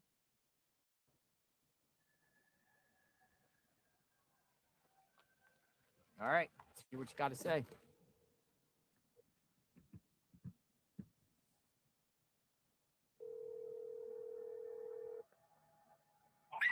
Hello. Hello. Hi, JLR. Hello. How are you doing? Hi. I'm doing great. Forgive me for 1 second. JC. Yes. Yes. I have lots of little dogs, and I just want this to be quiet. I know you're busy, and You have some things to say about the Pima County Sheriff's Department? well, respectfully, I just have this thought, and I keep going over and over and over with this, and I've got some notes. It started with it was a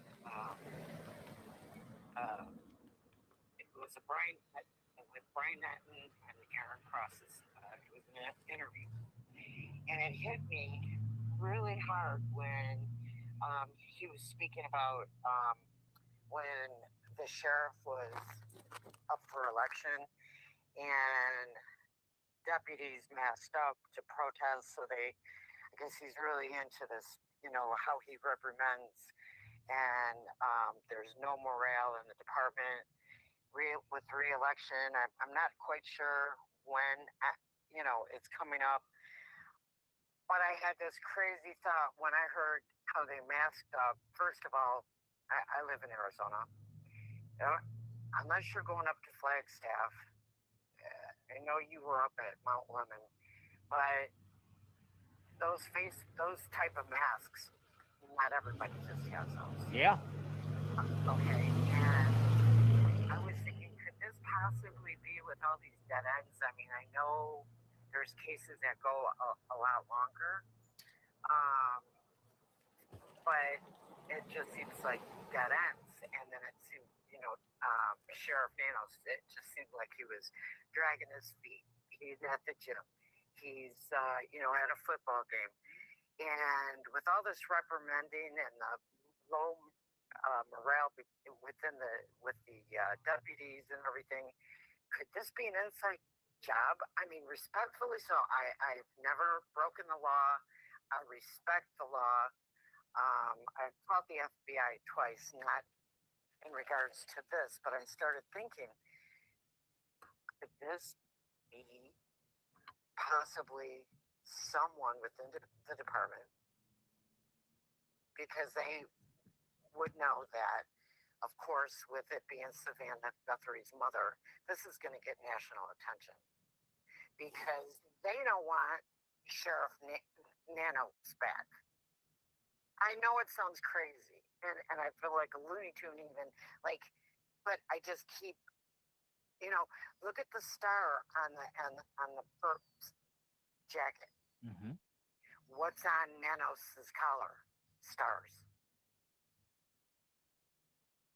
Interesting. I didn't know that his collar has stars. But Yes, it does. Yes, it does. His uniform, the collar on his beige shirt. I know he's worn different colored shirts with some of the press conference talks, but I'm just shook up that you finally called me. Oh, Thank you're you so good. much.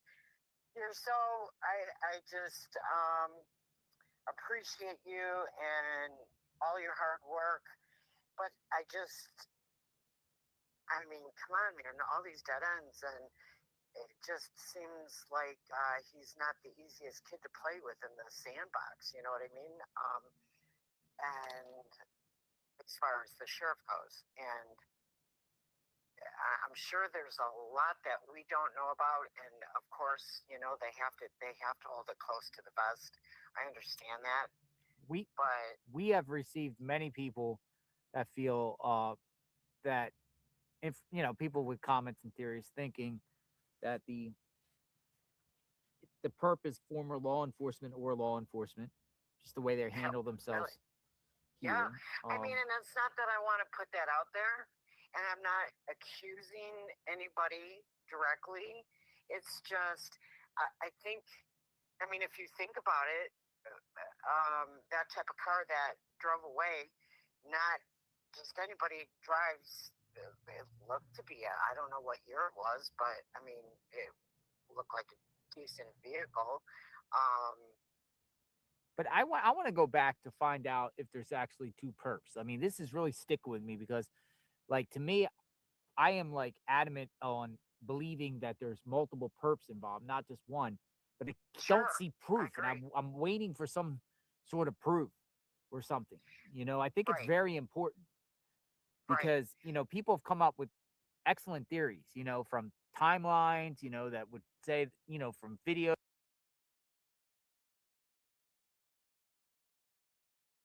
Saying that they saw a hand, an arm, another vehicle, flashes, the disabling of cameras prior, the two different looks. But I wish there was more, because that that would be very, very helpful in this case, whether it was two perps or one perp or more than one perp. I just don't. I don't know. Like I said, could this be an inside?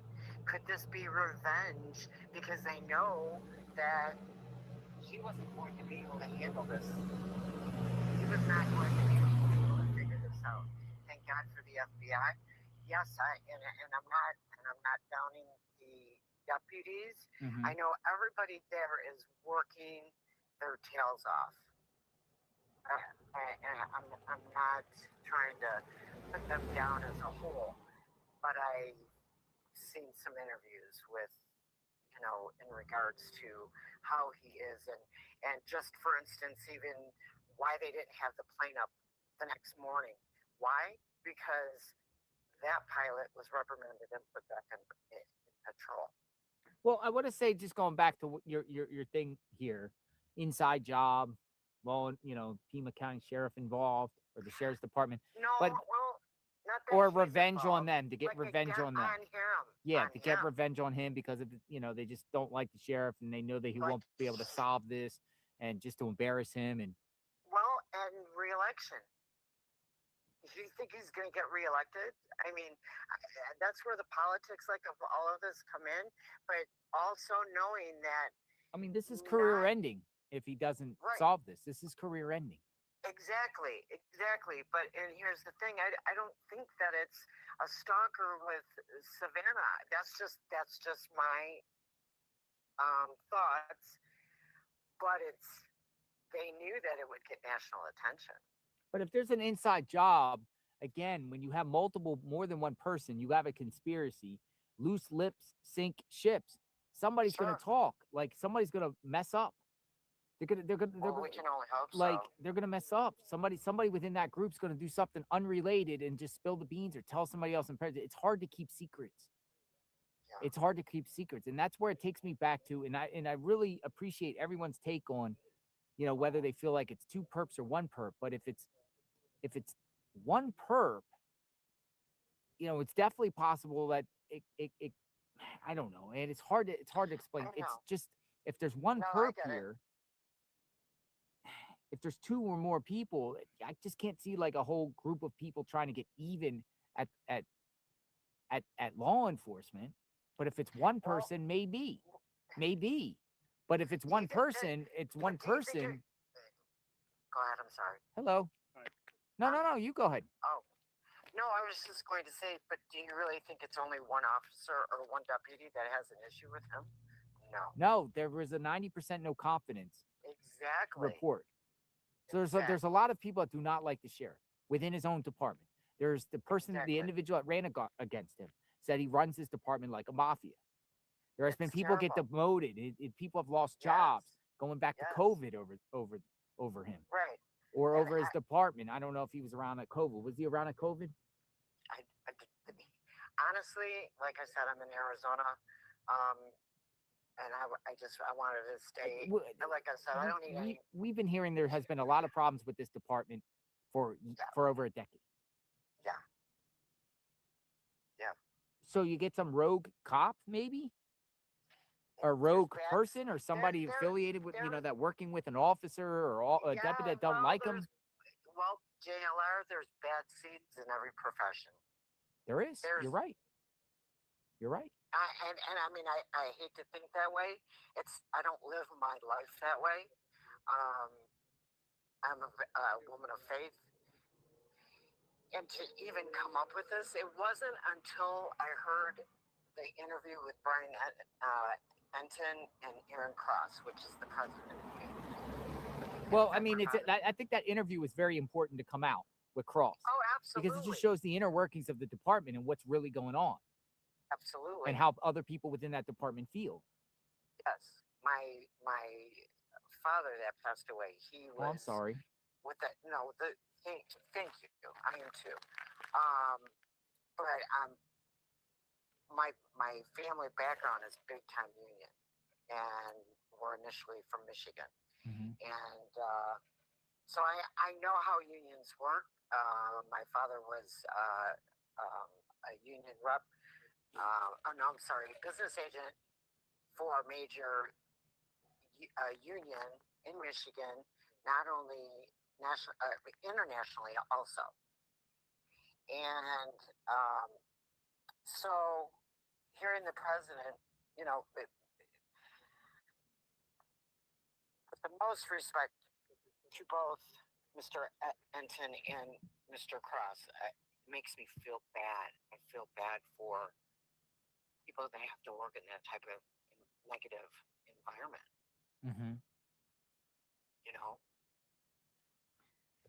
It's the I mean, I want to think that this has nothing to do with anyone within the sheriff's department to do that. But I mean, everything is on the table until we get some sort of idea, like if they've released something that can indicate a direction here.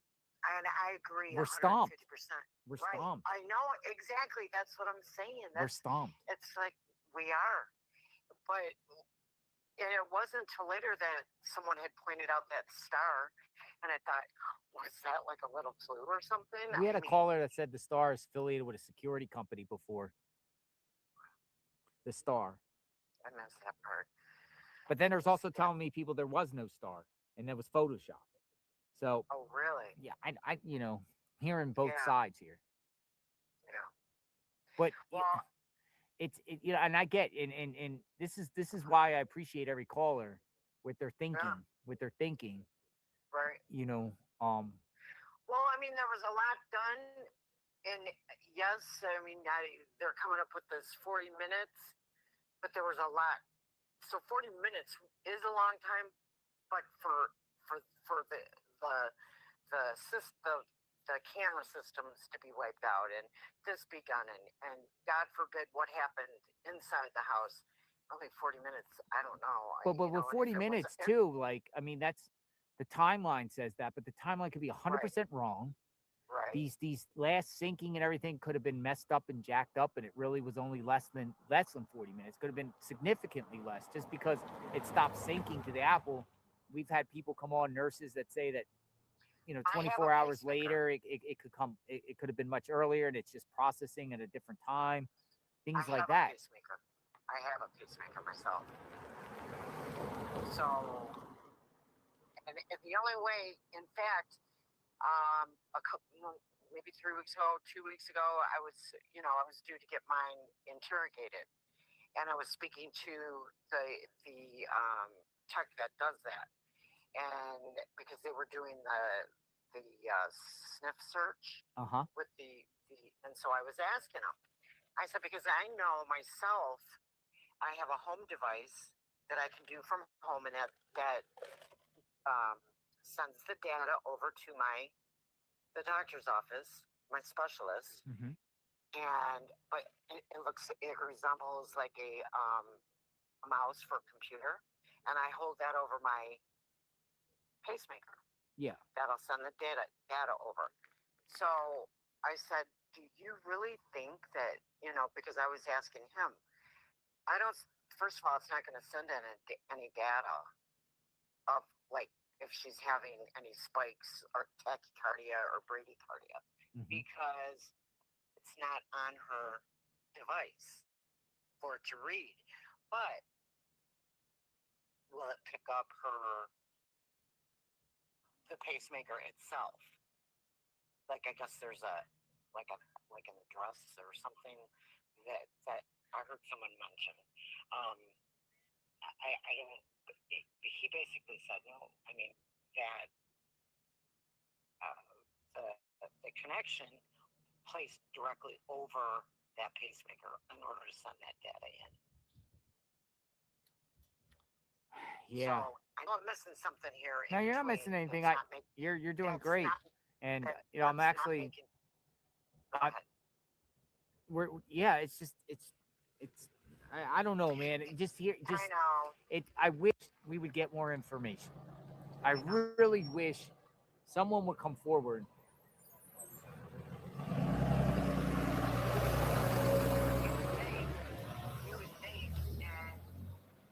Which doesn't make any sense. Well, unless it was only one person,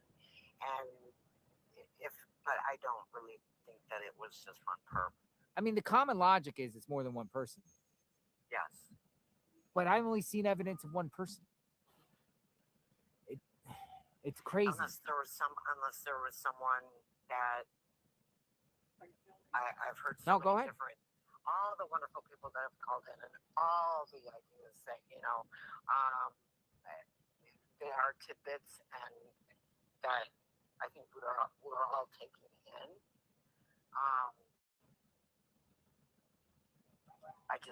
I don't think one person could do this. I think too, maybe it possibly could have been someone that. But you got 40 minutes too. You got a lot of time. If the 40 minutes is actually 40 minutes, you got a lot of time. One person could do things in 40 minutes, right? Exactly.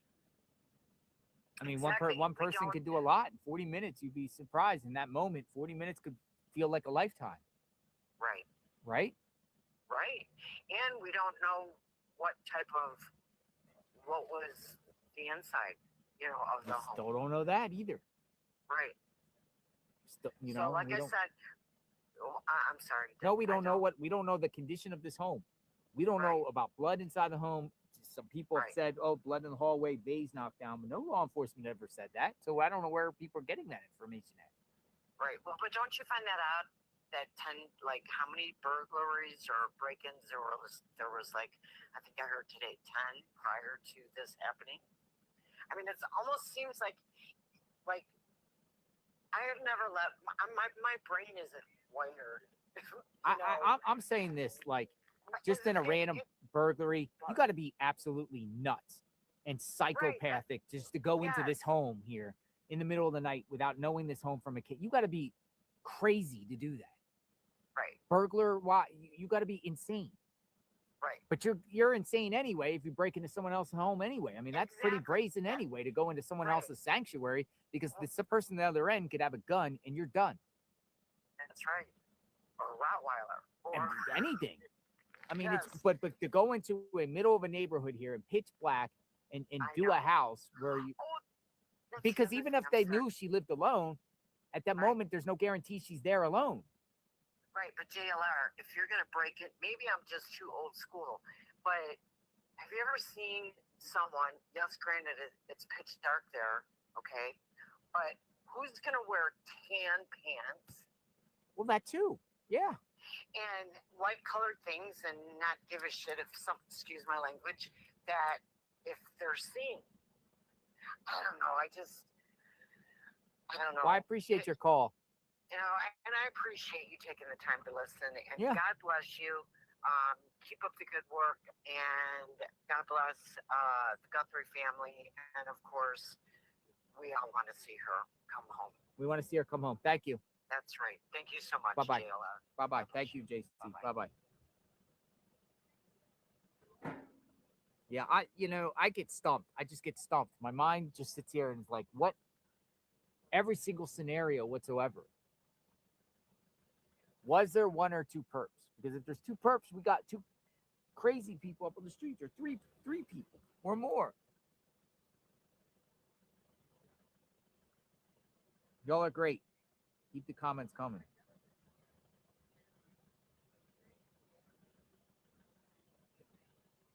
It's pretty quiet out here right now, folks. Not much activity out here. Go over here in the shade a little bit. I want to move my chair out. I don't like this. I want to go right here.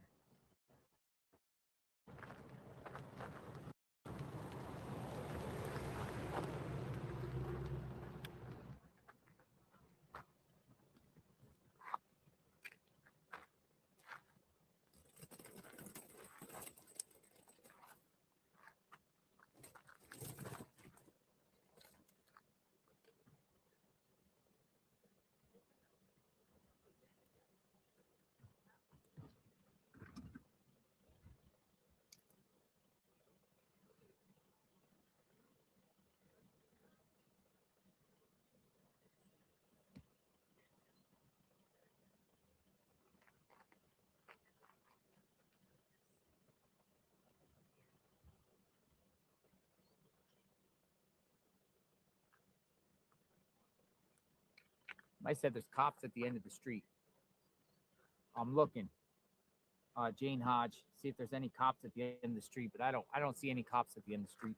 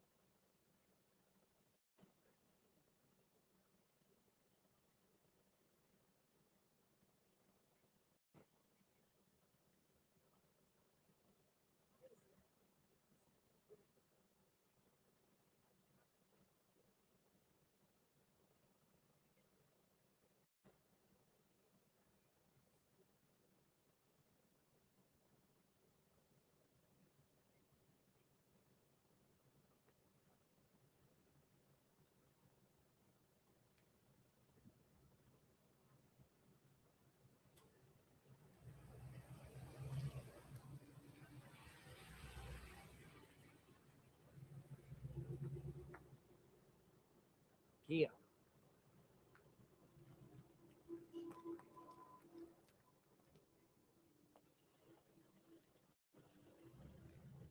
Why do these like cars like echo?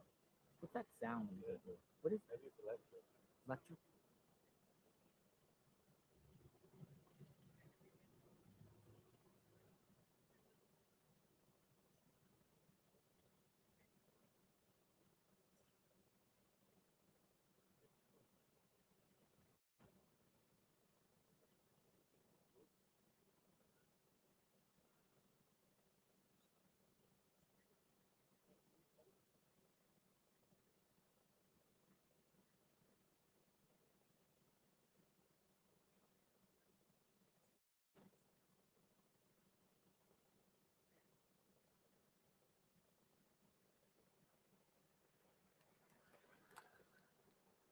Nothing is stopping anyone from having keys made.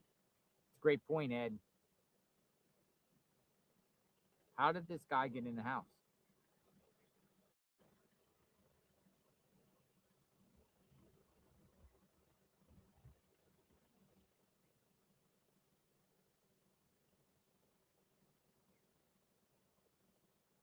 Bobby says, I'm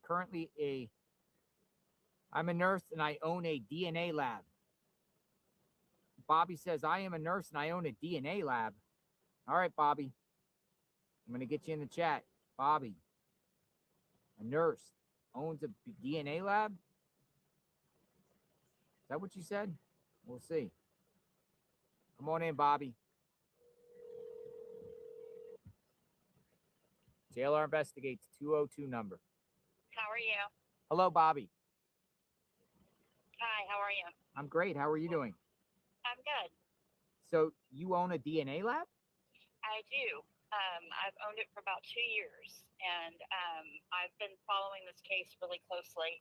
And I think we're being fed a lot of bullshit about the timing on the DNA sample that they have because there's a lot of math involved with how DNA is run, and a lot of it's obviously all computers. But I have a feeling that whoever's running the sample, that it's been pushed to the top, and I do think they're trying to do IgG with it. But even if it's a 3-person sample, not a 2-person sample, the way that the sample is run, it still would not take them more than roughly about 7 to 10 days if they prioritize the case. And then they have to go in, and it's really technical the way they do it when it goes from a 2 to a 3-person sample, but they have to go in and look at the DNA markers, which basically look like a lot of lines on a sheet of paper, and they have to exclude Nancy's sample, and then they have to go in and they have to separate the next 2 samples and look at them and see if if it's 1 person or 2, or if they could have a sample that's mixed with somebody that's worked in the home.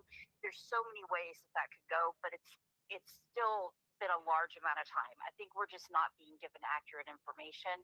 They either have a dirty sample that they can't work, or it's a sample that is, because even if it was only 10%, if it was 90% Nancy and 10% the person that attacked her, they still would be able to go in and weight that sample correctly and pull out the markers by now. There's no reason that they couldn't have had something by now.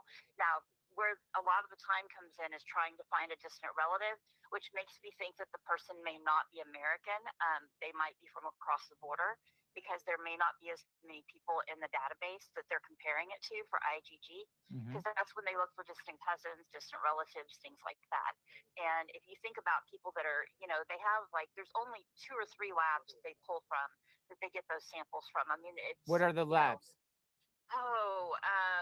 I don't usually go this far into it, but hang on, I can tell you because I have it in my notes. Give me 1 second and I'll tell you exactly who it's through. I usually don't go this far into DNA sampling. I just do a lot of paternity testing and a lot of prenatal paternity. Do you do things with law enforcement on your lab? No, I can, but I don't. No, usually what I do, mostly what I do is determining paternity in pregnant women. My lab specializes in taking a blood sample from somebody that's at least 8 weeks pregnant, and I can separate out fetal cells from her cells, and then our lab can determine who the father is if we have a sample from the father. Gotcha. Okay. So yeah, that's usually what the bulk of what I sell and what I do, and what I promote. But you want to share your business? You want to share your business?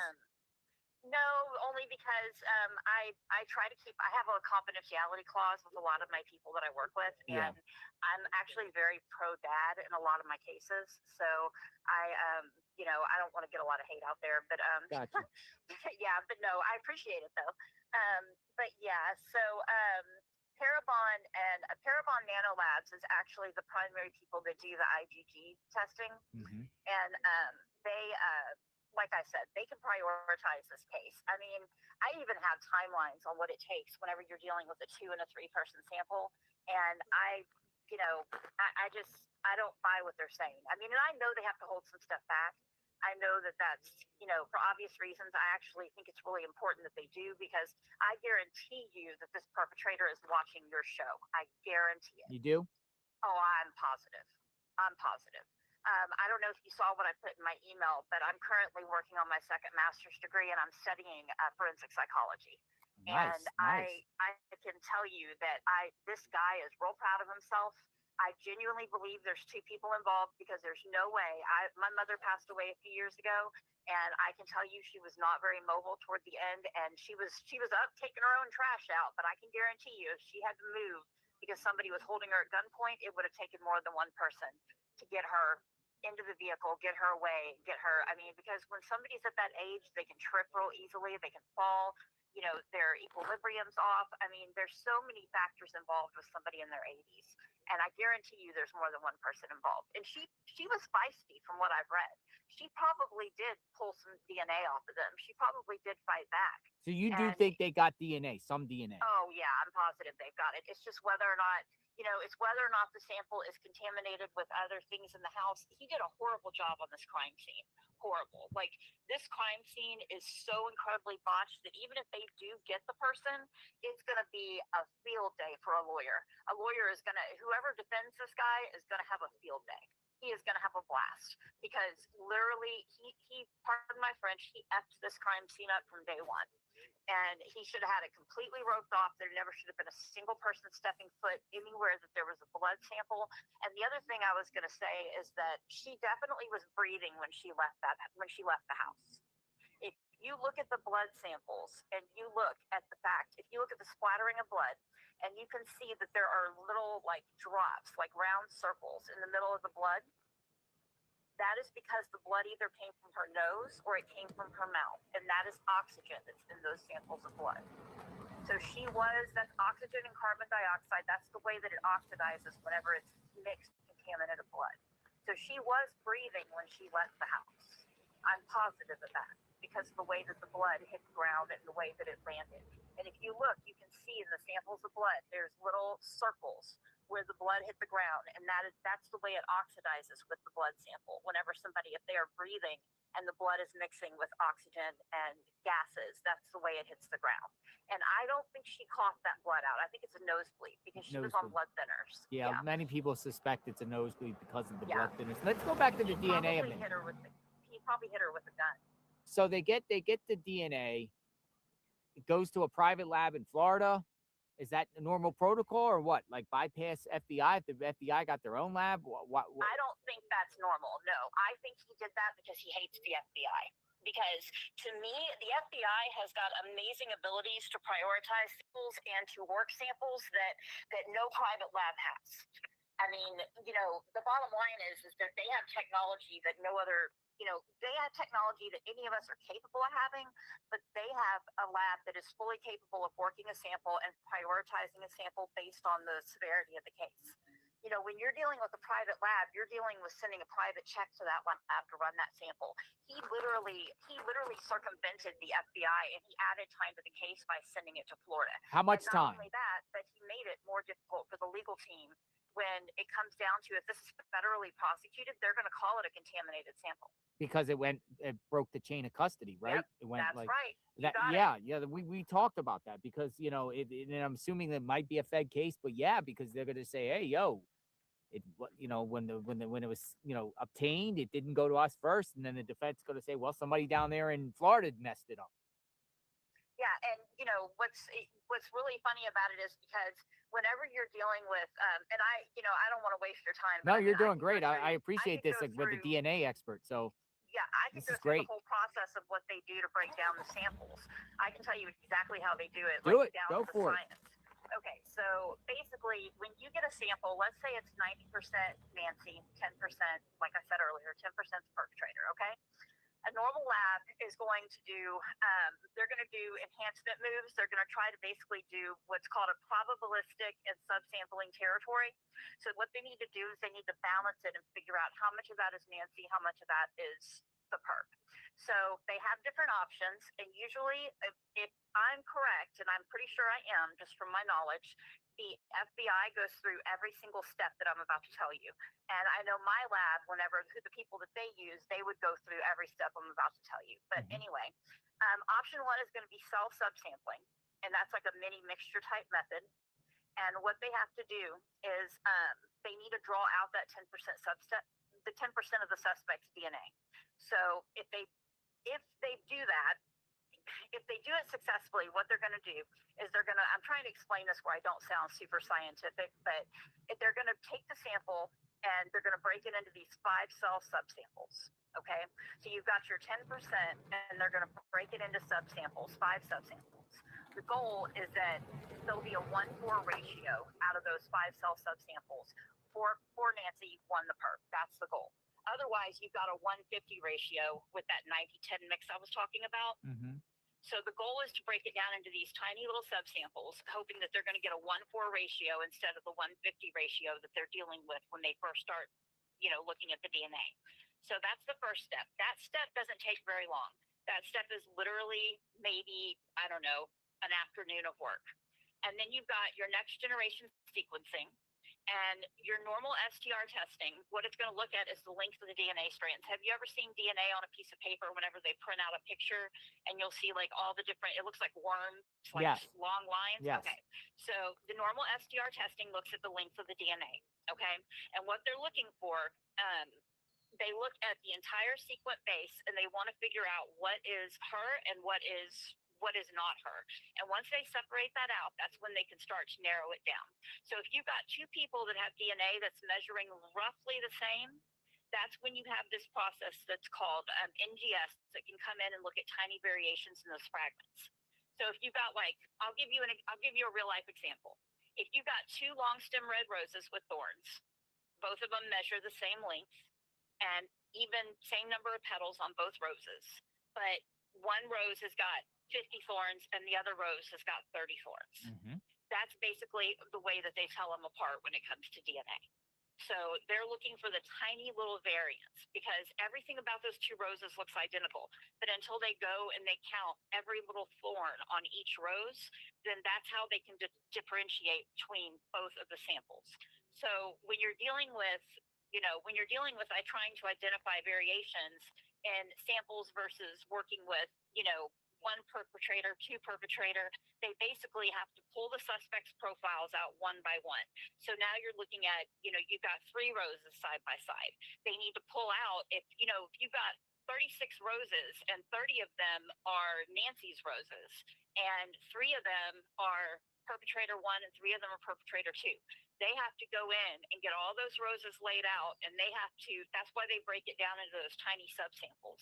And the goal is, if we take those 36 roses and break it down into 6 sets of 6 roses, the hope is we're going to get a sample that is 4 of Nancy's roses, 1 of the perp, and 1 of perp 2.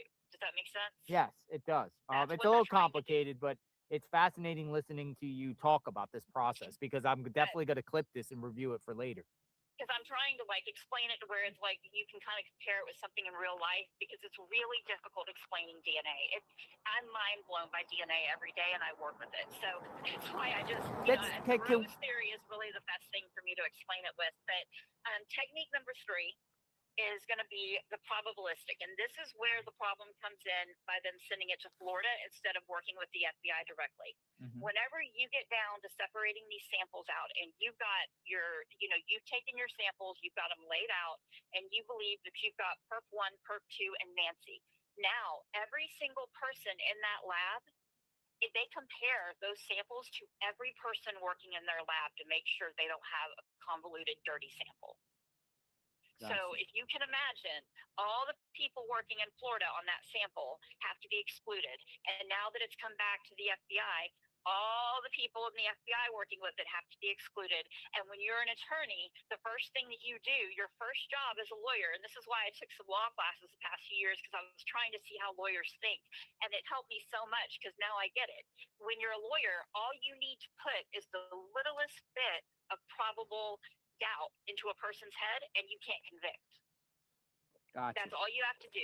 And so basically by him destroying the sample, in my opinion, he's completely destroyed the validity of the sample, even though we probably can still find out who the perps are through this IgG process if they still have to go through all these processes. And by the time you have dirtied up a sample that much, you have a lawyer come in and sails into court. This guy's going to get off. And I'll be shocked if he doesn't. I'll be shocked. If you're basing it on DNA alone, they'll have to have a lot of other evidence let me go back to the house with the DNA. When they say they collected mixed DNA from the house, what would that be? To be honest with you, it could be blood. It could be blood and sweat. It could be blood and semen. It could be blood and it could be anything. It could be spit. It could be anything.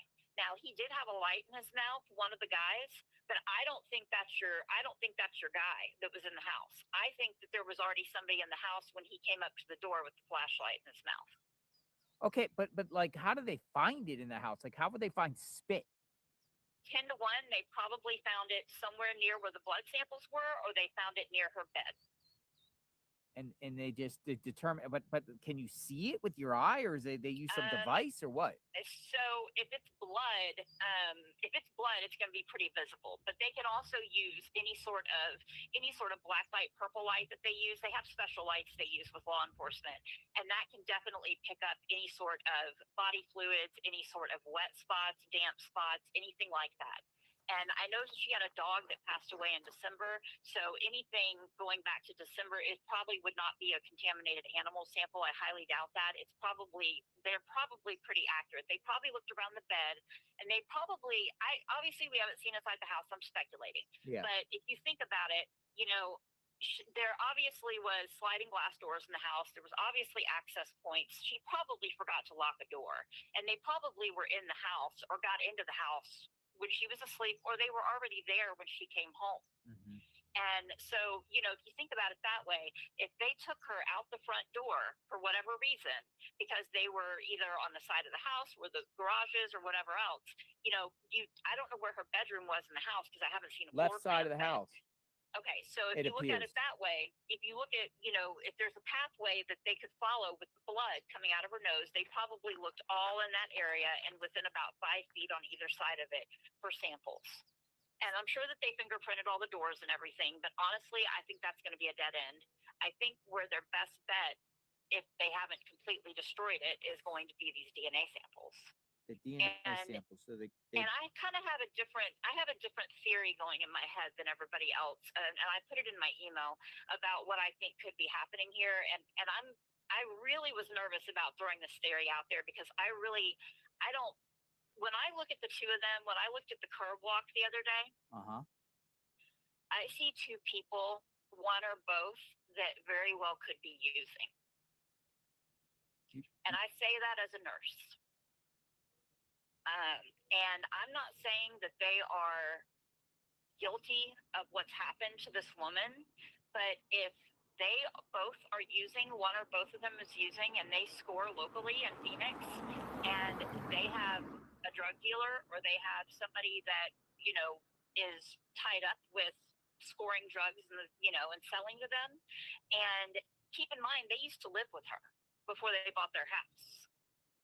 So if he's a teacher and they both live in the area, obviously, whether they knew Savannah was related to their mom or not, if the people that they're scoring from, let's hypothetically say they are using, if the people they're scoring from know that, hey, they used to live with their mom and she's got tons of jewelry, or if, he or his wife or Annie said to them, well, I can get the money from my mom, or I can do this, if they're not involved in what happened to her, and maybe it could be that they tipped them off by making comments or by their dealer's knowledge of where they used to live and of the fact that the woman was older and would have something easy to grab like jewelry or whatnot. Or they could know that she's related to Savannah, and it could have been a ploy for that. But when looking at both of them as a nurse of 28 years, I truly feel like they both scream to me that they're addicts. And I really feel like they are, one or both of them is using. And I can't tell you where I get that feeling from, but I genuinely feel like they are both using. Interesting. So it could be that angle then. I genuinely feel like this could be a total screw up on someone's part. They went in looking for a quick grab for cash, and it could tie back to them, and they would pass a polygraph. People watch TV and stuff and look at polygraphs and all that stuff, but honestly, if somebody out there wants to get someone taken out, I mean, they're not ever going to put them in a position to not pass a polygraph or not be able to be questioned. That would be really stupid. That goes through so many different hands whenever somebody professional is hired to do something like that they make sure the person's not going to be able to be, not going to be able to flip on someone very easily. That would be really dumb. So, I'm not buying the whole, I don't buy anymore that this was some sort of professional hit. I genuinely believe this was something involving trying to get a quick hit of money, trying to get a quick grab, and when they couldn't find the money or she wouldn't give them access to her safe, then maybe they took her because she had DNA under her nails or something else. And I think maybe she died accidentally and then they got rid of her body. Now, with the going back to the DNA, you said that this type of case, like if it went to IGG, which you feel it did, right? It went to IGG. It takes the forefront of everyone. I personally feel like the FBI had the ability to prioritize this case going into IGG, but if the person's from across the border, they're going to have them, if they're from Mexico or from South America, and my feeling is they are, because they have not hit on anything yet, and if it's prioritizing, then even with IGG, they should be able to pull a distant cousin or something else pretty quickly if it's an American citizen. Or somebody using samples with one of the labs they pull from, one of the samples based where people are registered and whatnot. Mm-hmm. If the person is from across the border, it's going to be a lot harder. Which could take how long time? Like, if they can even pull anybody, it could take a couple of months. And that's if it's being prioritized. But, I'll be honest. I think you've got one guy that was the mastermind of this. I think you've got another one that was a lackey and was there to help. Probably the guy with the flashlight in his mouth because he wasn't the brightest.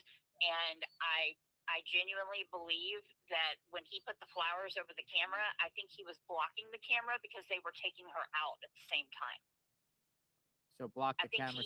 I think he was blocking the flowers. The flowers were being used to block the lens so that the guy that was bringing Nancy out could go past the camera without it taking a picture of her or them as they were removing her. And then I think that they smashed it and took it because the guy didn't feel like that was good enough. And I think they went back and they smashed it and removed the camera.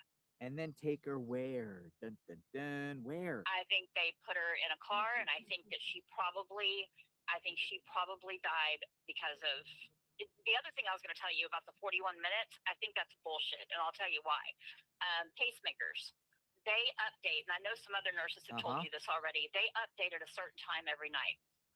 That is either going to be a situation where it was trying to update and it could no longer detect and it was no longer able to connect because she was gone, or she had an episode, and because the episode was a heightened level of activity in the heart, and the heart is trying to regulate itself by sending those signals out, once that finishes, people think that, it starts immediately notifying the doctor in the middle of the episode. That's not true.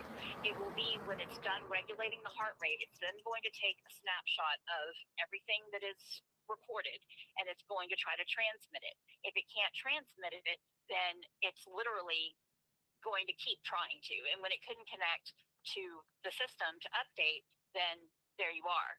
They knew that she wasn't there, but I don't think they were in the house 41 minutes. What do you think? It was like half that, or if that? I think it was just far less. I just think that happens to be when it tried to upload into the system and tried to update her doctor. And it was either an episode or it was a routine upload. And honestly, the time of day, it could be either. And they know what it was. We don't know because they didn't tell us, but they know if this was a prompted upload due to an episode because she had a heightened episode that they had to shock the heart and put it back into rhythm, or if it was a routine upload. The sheriff knows that. He knows. So you think what's going to solve this is going to be the DNA?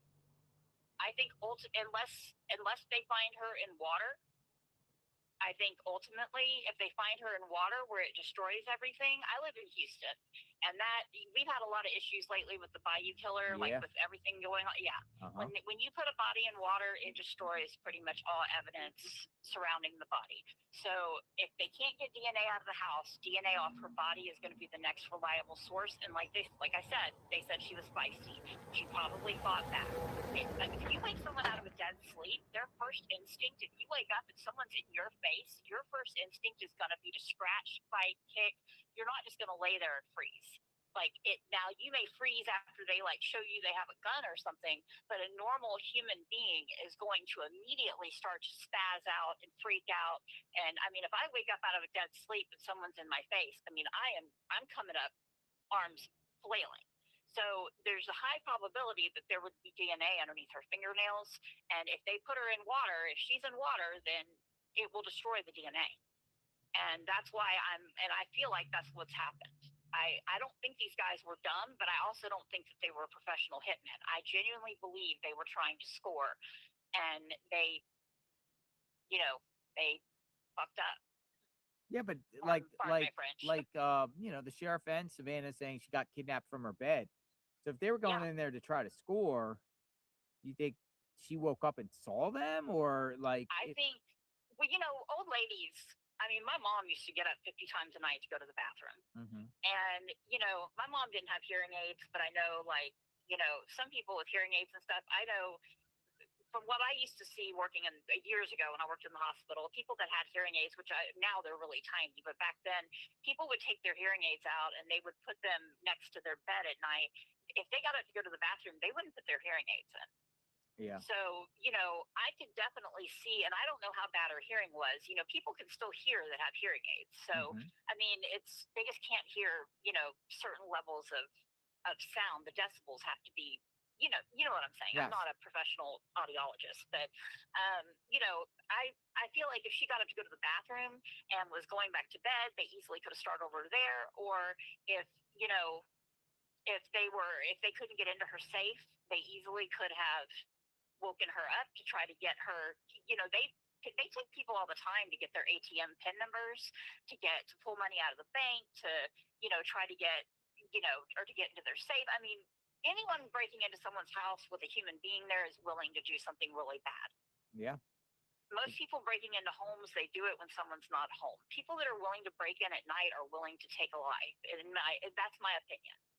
So, unless they felt like, but again, unless they felt like I'm looking around here, and at nighttime, these homes are completely dark and black, unless they thought like certain homes, and I do think there's certain homes around here where there's no occupants in these homes. And they may have thought she wasn't home, or the house was vacant, because she is old. She probably kept her lights turned off. She probably didn't have a lot of lights on. I could definitely agree with that. I would be terrified to live in that neighborhood. I mean, I've watched your videos since I've been watching. I had never heard of your channel before until this started, and I've been watching you nonstop. And I've seen your videos at night. I would be terrified to live there. Scary. Yeah, that's very scary. But then again, I live in Texas and I carry a gun, so this would have been a non-issue in my house. But this would have been a non-issue. So. Hey man, listen, I appreciate your expertise because you operate a DNA lab, Bobby. That was a pretty good conversation we had. Anything else you want to add? No, I just wanted to thank you for letting me throw that out there. I really felt awkward talking about the fact that I think they're using, because I know that can go any direction, and I hope I'm wrong. I really hope I'm wrong about that. I'm not trying to say that they're aware of what happened to her. I'm not trying to say that. I think this could be a guilt by association. I think something could have been said, accidentally, and maybe, people that deal drugs are not exactly the most honest people, and when a person is trying to score, or they're desperate for money, they'll do a lot of things to get what they need. Yeah, and they'll kill their own family members. And even if they didn't know anything, if they said something to the wrong person, those people are not going to be loyal to them. They're gonna look where the money is and go after the money. So, I don't know. A lot of people in our chat feel like that way. That side of the family there, them, are just like some sort of dark, sinister, Wiccan, some evil spirit type things going on. That we don't know about. It online. I know and I find it really interesting that he went to Italy for 2 weeks for the Olympics the day after she went missing. I don't know if that's true though. Oh no, that he was overseas. Yeah, I forget where I found that. I have a verified source on that. No, he definitely left the country the day after. Why? He went to the Olympics. I'll have to find my source and I'll email it to you. It'll take me a little bit, but I'll find it. Bizarre. Yeah, he left. It was a planned trip out of the country. So they allowed. I mean, you're free to go. Technically, no one can stop you. Yeah, he wasn't a suspect. So I mean, he wasn't labeled as a suspect. So I mean, he could do whatever he wants to do. I mean, I think it's really, and you haven't seen him until now after the Olympics are over. So that, I mean, honestly, it fits. And Did the I was Olympics hoping even it go was- on? Because I didn't even see it. Oh yeah, I missed I them missed it. completely. I was watching your channel, but when I heard that, I was like, that's got to be wrong. That's got to be wrong. It's got to be BS. And then I'll try to find my source and I'll send it to you. But I'm pretty sure it was accurate. He did leave, and I just think the whole thing is the whole thing's really sad. And I'm not trying to accuse anybody. I just know that when I'm not trying to accuse the family of anything because I don't know them and none of us do, and we're all speculating. But at the end of the day, if people know who you are, who you're related to, and they see an opportunity, human nature, not my human nature, I would absolutely hate myself if I ever did something bad to a person for drugs or anything else. But there are people out there that their human nature is take care of myself, survival of the fittest, and they will take what they want. And it's, something tells me though this was not an intentional kill. Something tells me she died as a result of her age and condition, which still makes them just as culpable because they're just as guilty because if she died due to stress or whatever else, they're still guilty. They would be in Texas. Oh yeah, absolutely. Yes, absolutely. So, but anyway, Bobby, thank you for your time. If I have any other DNA questions, you're going to be my DNA expert. I see if I can help you, I will. Thank you very much. You be safe All and be right. blessed, and we'll see what happens here. All right, have a good one. Thank you, Bobby. Be safe. Bye. Bye-bye. Enjoyed that conversation. Bobby, we were on for like a half hour on that one. It's a good one. It's a good conversation. DNA. Thank you for spending the time, Bobby.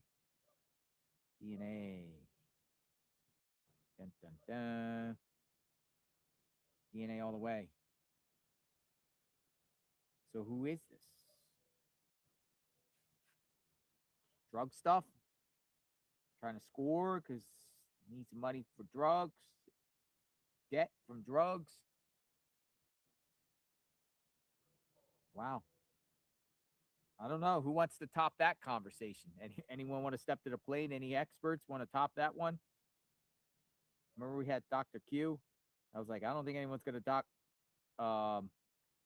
top Dr. Q.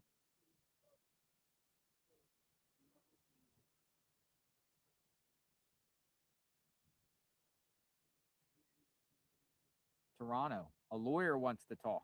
Oh, we got a lawyer that wants to talk. All right, lawyer. Toronto, Ontario. A Toronto lawyer by the name of Neil wants to talk. Are we going to get a lawyer? Getting some professionals in here. A lawyer wants to talk. All right. Toronto up. Neil, 202. Got a lawyer.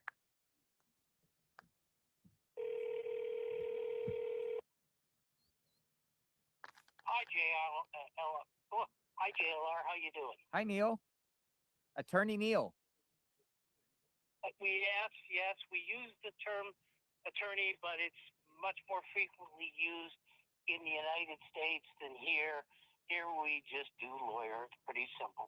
Lawyer Neil. What type of lawyer are you?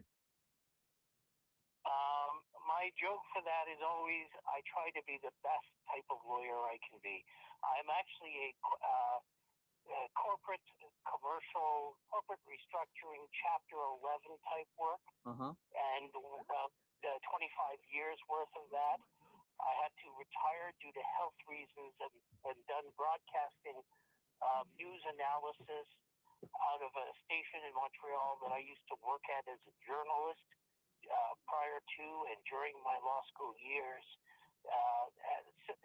The news analysis has become a hobby as well as a couple other things that I'm doing. Quite enjoying it, and I am enjoying your stream. I have been watching it for a couple of reasons, one of which was before I got sick, the last place I traveled to was the exact area, well, right up near at North Campbell and East Skyline. Yeah. Right up there's a couple of resorts, and I've walked around the area quite a bit.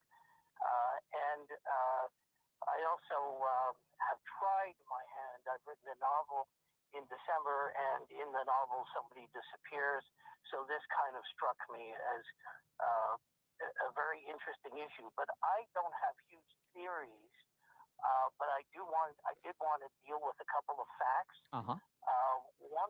One of the facts that struck me instantly is I'm on blood thinners, as is Nancy Guthrie apparently, and one of the things you're told when you have blood thinners is don't fall, don't get injured, because internal bleeding is a major concern. There are people who have fallen, hit their heads, and hours later have died from internal bleeding in the head, in the brain, into the brain. So the thing that struck me instantly, and this is, I guess, arguably a theory, but it's a possibility, that she had a tussle with the assailants, and that resulted in injury that didn't seem apparent when she was removed from the house, but within hours she may have passed away from the internal injuries, whether bleeding in the brain or even in the torso. You can easily die from that. Torso? Why torso? Because it seems to be more likely, because that's where someone may grab you. Okay. You may get there may be a blow that's somewhere in the torso. It could have happened in the leg, but usually where there's internal bleeding, you would need arteries generally close to the heart if the clotting mechanism that we normally have is not working due to the blood thinner. Gotcha. There's another thing though. That I just want to say, touch up with your own personal experience. Savannah was also a lawyer that went into broadcasting, similar to like you. Actually, I didn't know. Oh, you didn't know Yeah, that? I didn't know she was a lawyer. I didn't know that. I think that occupational hazard, I always claim this to be the case, that as a lawyer, you believe that you can do anything. It may be delusional, but you can believe it. Gotcha. What else would you like to add? The other day, or a few days earlier, when you had the security apparently being upgraded at the house, my first thought was insurance.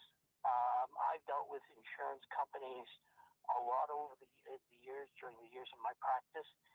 If you have a material adverse change in risk, the risk of insuring the house has gone up, not necessarily due to Nancy's disappearance, because a lot of that is unknown, but as to why or what happened. But it's a high traffic area. What used to be and generally is a lower traffic area. And, there may be some increased crime as a result. There may be a concern about vandalism.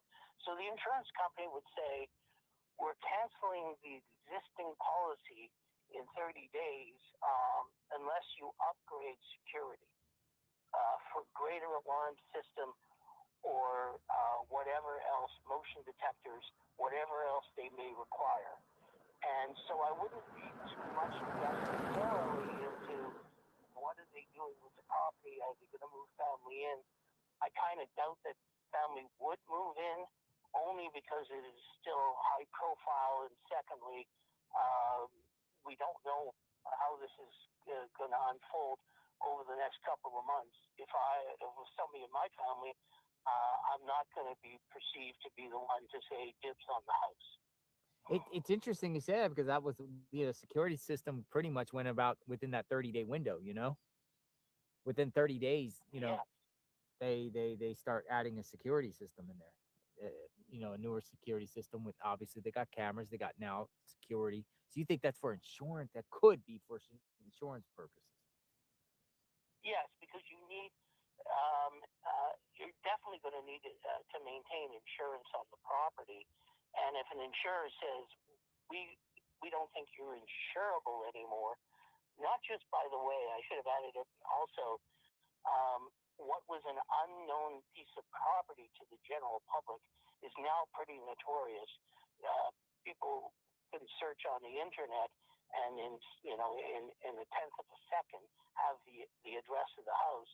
That also increased the risk of any kind of vandalism or damage to the property. Well, let me. Can I ask you something here?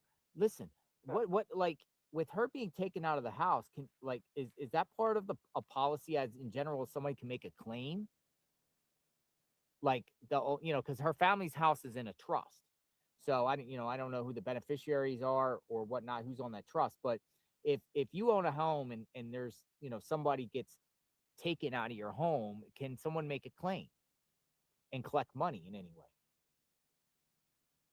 Well, you have generally as part of policies, and certainly up here in Canada, you have liability insurance if anybody gets harmed on the property.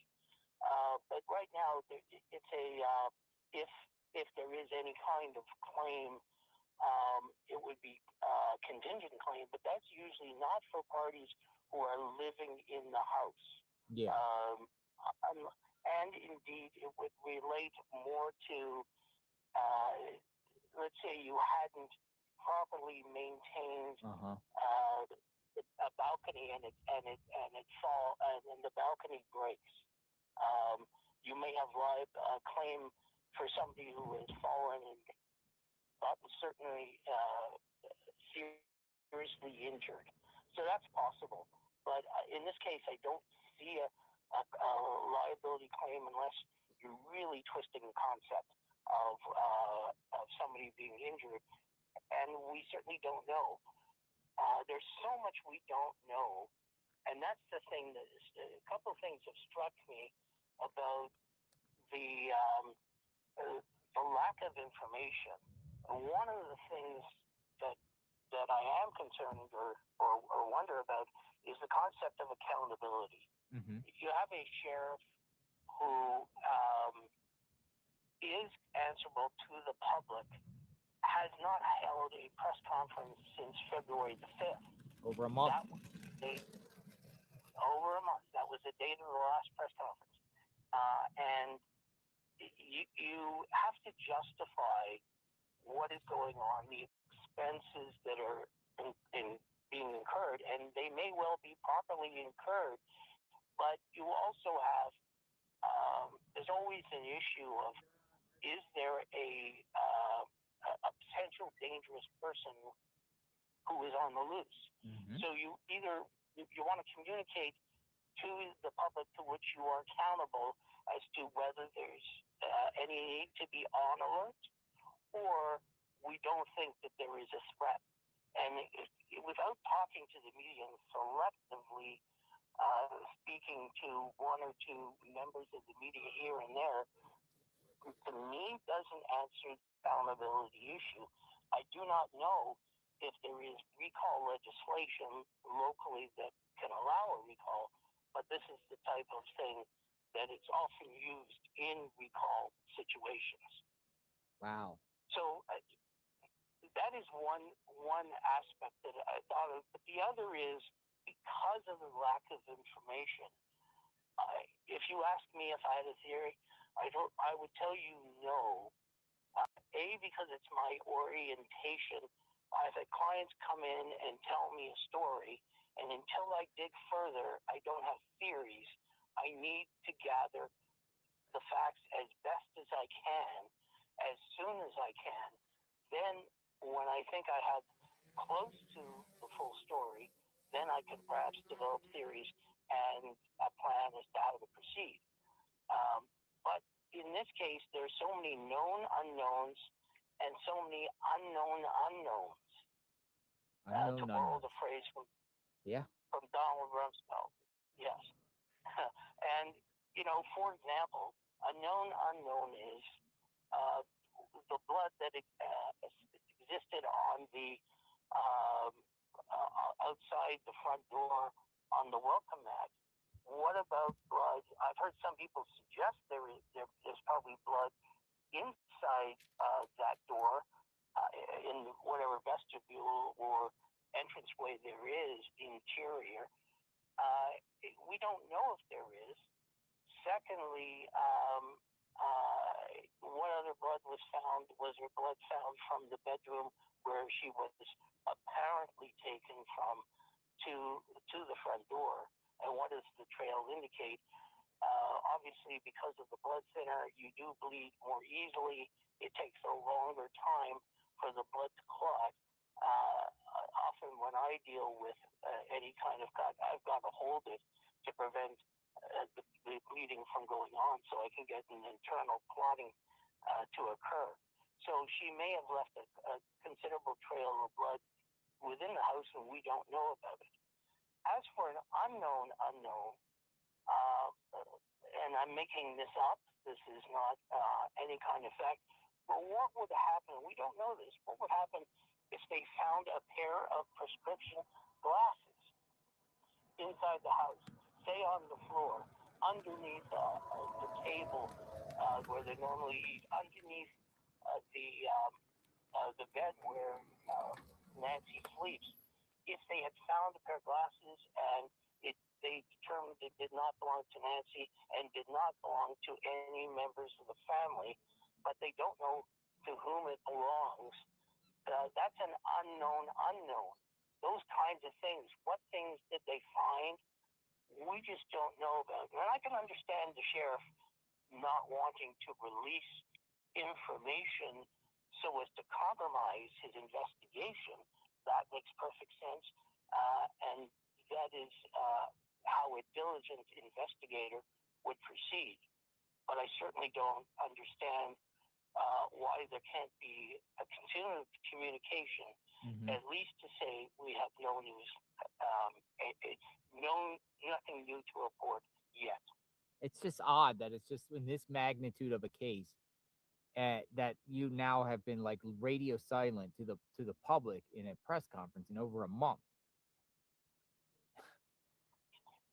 It is remarkable because if she disappeared overnight on the 31st to the 1st, and you held a couple of press conferences, it is not as though by February the 5th the case became cold. It just is a dead stop, and I do see sometimes follow things where you can see the press conferences every 2-3 hours. And while that will get disruptive, tiresome, and useless, it does serve some sort of purpose. But you don't have to go that often. Make it every 2 days. But this seems to become accepted. And if it is a little tug of war between the sheriff's office and the FBI, and the FBI can only declare it to take it over if it is a federal case and there's evidence it has a federal, I guess, a crime like murder has occurred, or that it has crossed state lines or international lines down to Mexico. If in the absence of that they are powerless, then I understand why it's a standstill. And I think it's unfortunate for the people of the city of Tucson that you don't have a responsive sheriff to the concerns of the people. I mean, I would think that the people around have contemplated, the neighbors have contemplated what would happen if, say, the sheriff had issued, when there were generally, there was a passive-aggressive way to clear everybody off the street. When you put up the cones first, and then you can't have you can't park, and you can't keep the tents on the street. It was the next step was no loitering. That would be the directive. And if I was one of the neighbors, I would have been a bit concerned if everybody leaves. We haven't heard that there's no further threat to the neighborhood, that there's nobody on the loose. We have not heard that from the sheriff. I'd be concerned if everybody was gone. So I kind of like the presence if I'm a neighbor of people on the street. Now, maybe, to be fair to some of the people who've been coming around, if they feel it's disrupting their lives too much, they get frustrated with the higher traffic that results from the situation. But there's a security issue to keep in mind. Neil, I appreciate your insight. Any final words? Anything you want to add quickly? Just want to say, you've amazed me at your stamina, at your work ethic, and I have spent time, when I was a journalist, I've spent time out, long, boring hours outside of various places waiting for someone to come out and give a statement along with a bunch of other journalists. I know what it's like. So I'm rather amazed at your ability to do this day after day. So if I had more than 2 thumbs, Thank I you, would Neil. give you more than 2 thumbs up, but I do give you both. Thank you. We're just in real time. This is an active case, and we're just sharing. People want to see the scene in real time and who comes and stops by and what law enforcement's up to. And we're on standby. We're on arrest watch. We're on Nancy Fine watch, and we're here. Well, continue on. You've been doing a great job, and I'm one of your subs that had not been aware of you prior to this case. Thank you, Neil. I think you arrived. Did you arrive on February 5th or 6th? I came on the 6th. On the 6th. And I think since then I've been watching. So I would have came sooner, but we covered this from day one, pretty much when it all came out on a Monday, the Monday morning, not Sunday when it happened. It really hit overnight. The media really touched on this, starting on the late night Sunday.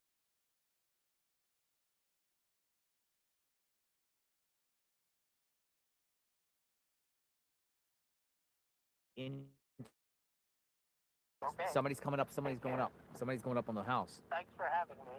Thank you, Neil. Whoa. Whoa. What is she doing? Dude, what is she doing? Is she affiliated with you? Whoa. Somebody's just going up there and taking pictures. Holy smokes. Holy smokes. Somebody's just going on the property and taking pictures. Look. This is crazy. What the heck is this? Neil, I didn't mean to cut you off, but dude, she's going up on the porch.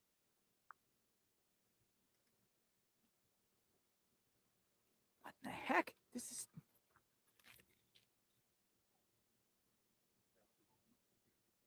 is crazy. A woman just comes up and just, oh my goodness, she's going. This is, whoa.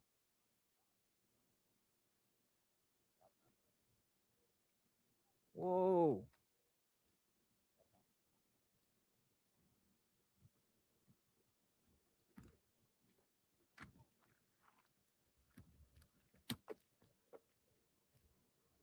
Someone call security? This woman went up on the porch.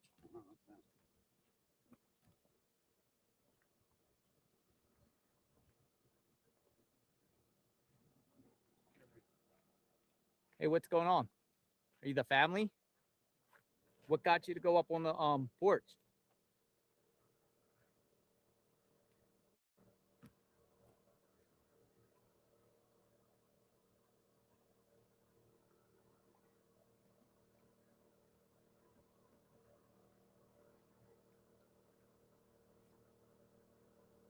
Who is this person?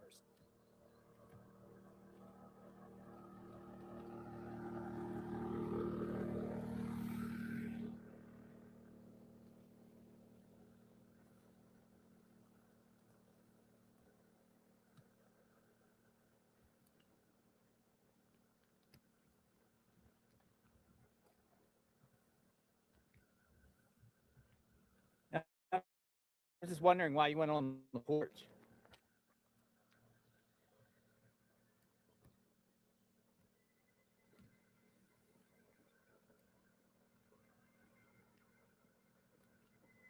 You family? Who are you?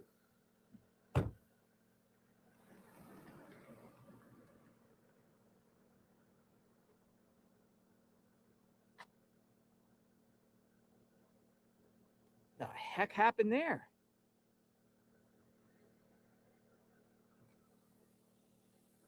Dude, that's crazy. Why did she go on the porch?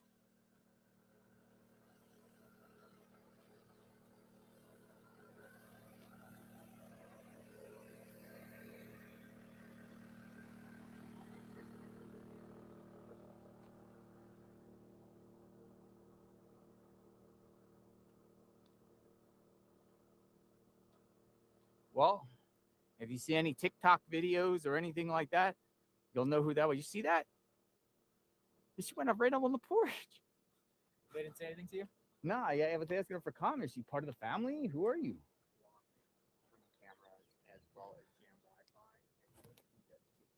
That's crazy. Hey, John, you missed it. Somebody just went up on the porch. Some woman arrived and just walked right up to the porch and started doing something, taking pictures, standing there right by the porch. Some woman. I don't You can't do that. I filmed it. Why did she go up on the porch? See, I'm off Look. the walk. She's right here. Who is it? Is that the lady? Was she here earlier? That's crazy, John. Can I see that? Yeah. Spin the camera. Did she park? She got dropped off and she just went up on the porch. You can't do that. Wow. And then I was following her out. Yep.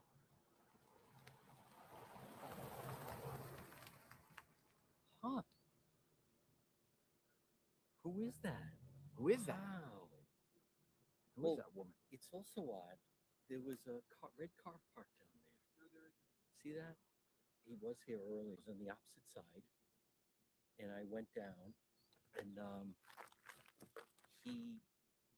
it looked like Luke Daly. Luke Daly's It around looked like him, I said.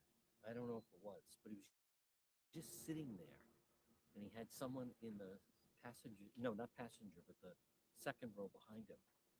Wow, did this woman say anything? No, I was asking her for a comment. Someone dropped her off. Someone dropped her off and she just went walked right up to the porch. Look. Wow, you can't do that. That's trespassing.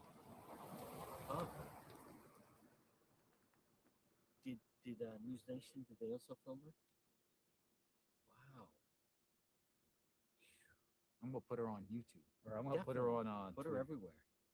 That's mysterious. Wow. Like And mysterious. she wouldn't answer any questions. No. So I have video I want to show you. We haven't seen anyone do that. That's scary. Yeah. Man. That's crazy. I'm gonna put her on Twitter right now. If you want to see the Good. video, go on Yeah. Twitter. I'm putting it up there right now. Yeah, I got her license plate. It's Good. Texas, but it could have been a rental. Yeah. Dude, that was weird, man.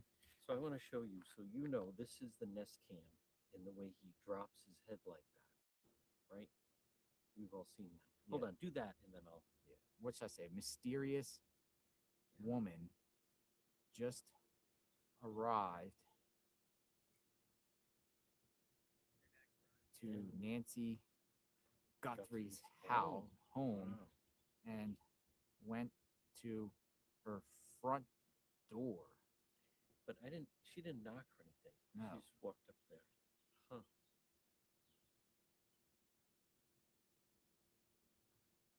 That is very odd. You know, there are odd people arriving. I'll just say a mysterious woman Yeah. just arrived to Nancy Guthrie's home and went to her front door. Very strange. How about that? Yes. Very And strange. very clear signs of her. So, but you don't, in the video you have of her, JLR, you don't, she's not, is she videoing herself or? She took pictures. She did. Yeah, she had a camera. Huh. So she's probably going to do that and post it on TikTok or wherever Right. she's from. Where she's from. So what do you got?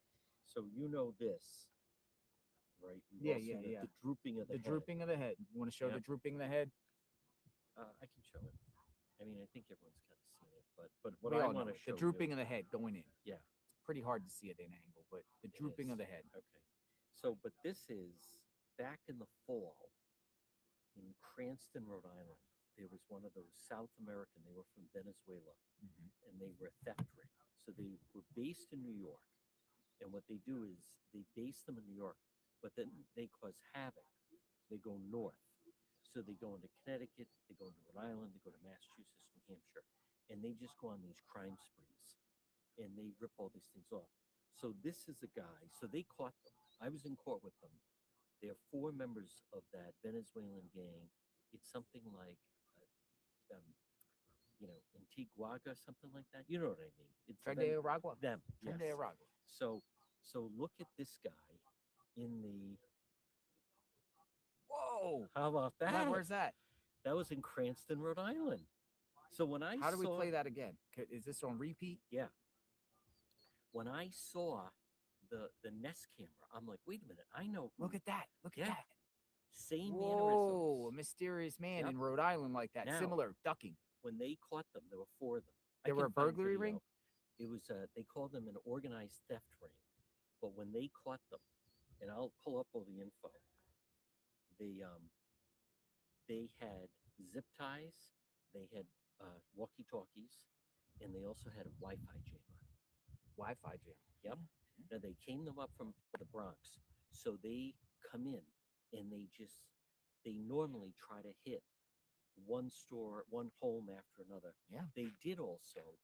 They and I have video of this I can send you, but look at that though. When you see the mannerism, doesn't that that immediately It looks jump like out at you? the ducking, but Yeah, and the thing is, Wi-Fi with a jammers, mask, why groups. would you have to do that? Wi-Fi, they had masks, but they at 3 o'clock in the morning, they backed their car into a gun store, and they ran inside, and in 60 seconds, they stole 30 handguns.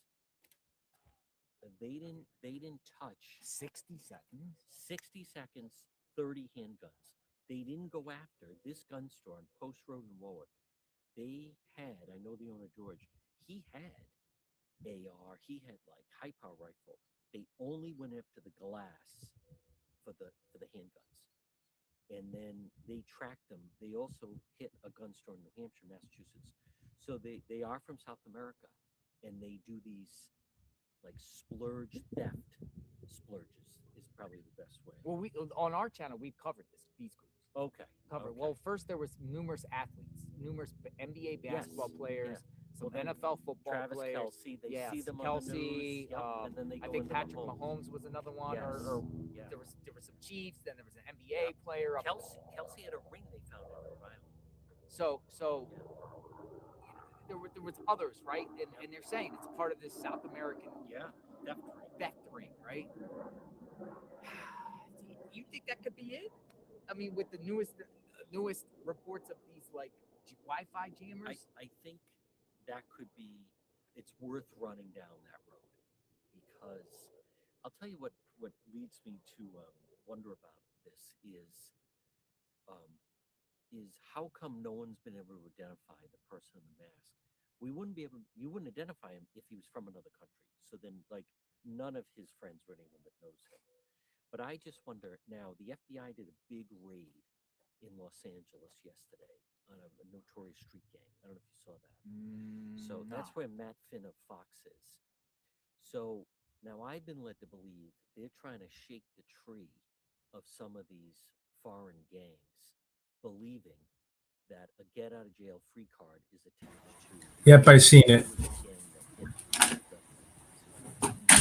So, but with JLR, what stands out to me, one, they're very professional. Again, I'll pull up everything. Again, zip ties, masks, changing clothes, gloves, everything like that. Hitting houses, dropped off in work into a high zip code. They came up, that was a big Virginia BMW. But the thing about it was, is it possible that they were going to hit here and tried it several holes. But when something happened with Nancy, that then that So it came apart. and they had to deal with her. The one thing about these gang members, and I'll have it tomorrow. When they were in court, they have very distinct. How do you pronounce that group again? Trende Aragua. They have very distinct markings and tattoos. So is it possible she saw them without the mask, or one of them, and then that led to, okay, this lady's gonna get hurt?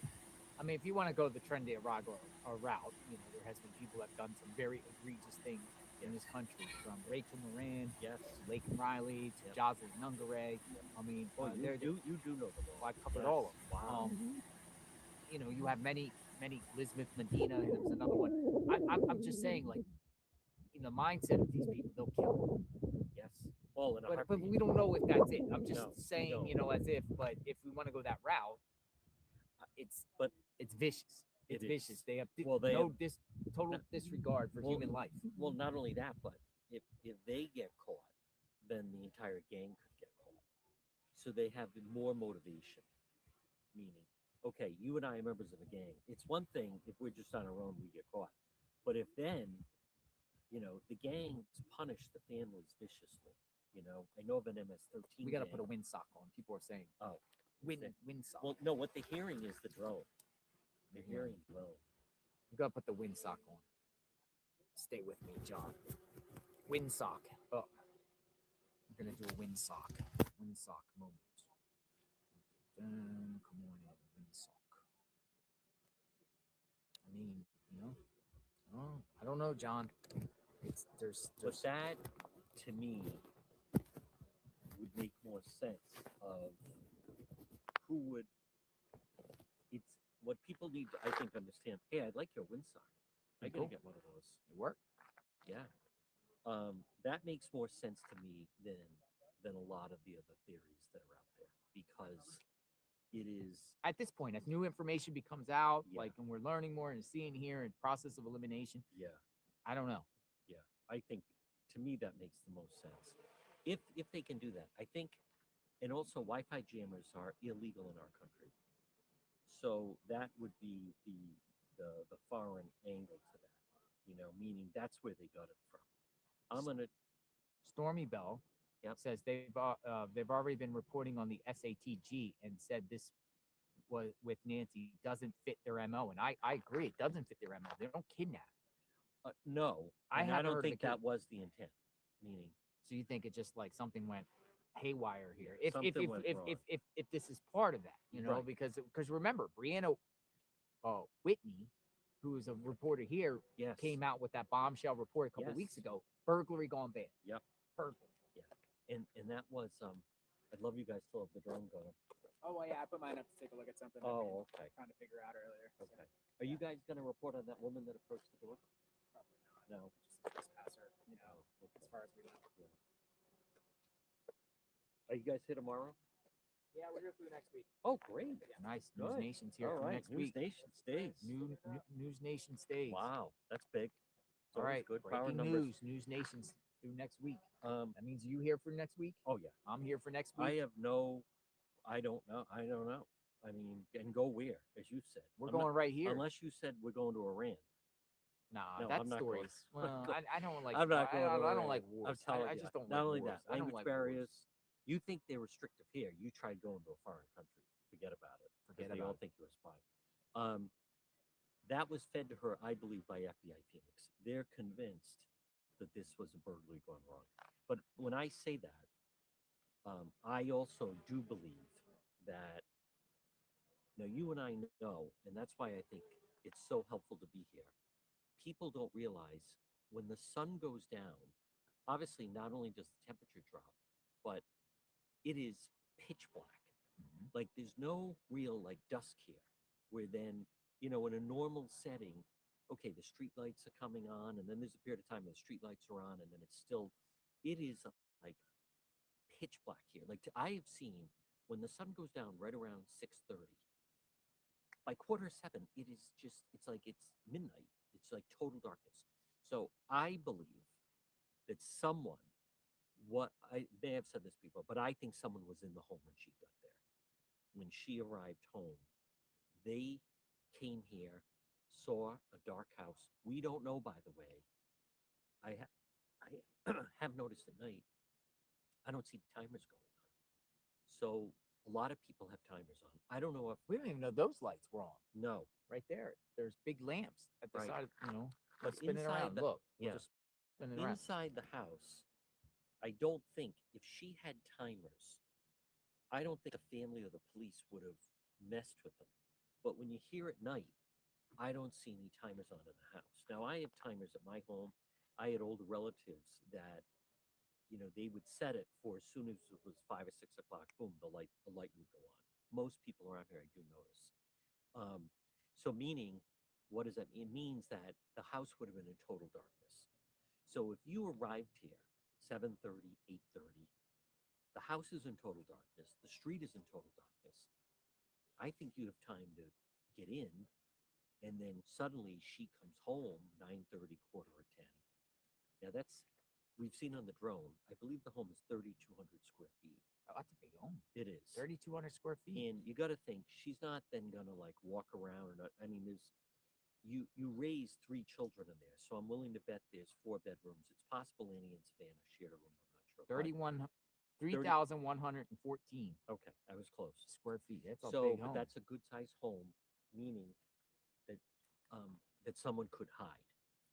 And so I wonder, does she hear someone rummaging around? Do they hear her? But I believe something.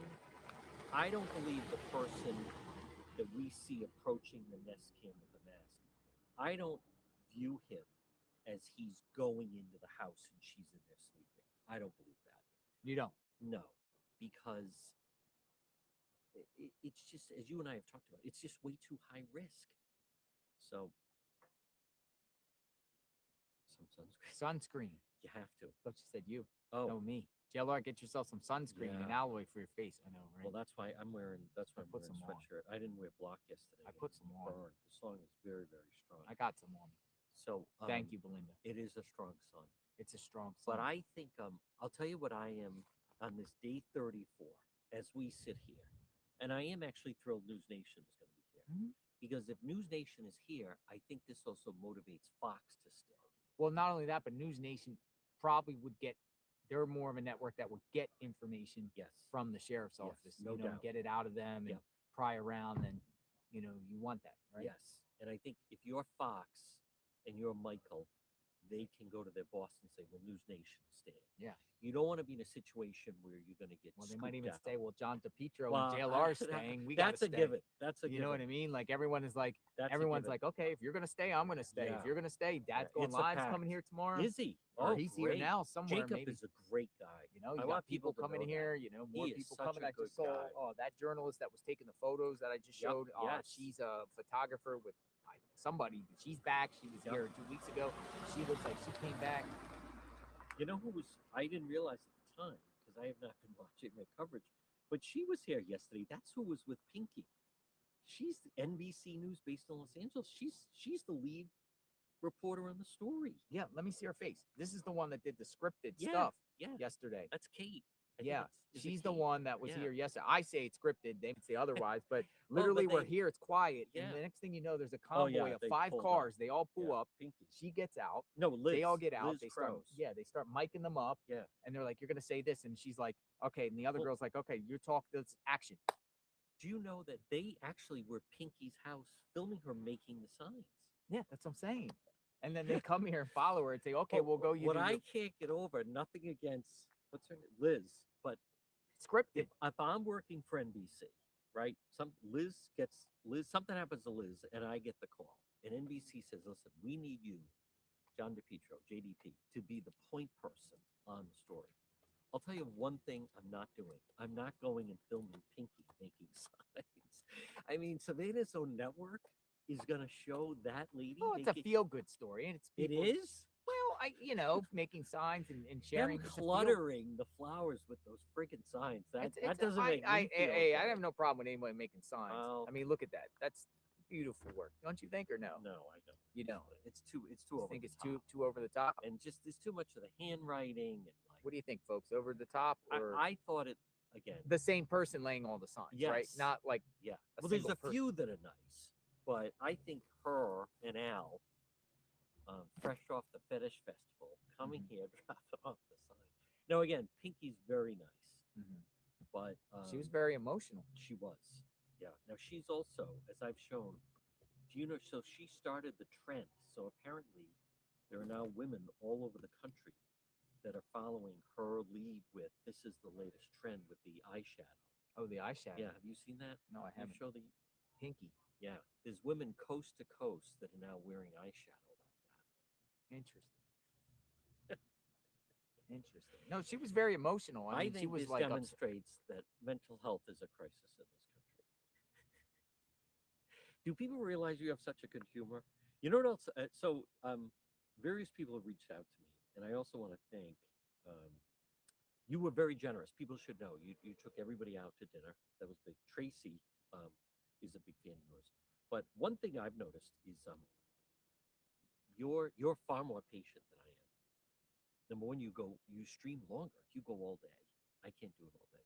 But you are far more patient with people with their different thoughts and concepts and theories. well, that's just what- not in it, me. you know, I There's everybody has listen, strengths and weaknesses. sometimes That I get patience animated is with not- certain callers and stuff not like a that because it fires my head up about Yeah. scenarios, right? I Like heard I want someone to saying they believe think everyone's scenario, and I Luke want to. Daly's mom is the one in the map. Well, I mean, that's Luke Daly's mom's a pretty one out there. Is the I'll one in admit, the like mask. like No, Luke wait a Daly's minute. mom is the one that did it. I didn't really like I that don't know one, but about that. respect people's opinions. Yeah. But what digs at me the most here is show proof that there's more than one person. True. Show the proof that True. there's more than one person because Yeah. the logic shows that there is. Yes. I agreed. believe that there is, I but we believe there haven't is. seen the proof. True. What is the proof that They're there's more holding than one back a person? lot. They're holding back a lot. What is the proof? Police are. There's still a lot. Just to sum up on day 34, we don't know how they got in. Nope. We don't The know sheriff. we don't know They condition seem of to the know. house. We don't know the condition of the house.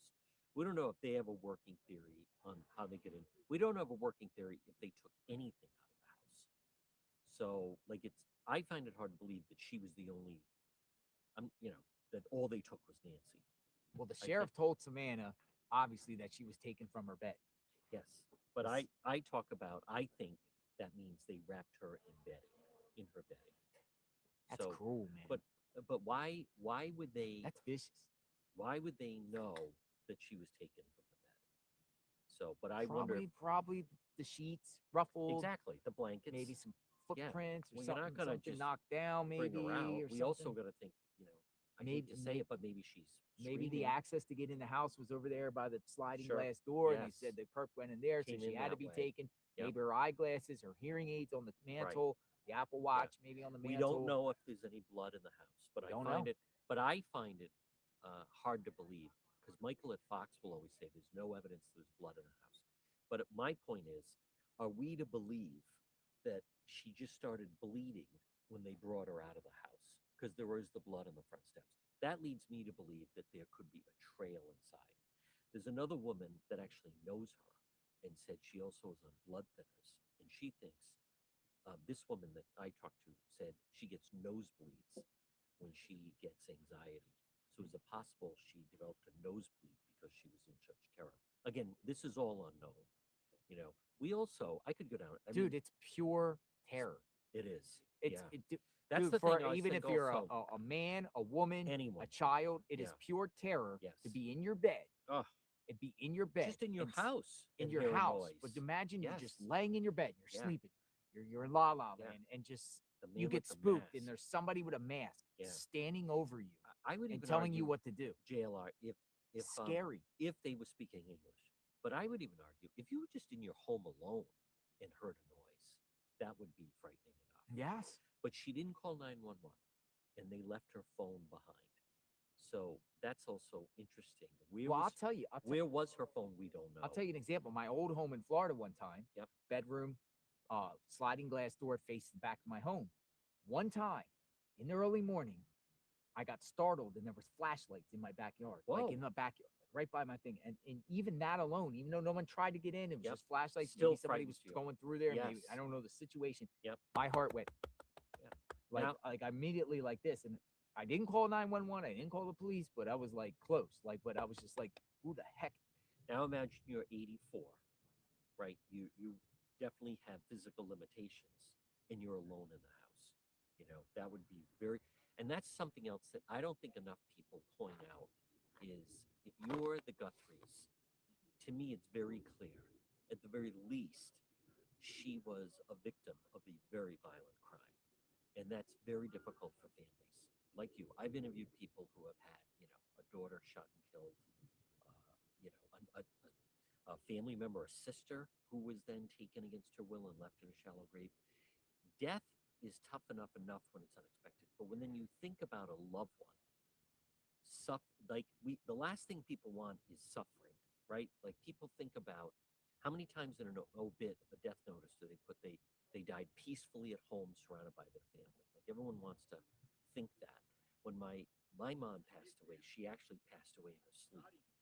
People, we have this thing about at least they died peacefully, there was no more suffering. This wasn't that. This was a very traumatic, very violent interaction, and resulting in, as much as everyone wants to be hopeful, but it's hard to imagine. I went back and looked at the sheriff's press conference on the Monday. On the Monday, February 2nd, the sheriff was saying she needs daily medication. Like this is a race against the clock. That was the Monday. So here we are, day 34. He doesn't talk about medication anymore. No, nothing. No, zero. He doesn't do a lot of talking. He is settled on NBC News, and he is settled on. He gave a couple. He gave the Brianna Whitney. He gave to Well, they're Monica local Garcia, stations. who's a He local does the local KBOA stations. station. He does. Local. They got access to him yesterday. Okay, but NBC seems to only be the national affiliate. We don't ask, you and I don't ask Fox News and News Nation who are their sources, but I get the sense that FBI Phoenix is confirming or denying a lot of things. I find it bizarre that Nancy Guthrie's tribe is MIA. Tribe meaning she's lived there for 50 years. Yep. Worked at the university, active in the community. Where are those people close to her? Why are they so quiet? Not demanding more info. Strange. And that's coming from Natalie Loves Florida. Now, I asked the same question, Natalie, 2 weeks ago. So where's Nancy's friends? I put it on X. And the response I got by some people is her friends are elderly. They're probably scared too. That's why they're not speaking out. But where is the church people? Where is their community people? Right. Why aren't they holding any to date remembrances or anything for her? To date, that's a good question, and it's a fair question. To date, the only interview that I have seen was her immediate circle did an interview with the New York Times, and they recanted that on Friday, January 30th, that they came to the house and played a game of Mahjong, and then they planned to see her Sunday. She was supposed to arrive for 11 o'clock to watch the church service. She didn't arrive. The friend texted, called, and then they were the ones that contacted Annie. Now, what we don't know, though, is it's very possible that they have reached out to Savannah, who we don't know this, but may have asked them not to say anything, or reached out to Annie and not said anything. I agree. I mean, they could be here in the front talking about her. I mean, most missing persons cases or kidnappings, the friends of the victim do come out and speak. True. Speak. Very true. Interviews. I don't know. But, she's 84 years old. They could all be elderly. Yeah. Like same age, or maybe she didn't have many friends. Maybe at this point, maybe she did over the years, and some of them passed away. I'll have to go back and read it. The New York Times story that had the women that were here on Friday, yes, and played mahjong, were younger than her, and she taught them mahjong, which is a board game, and they said she was still very competitive. So they were leaving on Friday. They came during the day. We played. I think they, had some wine, whatever, and then. What are you up to? And she said, well, tomorrow night I'm having dinner at my daughter Annie's house, and then Sunday I'll see you they would get together and watch the church service. So that was like a full, her days were full, but we don't know what she did Saturday during the day. But Friday they were here. I think Friday was the last time anyone outside of the family saw her, if I have that correctly. Again, it was the New York Times that somehow got access to them. But you're correct that they have not done any other interviews. I've also known people have been asking how come the brother Cameron wasn't here when Savannah and Annie and Tommaso came and laid the flowers. We what people need to understand is we don't know what grief he's going through. We don't know. He could be back with his family in New Hampshire. I think people need Burlington, Vermont, or New Burlington, Vermont, New England. One of the two. You're probably right. But I also think people, we don't know the dynamics of many times when someone dies unexpectedly, and I hate to use that word, but in this circumstance, but people need to ask themselves, many times within the family, the relationship of the siblings and the parent is always different. So just as an example, I have a family member who lived out of state. And when my father passed away unexpectedly, he was then racked with guilt of, I should have gone and visited more. And now I regret not going in the summertime. And then I regret. So we don't know, is he going through, I wish I had come out more. She mentioned she wanted, I mean, I'm going to really, she said something like she'd feel more safe if there was a security system. And I said, next time I'm out, I'll install it. We don't know that. Or it could have just been too tough for him, or he may have needed to go back to comfort his family. Well, my point is, I don't think people should cast suspicion on a family member that is not just dealing with grief, but dealing with very public grief. This is very difficult. Well, prior to this, I never even heard of Cameron. No, we didn't. So he's know probably him. not Plus, he had to do the video. He Yeah. seemed very awkward. I think it's also tough, JLR, in a dynamic of Savannah's. Not only is Savannah Guthrie the youngest, but she's also, she's the star of the family. Like everyone in this area, the Catalina Hills, people would drive by and say that's where Savannah Guthrie's lived, grew up. Some, but not all. Not all. Not all. Some neighbors didn't even know she was Savannah's True. mom. But I just mean in the crux of things, there's a place that she would always go when she came back. She was known when she went to ASU. She finished first in her Georgetown law class. She was an attorney. She has a brilliant legal mind.